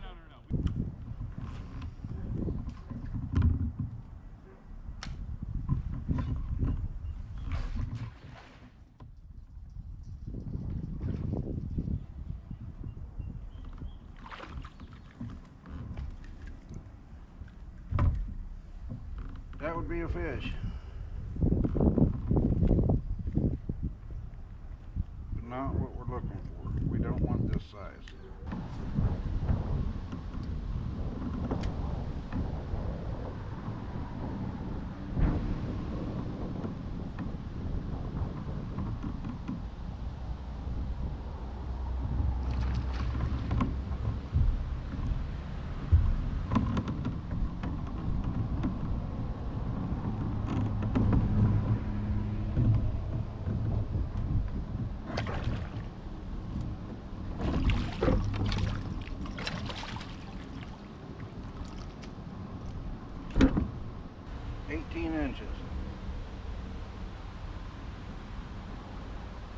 Big old black spot. All right, here we go. So I'm going to tell myself, guys, and ladies, that's right. The 18 that I caught, I messed that up. If I swear to God, the net job, when you watch the video, you're going to be like, what? What are you doing, Jeremy? It literally, I got blown up against the bank. The fish came under my boat because I netted on the right side. I only had this much between the water and the rock, and that fish literally come up out of the water into my net. I didn't do anything right. He knew you were struggling, needed some help. And I'm sitting there, I was like, oh shit, that was recording. Let me just help you out. So I had to put that out there because when JT edits it, I'm just saying though, his whole running around the boat and screaming, he's eccentric. Doing all that shit. Just he's eccentric. I mean, but watching his video in his garage, watching his when Back in the I can't watch his videos. He had the backpack on, and it's great. And you're mobile. Mobile. Mike has to sell it. He has to. Yeah. But no, I'm saying in his shop when he was taking with baits and doing stuff like boxes inside. His knowledge. You got a dookie survey on your thing. I'm like, that's me. So he texted me, hey, you duke in the dark? I'm like, where is this? You're the going? only male that No. said no. I'm like, God damn it! You Wait, just you don't wrong. want that? How would you know when you're done wiping? You're using the female excuse because I know how to wipe my ass. That's how. No, I don't dude. need to look at it to know. I do. My Oh, shit. God I'm old. damn. My shit runs. Dude. No, we don't need to get into Well, this if conversation. you got dry Duke, then I can't Maybe help you you. need to focus on some other things in your life. I'm saying. Alright, you guys Chat. y'all comment on No, don't comment on duking Comment in on the this dark. stream and let me know. No, do you dookie in the dark? No, I got the lights You on. don't need the lights on to take a shit, and it's way better to have the lights off. And if you wake up in the middle of the night to take a shit, are you going to turn the lights Yes, on yes, and sir. then wake all the fucking way up? No, you're not. No shitting in the dark. No, 100% shitting in the dark. You ain't getting your ass clean in the dark. Yes, you are. If you gotta look at it to know if your ass is clean, y'all got some problem. Yes. No. Pink green. If you're spending a long Get your day ass on in the water, here, Jeremy. if it's a summer day and you're out there That's my pro wife fishing, in there. and you're fishing for like 14 hours, at about the 8-hour mark, if you pull over on the bank, take those dude wipes out of your little cooler, and walk up in the woods and drop a little quick deuce, or just do a reset wipe, bruh. It's like starting over. It's better than an energy drink. We saw your truck up there on the secret spot. Don't be rubbing your fish hands on my head. Come on, man. It's the great Now we just got. You promise you there ain't no fish hands. Yo, you came out of our spot. I was like, yo, he's Is probably that back. orange or pink? Yes. Correct. Salmon. It's It looks like Tennessee color. It's salmon. Salmon. It clashes with your Georgia. Clean. That's all I worried about. That's it. I don't know if that's the case, bro. It was clean this morning. I don't know about. I don't know, bro. Hey, yo, It's y'all my judging. work. Let that man work. There's some fishing going on. Did you get on them? That's how I'm gonna go. I hope so. That's gonna be your anchor. I just don't wish. I'm good. I've been sitting in that truck all day. I was trying to message Justin, like, yo, Justin, where you catch that big one at? Let me know. They were small. Yeah. That's what I was thinking. Yeah. It is where I caught the two biggest though. On the eelgrass on the shade side, dear God, you throw anything up in the shallow and you'll catch a 10-inch spot. Or he was telling me that he'd been fishing, the knucklehead thing all season long. I got a question for you. Though. Whose team were you really trying to get on? Yes. I fished for With him. these two hammers sitting here and you're one on I grade. fished for him the whole time until September, October. Matt is a diehard, has like the oldest BB1 Pro in history, and proudly displays it at home. But as a token of my appreciation and everything else too, we have a little something special for you, which is the Luge Elite TI, which is the highest end reel that Luge has ever made. I knew when we were coming down here, and Matt was in Serena both, we're going to be dedicating, cooking for our house, and then for also cooking for the whole knucklehead, everything. I knew I wanted to do something special. So Matt, your new Elite TI. Holy Jesus! I got the Elite Ride. I'll just put this right on that Elite Ride. Now I got the match. Now he can show you how to fish a frog. That is cool. So Wait, Matt, now I know how to fish with a frog. now I ain't gotta worry about teaching him nothing about frogs and whatnot. Like I've cooked for us everywhere we've gone. Everywhere we've gone. I mean, in last year at the national championship, Matt cooked like Jeremy and I the best damn pulled chicken we've ever had, and it was delicious. But yeah, we wanted to have give you that as a token of our appreciation. It don't fit. Little token of Freedom Squad. Freedom Squad. All right, getting ready for another day of practice. Liz is heading out to follow Jeremy. And then Alex and I are gonna go check out another spot, more pre-fishing. Out here today on Lake Guntersville with Solidus. Check him out at twitch.tv/it's Solidus, right? Yeah, SOL1DUS2. It's really confusing. Everything's gonna be Alex on the water real soon. Yep, Alex on the water, so that'll be the future. But for now, look up Solidus. I will link a link to his Twitch stream from here so you can come back at a later date and watch this video while we're out here checking it out. But we're on another pre-fishing. We say it's pre-fishing. We're hunting big fish regardless. We want to catch a tank. We don't care if it's in the Knucklehead Bass Fishing Series or not. The goal is to catch one big one each on Saturday. But today's Thursday. We're out here chasing tanks. We're on Gunnersville, home of a bunch of monsters.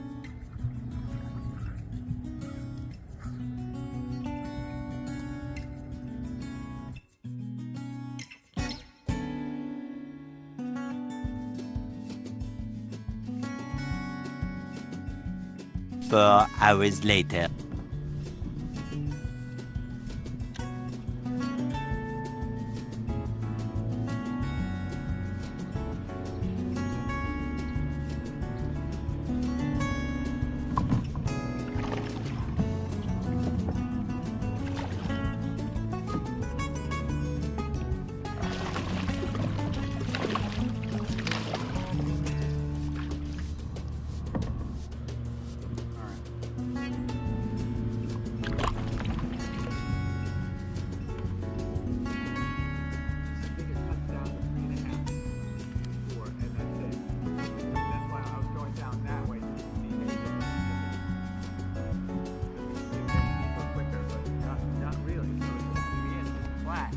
So there's a flat over there that'll produce. There's this stretch here.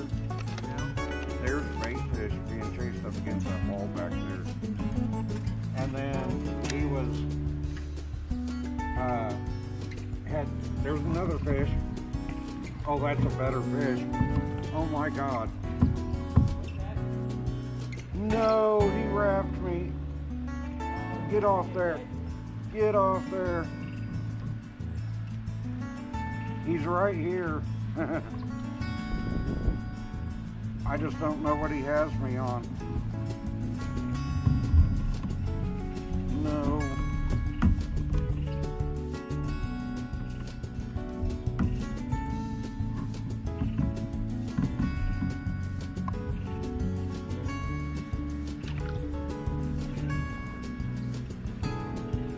Oh, there he is. He wrapped me around a log.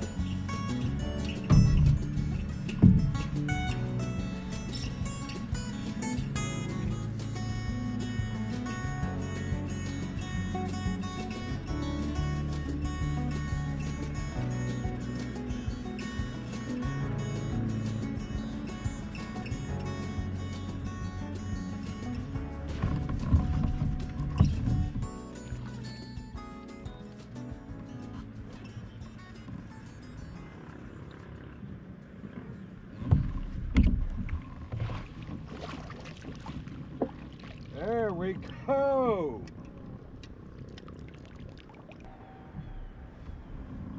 Look at that one. 19 3/4. Oh, just look at that. Isn't that beautiful?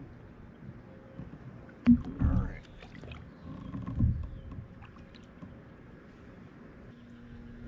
Everybody was fishing the insides, and I know there's another guy out here somewhere, so I don't want to talk loud. But if you graph back out this way, so you're sitting here in 3 foot. Yep. It's 4 foot out there with grass, but in the grass, if you graph over it, there are actual fishes in the grass. Oh, okay. And they're defined. Well, the guy who won the Challenge Series championship did it all right in here. And he had 19s and 20s like consistently all weekend. All right, we are out here the day before. Technically, we're out here during the Friday fan fish off, but I don't see any of those competitors here, so yeah, whatever. There's also a 3-fish pre-fish, 3 best fish. The top 3 get their entries paid to the national championship. So I slept in today. It's right at almost 11 o'clock. I say I slept in. I worked on some stuff around the house, and it was raining this morning, and I was trying to stay out of the way for those who were in the Friday fish off, but none of those are here at this ramp. I don't plan on fishing here tomorrow during the Knucklehead Bass Fishing Series Championship, the Hero Cup. But there's been some big fish caught here, so I'm gonna go try to catch 2 or 3 big ones, because hey, you never know when you can catch a big fish. But I got 3 hours to fish. So we'll go see if we can't find 2 or 3 and put them on the board just for the heck of it. So let's get to fishing.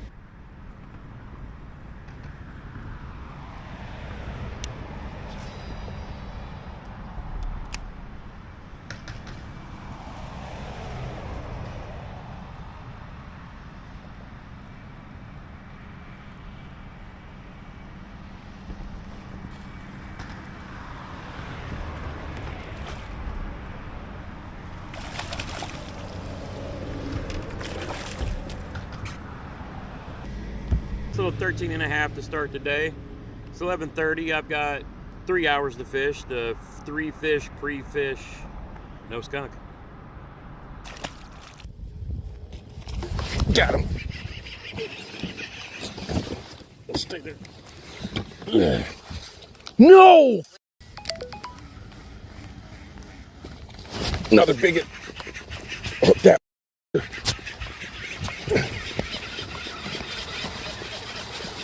And the boat. Big girl. Away from me, please. God damn. Hey, come here. You ain't going in that grass. P0 and underscore blank says yo C die. You ain't going in OEF5 that says grass. do you have leftovers on the boat today?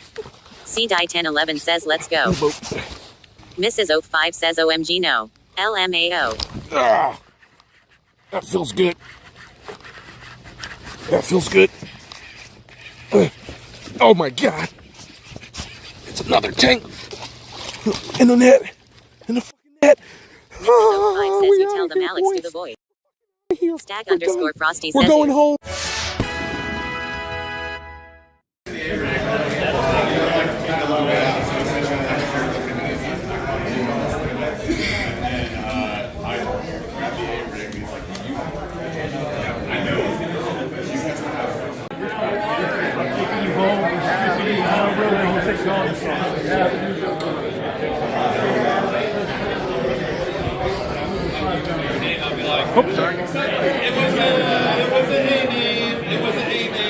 And there they are. What you doing? What do you mean, what am I doing? I'm doing my job. Hey, what them people doing up here? Hey, everybody. We're talking about the man right here. This is Alex on the water on Twitch. Let's go, baby. Repping that Team Gramps.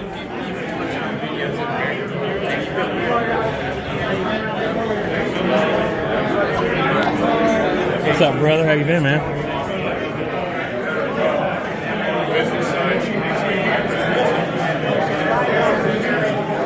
I would tell you happy birthday, but I know you've already told everybody all day long. I've been following the early boys for a while.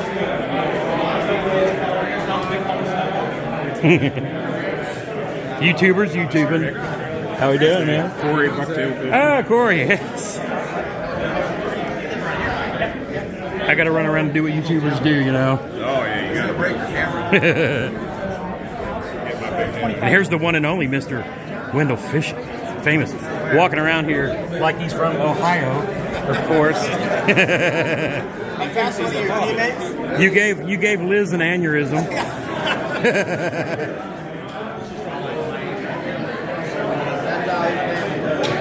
Tweezy.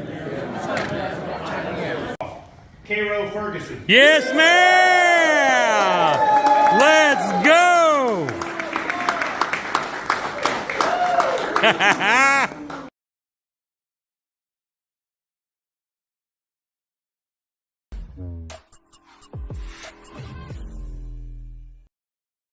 Oh, yeah, dude. Is that a new PB? I don't know. I think that 18 and a half is my biggest. I think that might be a new PB. Is it a 20?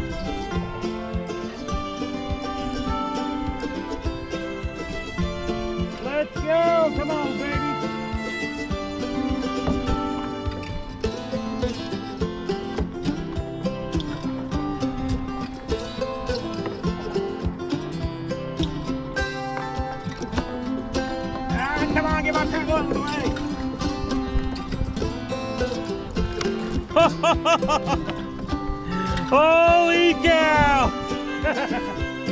Let's go. That's probably a 17 or an 18.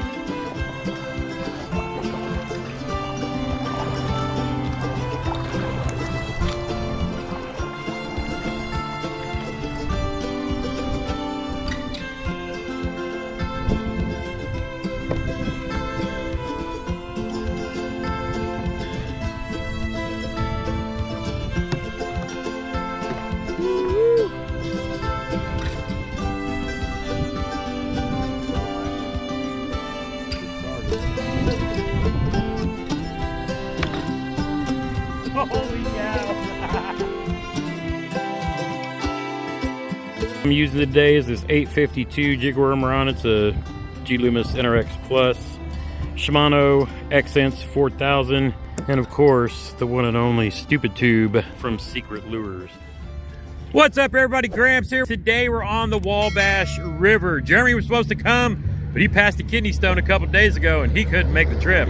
I am out here with Greg with the Hook Like YouTube channel. I will link him down in the description below. We've been trying to get together forever and finally getting it done out here for a little winter smallie fishing. I don't have enough smallies in my life. He's up here and smacks them. So we said, let's get together, 55-degree day. And I've already caught a 17 1/4 to start the day, so you can't beat that. Ready to get to fishing? Let's go live that hook life. Let's go. Good deal. All right, my friend. Let's go find some fish. Let's go find some fish.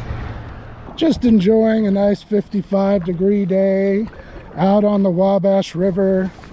Happen to have JT Hickman, aka Gramps, aka Hickman Outdoors, half of the Hickman Outdoors, fishing with us on the search for bronze.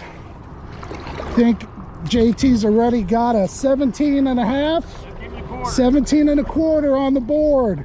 We're gonna see if we can't get him a 5-fish limit, the river series, and we're gonna enjoy a few hours on the river. Stay tuned. Oh yeah, it's still skinny water right here. Yeah, I got about 4 here.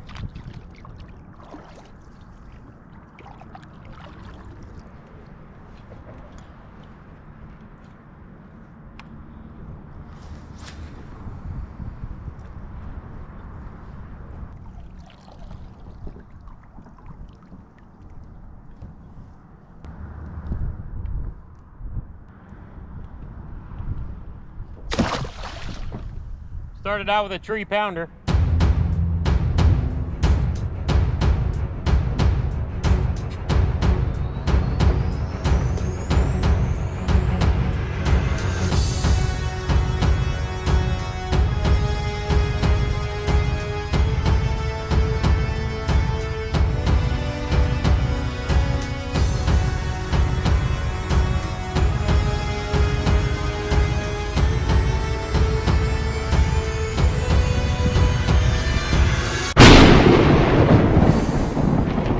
There's a good one.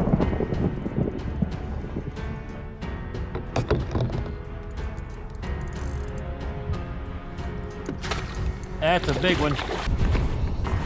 Gramps has got one. He's got a good one. We're gonna go check this out. I love that you've got Cadillac printed on here. That is fantastic. But oh, yeah, dude. Is that a new PB? I don't know. I think that 18 1/2 is my biggest. I think that might be a new PB. Dude. Is it a 20? Look at What did I just hear? That's a what? It's a 19 and what? Let's find out.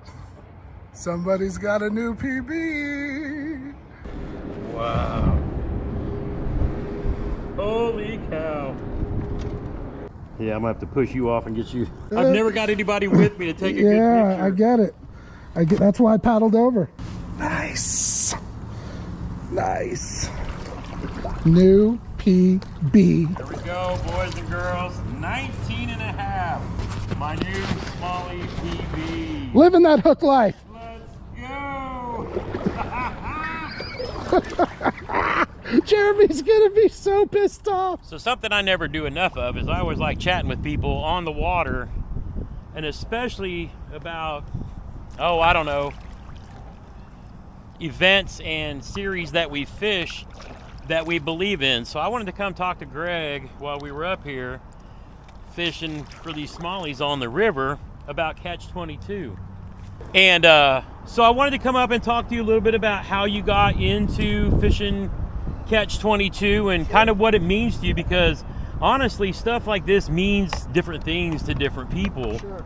But I kind of wanted to come up and get your thoughts and whatnot about Catch 22 and what it means to you and why you jumped into it. Right. So I learned about Catch 22 from you. Oh, excellent. And Chad and watching the live streams. And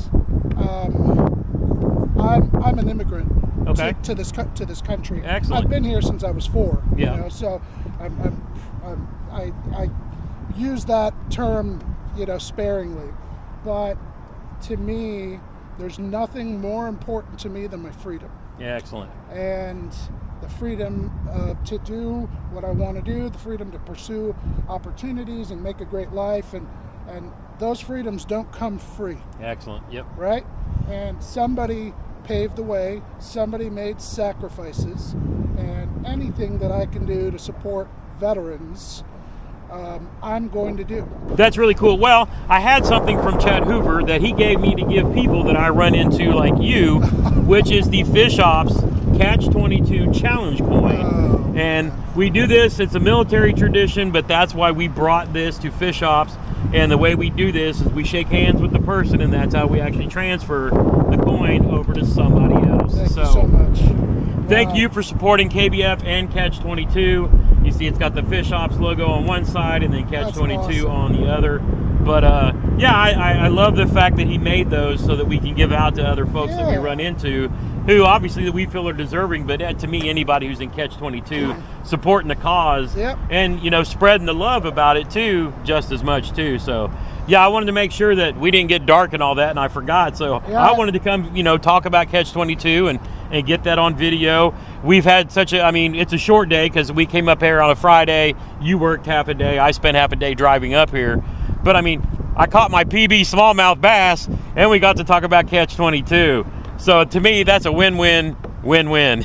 Absolutely. And, you know, I've been looking forward to this day for a long time, and I just want to say thank you for coming up here. You know you got me hooked. We're going to be back up here more often, that's for sure. It's awesome to be on the water with you. It's awesome to watch you catch a river smallie PB. Oh, man. And, yeah, looking forward to future adventures together. Yes, sir. Yes, sir. Well, man, what a great day on the water. Absolutely. Even though it's a half day, anytime that you get, like we say, get outside when you can, it makes some memories, and that's literally what we're doing. Meeting for the first time, and this surely will not be the last time that we ever do this again. 100%.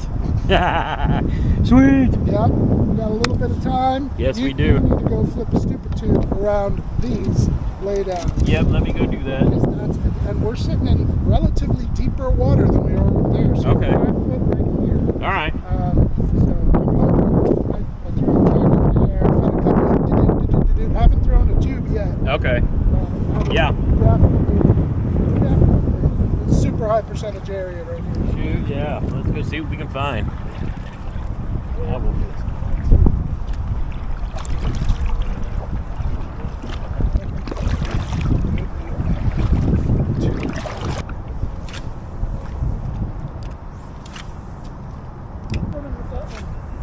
Oh, did you get you one?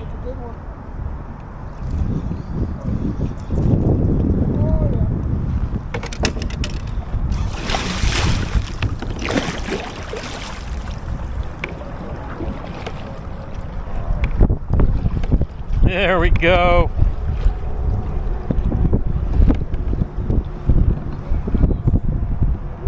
Yes, sir. That's what's swinging around. That's what I'm talking about.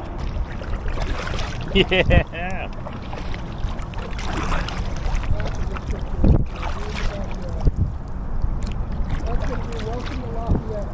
Yeah, there you go.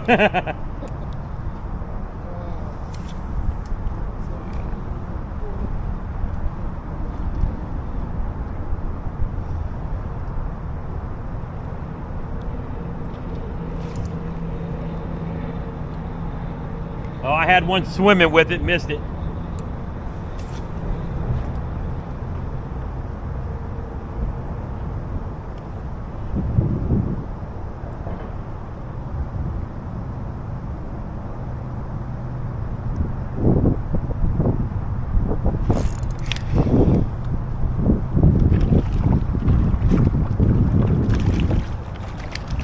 There's a little spot.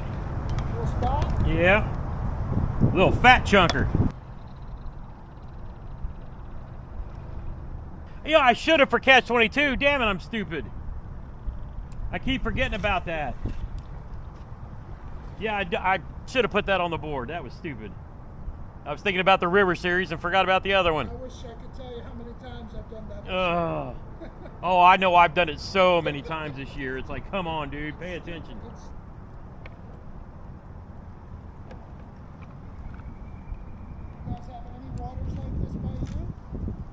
I do actually, yeah. I caught a bunch of spots down there a couple weeks ago. And it's just like this. Not quite as many rocks. But I haven't caught any smallies there yet. I've heard that there's some smaller ones there. You know, there's no giants. But I mean, I'm gonna definitely spend more time next year trying to find them.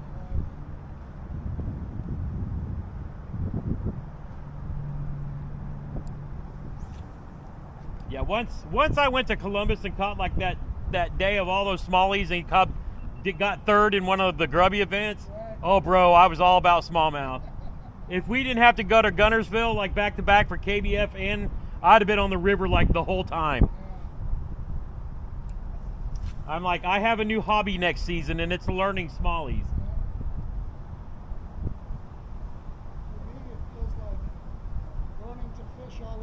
Oh yeah, I mean it's yeah, you're right. It's something different.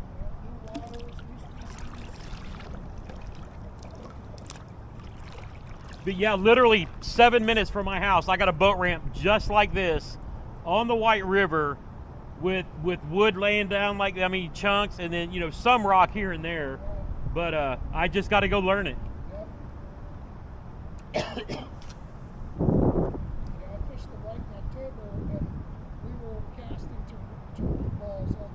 Yep. Oh man. But I figure, you know what, they're up in Columbus. It's not that much farther north from me. It's in the same section of White, because the White goes into two bends. So I mean, I just got to go learn. I got to go find out. I got to learn.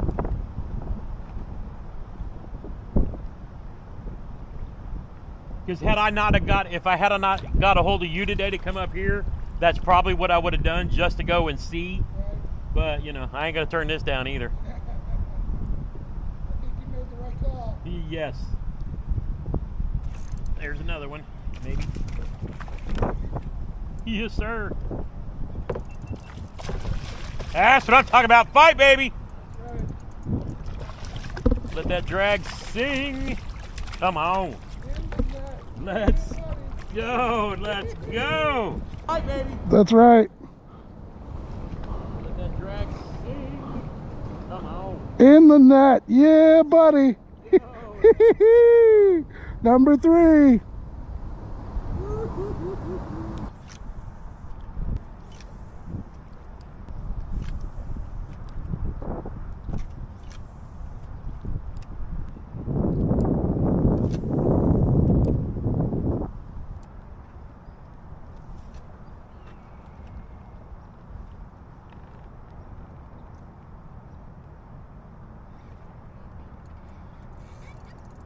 A fish. Oh, I feel something pulling. He's wrapped around. That's a good fish, I think.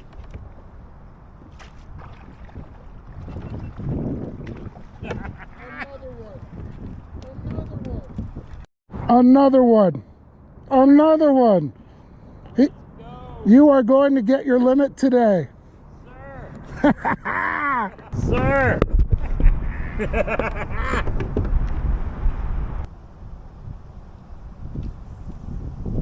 Nice flip there, buddy. I got to work on that technique. Like that backwards flip. Yeah.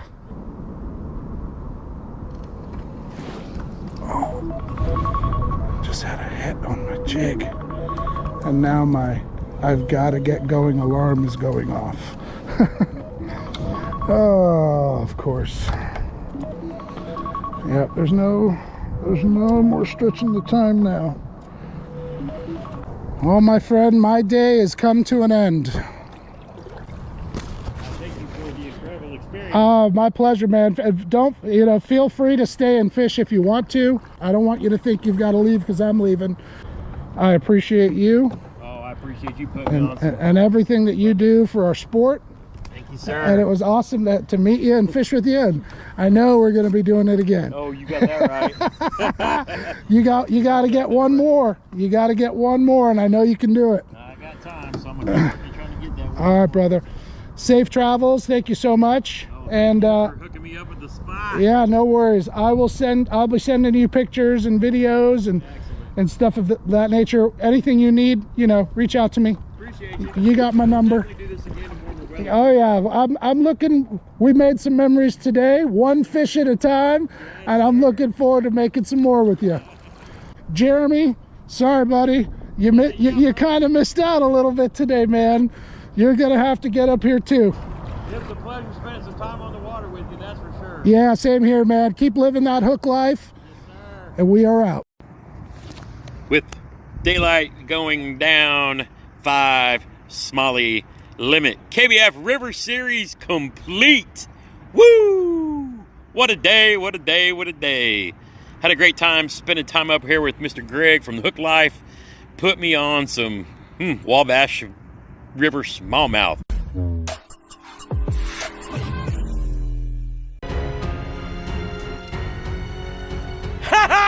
Yes! This is my biggest bass ever at Boggs. Oh my. What's up, fishing fam? Welcome to the Fishing with Gramps YouTube channel. My name is JT. Over there is Jeremy. We are out here today on West Boggs. Was gonna do some river fishing this morning, but we got some rain. River looked a little sketched, a little blown out. Smallies like clear water. So we decided to pick it up and do a little summer offshore ledge fishing, just to work on them skills, try to catch some fish for Catch 22. Hey, if you're brand new to the channel, be sure to hit that subscribe button, bang that thumbs up if you like content like this. It helps YouTube promote it to other people looking for, well, channels like this. We're just two regular dudes out here chasing fish. We ain't pros, but we've been fishing for 40 plus years, and we're here to share what little bit of knowledge we have in case you're brand new to fishing or just getting back into it. This lake is a small lake, but it's like most other lakes, so you might be able to pick up some tips and tricks to use on your own home waters. But enough of all of that. Let's shut up and get to fishing.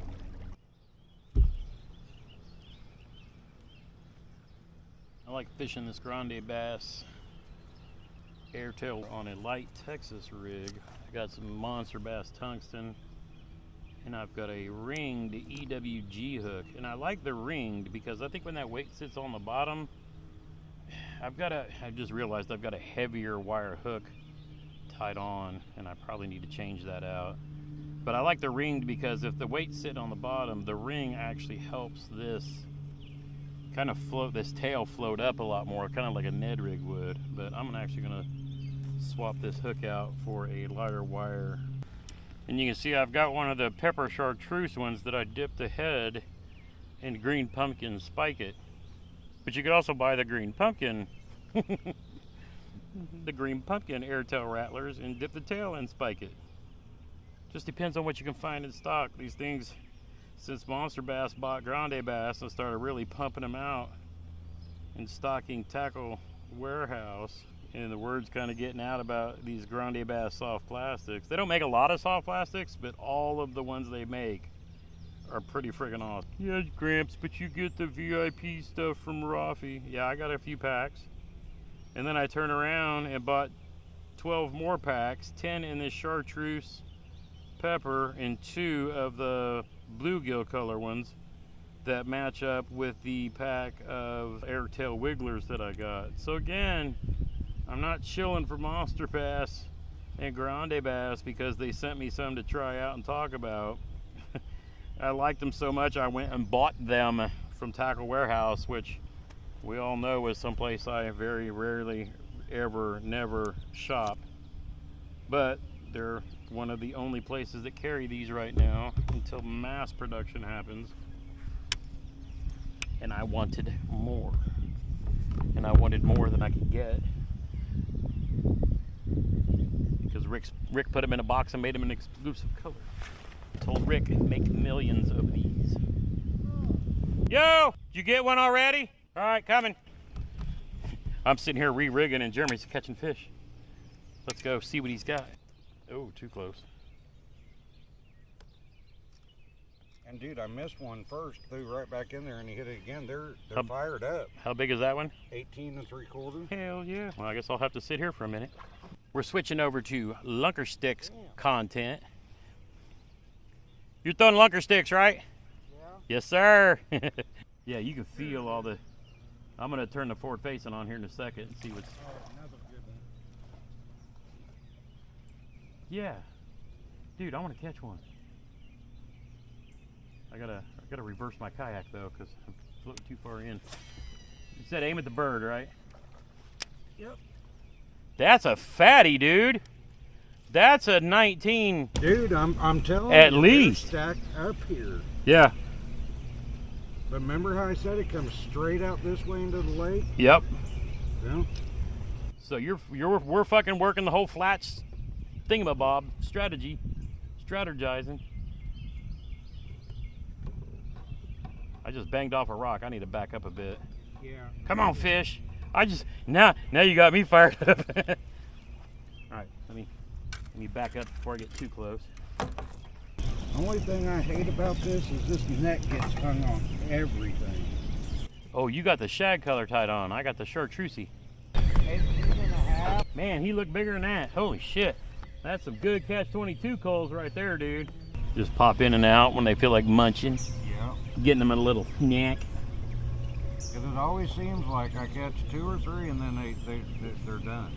Yeah. But I can come back to them an hour later and they're like, oh, that's a new thing. We can use it. I want to see if I can jerk some of these motherfuckers that are just hanging around doing nothing. Can we entice you with a little snack? Perhaps? Little snack? Because if we can find some live grass, then we know they'll be around it because of the oxygen it's producing. Yeah, that's what I need to do is find out what that looks like so I know how to look for it, you know what I mean? The bright yellow. Okay. That bright yellow is the hard bottom. That's the good return then. Yeah. The harder the bottom, the better the return. Okay, got you. That makes sense. I can't wait till I can give some fucking jobs away. I'm supposed to be in pre-retirement mode. Not working harder than I worked my whole career. That's all right. I got one that's he officially takes the job on the 1st. And then the other one they've got resumes for and they're getting ready to start conducting interviews. So by the time the fall feed gets here, Gramps is ready to be so we can go to Knucklehead.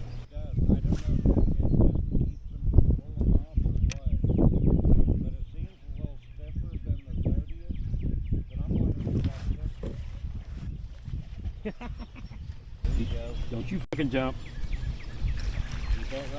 Yeah, I'm keeping him a motorboat. Motorboat? You play the motorboat? On top of the water.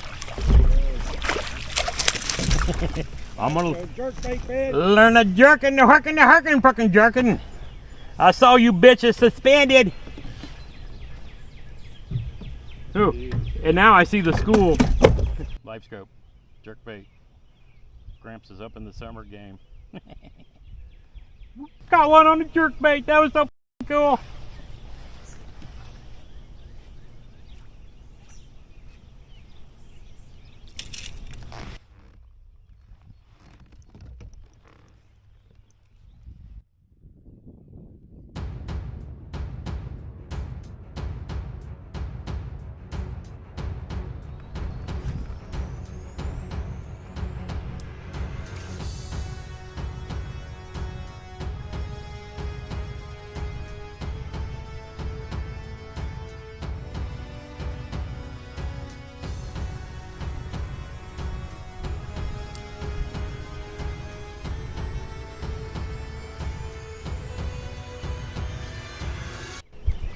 I would say we have a fish.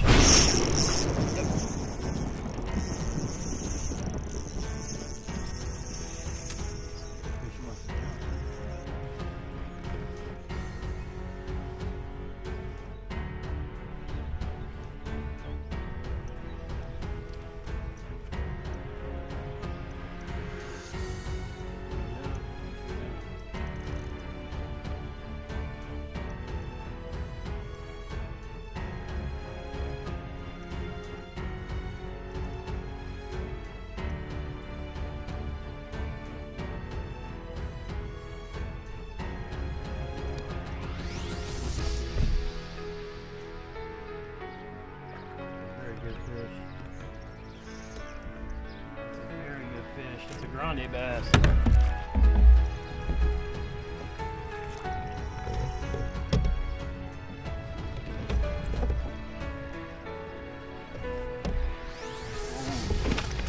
Yes, in the net, let's go! Hey, I need you over here. This is a giant. Alright, on my way. Alright. I'm pretty sure this is my biggest bog bass. It's at least 5 pounds. But I'm waiting for this boat to come by. I don't want them to stop and see what we're doing.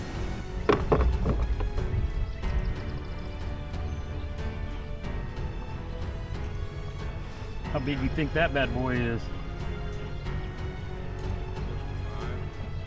Bro, he's over 20. Oh my God, dude. This is my catch. No, what's my PB, 21? This is a 20 and a half. There you go. Or at least a 20 and a quarter. Your first 20 on bogs, bro. He's 20 and a half, dude. He is gonna go for 20 and a half. Oh my fin God. On the fin bogs. My new bogs, PB, the first 20 I've ever caught out of here. 20 and a half on bogs on a grande bass stick bait on a Ned rig. This fish is fantastic. Oh, I gotta get my tag for the thing, for the IKA. Sir, you sit right here, homie. Oh yeah, bogs, dude. Oh my God. You chill. That made the trip all worth it. Oh, summer fishing, like we're. Like we know what we're doing. Twice dragging a Ned rig at bogs, PBs, hitting me. I fucking hate Ned rigs. This is a little bitty hook, little bitty. Pinned. That motherfucker ain't going nowhere. Bogs, mother. And it's fat. I mean, what's the deal? Dude, we've been saying since you started fishing here that they're in 20s. Yep, that's the second 20 and a half I've seen it come out of here. Or no, that was 21 and a half that he caught. Yeah, so I mean even. So that's, yeah. Yeah, so we know. 6.5 pounds. We just got to make this our bitch. The bluegrass boys can bluegrass. Eventually, and you know, we'll be playing with them. I've never actually caught a big fish off of this spot. I've had it marked, and I've seen people, and I've marked. I was like, I got to go try. I got to go do and whatever. But now with that, we're offshoring this shit. Right. And I 100% Glenn Landstrom. It's on you, bro. Glenn's the one that made me look that I've got to learn offshore. Right. And we know these fish are in here. Good, 5 pounds. All right, let's get him back in the water. Thank you for playing with it. Look, you've been beating my ass all year. And we talked the other day about not catching and nothing but 18s or 19. And then here we are out here doing shit we never do. And catch a 20. Yeah. Caught 2 18s and a 20 today. Bro, what you think about them lunker sticks? Hey, I love them. I ain't lost a fish yet on them. Yep. So, I mean, again, we're out here playing with the Monster Bass lunker sticks made by Doomsday Tackle. Smoking the bass. Smoking them. It's crazy. If you're looking for an affordable, and I ain't trying to be a salesman because I don't get money or commission off of these things. If you're looking for an affordable rod, a high quality made rod from the guys at Doomsday Tackle for Monster Bass, go to Monster Bass, get you a lunker stick, Gramps 20. Look how. I'm just gonna throw that at your feet. Look how good I can position this now. Dude, I mean, I'm the same. I love this I know. thing. Yeah, it's what we needed. I saw how you did the thing.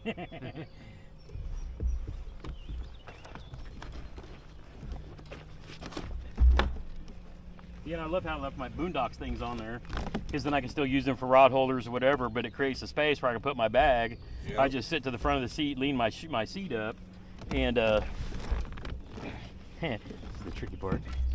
I'm not sticking myself with my jerkbait that I didn't put back in the thing. I need to start traveling with my cooler one so I can keep it cold.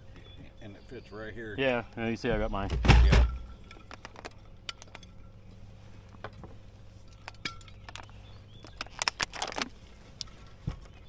That keeps the ice cold for a while, don't it? Yeah. I need to, yeah, definitely grab mine. I grabbed like a few of them. Bro. I use this all the time now. Yeah, I don't blame you. It's perfect.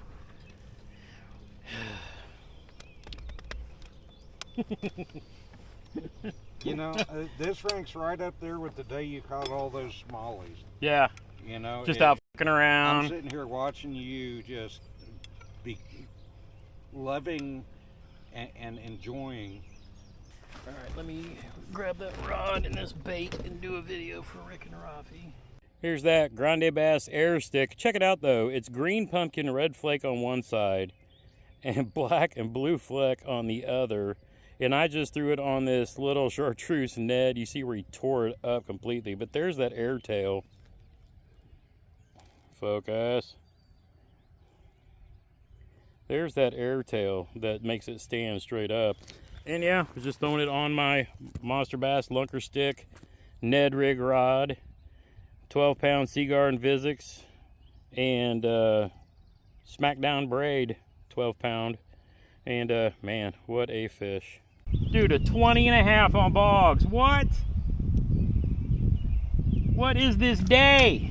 Well, I will let you get your beautiful day back to you, and hopefully you catch more fish. And then I'll just put you down for maybe another couple months so we can just check in, make sure you're staying on target, okay? Sounds great. Appreciate it. All right. Have a great day. All right, Hope you catch too. lots of fish. Yeah, thank you. Yeah, these things on a Texas rig, on a Ned rig. That color. Yep, I've got some that I've got some green pumpkin spike it. And so I will paint it like a chartreuse kind of combo. But see, he's got two original like GLs. I have on here are both from 2000. Yeah, No. been fishing them that long. And you know what? If you break that rod, American Legacy will give you a brand new one. Yep. Lifetime guarantee. Yep. You know my buddy, that's all he throws.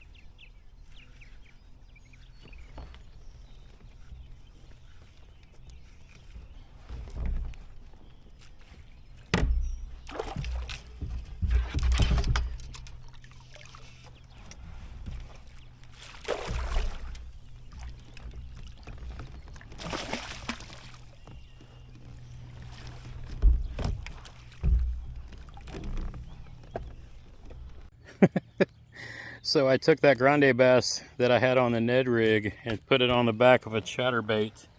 And yeah, works as a great chatterbait trailer too. I keep tearing it up. It'll be so small I can use it for a Ned rig, a plain Ned rig. These Grande Bass Airtail Wigglers, telling you. I'm getting all the names wrong, but they're the Airtail weights and they're the Airtail tails. I can't say the words. I'm so jacked. These Grande Bass baits, they get the job done.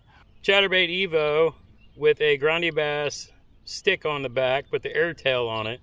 Great action in the water. But what's even better is another big bass, 19.5 inches. What a day of summer fishing out here on bogs. Crazy, crazy. There we go. Thank you, thank you, thank you.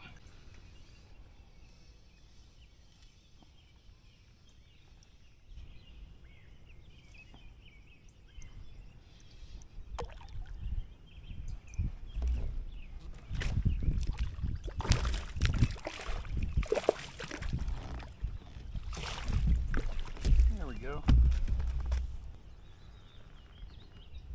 13.5.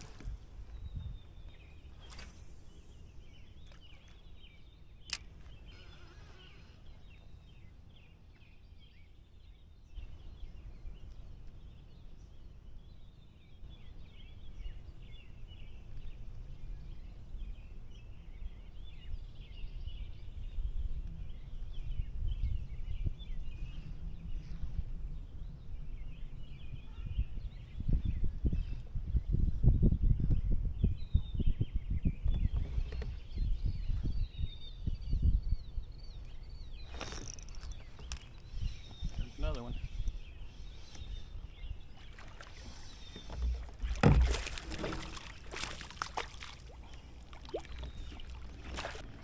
Is that number 5 today?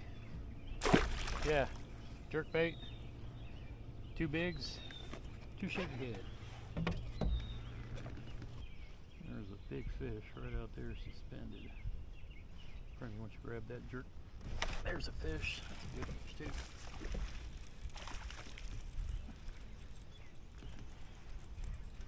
Oh! What? He didn't have the hook, he only had the tail. Dang it. Look at that, he stripped my bait off. That's how bad they want that thing. Alright, fishing fam, that's it for our, well, summertime fishing.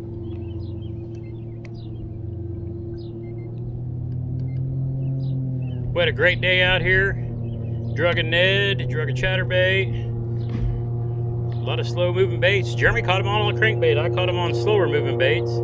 But again, broke our bogs PB out here summertime fishing. How awesome is that? These grande bass, these monster bass lunker sticks, I'm telling y'all, they're no joke. They are, I hate saying budget friendly bass rods, but man, they do the work. I ain't gonna tell you they're like my Loomis, but I don't notice the difference except in the price point. But I mean, yeah, different components, different pieces and stuff like that. But I tell you what, I hate harping on it, but I'm just trying to tell y'all, if you're a budget-minded angler, give the lunker sticks a look. That's all I can tell you. They caught me a ton of fish, and they've caught more big fish this year than my Loomis have. What can I say? All right, let's get off the water and get out of here. We'll see you all in the next one. As always, get outside when you can. Like Jeremy and I did today, make some memories. And hey, we even made a new friend. Cool. Until next time.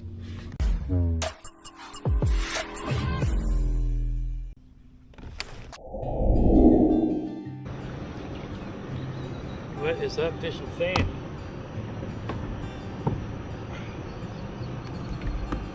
Part 2 of our exploring the rivers in southern Indiana, hunting for smallies. Last trip out, we found a nice 16-inch largemouth bass up in a creek, but not a single smallie anywhere. So now I'm about 15 miles south below the Williams Dam, where on that very bank, I don't know, 30, 40 years ago, my grandpa would take me and Jeremy down there fishing. These two cats are over here catching carp, feeding the family. We're not doing anything as extreme, we're just hunting for smallies. My uncle and my dad used to harvest mussels on this river before they did away with that. I don't understood why back then. They would harvest the shells of the mussels, and I guess the folks in Japan would use them to grind up into powder, and also use the pearls that start in in the mussel shells as starter pearls for, you know, jewelry and whatnot later.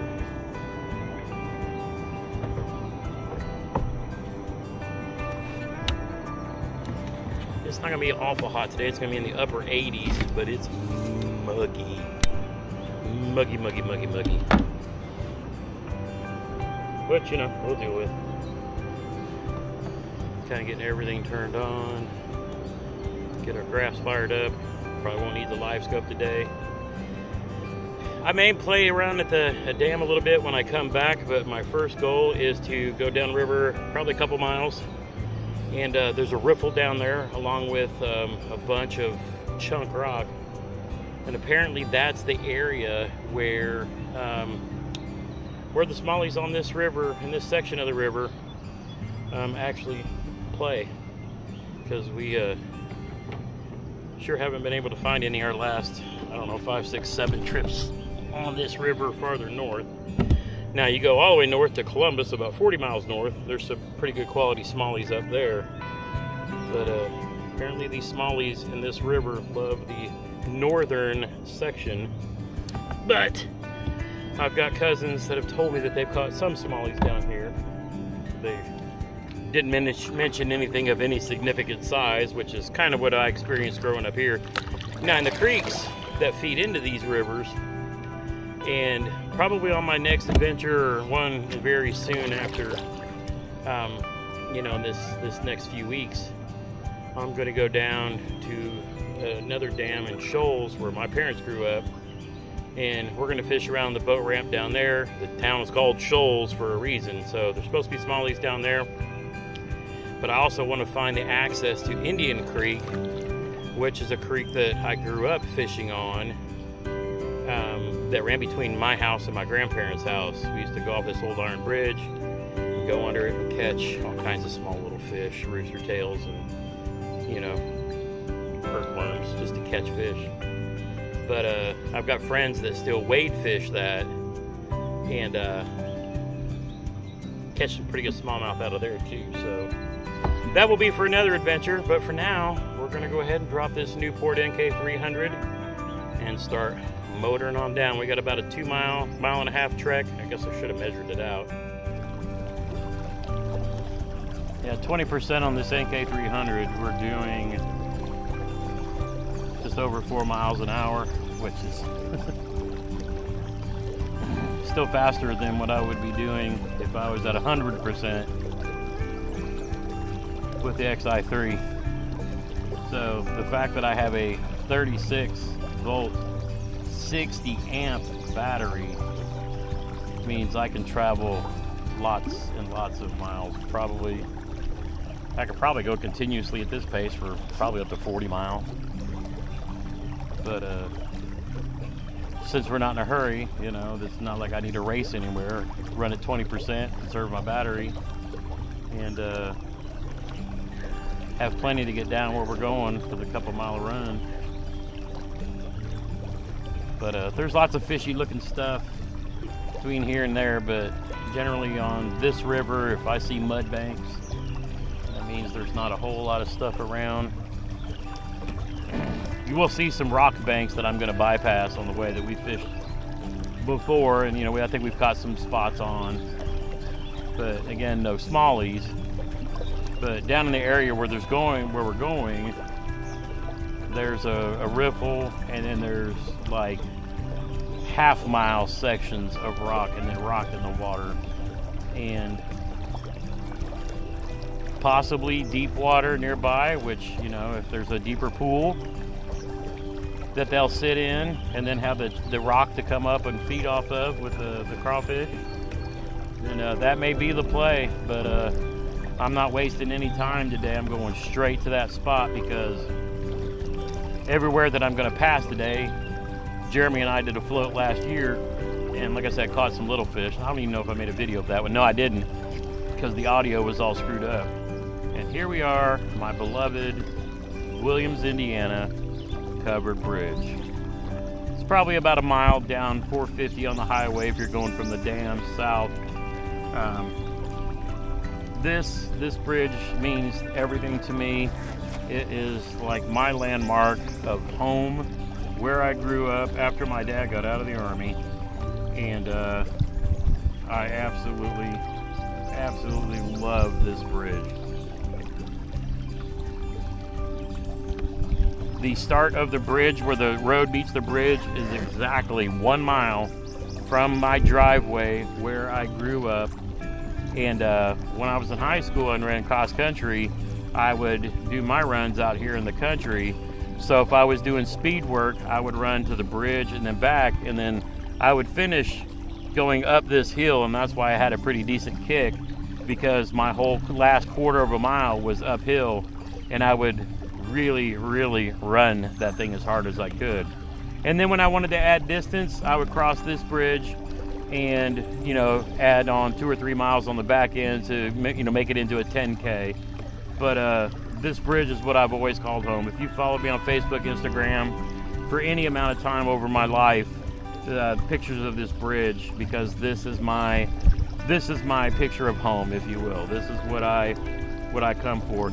Used to be the bridge that has replaced it down the river a little bit. Wasn't there, but you know, I could take pictures from that coming this way. But used to, if I wanted good pictures of the bridge when I was a kid, up in those hills on the other side is where 450 highway runs, and there's like an overlook, and you can get a really good picture looking back this way.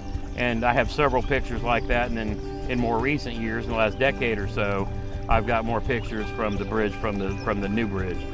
But yeah, this to me is like always home. If there is that, everybody has like their image in their mind of home. For me, that's it.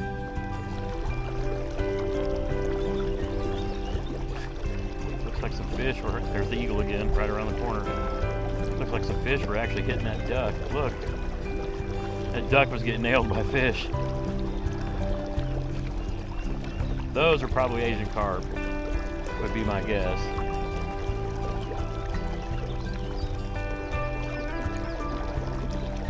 Lots and lots of rock down here. Oh, I'm stoked. 2 hours later.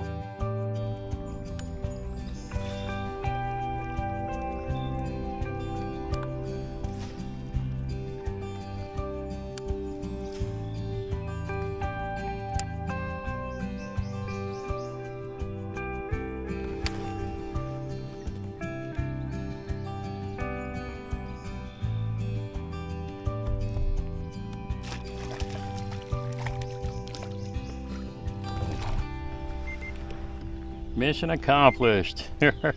Little White River Smallie.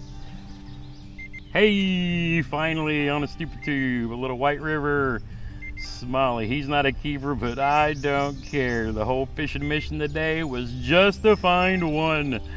Let's go. That took forever. Just started dragging a tube around all these rocks, but now I gotta start work my way back up towards the boat ramp. It's about 3 or 4 hours before it gets very hot. Very nice. Probably about 8 or 9 inches. 1 hour later. Basically just banging and swimming this tube off of all the chunk rock that's out from the bank, hoping to find a fish laying behind a rock or whatever. But I'm just kind of shaking my rod tip, keep it moving. It'll kind of go like side to side in helicopter, and you know, kind of keep moving in that way, it doesn't get stuck in the rocks. Probably one of the best weedless / you know, rock resistant, if you will. I say that and get hung up on a rock, but it's one of the best baits that you can do that with, to come through the chunk rock and stuff like that, because it doesn't get hung up as much as everything else, and then you get close enough to pop it like it just did, and then boom. That rock. So there's a rock right here. Yeah, I'm too shallow now. I need to get back out. See if there's anybody behind this chunk rock. Waiting for somebody to swim by. Let me throw it up on top of it and drag it over the other side.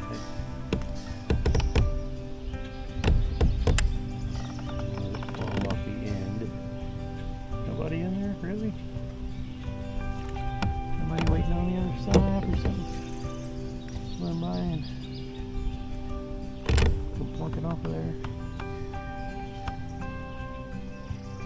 thought that was going to be a spot. Since we just don't know enough about the patterns or where any deep holes or anything like that are, it's just a random river float, you know, trying to get lucky and come across one.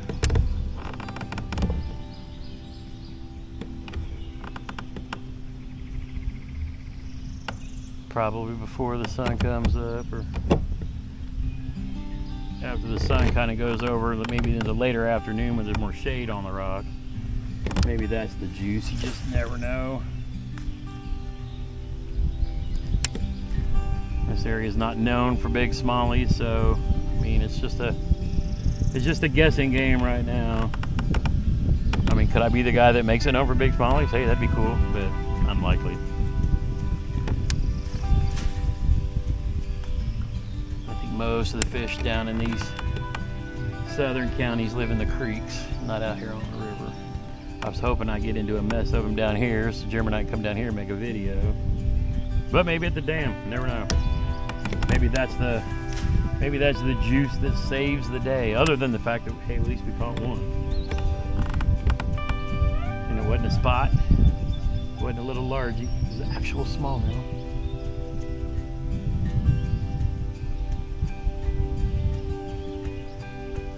Is that a fish? Yeah, it is.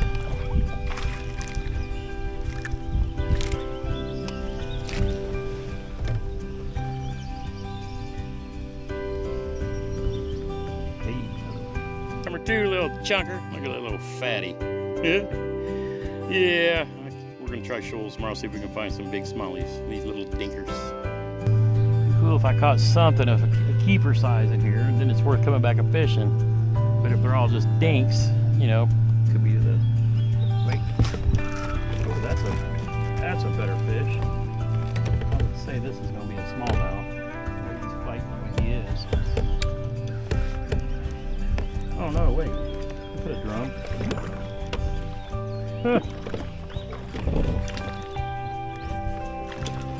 Of course I gotta catch a drum. Catching all the species. There we go. Freshwater drum, looky there. Alright, buddy. Thanks for playing.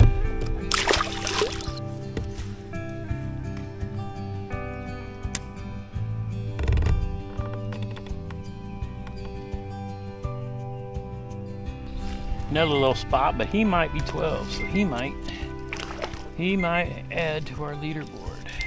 All right, fish number 4 of the day.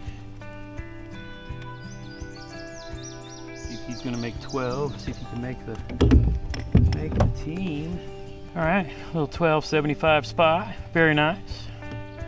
We accomplished our goals today, catching a smallie and a fish for the KBF River Series.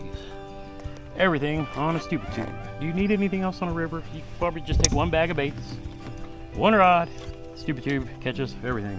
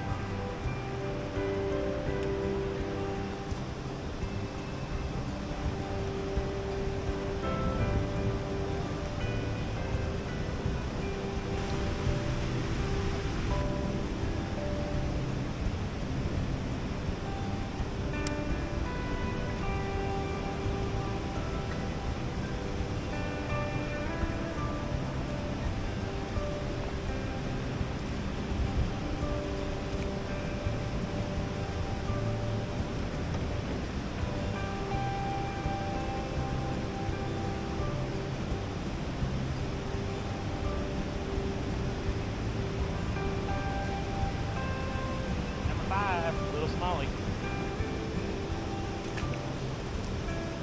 Alright, that's it for today's adventure. We caught 1 keeper for the KBF River Series. A couple dink smallies, a couple dink spots.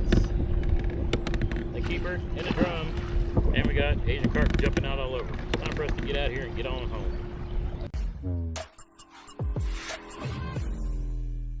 Even though I'm in the lead, I'm fishing like I'm not. I have to fish as if I'm behind. There's a fish.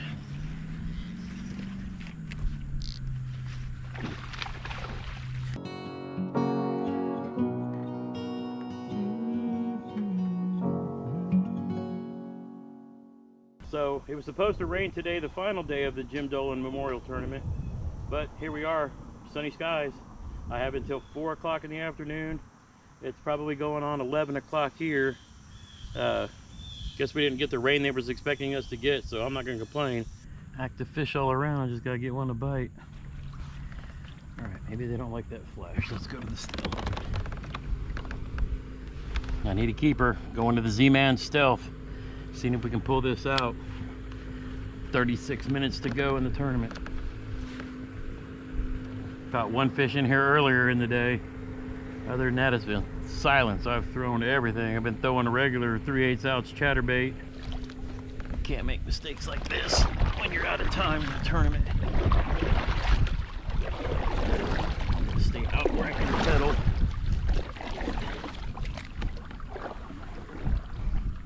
So that I have both hands free. Alright, jackhammer. I need probably a 16 or 17 to keep my lead. Dude from Ohio uploaded a fish. I don't know how big it is, but he had another big one left. He's actually got big bass. If he puts up another number like that, I could be in deep trouble. I need at least one upgrade. I've got an 18, a 19, and a 15 3/4. I really need to get rid of that 15.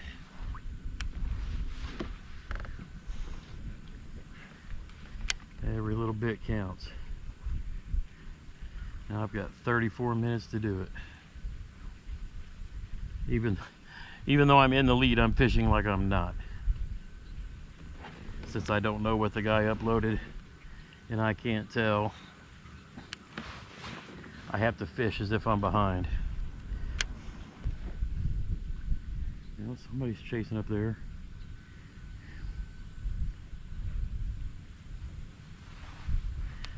Come hit my jackhammer, homie. I need a fish. I just want to take a picture, that's it. That's all I want to do.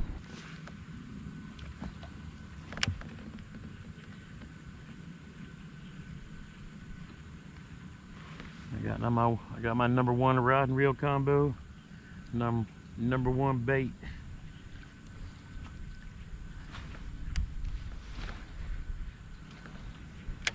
This is my confident, my go-to. That's what I'm throwing this last 30 minutes. One fish.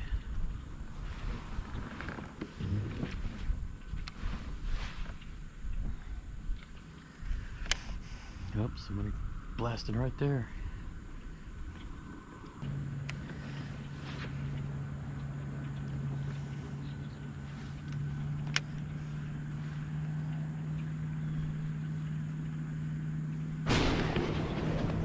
There's a fish.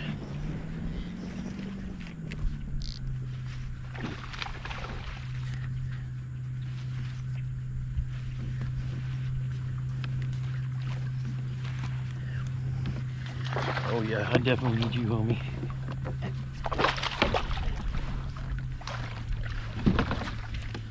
Yes. Jackhammer in the net. Let's go. Let's go. That's why you put your faith in the jackhammer, baby. Oh, I called that fish too. I took the time, tied on that stealth. Yes. Of course, we won't know until they approve all the fish. Jackhammer. Stealth jackhammer, getting it done. Chatterbait Z-Man. I have not caught more fish on anything. Chatterbait coming through again. But I achieved what I wanted to today, which was to come out and catch an upgrade. 16 or up. Oh yes, 3 minutes to go. 15:59. That will be our last cast. And the time is now 1600. Tournament is officially over.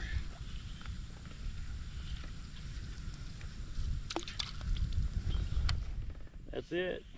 All right, so here we are back at Hickman Ridge. Tournament's over. Had no idea how that was going to play out, but what a wild finish on the last day. So let's do a quick recap, going into that final day of fishing. Came into the final day in first with a 19 1/4, an 18 1/4, and a 15 3/4 inch fish for a total of 53 1/4 inches of fish. At the time, my brother held second place, but I knew he wasn't going to be able to fish that day, so he was in second. And rounding out the top three was a guy from Ohio who had 49.75 inches. So I had a 3.5 inch lead over the third place guy. He had a 19 3/4, which ended up being the big bass of our region, a 16 1/2, and a 13 1/2. But the fish that he uploaded that final morning, 17 1/4, which gave him a total of 53 1/2, a 1/4 inch ahead of my 53 1/4. He literally came at me and took the lead with a nice cull, culling out a 13 1/2 with a 17 1/4, giving him a lead. I knew that as soon as I saw he was culling out a fish that I was in trouble, because again, he already had big bass of the tournament, so there was a potential for anything to come at me. But you know, I just had to fish all the way to the end. But I knew I needed a cull, and a cull I got. I set out with the purpose of that day of getting rid of that 15 3/4, and I did, and it was a pretty good fish, a 16 inch fish. Shoot,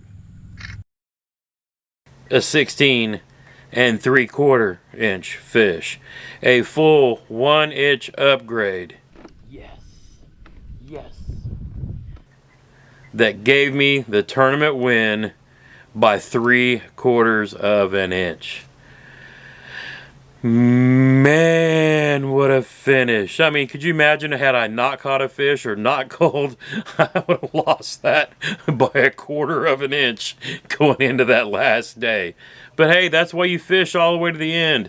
I fished all day long, and I fished a lot. I've been hitting public waters that I haven't been on in, I don't know, 5, 6, 7 years. Let alone ones I'd never been on with a kayak. Back in those days, like 10 years ago, I had a little low V-bottom boat that I would tool around in these little lakes and rivers on. But, I mean, I haven't kayak fished any of these public waters. And, man, it was work. It was a struggle.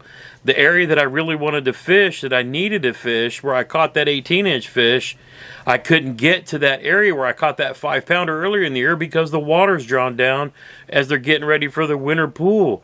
Now, that'll be a nice area in the springtime if I do something like that, but I was literally in inches of water trying to drag my kayak through mud, and I'm just not in shape to be able to do that. It could literally be dangerous for a guy like me to be walking through mud that can come up to my knees or hips if I get stuck, or even so far out of breath that I can't move. I mean, that's just a dangerous thing. That is some motivation for me to get better for next year in case I decide to do this some more. But still, I went to another lake, a lake that I caught a decent fish early in the year, and just worked. I mean, worked. I went out to the main lake, I came back, and I mean, I saw fish busting all around me all day. I just could not get them to hit my chatterbait. But the crucial decision I made with 30 minutes to go was switching from a regular chatterbait to the new Z-Man Stealth Jackhammer, where they get the thump, but they're not getting that flash. I saw so many fish busting around me, I knew they were chasing, but they just wouldn't hit that chatterbait except for when I first got there in that morning. I don't know if it was the flash that was throwing them off, or if they've just seen chatterbaits too much. But the decision to switch to that Stealth Jackhammer with that polycarbonate blade made the difference. It caught me the winning fish with 30 minutes to go. Oh, that was crazy. It was insane. I really want to thank Heroes on the Water for holding these charity events. These were multiple events, freshwater and saltwater, going on all around the country. We had 5 different regions, 5 for freshwater, 5 for saltwater. So there was literally 10 different tournaments going around simultaneously all around the country. And it's great. All the money, all the entry fees were for donations. And even the fundraiser that I set up on Facebook brought in an additional $450, and I want to thank everybody who donated. I gotta say, it was pretty cool participating in my first ever kayak fishing tournament of any kind. I've never done the whole use the measuring board, take the picture kind of tournaments. I used to fish bass tournaments back in the day off a boat. I was a co-angler and done that whole scene, but that was decades ago. This was my first little step into any kind of tournament, anything in a kayak, and I gotta say, it was really cool. I learned a whole lot about how to manage fish, using your net, using your measuring board, using your phone to take the pictures. I wanted to kind of get some experience in that in case I wanted to see if I wanted to do that again down the road. But I did have a good time. It was for a great charity, one that helped my brother and other veterans here in my home state of Indiana, and I'm fully behind the cause for Heroes on the Water. And I look forward to the post-pandemic days where we can actually get out and have events and take our heroes out fishing. I think fishing offers a lot to a lot of people, either in groups or even just getting out by yourself and enjoying the peace and quiet of the day. But hey, one other benefit of it was some pretty cool prizes came in the mail. So let's take a look at what I got. The first thing we got was this really nice soft cooler made by Igloo in Realtree camo pattern. It's got a nice big pocket on the front, keeping beef jerky and some other little odds and ends in. And the real nice thing about it, it's got a soft top pop. Pull it up, reach in, grab your iced teas, your lemonades, your cold beverages. Keep them in there nice and cold. But that'll be handy because I got a perfect little spot right behind my crate for this. And it's the perfect size for that. Now, packed inside the cooler, two nice little Heroes on the Water koozies. As you can see, paddlefish heel. That's the whole point. For keeping your cold beverages colder longer. Now, the next thing that came in the cooler was this nice Yeti tumbler. Being that I love coffee, black coffee, hot black coffee, this is the perfect thing for me. Next, we got something for the more adult of beverages that you drop a few cubes in. But let's see if we can see this. But it's got laser etching of Heroes on the Water on the actual glass. So these are, got two of these nice little glasses. That is really cool. Thank you, Heroes on the Water. And we got one Jim Dolan 2020 Heroes on the Water Fishing Tournament sticker. Yeah. And the first place winners got two additional prizes. First, we got this really cool laser etched plaque. It's not going to show up in this camera very well, so let me take a still picture of it and I'll show it to you here.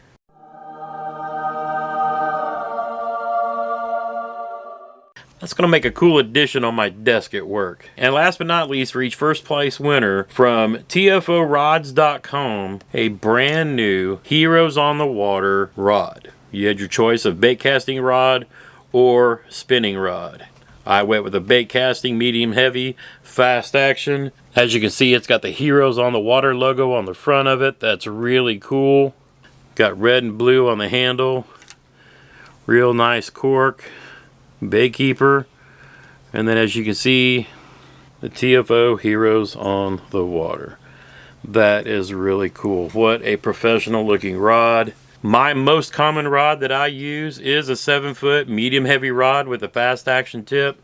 I actually have a Lew's Custom Pro reel that will match up perfectly with this rod. Can't wait to get them together and get this out on the water.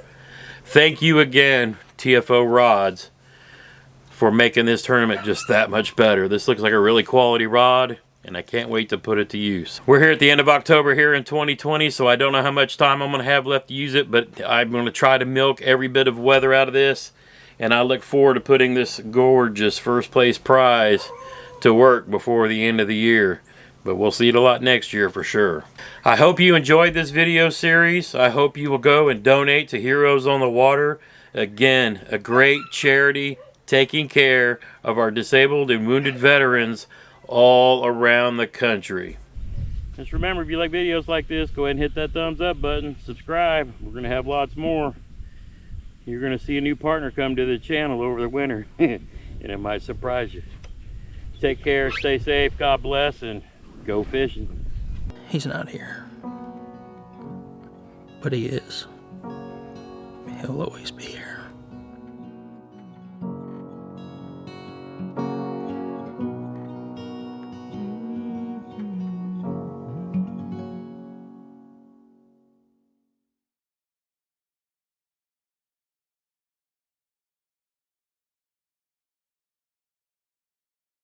What's up, everybody? It's Friday. You know that means it's my Friday fishing day. Out here on, calling it Sugar Creek near Columbus, Indiana, fishing a grubby event.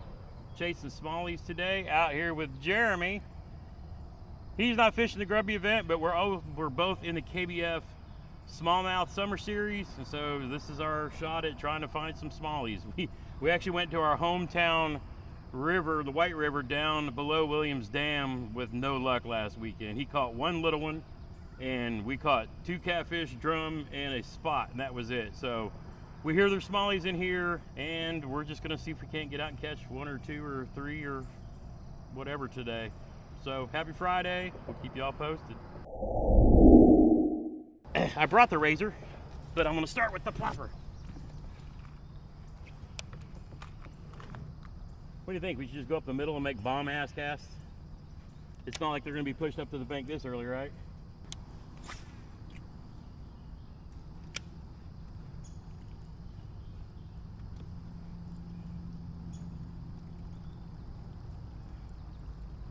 I'll say, okay, so I'll divide the middle in half and ride up the left middle and cast left and right.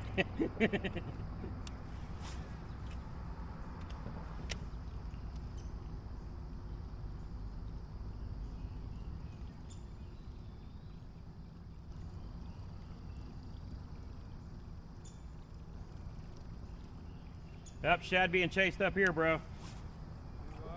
Shad being chased up here. There's a fish. Not a big one, but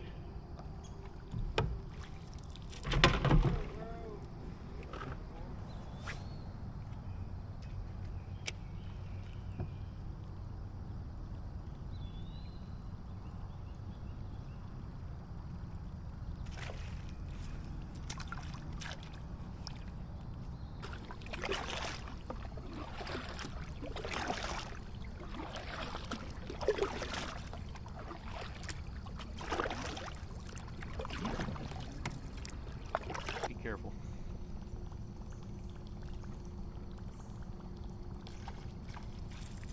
There you go. No!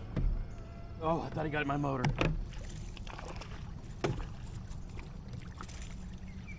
Come here, you dink.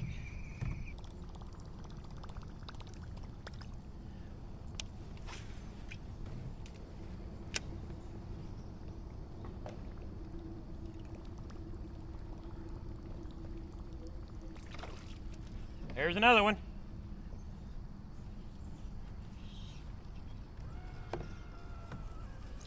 A little bigger. Might be a keeper. Let's go. That looks like a little pitcher fish right there. Yeah, he might be 12. This is my best tournament of the year so far. Well, equaling it. Yeah. With 3. I think that 3 is the most I've caught in any grubby tournament. So, all right, there we go. First one in the Summer Smallie Series. Woo! And number 3. Shoot, we might get a limit today.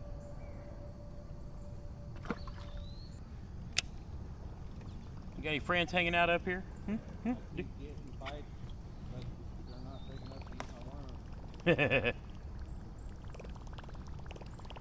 I'll make 2 or 3 casts and then move up around this little point up here. Just to see if homeboy had any friends over town. Yeah, get 5 on the board, then we go find a pool. Yeah. I thought I started the motor and I didn't. I turned it off. I was like, wait, why aren't you going? You know, the funny thing is watching guys smallie fish with a chopo on a creek or something like this. Yeah. It's just like, it looks like there's no skill to it. It's just like random cast everywhere and catch fish. And there's another rock. Pretty much how I view it. Yeah, I mean, realistically, you're just covering water because you have no idea what you're coming over. Right, because it's the best bait for just kind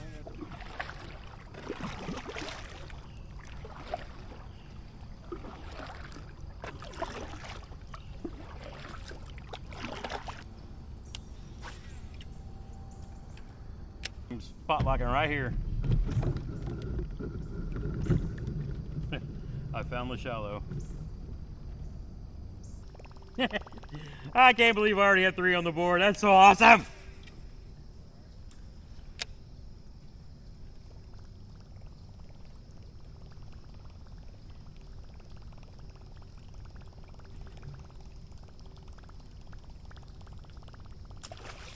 Damn. Fucking. Oh, he came back and got it. That was incredible. And I bet I got that on camera. Biggest one yet. Come here, you little bastard. Oh, what a freaking smack. Come here. Come here, you little shit. Yes! Dude, he might be a 15. Yeah, I've got big bass so far. Not that I expect that to hold up the whole weekend, but who knows? Number 4. One more for a limit. Let's go, boys. It's not even, it's just after 9 o'clock. My biggest one so far. Woo! Oh, still shaking. Woo!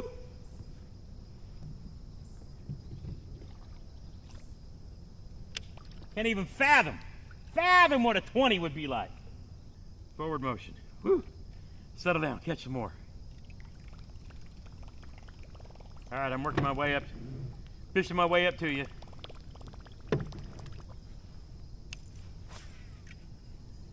Oh, that's a good sign, bro.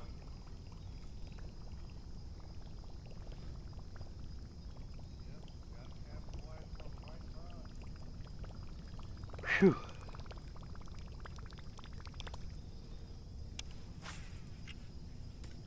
I just want 5 on the board. That's all I care about. After that, we'll go hunt some big uns. Big uns.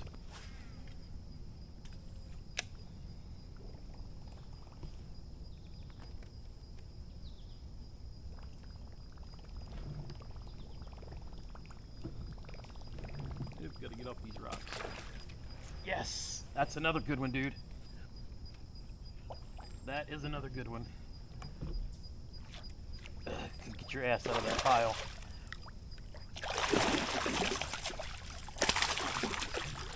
Okay, I'm gonna get over here and spot lock.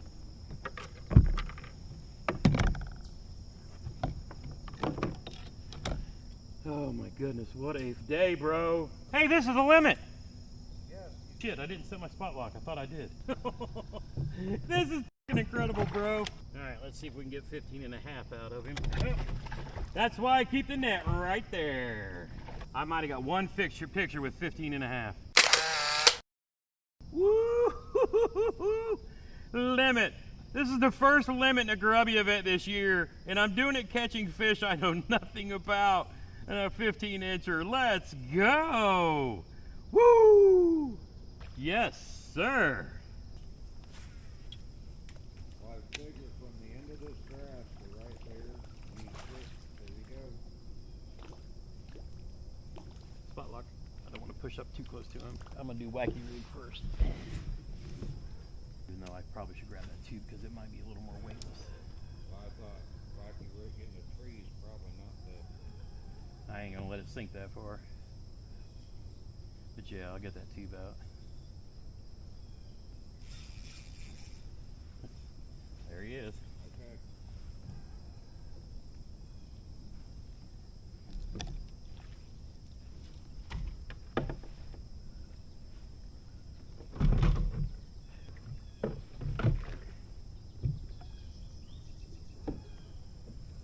That's a good one too. Yeah. Oh, let's get the thermometer off.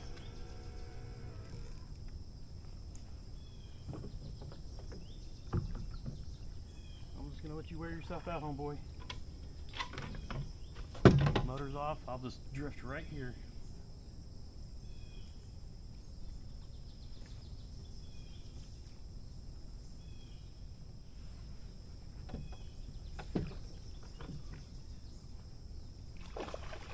That's a good fish.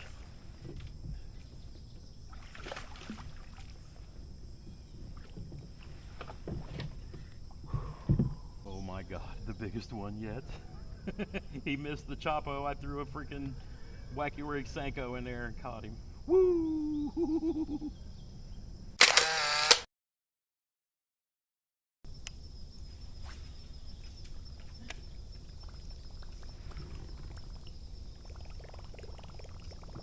Hoping one was sitting right there on that little bend. Feeling like old Russ Snyder's today, baby. Right. I wanted to give Monster Bass some, some love. There's more shad chasing up there too. It was damn sure worth paddling to get up here, bro.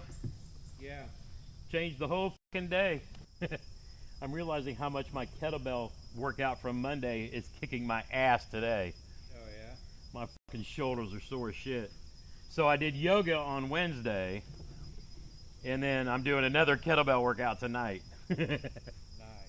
But I gotta, oh, I'm going fishing. I gotta get healthier first. Right.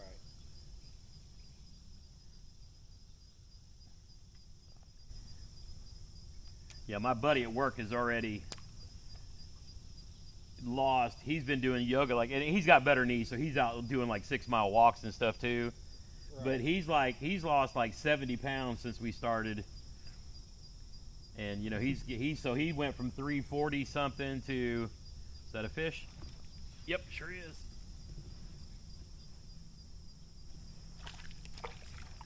Littler one.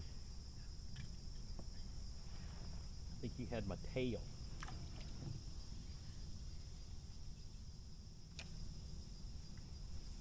That's a good sign though. But after watching Jody Queen and Jeff Little, he was just murdering them on a chatterbait. I was like, oh yes, I love seeing this.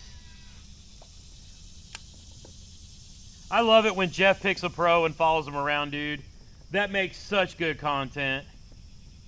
Yeah, I have to agree, it does. Because he was following Jody around at Susquehanna, I think they were, for the Hobie BOS. And it was cool just watching how Jody, he would find these gravel islands, and he would pull up and tether and then stand there and cast all around it, trying to hit every hole around it. Right. And it just fucking smacking him, dude. And see, I guess his, I think he's got I can't remember what brand he's in, but it's one with his is motorized. So he paddled everywhere he went. He didn't even have a pedal drive in his kayak. You would think if you're a bass pro, you would at least have a pedal kayak, knowing that Hobie doesn't allow anything else. But, watching him paddle up and down the river, it was fucking awesome. Right. And then Jeff was out there with his motor, and so he ended up going and helping somebody else get a hook out of their hand. But it's a really good little series. Something else I want to try in here, dude, that I gotta find all the components for. 6 Cents makes these pass-through jig heads. Yeah. And the trailer hook, you tie the trailer hook on the end, and you basically screw lock the paddle tail to it, but then it leaves the treble hook above the paddle tail. And can you imagine how good that would be going over a rock? It's like I grabbed this stuff this morning, but I couldn't find the pack of treble hooks I bought. I was like, damn it. That's something I was getting for planning for shit like this. Because I thought, oh, that'd be perfect in the creeks and rivers.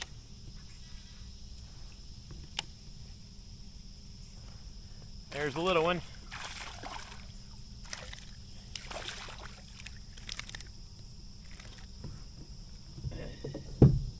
Well, he might be a 1/4 inch bigger than the 10-incher. We shall see.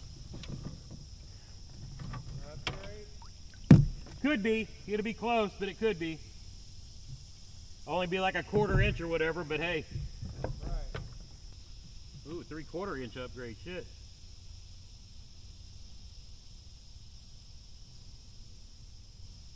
Would you catch it on jackhammer? Yep. Shoot. Shoot.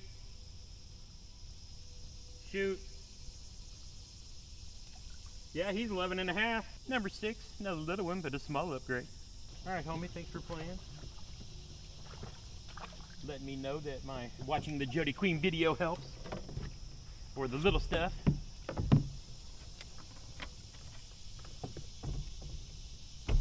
Having the confidence to throw the jackhammer. Yeah, if I can get one more 12-incher, then I have 5 keepers. Right. That'll be the turnaround point. It looks like a low dam that drops maybe 2 feet. I'm gonna go cast into it for a bit and then head back to the hole, I think.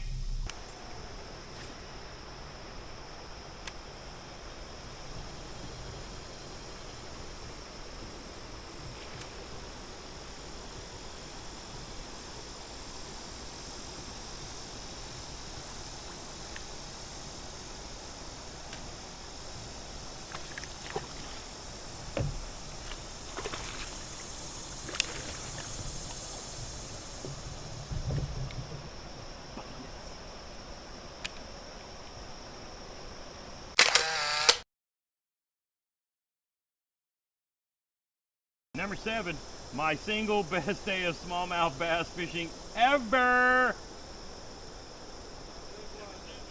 13 or 13 and a quarter. I was gonna see if you could stomach some barbecue for dinner after we get done here. Oh, that'd be awesome. I'd love to treat you to some dinner, and then I'll go down and fish that John Hay Lake on my way home. That sounds like a winter chicken, well, barbecue dinner to me. Yeah, there we go. No, it's been a slow bite, but I'm gonna probably go back to the hole here in a minute and slow way down to drag a net or something. Right. But yeah, dude, I've got 74.5 inches. Yeah, bro. That is it don't matter. The other dude just uploaded to 15 inches, so it looks like he's starting to upload too. But oh my goodness, I don't care. I took a screenshot while I was like in first, and that way I was like, I can actually say I led a grubby event. All right, homie, I will be back down there a little after 2:30, and then we'll go get some grub. I'll see you when you get here. All right, bro. All right, later, bro. Thank you. Oh, sweet.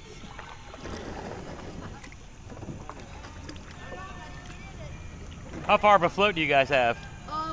We're doing about a 7-mile trip. Nice. Yes. You guys enjoy. It's a perfect day for it. Thank you. Ready? We've been here since the sun came up, and it's been awesome. Thank you. You're welcome. Have a fun trip. Thank you, you too. Come here, let's get some sunblock on, buddy.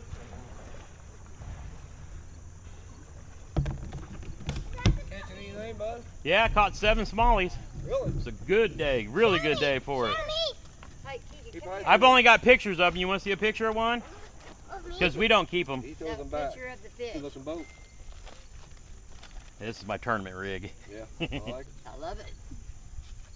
Let's see. Let me show you my biggest one. There you go. See that? Yeah. That's Whoa, a big that's smallie. That's a nice one. Is that electric one? It's electric. I got a paddle one too, but Where's the fish? Do you just let them go? yeah, we take their picture and let them go. Me and Paul don't do that. I don't either Well, when they keep I don't either when I'm eating them.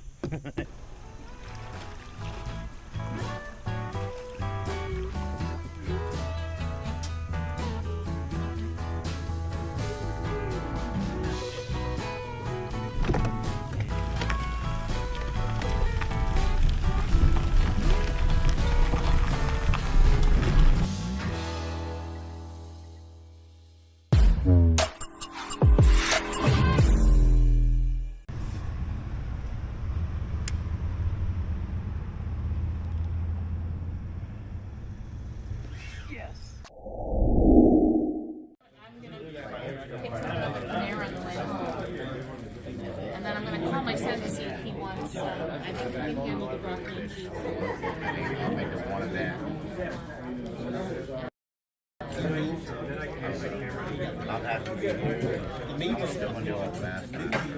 I am here with last year's champion, Josh Franco from Indiana. Yes, sir. Who's your boys? That's You guys stick right. together? That's right. Yeah. I'm up here, and I probably told Josh this or not, but I'm like, my goal is catch 5 dinks, put them on the board, Okay. and I'm on a quest for 20. Now, I know you're on a quest All for right. 23. All right. But I know there's a certain Achigan brand that has a shirt and a sticker. That's right. That I must acquire. So that is one of my Yeah. goals, is All to put right. 5 fish on the board I like each day that. here, and then hopefully maybe I get lucky and and find one of them good ones. I tell you what, you get one on here, it's on the house. Hey, that's what I'm saying. Yeah. Oh, hey, right here, heard it from the man himself. Yeah. But yeah, we'll donate Fishin' with Gramps. You deserve one. If you get it here, you deserve it. So. Excellent, excellent. So, have you had any chance to pre-fish at all yet, or do you kind of know what you're going to do? No, I've been here. I got here I drove through the night and got here on Wednesday. Okay. So I fished Wednesday half asleep because I drove through the night. Yeah. And then I got some decent pre-fishing, and yesterday I fished until dark. And then today I kind of ramp hopped and did a little. I got a morning pattern and a high noon pattern. Okay, so excellent. We'll see how it goes. The water's been changing quite a bit. You just didn't think you'd be ready for Saturday and Sunday, given the changes? Because you guys ran into that last year. We had one day was one thing and completely different the next. I know, yeah. And the water coming up's good. Yeah. It's good for everybody. It's good for the motors. And, well, I guess Newport and Torpedo won't sell as many. They might not, destroy as many motors. I had my rock guard on. It did fine, but I spent one day in that water and then went north after that. Yeah. But I think generally it was too low to you could have caught fish, but it was hampering where you could go. And I think getting that extra foot of water, it's gonna make everybody's experience better. Yeah. So now, do you expect to have a crowd around you? Or are you still pretty much kind of like you were last time, a little bit isolated? There's 224 people fishing. Yeah. There's nobody that's going to be by themselves. That's kind of what I figured too. Yeah. I have a completely different game plan. I'm 30, 40 miles from where I was at. So I'm gonna be using the motor. I got a motor this year. Yeah. And I'm gonna be covering a lot of water. Let's put it that way. That'll work. That'll work. Well, after you do a repeat or get you another one of them blues, hook up with me and we'll get you on video after that too. There's a lot of pressure, but we just wanted good showing. Just going fishing. That's right. All right, good sir. Good luck out there. Go smash nice meeting you, dude. Nice to meet you in person I've too. never met you in person. No, I know. It's always been on live. Sure, dude. I gotta get my hug to start with. It makes my Freedom Squad brothers jealous as jealous can be. Fishing fan, we're back. We're here with Christine Fisher. I want to talk to you about a couple things. First, tell us about, and this is actually important to me because I've got 3 young granddaughters, and I can't have a better example for somebody I want them to be around with, meet someday when they get a little older, because they're all little bitty babes. But talk to us a little bit about Bassmaster and what you've got going there in the future, because that is such a huge deal, and I'd love to see of all the people to do this, it's you. So, well, oh my gosh, I just have to start by saying that initiative, I cannot thank Bassmaster enough, Toyota enough, all the sponsors that poured into that for women's fishing, and what it is essentially. I know that we've got myself, Anastasia, and Maggie that are kind of the faces of it right now, but it's so much bigger than that. It's bigger than us. It is. We're giving all of this so that women's fishing collectively as a whole can start making positive strides, can start growing the sport for other women, get women knowing that they belong here, that they can get out there and hang with the best of them and enjoy the sport just as much as we do. So it's amazing. I love that we get to share our knowledge and experience all these women at these different events throughout the year. And honestly, as my competitive career has gone on now for 9 years, my goal has really shifted towards kind of coaching and helping others get into it. So it's a great role for me to be into. And that's huge too, because in a sport dominated by mostly dudes, I always noticed this, even my daughter was playing softball, she's responded more to the coaches that were other ladies that played softball because it was more relatable. So having somebody like you that's actually been there, done that, not just in a kayak but in a boat too, and just having a pure love for this sport, man, that just transcends down, and I think you guys are really going to touch a lot of ladies in the future too. So as much as I want to have and be an inspiration for my granddaughters, because I make these videos, as you know, for even the days when I'm no longer here, for those next generations and my family and the fishing family in the whole to watch and have, but being able to talk and make friends with people like you when we come out and do these great events. And I'm here at my first Bassmaster, and I told Steve when he had him on the live a few months ago that I was going to come do one of these just because it's a bucket list kind of thing too. But I love this community so much, and I always want to encourage other ladies to get into this too. But for me, other disabled or other veterans or those who need to get out and do something else, it's great recreational therapy. It's fun, and you get to meet and hang out with some of the coolest people out there too. So Christine, thank you so much, and good luck out there tomorrow. I hope you slam. I am here with Bassmaster Kayak Series Tournament Director Steve Owens.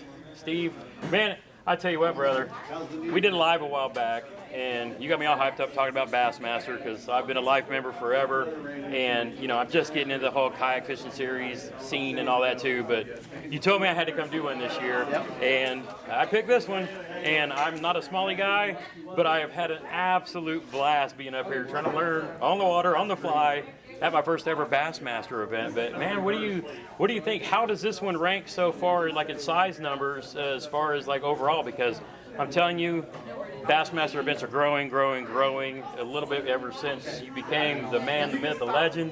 I know you're tired of hearing it, but man, brother, you got to celebrate people who do good things.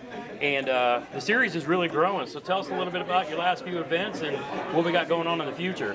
Yeah, I appreciate you, and I'm not a smallie guy either. That's why I wear big clothes. But no, just kidding. You know, I live on Chickamauga. We've got smallmouth down there, but we don't have river smallmouth. Okay. And you know, obviously, you know, AJ has done a great job bringing Hobie up here for some years, and really, you know, with the local kayak groups that you have up here, he worked with them, and they kind of set this place on the map. You know, which everybody knew about it, and this place is no. I'm getting goosebumps down my legs right now. It's crazy.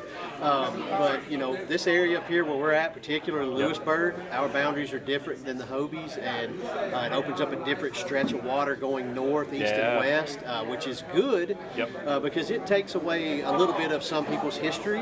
And that's a challenge we run into when we go to bodies of water over and over, is that I know where you fish, and so now inherently I'm not going to go there probably. And so, but this place is amazing. Last year we had like a 12 fish average for 140 something anglers. That's including people who skunked or didn't catch a limit, and I mean it's amazing. So last year 140 anglers, and this year we're at 224.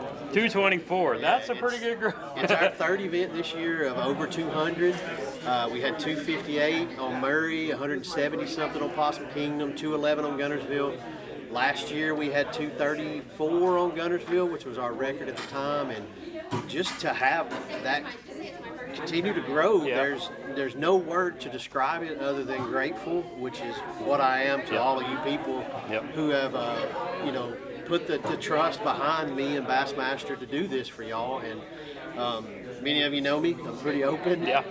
This truly is something that I enjoy doing, to see the effect it has on people, because outdoors saves people's lives. 100%. Outdoors helps people with their mental health. Outdoors helps friendships and relationships grow and bond, and that's, you know, we love tournament fishing, but there's a lot more that's more important than that. And that's really what keeps me engaged and drawn into it. So now let me play on that a little bit too, because I've probably run into this week alone probably 4 or 5 other people.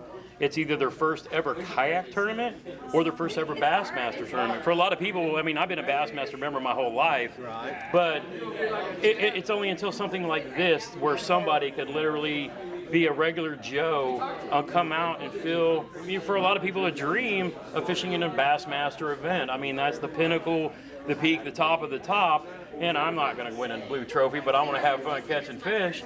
But again, it's a bucket list thing. And going back to, like Steve said, I focus a lot on veteran recreational therapy and getting outdoors, getting away from the keyboards and everything.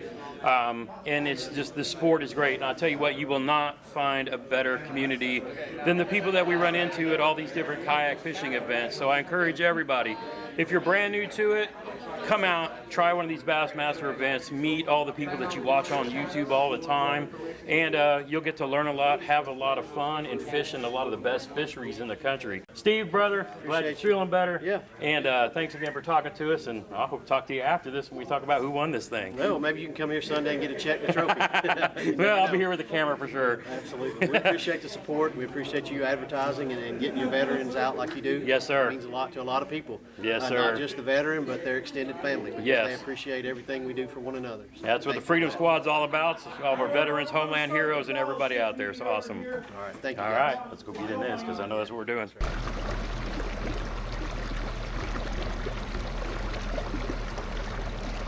What's up, fishing fam? Welcome to the Fisherman GRAMPS YouTube channel. My name is JT, and if you're looking for tips, tricks, reviews, and how-tos, hey, you came to the right spot. Today, day 1, Bassmaster Kayak Series.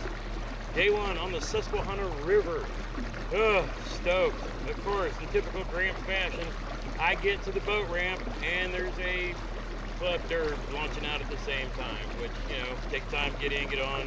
So I'm already on the water 10 minutes after line's in, and then go to drop my motor. Didn't leave my plug long enough and disconnected. I had to paddle a little bit back to the ramp, get out, let some more cord out of my battery box and plug it all in. Whatever. I've got a little bit of a run, but the good news is I don't see any boats and or kayaks going where I'm going. That could be a good thing, could be going for a bad thing. But again, this is going to be a spot that I found some dinks in practice, but they're over 12 inches for the most part. So if I can get 5 on the board out and down that direction, then so be it. Our freedom squad buddy Brian is working the opposite bank. I see him already. We're fishing the same area, on both different sides.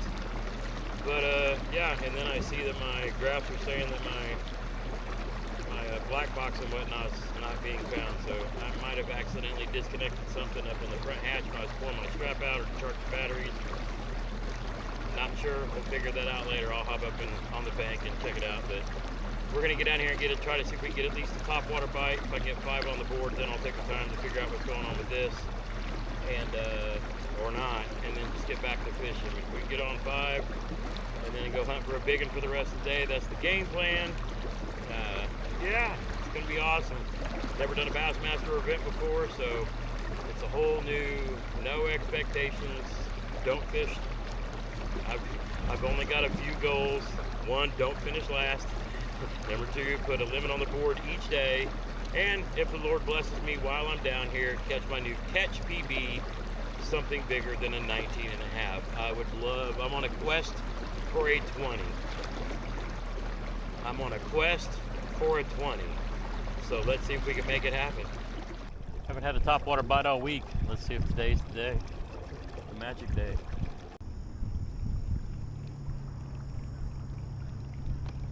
Hope to find some pushing bait fish up against this rock.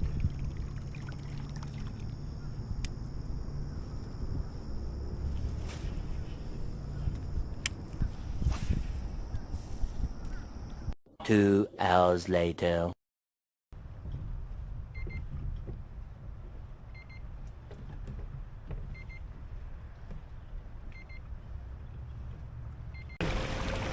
Apparently I've blown a fuse in my electronics, and so I'm out here blind, and the only reason why I'm fishing up here is so I can use my electronics. So I've been, and I left my sunglasses in the truck, so I'm gonna stop around. I'm gonna go back to my truck. I think I've got some other fuses in there.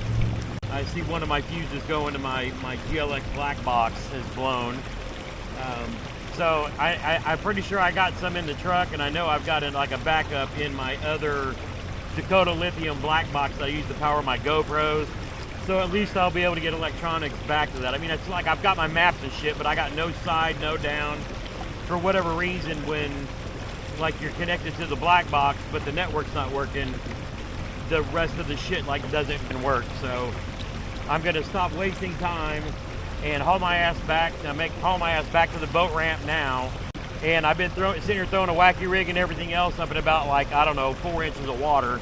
So I'm like, I'm not even fishing the edge of the ledge where the bass are gonna be. So before this gets any worse and before it goes on any longer, I'm taking my ass back to the ramp. You know, it's probably gonna cost me a half an hour of fishing time, but I need my shit working. Try and relax and, you know, stay composed.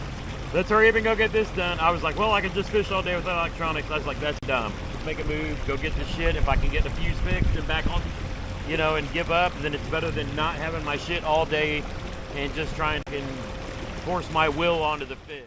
1 hour later. All right, quick update. We had to run back to the ramp, swapped out a fuse, had to do a factory reset, and a couple little tricks that I saw on the internet. You basically set it back to simulator mode, then back to regular, and then reboot, and then pick your graphs and things again. So I basically lost everything that I had set up, at least on the one side, but we've got our we've got our electronics, so we can at least see stuff.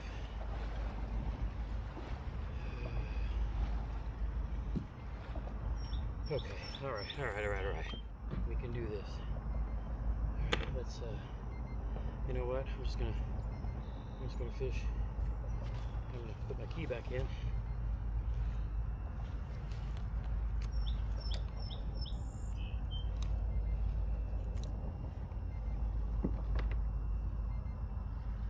All right, we're good. We just gotta relax and fish. We're gonna be patient. We're gonna fish. We're gonna go catch it. All right. We just need 5 keepers. 5 keepers. German Shepherd. I wonder if you ever heard one.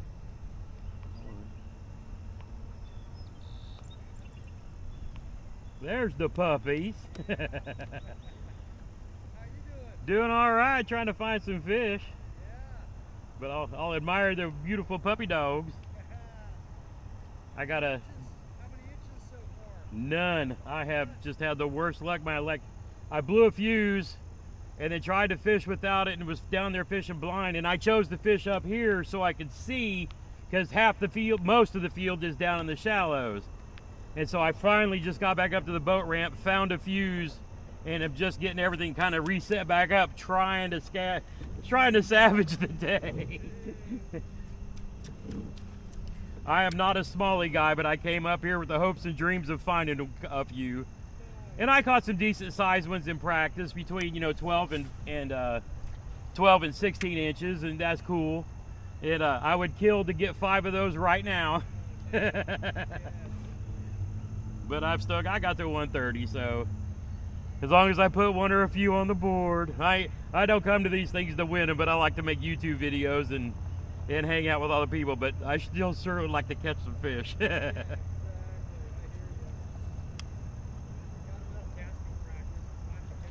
Yeah, exactly. So I was just left in the good Lord's hands and said, I'm here having fun. And I can see in the water again now, so at least I got that going for me. Oh yeah, this is a beautiful river. My brother's got a German Shepherd service dog, and then I've got his brother as my companion dog. We're both disabled veterans, so those are our 2 buddies, Gunner and Bullet. So 224 is what the final total was. Yeah, a whole bunch of them. 31 states and Canada. Yeah, I just wanted to see what bait they were throwing. Now, I had some decent luck throwing a little finesse jig and Nico and more finesse. They just did not want anything topwater or chatterbait's what I love to throw, and they didn't want nothing to do with it yet, but I figure I'm just going to slow down and pick apart these rocks. My goal was to go try to find 5 dinks along there, put them on the board, and then try to work my way up and like tie on a mag graft and throw something bigger. Try to get that PB, but got to get them 5 dinks first. Oh yeah, we're going to have fun trying for sure. Enjoy it. I sure will. Appreciate you. Have a good one. How you doing? Good, how you doing? Oh, doing all right. Trying to find some of these fish. There you go. You from around here? No, I came up from Indiana to fish in this kayak tournament. Wow, all right. Yeah, we have a campsite up on the west bank. Oh, that's cool. Yep, right up here. That's what I'm talking about. Where should he hit? Where should he try to hit? He's from Indiana. Oh my. Where should he try to go? I know I just got to cast at everything because I know they're in here. Just got to keep doing it. They are. No, that's wonderful. I thought about getting in on it this year. I mean, because I actually camp. We have a camper right here on the West Grand. Oh, that's awesome. But we fish every week. Yeah, man, that's. I don't know how fair that would be. We in Indiana we fish a lot of strip pits, and we have some lakes, so it's mostly spotted bass and largemouth. Okay. If you drive up north to like Indianapolis and farther, you can get on the rivers. So I went up there last weekend and spent a Saturday just floating the White River, and it was like my smallie training camp. So, I mean, I got to where I was catching them pretty good, nothing of any big size, but I was like, okay, at least I know how to fight them. So I've come here and I've caught probably 15 so far in practice. So between all that, it's like, this is the best week ever. I don't care. Hey, And then, you know, Bassmaster came here, so I was like, I'm gonna come be a Bassmaster. Why not? Well, next time you come, you should come stay at we have an Airbnb. Oh. Sunbury. Okay, do me a favor. Do you guys use social media at all? Yes. Okay, I'm on YouTube at Fishin' with Gramps. I'm pointing to the wrong side. All right. I'm on YouTube at Fishin' with Gramps, and the whole point of our channel is to get other disabled veterans out for recreational therapy. Awesome. But we come and fish all these tournaments because we like to meet all the cool people you meet. You know on YouTube, like Christine Fisher, and and it's fun. But yeah, I definitely want to be in Beaufort because the guys I'm with, I normally stay in an Airbnb when I travel. But I decided to come so late, and a couple of dudes I'm on the road with just jumped in an Econo Lodge, so we threw a cot in there. But man, at my age, I'm all about the B&B life. Well, for fishermen, we will hook you up. Oh, heck yes. We make sure there's beer in the fridge. And Yeah. See, because next time I come up here, I'm in a group called Freedom Squad, and it's me and my buddy and my brother. We're all 3 disabled vets, and that's kind of what we do is evangelize to get people on the water. Yeah. But everywhere we go, we get a B&B and like make an adventure of it, and that's the whole point. Sure, the tournaments are fun, but the adventure's the whole point of all of it. Oh, the whole trip. Yeah. Yes. Well, I just subscribed. Oh yeah, drop me a. My father-in-law is what, 44 years Army. Yeah, retired. That's awesome.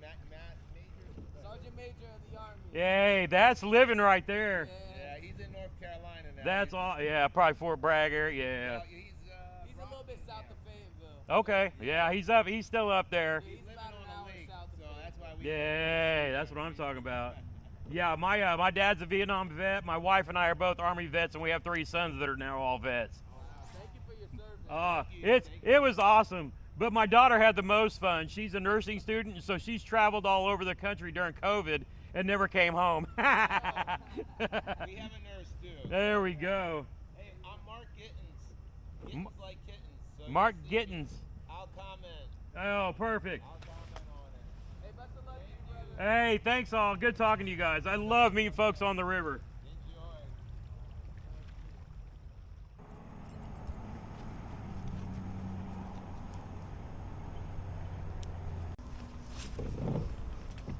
All right, I caught him on this at home in this color water, so maybe it'll help.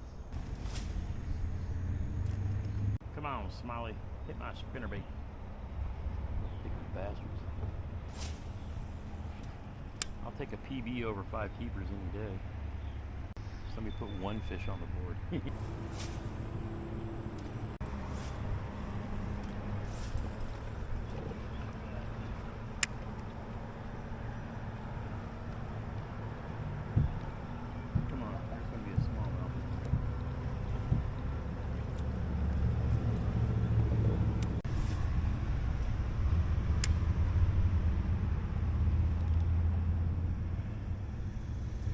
Yes, I called it. Stay on there, baby. Called that fish. Yes. Get up here. Get up here. Oh, you're a good one. Yes, sir. I called that. I called that whole situation. Yes. Oh, that's my biggest fish of the week so far. Yes. Yes, yes, yes, yes, yes, yes, yes. Hello, my new friend. Oh my goodness, I just called this fish.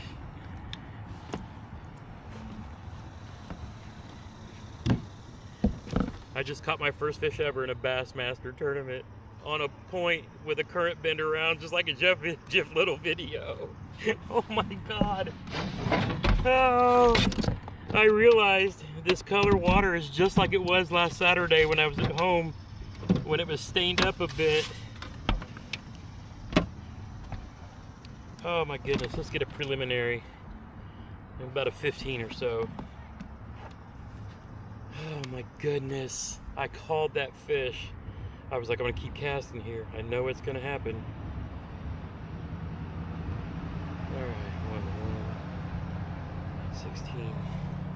All right, homie, I just need you to sit still for one second and just relax. Shoot. 15 3/4. There we go. Look at that gorgeous fish. Oh, thank you, sweetheart.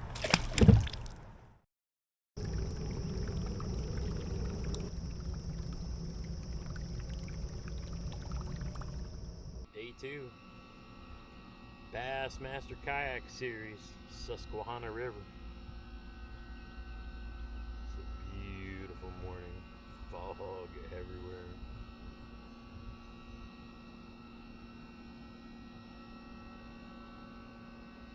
Not much to recap for day 1. 1 fish. Everything that could go wrong did go wrong. Electronics, fuses, calamity of errors. Sometimes that's fishing though.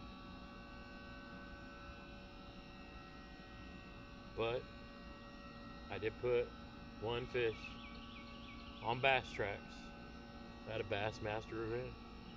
So I got that going for me.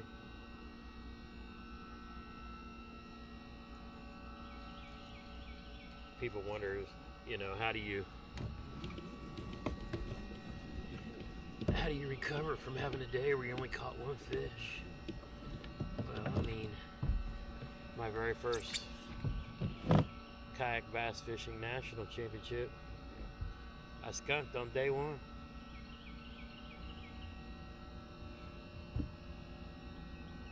And I remember talking to Christine Fisher that night at the headquarters, and she's like, just go out and catch him up tomorrow. And I did. Caught the limit that I needed to qualify to make it into Championship Friday, make the top 100, because I just went out and fished. And so that's what I'm going to do today.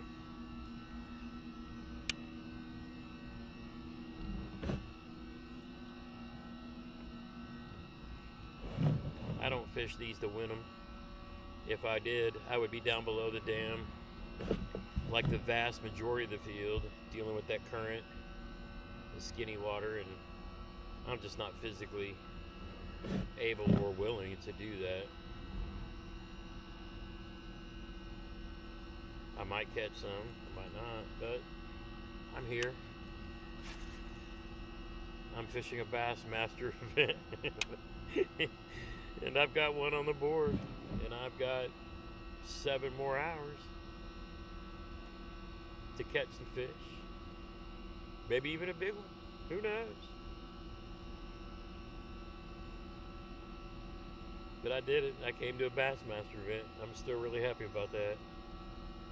2 hours later.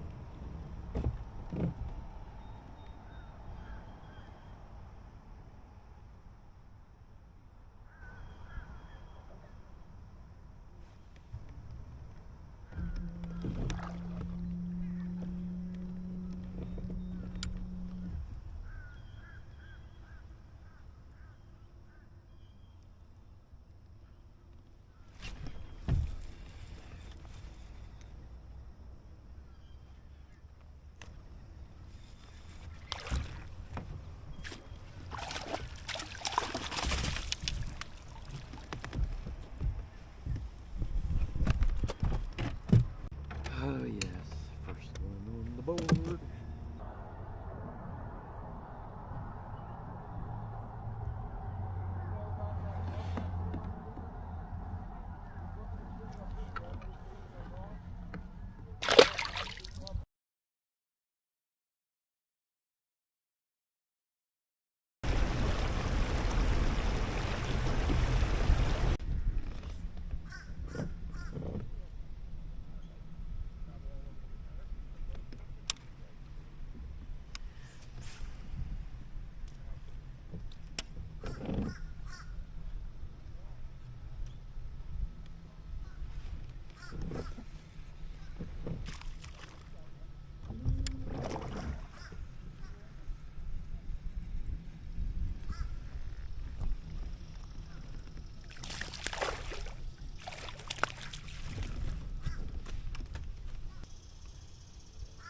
11.5, non-scoreable.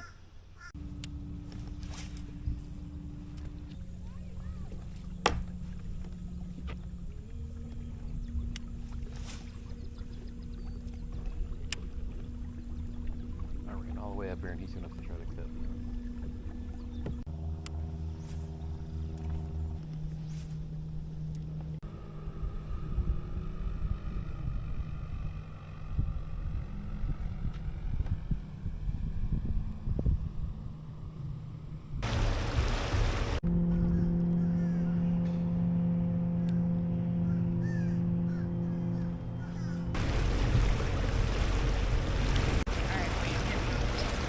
I got 1 hour to go. Making one more desperation move. And probably shouldn't have left where I was, but gotta try something.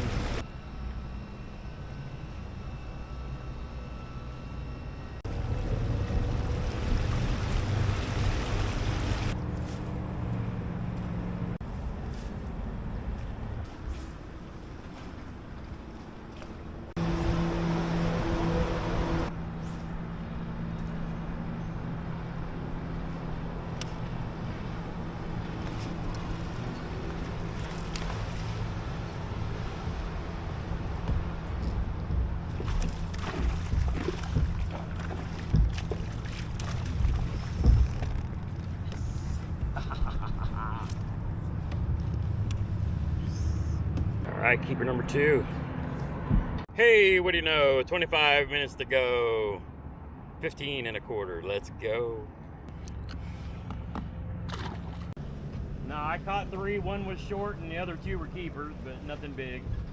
I ran 4 all day. Had 4 early. Yeah. 3 here in the last 15 minutes or next corner. Yeah. 2. But they're 13 and 11. Hey, I'll take it. Yeah. Oh yeah. We gonna test the old boat control today, cause that shit's choppy.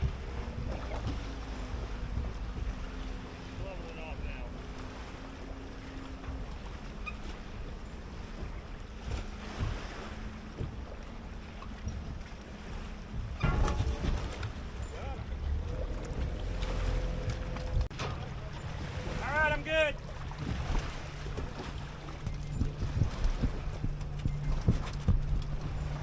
Finishing 3rd in the MAKBF tournament, taking on $5,294, Christine Fisher.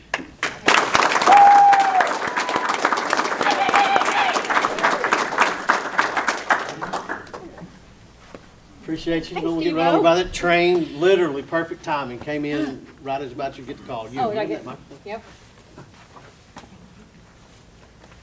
Well, you've got an event-filled weekend, so go ahead and just tell everybody about it. Well, I'm trying to catch my breath first because I literally I don't speed, but I was speeding to try to get here and make this. What a week! First off, I mean I love this river. It's no secret. This is one of my favorite fisheries. I've always cut checks here, and I was actually telling Ewing just a couple days ago. I was like, this is the year I think I'm going to beat you. I felt good about it. I felt like I was due for a win. This river just clicks for me. It always makes sense. Usually every year a lot of stuff goes wrong, and ironically enough, this year way more stuff went wrong. If anyone saw my story, I mean, first thing in the morning yesterday, my motor gave out, and I was pedaling upriver because I thought it'd be smart to go way downriver and try to get away from people. So I couldn't keep floating, unfortunately, down. And that was tough, but you know what? I decided that I wasn't going to let that kind of affect my day and put up a good limit. And then today, I have to thank Alex, Fioca, and Aaron over there. They spent a lot of time with me this morning helping me fix my backup motor. And then 20 minutes into this morning, after getting on the water late, that motor failed too. So it was it was just a weekend. I mean, I'm just happy to be up here. And I got to throw a big wake bait and a 6-inch coal shad the entire time. Those are the only 2 baits I threw, only 2 baits I caught fish on. Caught a lot of fish. My mind was so messed up today, I caught about 4 or 5 17 3/4, and like you tell me every time, I should have taken a picture of those because I thought I had 2 in my photos, and I threw 2 back trying to get 18 out of them, and that probably hurt me a little bit. But there's nobody that I'd rather be up here with Ewing. I look up to him an awful lot. He's dominant on this river, and it's just an honor to be up here, and almost got him this time. Thank you. Got anybody want to thank for you get out of here? Yes, first and foremost, most importantly, good Lord above. Like I said, this weekend, I'm always an absolute hot mess out there, but this was probably times 100. And he was definitely with me, just trying to keep me focused in on the moment and just enjoying this beautiful fishery, and I did, and it was great. Got to thank you guys, Steve-O. You're one of the best tournament directors out there, and Bassmaster for putting this on for us. Again, Aaron and Alex and the guys, I was damsel in distress this morning at the ramp, and they helped me fix that motor and get that going. All the anglers for showing out and for this awesome fishery, the Tourism Bureau, and family watching back home, and sponsors. And yeah, sounds good. All right, take a breath, grab your check, and we'll see you later.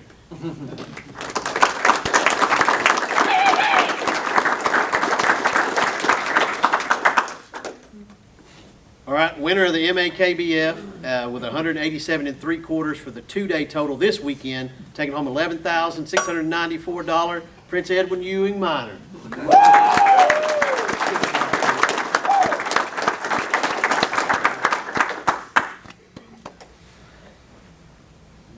All right, man, talk about your weekend, dude. Ewing, again, fishes a lot. He's a collegiate angler, just slays them in the Hobie Bass Open Series as well. Glad to have you make it up here and fish this weekend with us. So just go ahead and, man, you can talk about what you want to and give your thanks, man. Well, first thing I'm going to say is Christine and we were on the river a couple weeks ago in Tennessee, and like we were talking about how she said that she was going to beat me, and I said only if I can get second. Yeah. But we flip-flopped that, but it's fun. We go back and forth all the time. I got to thank Jamie at Dugout Bait and Tackle. He rigged up my Hobie this year, and it is flawless, best rig I've ever been in. I took it all over this river with the Newport NK300.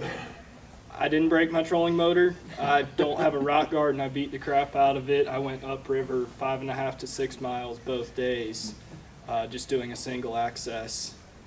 Everything was great. Didn't have to get out of the kayak. Yeah, just a flawless week. I mean, I can't believe after sitting in like 12th place yesterday that I was able to overcome that many people that just smashed them yesterday. But just kept my head down and kept grinding and barely pulled it off. Well, you did it. We appreciate it. You're our champ. We'll see you at the championship next year, and hopefully you can make it down to Caddo at the end of the year. Hopefully I can. All right, man. Thank you.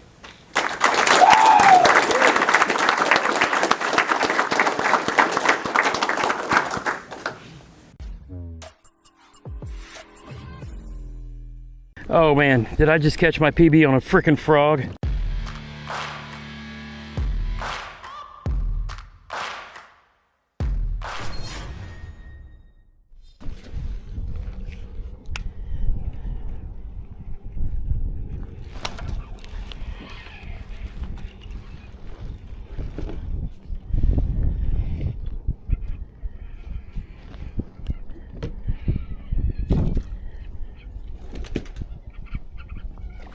That's a good fish. That is a very good fish.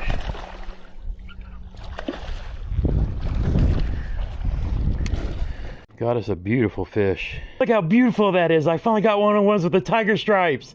Yes, 18 1/4. Let's go. Oh, look how gorgeous that fish is. Incredible.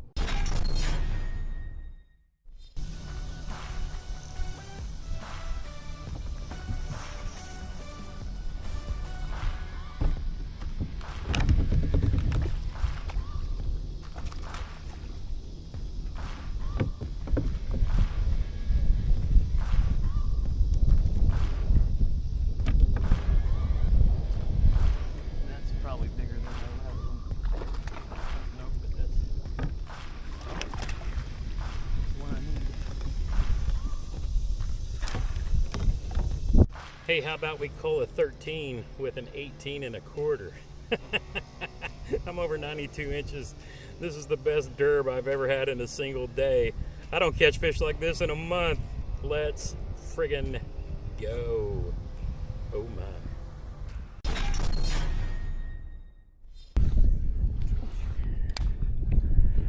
Christine was talking about throwing a wake bait, and it's in a recent video. she was throwing like a rat. So I was like, hey, why not? I've never thrown one. My brother got me one like a while back, and I kind of forgot he even had it.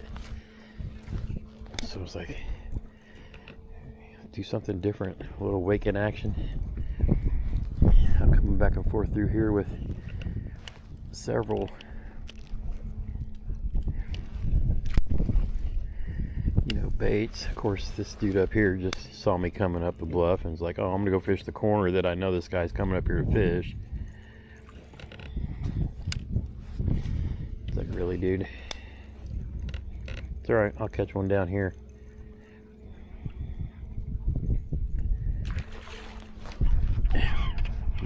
Like that, you know, just call it.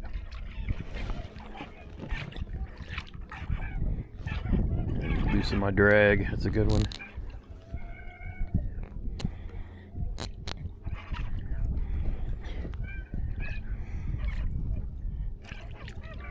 Yeah, that's a good one.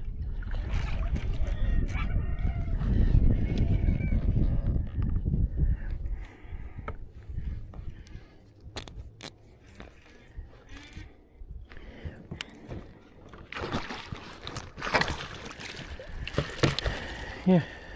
Ooh, that's another beautiful fish. Hello, big guy. You are going to be 18 and a half. I hope you ain't the same fish. I don't think you're the same fish. Oh, no, you're going to be 18 and 3/4. What is this date? Let me reach down into the net. And come here, handsome. Come here, come here. I just want to put you on the camera. 1875. Look at that gorgeous fish. Who am I? What?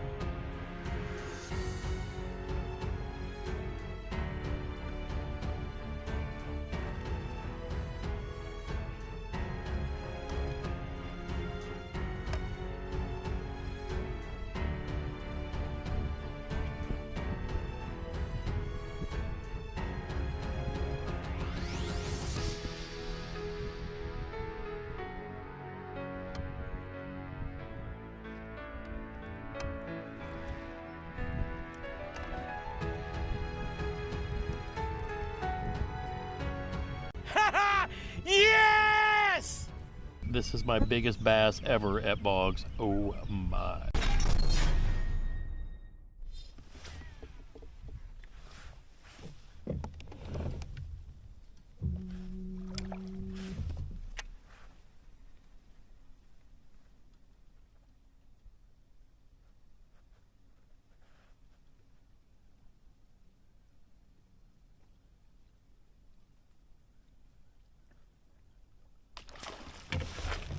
Get your ass over here.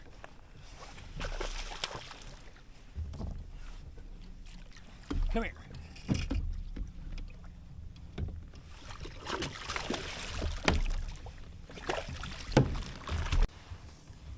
Came to Cotto, caught a 20 on a frog. Let's frickin' go.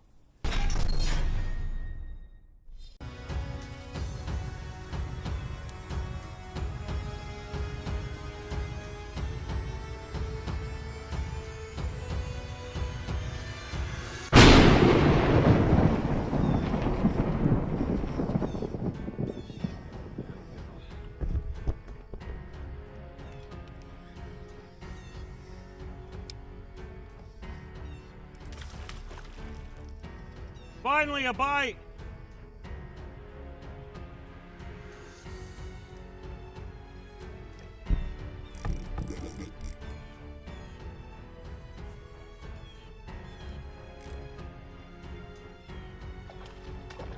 That's a good one.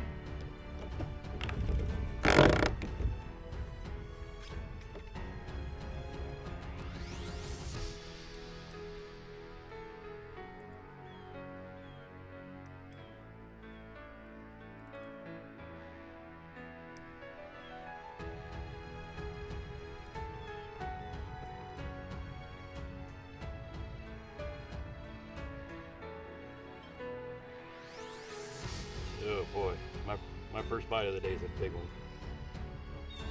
He's pulling.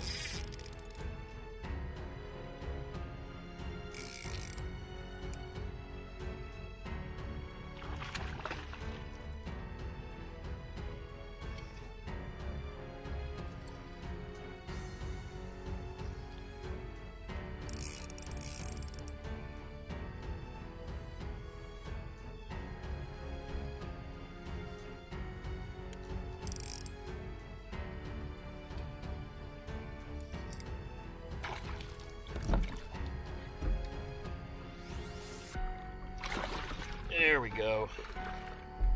Look at that. That is gorgeous. 19 and a half. Tied my PB. Look how tall that thing is, dude. Oh, dude, he's so huge. That's a 4-pound fish all day. 4.5 probably. It's like a, 4 pound? 4.2.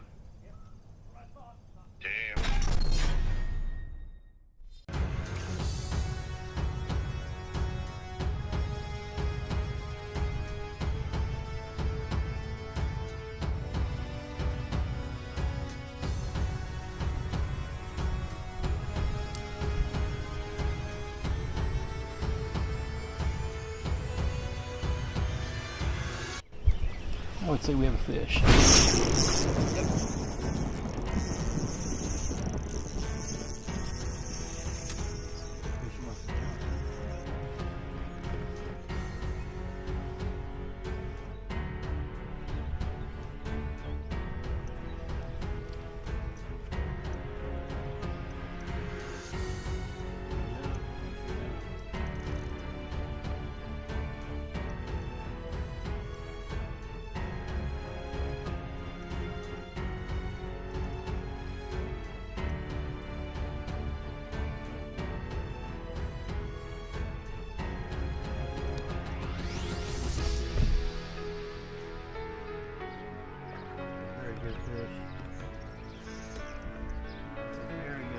It's a grande bass.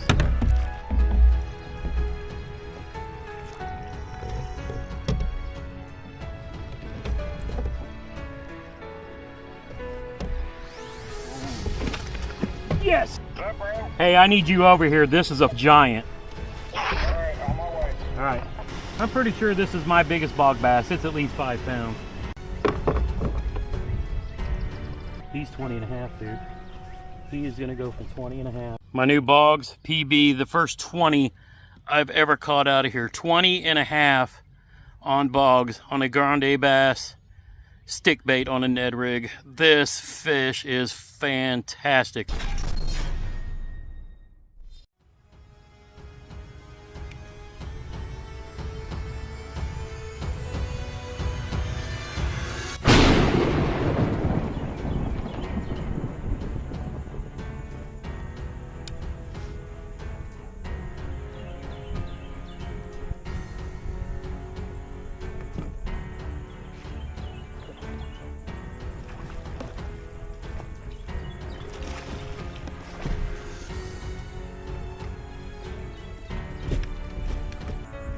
All of this grass and these grass edges, and I just caught this giant on a 6-cent swim jig. Oh my goodness, that might be a new PB. That's a new PB.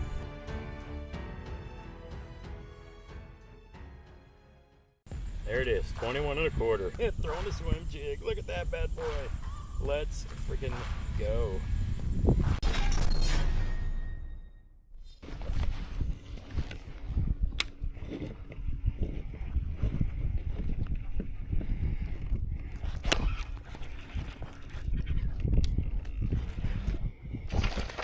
That's a big fish. I need you. I really need you. Come here. You are big. You are big, big, big.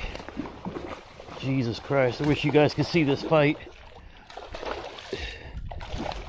Oh my God. That's a big, big fish. Big fish. Big, big, big, big, big.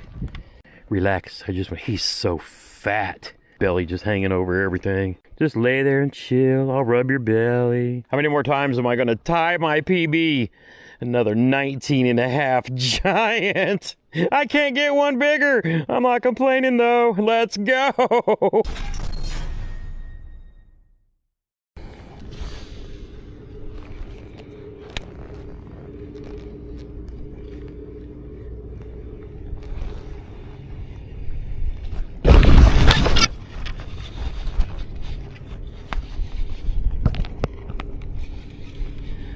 Frogfish!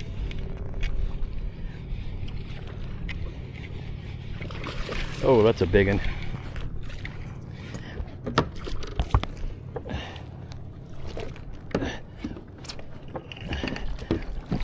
Oh man. Oh man, did I just catch my PB on a frickin' frog? That fish is huge. I just caught my biggest bass ever on a tackle frog through some pad. Oh my God. That's 22.5. Oh my God. All right, please sit still so I can get this picture.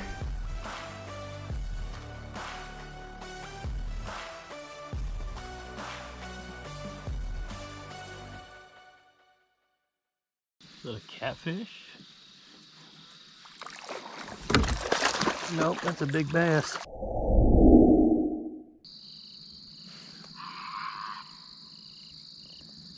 Just watch, I'll catch a fish on this goofy ass Z-Man Hellraiser before I do a frog.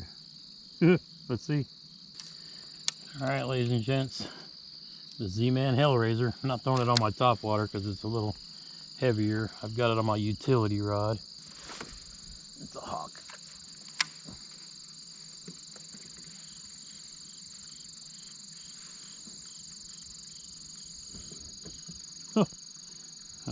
I ain't lying, the action on it's pretty damn amazing.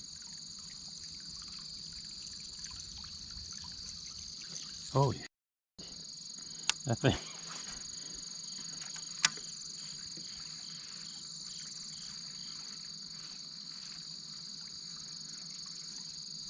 I ain't gonna lie, the action's on it's pretty awesome. It sounds like a rattle trap.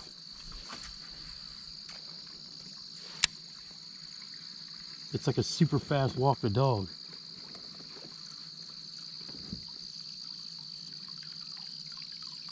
Holy cow. I ain't gonna lie, this thing's gonna catch a fish.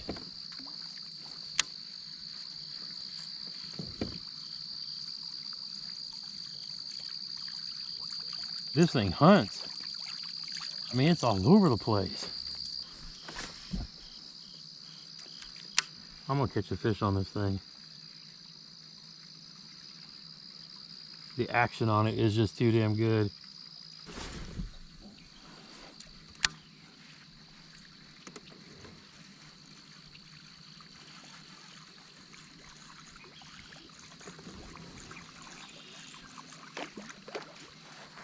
Oh my God.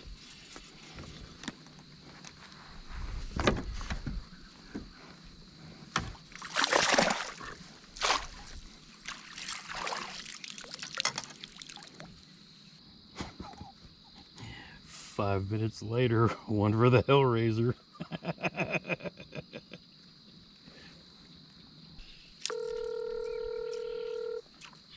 What, bro? Dude, that new Z-Man Hellraiser, that ridiculous looking topwater bait. Yeah. Oh, it works, dude.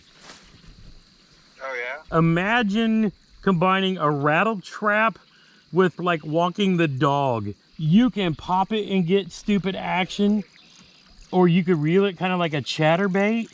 I just posted on Instagram. I was like, all right, time to throw the most ridiculous bait of the year. I said, and watch, I'll catch a fish on this before I do a frog. And I mean, dude, I wasn't even like 5-7 casts in, and bang, 15-incher.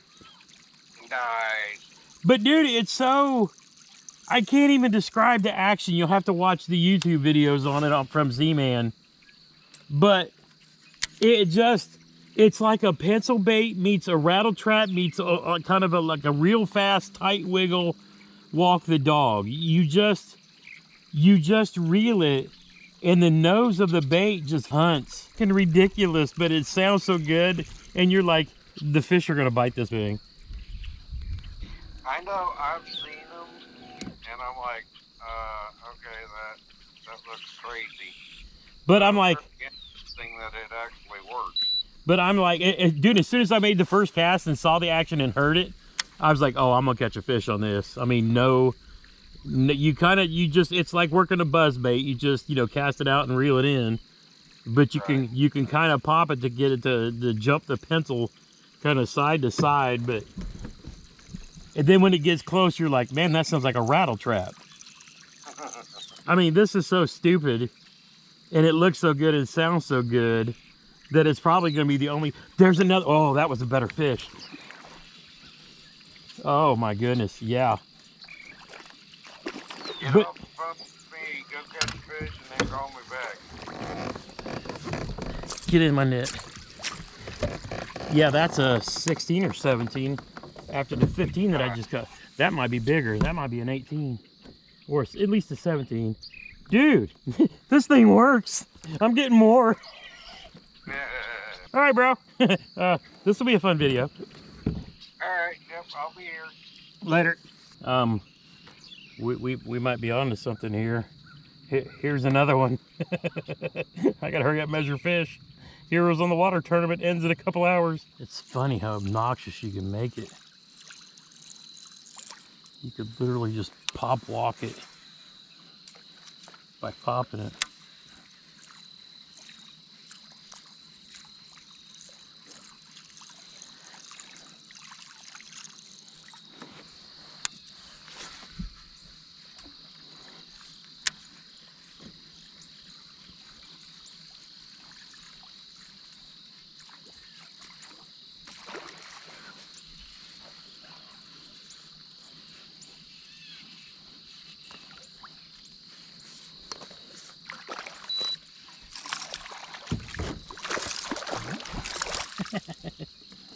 Three. And another one. It's crazy this thing works. This is nuts.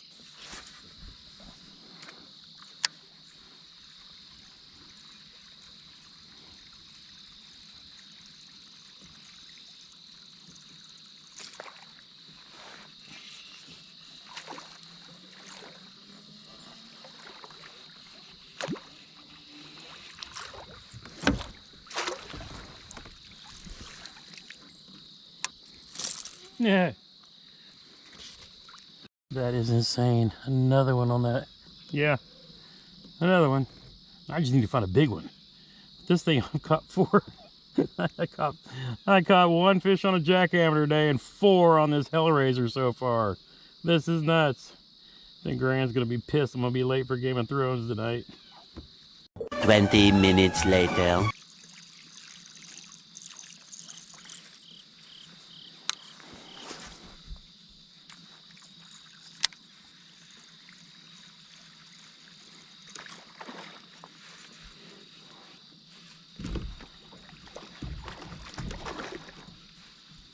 Is that a catfish? Nope, that's a big bass.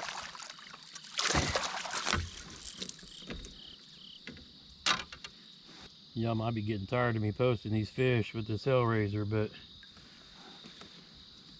that's a big one. Let's get a measurement. He's heavy.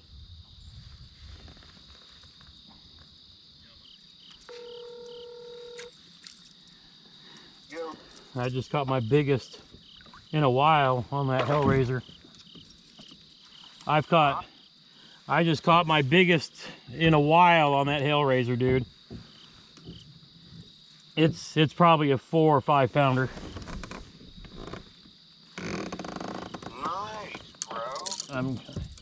I got him on the fish grips now, but I'm getting ready to get my shit set up, and this is probably a 19, at least a 19 or so. Oh, dude, I'd love it if it just went 20. This Hellraiser, dude. I'm gonna be ordering some more. Oh, dude, this is a legit 20 and a quarter. Yes. Dude, we both caught 220s this year. Dude, this is 20 and a quarter. Yeah, bro. Let's go. Oh, yes. Oh, yeah, bro. That's what I'm talking about right there. So we know I've been playing with the Hellraiser today. My biggest of the year in the kayak. 20 and a quarter. Holy cow.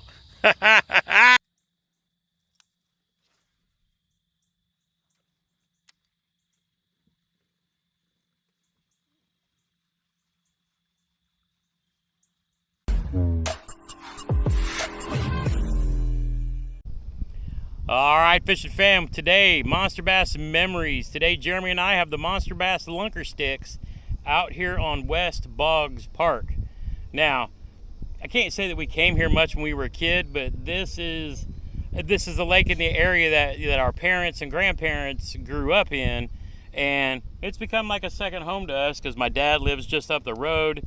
We used to actually, well, I guess I can tie it back, because back in the background is Stoll's Restaurant, where me, Mom, Dad, Jeremy, and Joy, we would go eat the buffet there when we were younger. I think we were younger adults then, by the time the kids moved over here. But today we're at West Boggs Park. We have 2 hours to fish. We have 1 hour. We have 1 hour to fish. Oh yeah, it's almost 1 o'clock. So we're fishing till 2 o'clock. So we have 1 hour. Anything goes. Got to use a Monster Bass lunker stick to catch the fish, that's all we're carrying with us. And our identifier is going to be Indy Grande Bass bait bag, whatever, in the picture as like our identifier. But we have 1 hour, and we're going to fish until 2 p.m. because we just got done with the Freedom Squad meetup, and it's big bass, whichever. It might just be one fish today, but it's big bass. Whichever one of us catches the biggest bass between the two of us in the next hour, that's going to be who takes home the cup today. So enough yapping. Let's get to fishing. Let's go, bro. All right, I already know he's running across the lake. So since I got the wind coming in this way, I'm just going to throw a chatterbait and a crankbait against his bait, and I'm just literally hunting for one fish. Because he's going to go for a big. He's going to spend time crossing the lake.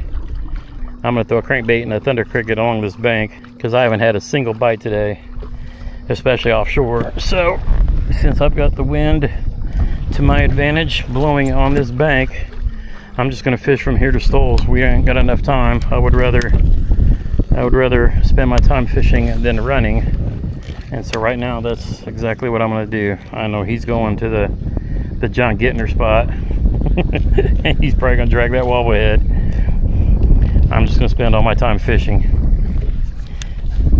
trying for one bite. I got the wind blowing into these banks. I'm hoping these bass are staged up against these rocks. And I'm going to go back and forth between this thunder cricket and bluegill color crankbait and hopefully find somebody who's wanting to munch using this wind blowing bait fish into this bank. I know I am going to have to pick the speed up a skosh, but I don't think anything offshore is going to pay off for me right now. Alright, so right out the gate we're starting with me at a disadvantage because I thought we were doing a Grande Bass bait challenge, but I forgot it was a lunker stick challenge today.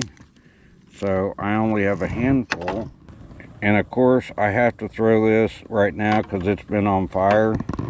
And at the end of the day, I'm not a chatterbait guy, JT is. So if I can get redemption by catching them on his bait with limited number of rods, that would be a lot of entertaining fun for me. But let's just go put it to them. So what we got going on over here is we got Shady Bank. We all know how fish love shade. We're going to put this on 1%.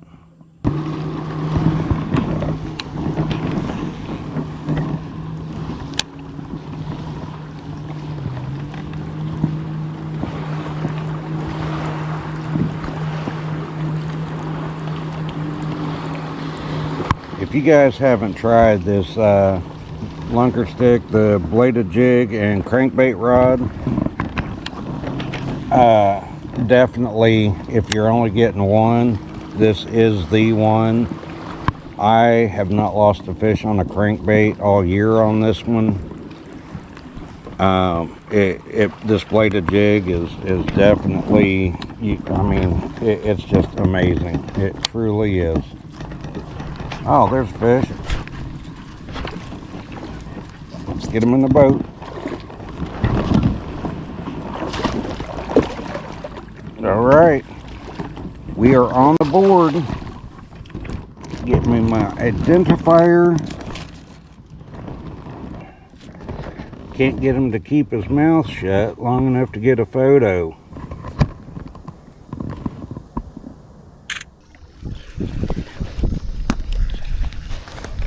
I got into that grass.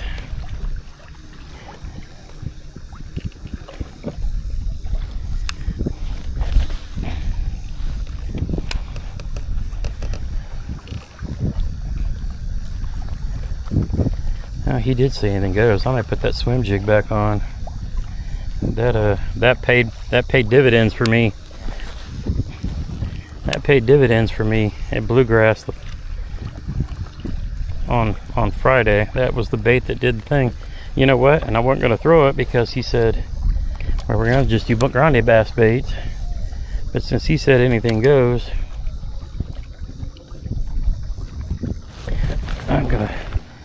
I'm gonna tie that back on. Why would I not do what I did Thursday that put up 92 inches on my best day of tournament fishing ever? And I could throw this right up into the grass and pull it out. So, and we're gonna fish for one big fish and anything goes using a lunker stick. You got that right. I'm gonna pull this thing out. This is the Lunker Sticks M7, which is the frog and jig rod. Normally I would probably throw this on a meaty, heavy, fast action because it's a 3/8 ounce jig, but since I don't have to worry about throwing it all day and wearing myself out, I'm not really concerned with that. These rods are light enough and well built enough that I can chuck this for the next hour and try to catch me a fish. I'm not going to waste a lot of time going around corners out of the wind. I'm gonna hop, skip, and jump and move around. I'm trying to play the angle to use the wind to push these bait fish into it. Like right here, I'm already out of the wind, so there's a little bit of current coming in here. But I'm gonna do just enough to make some casts around this corner and then jet over to the next one. Don't need the live scope, so I've got it shut off. So let's see, it took me about 6 minutes to get over here, something like that. Maybe not even that long. I made what, 4 or 5 casts and caught a fish. That takes the pressure off. We'll go down this bank and then we're gonna go look for an absolute giant. I've got a spot, but I knew I needed to at least get a fish or two. I've caught some pretty good ones here. So we'll try this and then we'll go after that one big bite. I know where JT went and he's looking for that big bite as well. If I thought about it, I would have said, let's do the 5 fish limit, because I knew I could come down through here in one pass and have a good chance of catching the limit. But I agree, we only have, I mean, we're already at 110, so we're in, we only got 50 minutes to fish. Man, I love me this bladed jig and cranking rod. It has not let me down all freaking year. Let's go. Oh, this is freaking awesome. There's so many other things I could be doing right now. I've got spots that I could, but I don't have the rods with me.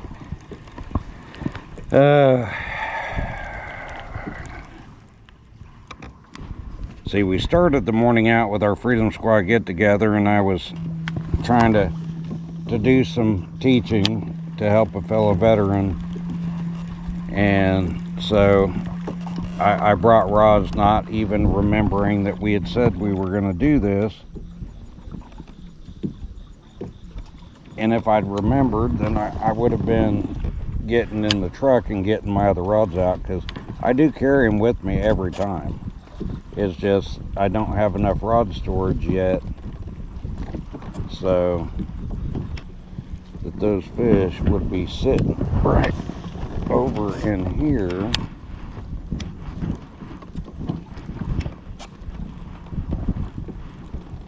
Because the wind's blowing, right?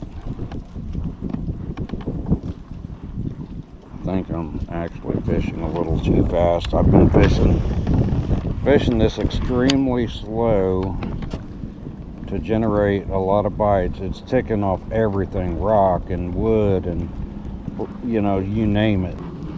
All right, since I know there has been a big pot up here on this lay down up here, we're gonna kind of motor over just a little bit closer and pick it apart.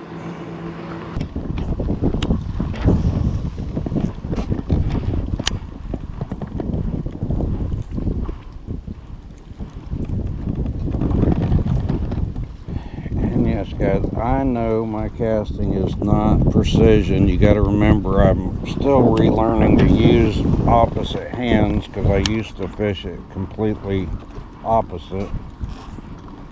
But it is what it is. Okay, bro, so when you're editing this, I'm making all the excuses just in case you beat me. But I'm sure not thinking that's going to happen today. I'll be the two-bait wonder and see how it goes.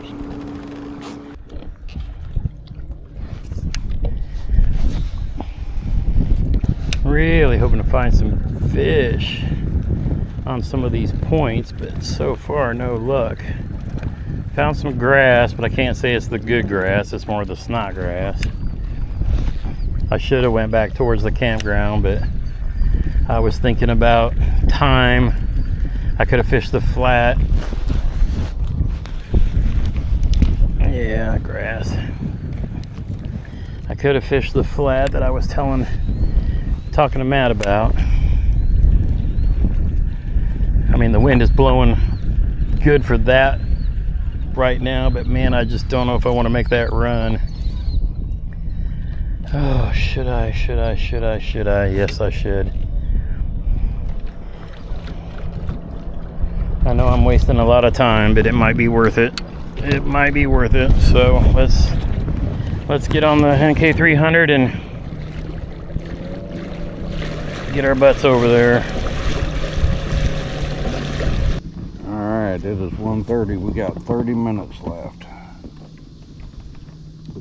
Let's see if we can go find a little bit deeper wood.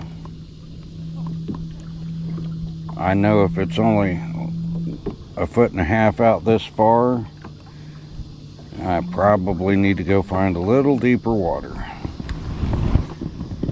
But how do you not throw at something like that? I mean, come on, people. If nothing else, it looks cool. Yeah, I know. We're not. All right, let's motor. Let's go see what we can find. 20 minutes later. Not looking good for us. I thought I'd be able to pick up a little bit better quality fish.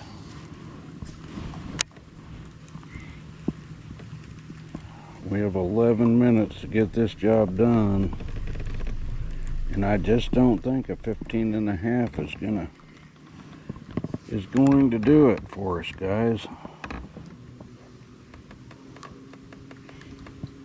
Let's get over here where this wind's blowing in on this bank a little bit. And I don't think that fish we just missed was much of anything.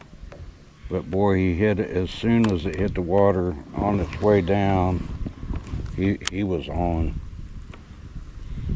Oh, he was on. I'm just gonna go fish a flat, but you know what? I haven't fished this cove in forever. Fish have been on wood.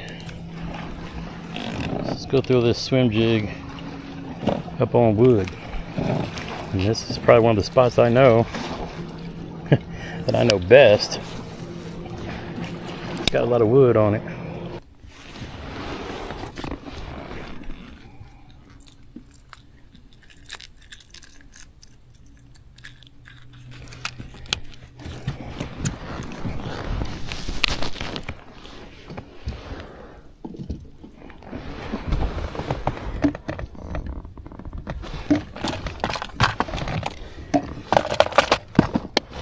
Strike King tungsten.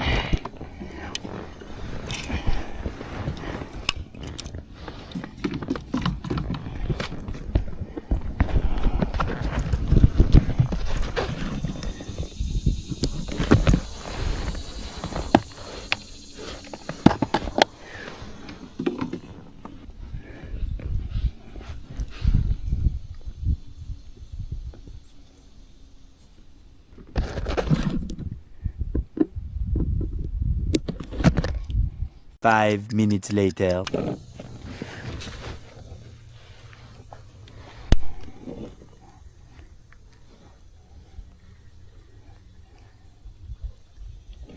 We got boat docks, laydowns, got everything back here.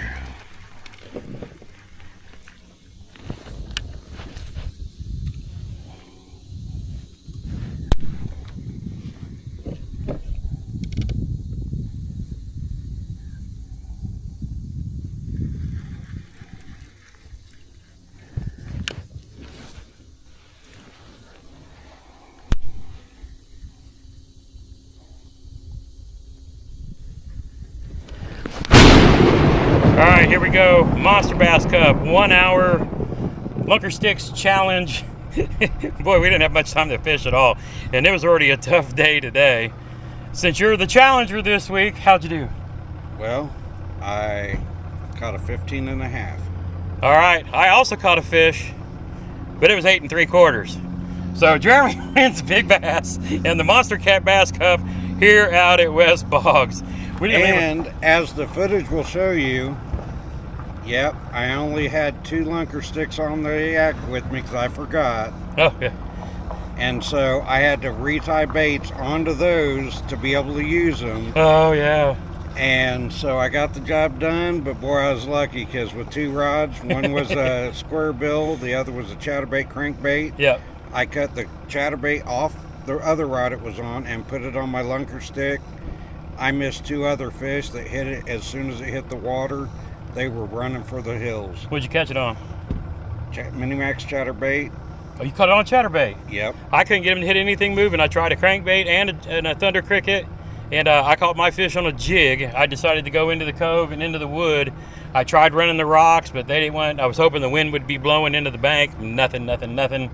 But you actually caught one on the chatterbait, huh? The mini-max. And I missed 2 other good ones, all on that wind-blown bank over there on wood. Around the corner? Everything. Yeah. No, right where you can see right there. Okay. But they were right on the wood, right on the edge of the shade, with wind blowing in on them. All right, well, that's that for this episode. Jeremy wins Boggs.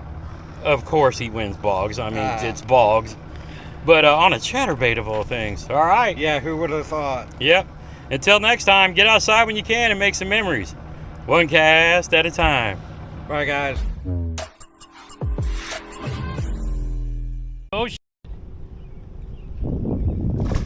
no! Damn it! What's up, fishing fam? Welcome to the Fishing with Gramps YouTube channel. In this video, I'll be fishing on West Boggs Lake, desperately searching for some upgrades. A poor performance at this year's national championship, where I failed to make the top 100, leaves me trying to qualify for the 2025 KBF National Championship via the special qualifier known as Mayhem, where I must finish in the top 10. After losing a big fish at the boat yesterday, I almost threw in the towel. But after a good night's sleep, I decided to give it one more try before I leave town with my wife for our 30th wedding anniversary weekend. The biggest bass I've ever caught on this lake was last year at 17.5 inches, but it's been putting up quality bass for my brother, so I decided I just had to give it one last try to reach the 90-inch mark. Let's get to fishing.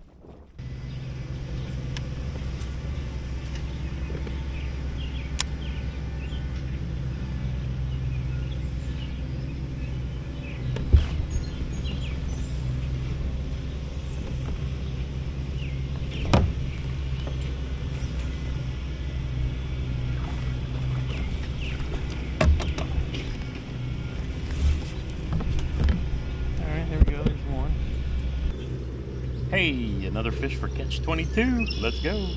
Little dinker, not an upgrade, but we'll take it. Fishing. That's one for the day.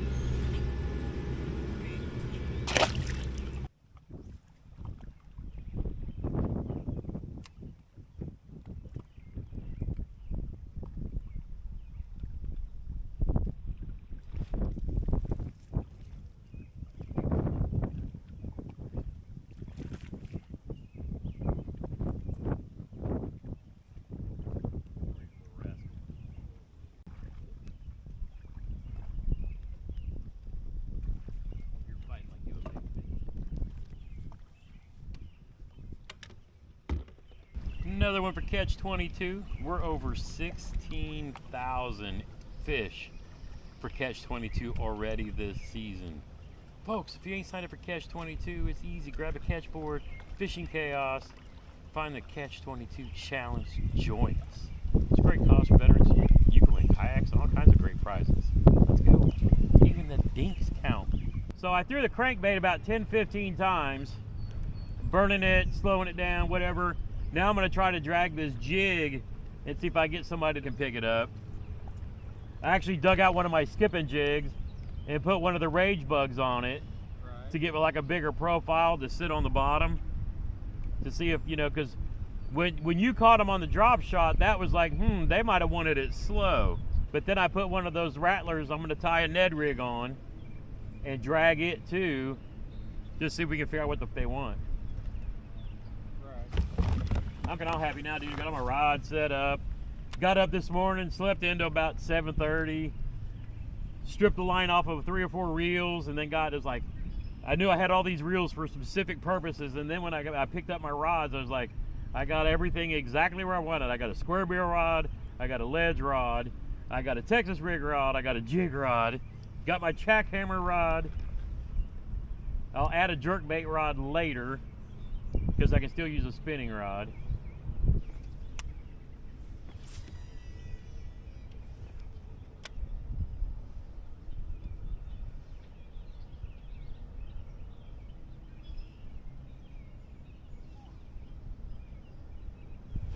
There's a fish. I was dragging that fucking chatterbait on the bottom. That's probably a decent fish, maybe. I can't tell because I'm not sure how sensitive this rod is. Don't fucking jump. You're a fish, regardless. Scoping and hoping, baby. Look at us working on a fucking ledge game. Number 3 on a jackhammer. I'm ledge fishing a jackhammer. There you go, 14-incher, another one for Catch 22. Let's go. All right, where your grandma is. Where are you? 7.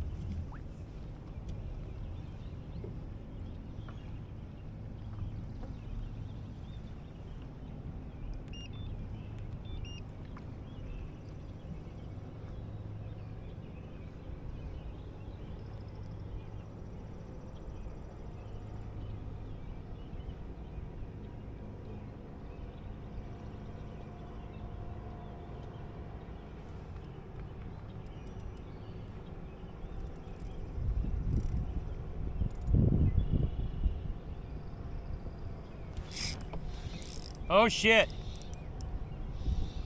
Grande bass Ned rig.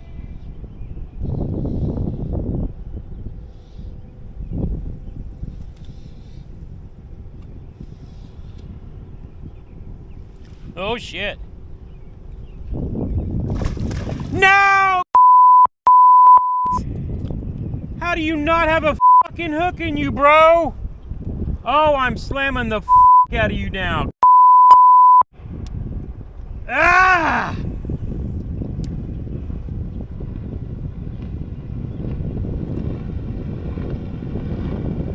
Oh, that was a fucking upgrade.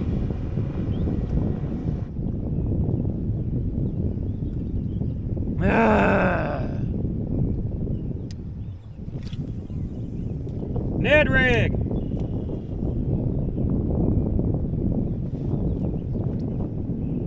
I'm sitting here thinking open hook, of course it's going to have a hook in it. Nope.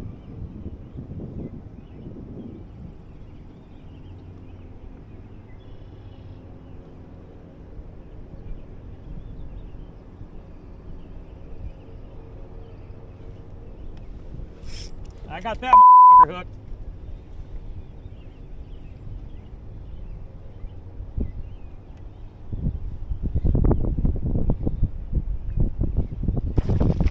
That's an upgrade. Let's see if I can get him in the fucking net. I think I'm onto something here, bro.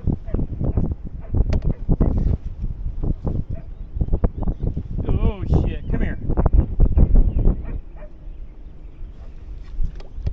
Come here.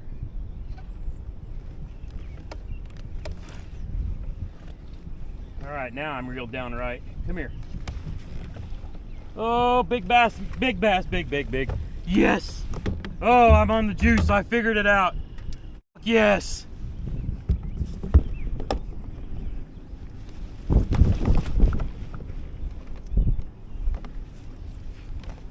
Oh, Roppy gonna love me, bro. Woo!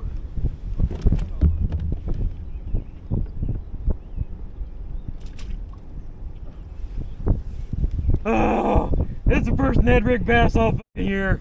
This is my Boggs PB, I guarantee it. I guarantee you it's my Boggs PB. And I drove this shit right into his jawbone. I wasn't fucking around this time.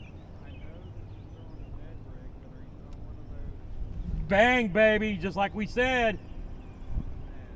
On the Ned. Yes. Yeah, because I noticed before that I couldn't get him to stay. But, I mean, that's my biggest bass of the month. Bro, I'm glad I didn't go to work today. I sit there and figured this could roll over in the motherfucking truck and be like, fuck yeah. And a damn Ned rig. Well, you got a school fired up, so you might get some more. Yeah, because you saw me miss the one. Yeah. Was that the other one an upgrade too, you think? Oh, dude, definitely. Most definitely. But you saw me probably set the hook that time. Yeah. Okay, let's get this fucking picture. Oh, I'm gonna stay in the top 10. Yes. You were right, bro. Get some sleep. Come out, have fun. Lose a fish. Don't lose your cool. Realize what you did wrong. Correct the mistake. Catch a biggin. How fucking big are you, mister? 18 something. Are you not even gonna reach 18? Are you serious? 17 3/4? You're a fat 17 incher, but I will take you. Yeah, that's a good Boggs boat bass. Man, I can't believe he's not bigger than that. Hey, we got an upgrade. Called out a 16 3/4 with the 17 3/4. Honestly, during the fight, I thought he was a lot bigger than that, but look how chunky this monkey is. Let's go. That's the happiest 17 incher I've ever caught. I know, look at that. Look at that, look at that, look at that. Look at that belly. Yeah. That Hey, that should be the last of my 16s. At least I got that going for me. Oh, lost one, caught one. Let's go catch a couple more. I need to look and see what my smallest is, but I know I need 18s, which is fine. That was the goal for the day. That's the funny thing about sensitive rods, dude. Everything feels like a freaking giant. Ah, yes. Oh. It's only an inch, but it's an inch. That's what she said. Bro,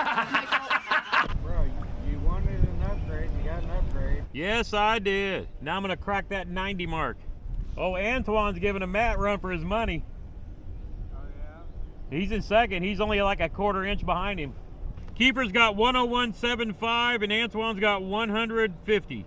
My smallest is now 17 and 17 and a quarter, so that's the goal.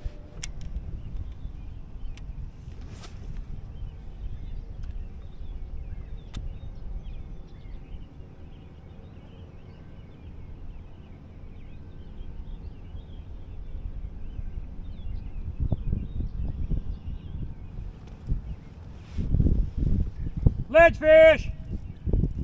He's pulling drag.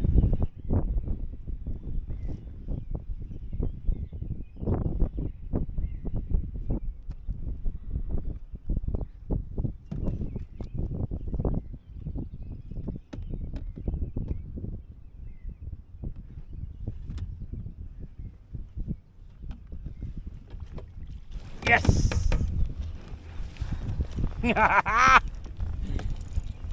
I'm learning. So I came out today with the goal of spending more time learning how to ledge fish.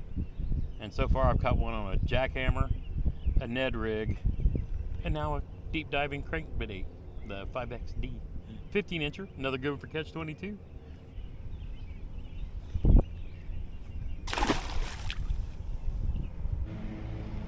I got a little 15 on a crankbait. I was so stoked. That's 3 ledge fish. I swear I feel every rock that I'm dragging this over.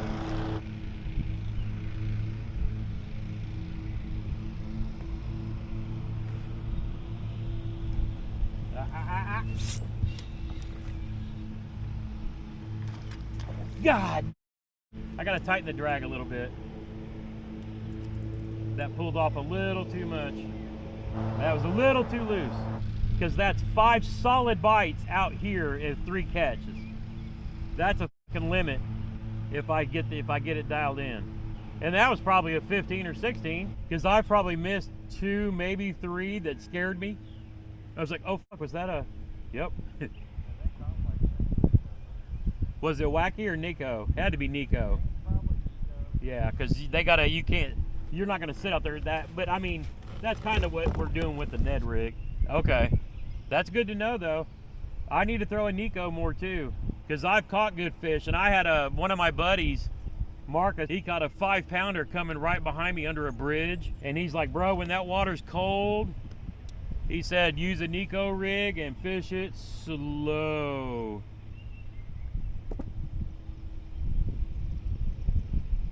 Because I guess it's like a more weedless version of a Ned, but it's that, you know, bait fish pecking on shit. There was a hit.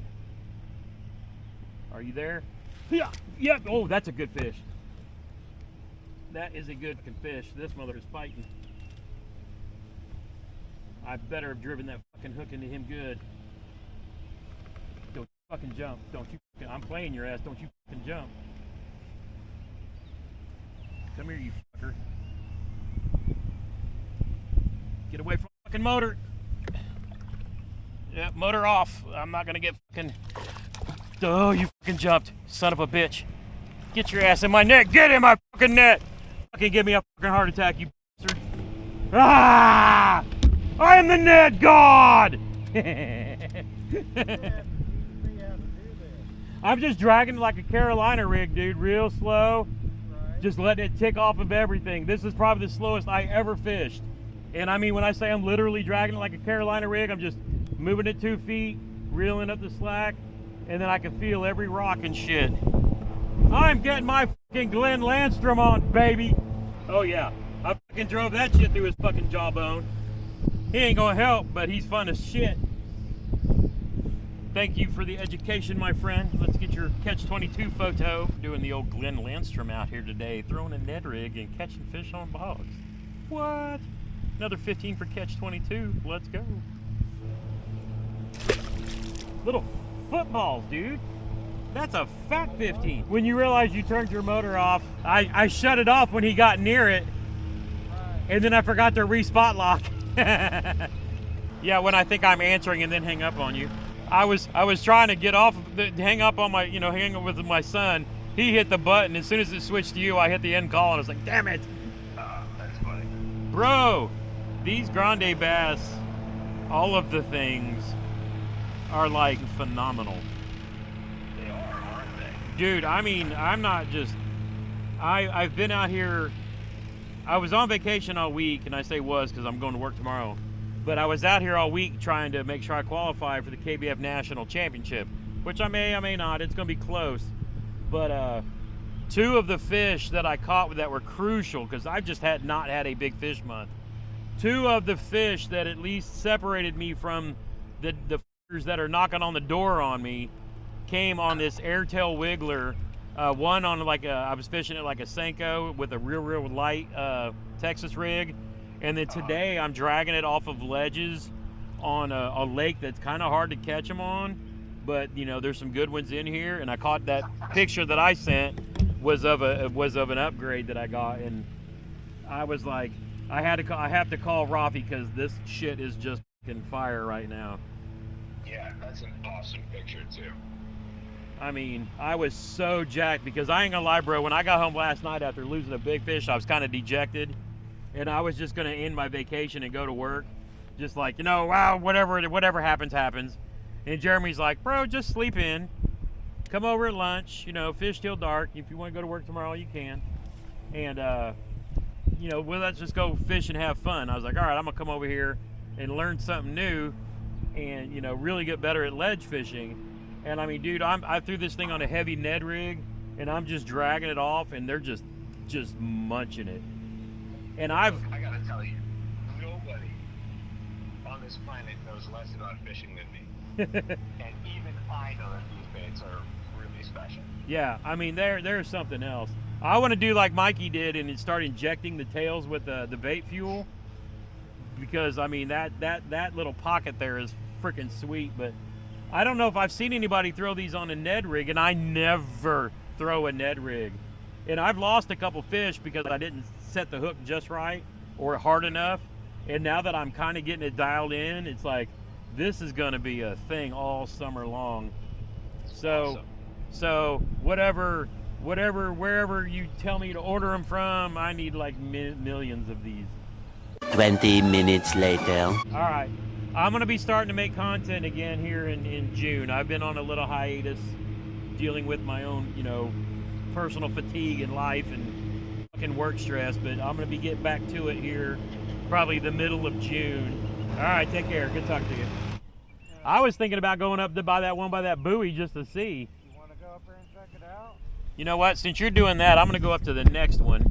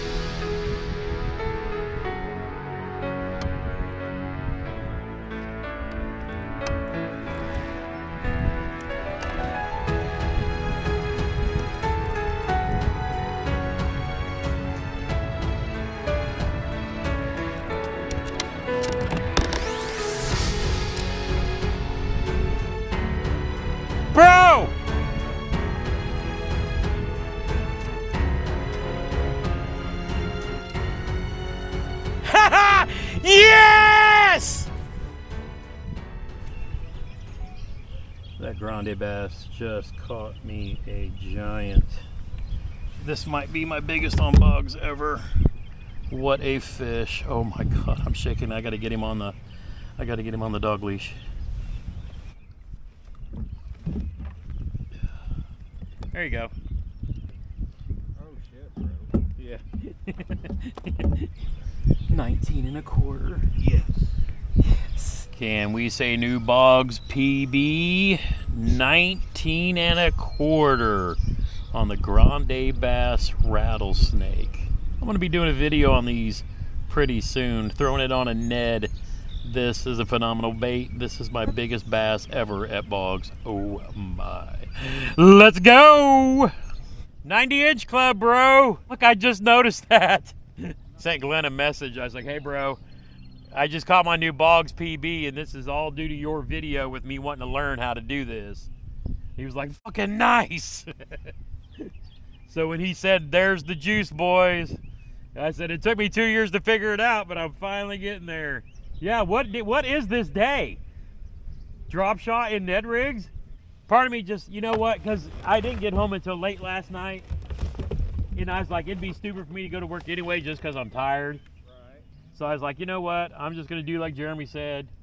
I'm going to go to bed. I'm going to fucking sleep good. I'm going to go ahead and get up and redo my reels, which I did, and get everything organized the way I wanted it. And then I figured I'd come over here about lunchtime, try to sneak in a few fish before you got here. And then, yeah, when you got here and we backed off and started playing with this, it's like, okay. Because what I did is I kind of mapped all that before you got here, just so I could have a picture in my head of what it was. Right. And I was like, okay, I'm fishing too close. Let me back off. And that made the difference. It's like, okay, I need to be far enough back when I pull this and it comes off the ledge that I'm not pulling it out from the ledge and it landing, 6 feet past it. Right. I'm dragging it so slow that it falls down the ledge, and that's where those bites are coming from. And that's why I'm doing short pulls, so that when it gets to the ledge, it does, fall down the face of it. And it's like, boom. And I've lost probably 4 or 5 fish now learning this, but now I've learned it. We're catching tournament quality fish, bro. Yeah. I mean, we could win a grubby derb doing shit like this. Oh yeah. Yep. Got your ass that time. You're gonna fucking jump. Don't worry. You catch fish here. I'm gonna go check the other spot again with a drop shot. All right.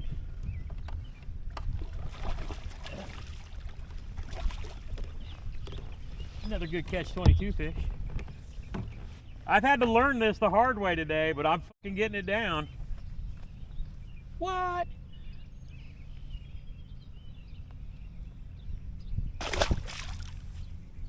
What an absolute monster day of bass fishing. After starting out the season so slow, dealing with fatigue, work stress, and everything else, I actually had a day where I relaxed and everything came together. Those grande bass rattlers on a Ned were the absolute perfect call for the afternoon, and boy did it work. I have to say I did get one more opportunity to get on the water and add another 18-inch fish, thanks to Grant telling me to go fish for a couple hours before we took off to go to Little Nashville. As you can see here, I stayed in the top 10. I held down the spot and am now qualified for the 2025 Kayak Bass Fishing National Championship. What an absolute fantastic day on the water. Any comments or questions, drop them down below. As always, thanks for watching. Truly, from the bottom of my heart, get outside when you can and make some memories. One cast at a time.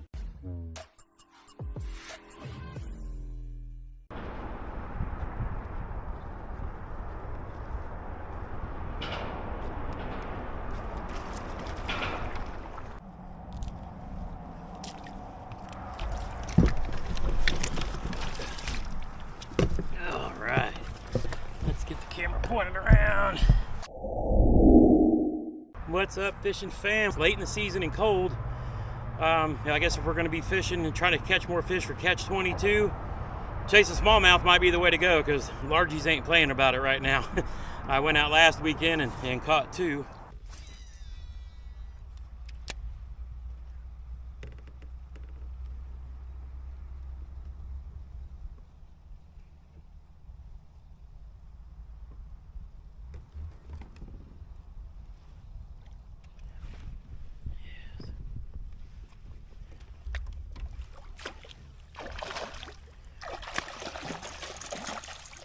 Yeah. It took me long enough to find one for the Catch 22 challenge, but we found a 15-incher right as the sun's going down, throwing a crawl pattern crankbait since they didn't want nothing else.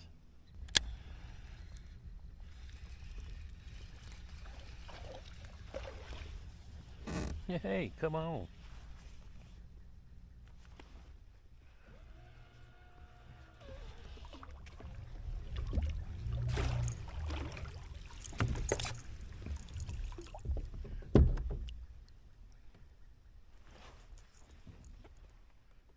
Make that tumbler 2.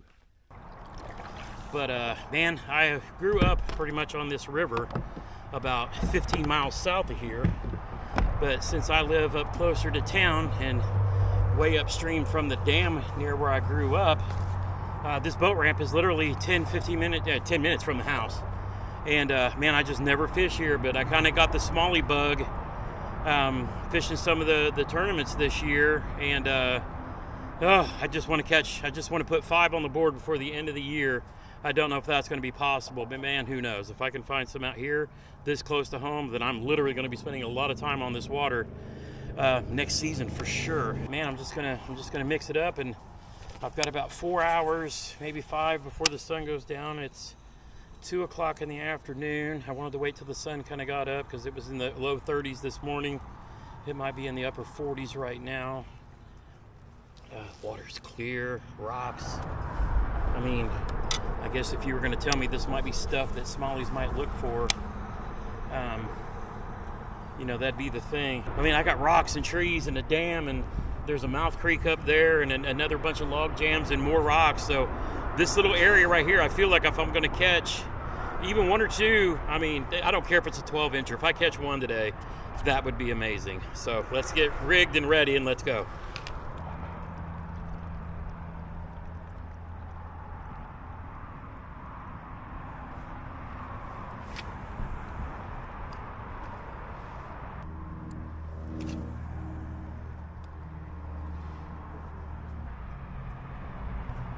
I'm reading a book about smallmouth, and I'll post a picture of it here and a link to where I bought it down in the description for catching smallies. And I just barely got it cracked open, but you know, I gotta say it's a short read, but it's very informative. You know, it's kind of just one of those that's straight to the point kind of things. It's not about fancy gear, and you know, it's just about smallies and kind of their patterns and behaviors and things like that. And one of the things that the author discusses is paying attention to where birds are, because where birds are is where, you know, fish chasing bait fish are. And I've noticed that in the largemouth world as well. You know, I've caught fish like dead in front of where a heron is sitting, things like that. But you know, up ahead, which is the second spot that I plan on fishing here, up at the next set of bridge pilings where a railroad used to go over, there's a bunch of rock piles. Is that a fish? Oh, it is. Oh, please be a smallie. Please be a smallie.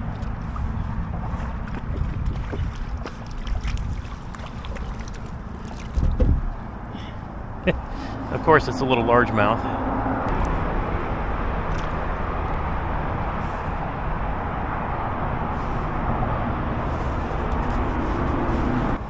All right, start the day with the spot on the tube. Let's go. No skunk. Another fish for the Catch 22.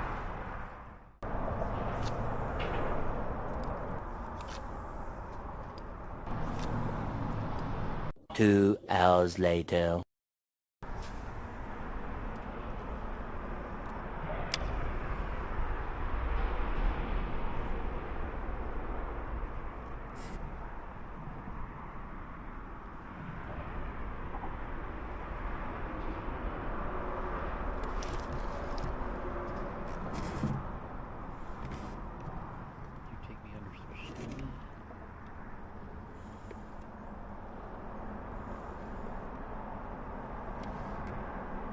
I just got bit, but I think he dragged me under a log. I don't know if he's still on there or not. But if anything, at least I know there was a good bite around.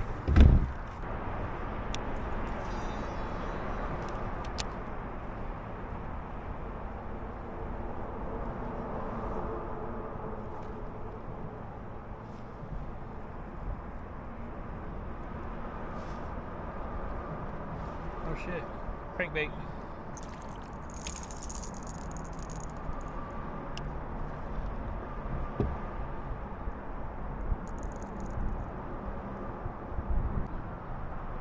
I just lost a good one on the jig, ran me under a tree, but grabbed the crankbait and caught this little bitty.